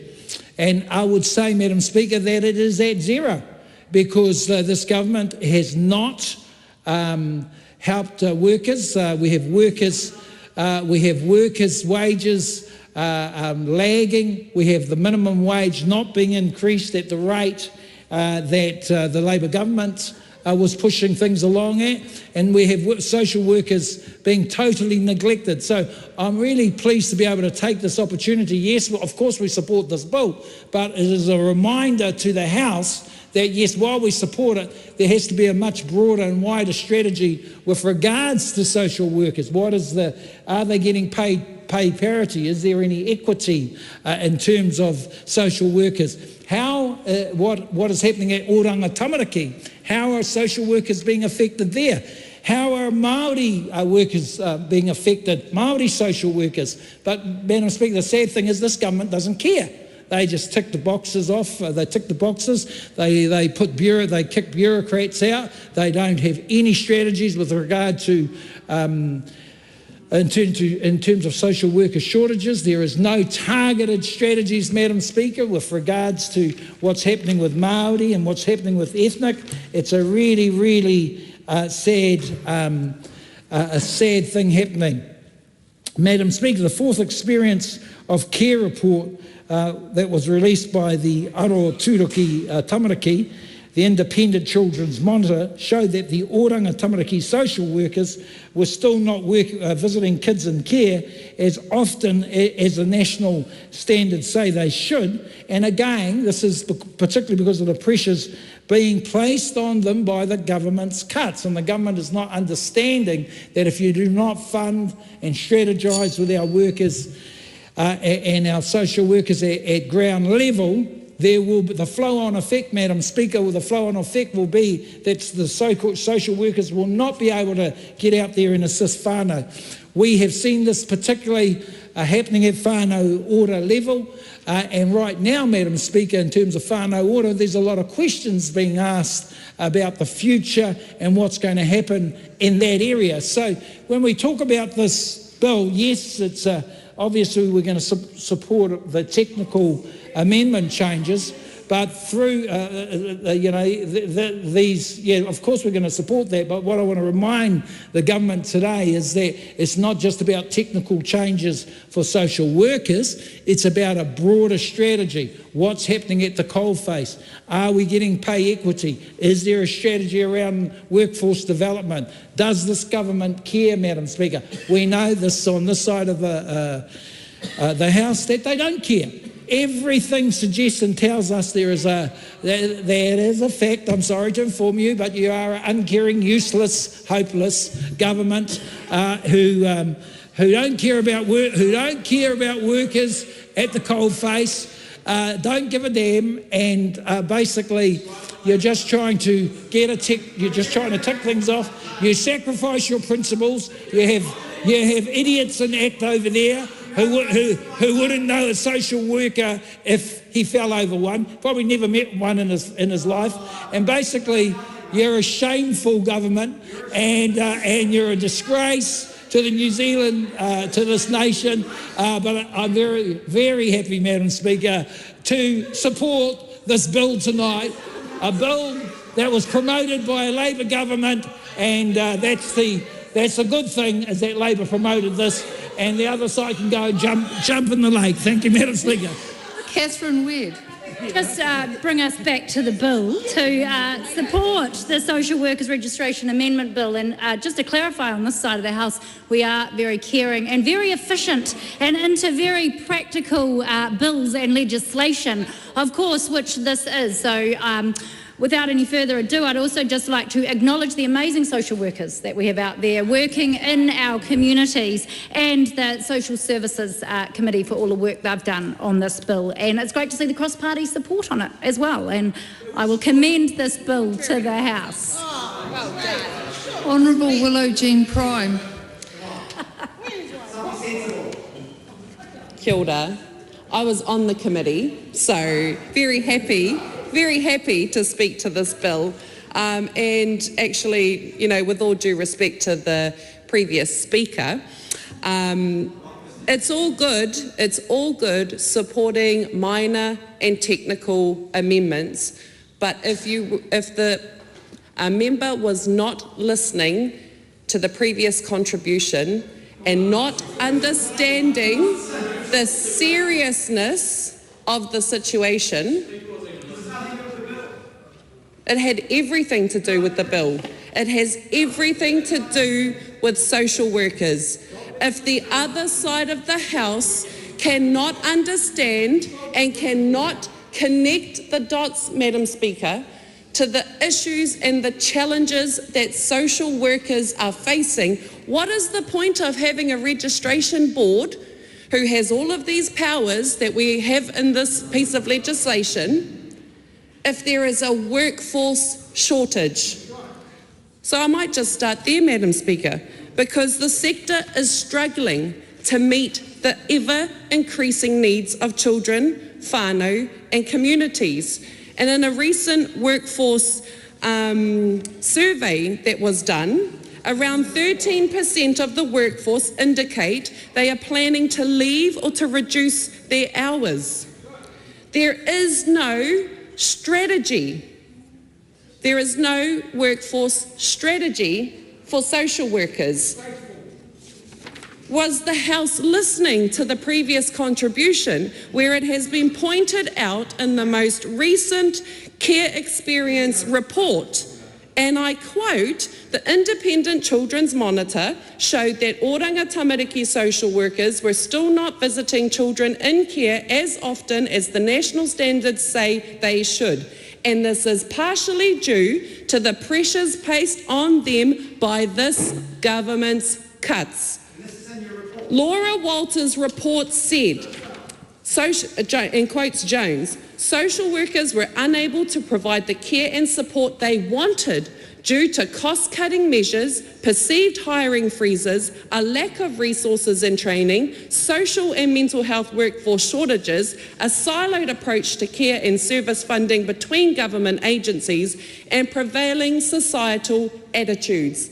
The Monitor also noted that recent internal restructuring of Oranga Tamariki had pulled focus away from the frontline work, while scarce resources were even harder to secure following the changes to the commissioning and contracting.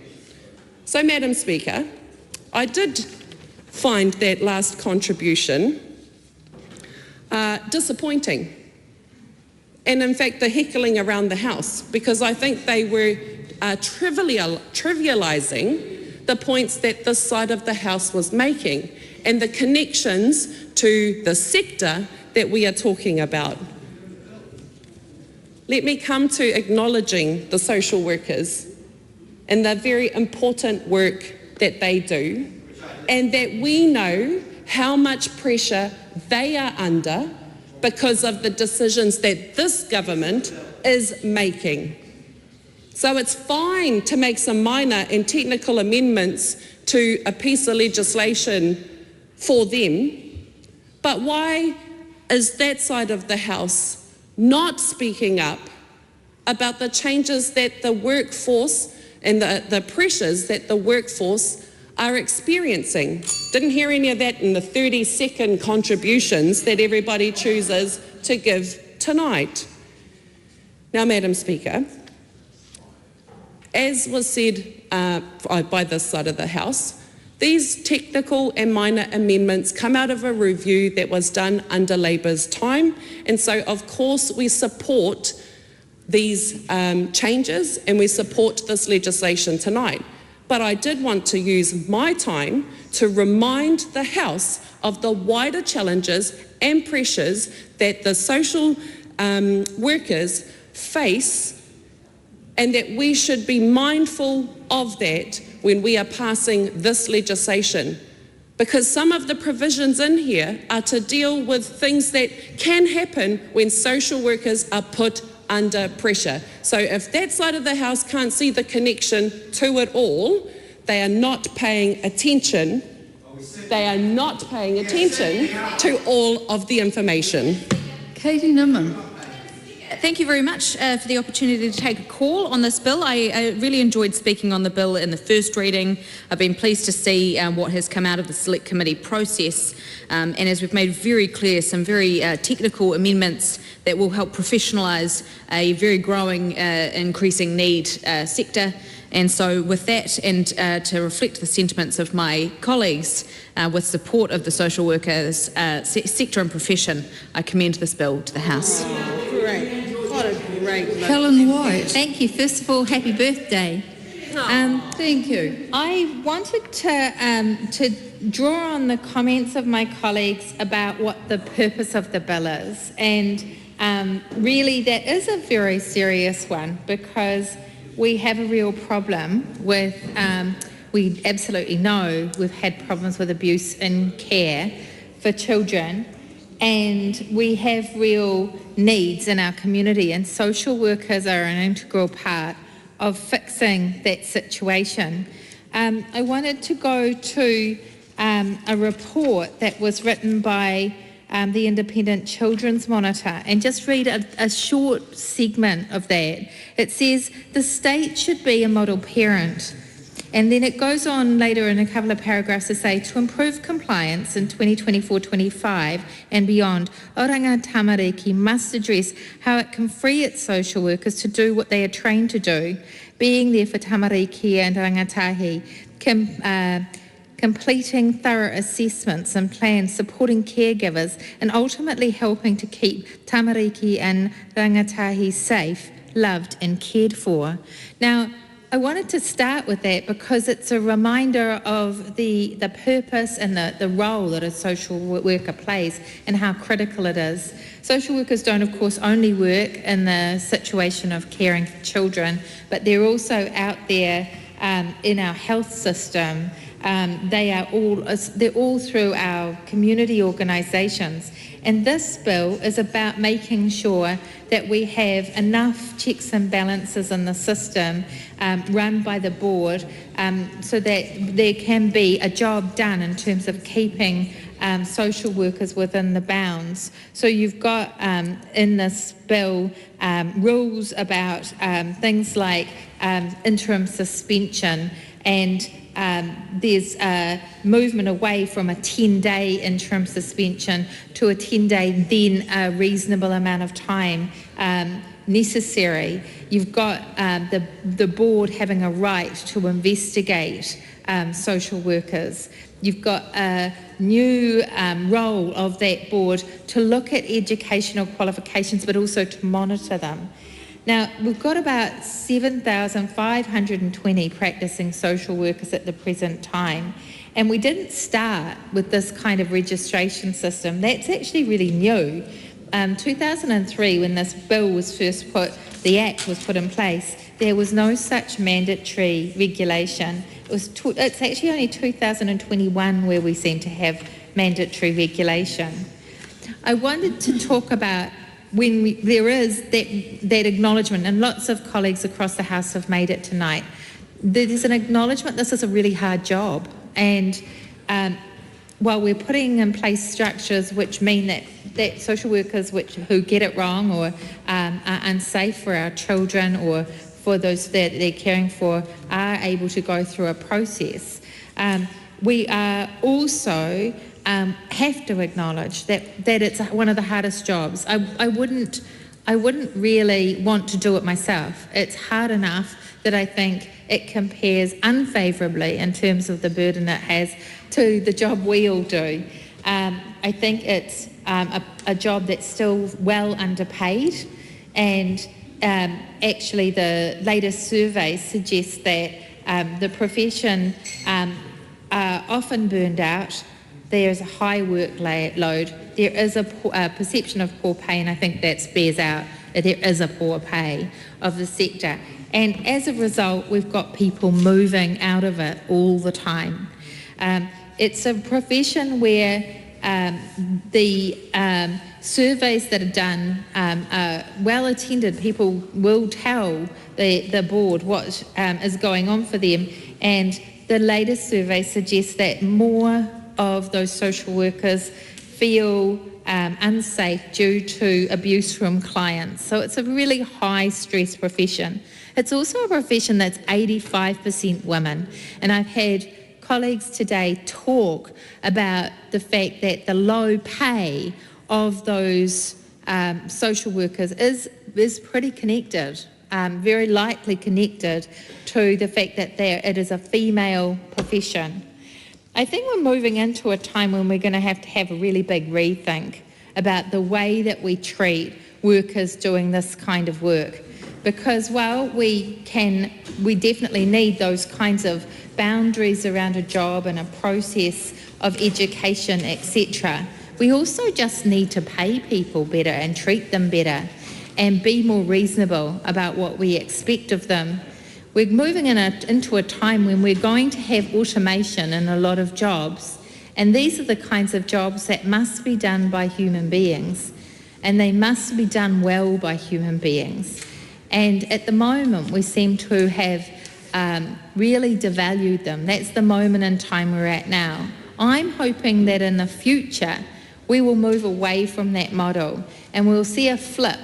Jobs like this will become much more highly valued and will pay people better in our society. And I do think that will affect the quality of the people that we get doing this work, or the quality of the work they do is probably a better way of putting it. Because as long as we devalue the work, as long as we put people under huge pressure, as long as every time the government changes there's a slash to the budgets of people, as long as we do that, then actually we will end up with trouble in this area, keeping people and keeping people working well. And so while I am very supportive of this piece of legislation going through with the structures that it's got, I do think there's another harder piece of work to be done, which is getting the pay up of these workers, making sure that we are really thinking about our value system and what we value. Because from my own personal experience, I have parents who are ageing. My father's 93. And I think the people that I value the most are the people that are assisting my parents stay in their own house. It's incredibly important work, but it's also work that could be badly done or it could be well done. At present, the people who do that work, the people who do this kind of work, they are well undervalued in our remuneration. And if we continue along that line, then I think we will see patchy care. So my challenge to this House is, yes, we're all in agreement here, but it is time for us to really consider whether we need to review the way that we work and the way we structure the pay that we pay people who do this work. I would like to extend my thanks to the social workers who are doing a good job in very difficult circumstances. As I've said, I just do not think it's a very easy job. I think it's become quite a risky job to do, and so I would like to thank them for doing it. But I'd also like to go full circle to talk just for a moment about the stakes that we've got and return to the issue of children. We've had the report into the abuse and care. We know that that is the tip of the iceberg, and it was a lot of volumes. We know that it's not over. We know that it's very likely that that behaviour continues to happen, and that happens under our watch.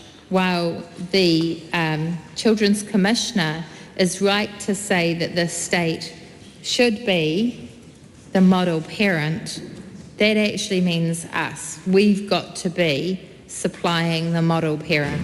We have to make sure that the people that we are supplying into the system, our social workers and those caregivers, are actually being supported by us in a way that makes that work that is done well and is done to the standards that we would expect for our own children. So I thank you for listening to me tonight, and I commend the bill to the House. Thank you, Madam Speaker. It's a pleasure to be invited to speak on the second reading of the Social Workers Registration Amendment Bill. And you know, it's also really kind of you, Madam Speaker. Well, before you, happy birthday, Madam Speaker Barbara Kruger, for allowing Willie's Wine Bar to go on and on about things unrelated to the bill, but it must be part of your good nature on your birthday, but you're always good-natured. Madam Speaker, as I learned, the committee received 5 submissions on this bill, and one of them was from Aotearoa New Zealand Association of Social Workers, and I really was heartened to read that they said, "We strongly support legislation which achieves the purposes set out in Section 3. And with that, Madam Speaker, I commend this bill to the House. Willie's Wine Bar. The question is that the motion be agreed to. Those of that opinion will say aye. To the contrary, no. The ayes have it. Social Workers Registration Amendment Bill, second reading. This bill is set down for committee stage immediately.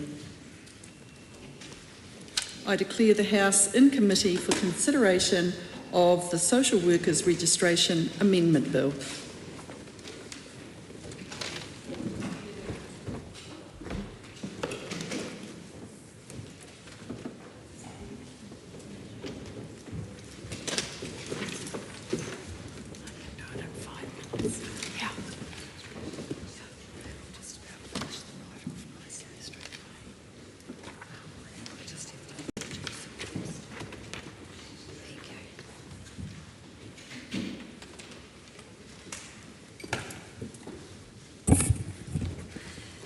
Members, the House is in committee on the Social Workers Registration Amendment Bill. Members, we start with Part 1. Part 1 is a debate on clauses 4 to 19 substantive amendments. The question is that Part 1 stand part. Sue's Redmayne. I seek leave for all provisions to be taken as one question. Leave is sought for that purpose. Is there any objection? That is an objection. Right, okay. So we'll take Part 1, and I call the Honourable Penny Simmons. Thank you, Madam Chair. I just wanted to make a few opening remarks, and of course we've heard tonight, and it is really important for us to acknowledge how valuable our social workers are and the essential support that they provide to our most vulnerable communities. The government's committed to supporting and enhancing the social work profession so that our communities are served and supported effectively. And this bill improves the efficiency and the effectiveness of operations carried out under the Social Workers Registration Act 2003.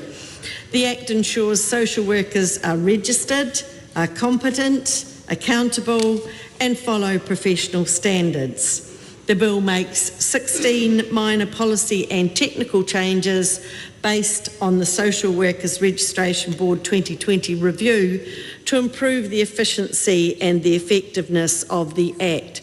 We are encouraged that there is general cross-party support for this bill, and outside of the bill we also know that there are workforce challenges for the social work profession. And given the speeches that were made by the opposition before, they will be pleased to hear that the Minister has asked the Social Workers Registration Board to develop a robust workforce strategy and action plan to address workforce shortages. The Minister has also asked the board to work across government to find solutions to systemic challenges facing social workers. Thank you, Madam Chair. Honourable Willie Jackson. Really good to hear from the Minister. I want to congratulate the Minister for that type of kōrero, because that is incredibly important going forward, that we're not just looking at the technical amendments, but we're looking at the wider issues. So congratulate the Minister on that, because we do have major workforce shortages at the moment, but more than that, as I said earlier, and I was glad the Minister was listening, unlike some of the other members on the other side, particularly Mr. Miga and some of those others on the other side. I'm glad the Minister was listening, because there are wider issues at play particularly in terms of pay equity, and I hope that the government doesn't buckle to the worker-bashing ACT Party that will not attend to some of the problems we have at the moment, Madam Chair. I want to come to the bill. It might be a good idea to come to the bill. But it's much, well, that's even that's better recommendation. Why bother? Because we're all agreeing. So no, maybe I should talk to some of the broader aspects. Oh no, I'll come just for you, Madam Chair. I'll come to question for the Minister. A question for the Minister. Clause 16, Madam. Clause 17. Membership of the tribunal, which I think is really important. One of the major kaupapa that sticks out in terms of what's happening with social workers is the shortage in terms of Māori social workers and support for Māori. And I'm wanting to know from the Minister in terms of the membership of the tribunal, and just reading 116, Madam Speaker, but I'm looking at clause 17. There's a replacement clause there in terms of membership of the tribunal. And the tribunal comprises the following members appointed by the Minister: a chairperson and one or more deputy chairpersons, and at least 5 social workers to enable the tribunal to be constituted, and at least 1 layperson. Was there any advice in terms of Māori being on there? Was there any consultation made in terms of with iwi with regards to this particular clause? Has there been any consultation, particularly also with pan-tribal organisations? I asked the Minister, can she show us a consultation process with regards to this? Because with different iwi groups coming into play, particularly in Auckland with Tainui, and you'll see that some of the iwi groups coming into play, there would have been a need for high-level consultation in this area so that we can get the right type of representatives on the tribunal, Madam Chair. So what type of Māori consultation, what type of regard has been given in this area? I know it's an area that we considered before when we were in government. How was the difference? There's a difference obviously between oranga tamariki social workers, Madam Speaker, Madam Chair, I should say, oranga tamariki social workers, whānau ora social workers, mainstream social workers.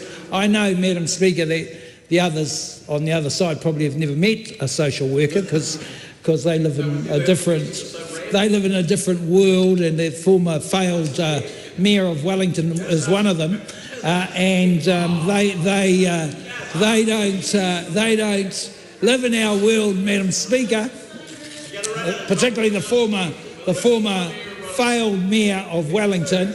But I would like, Madam Speaker, some of these questions to be addressed because this tribunal is particularly important in terms of democracy and representation, and in terms, particularly, Madam Speaker, in terms of Māori and Indigenous rights. And so, has there been a consultation process? Has there been any work with iwi? Has there been any work with any of the pan-tribal entities?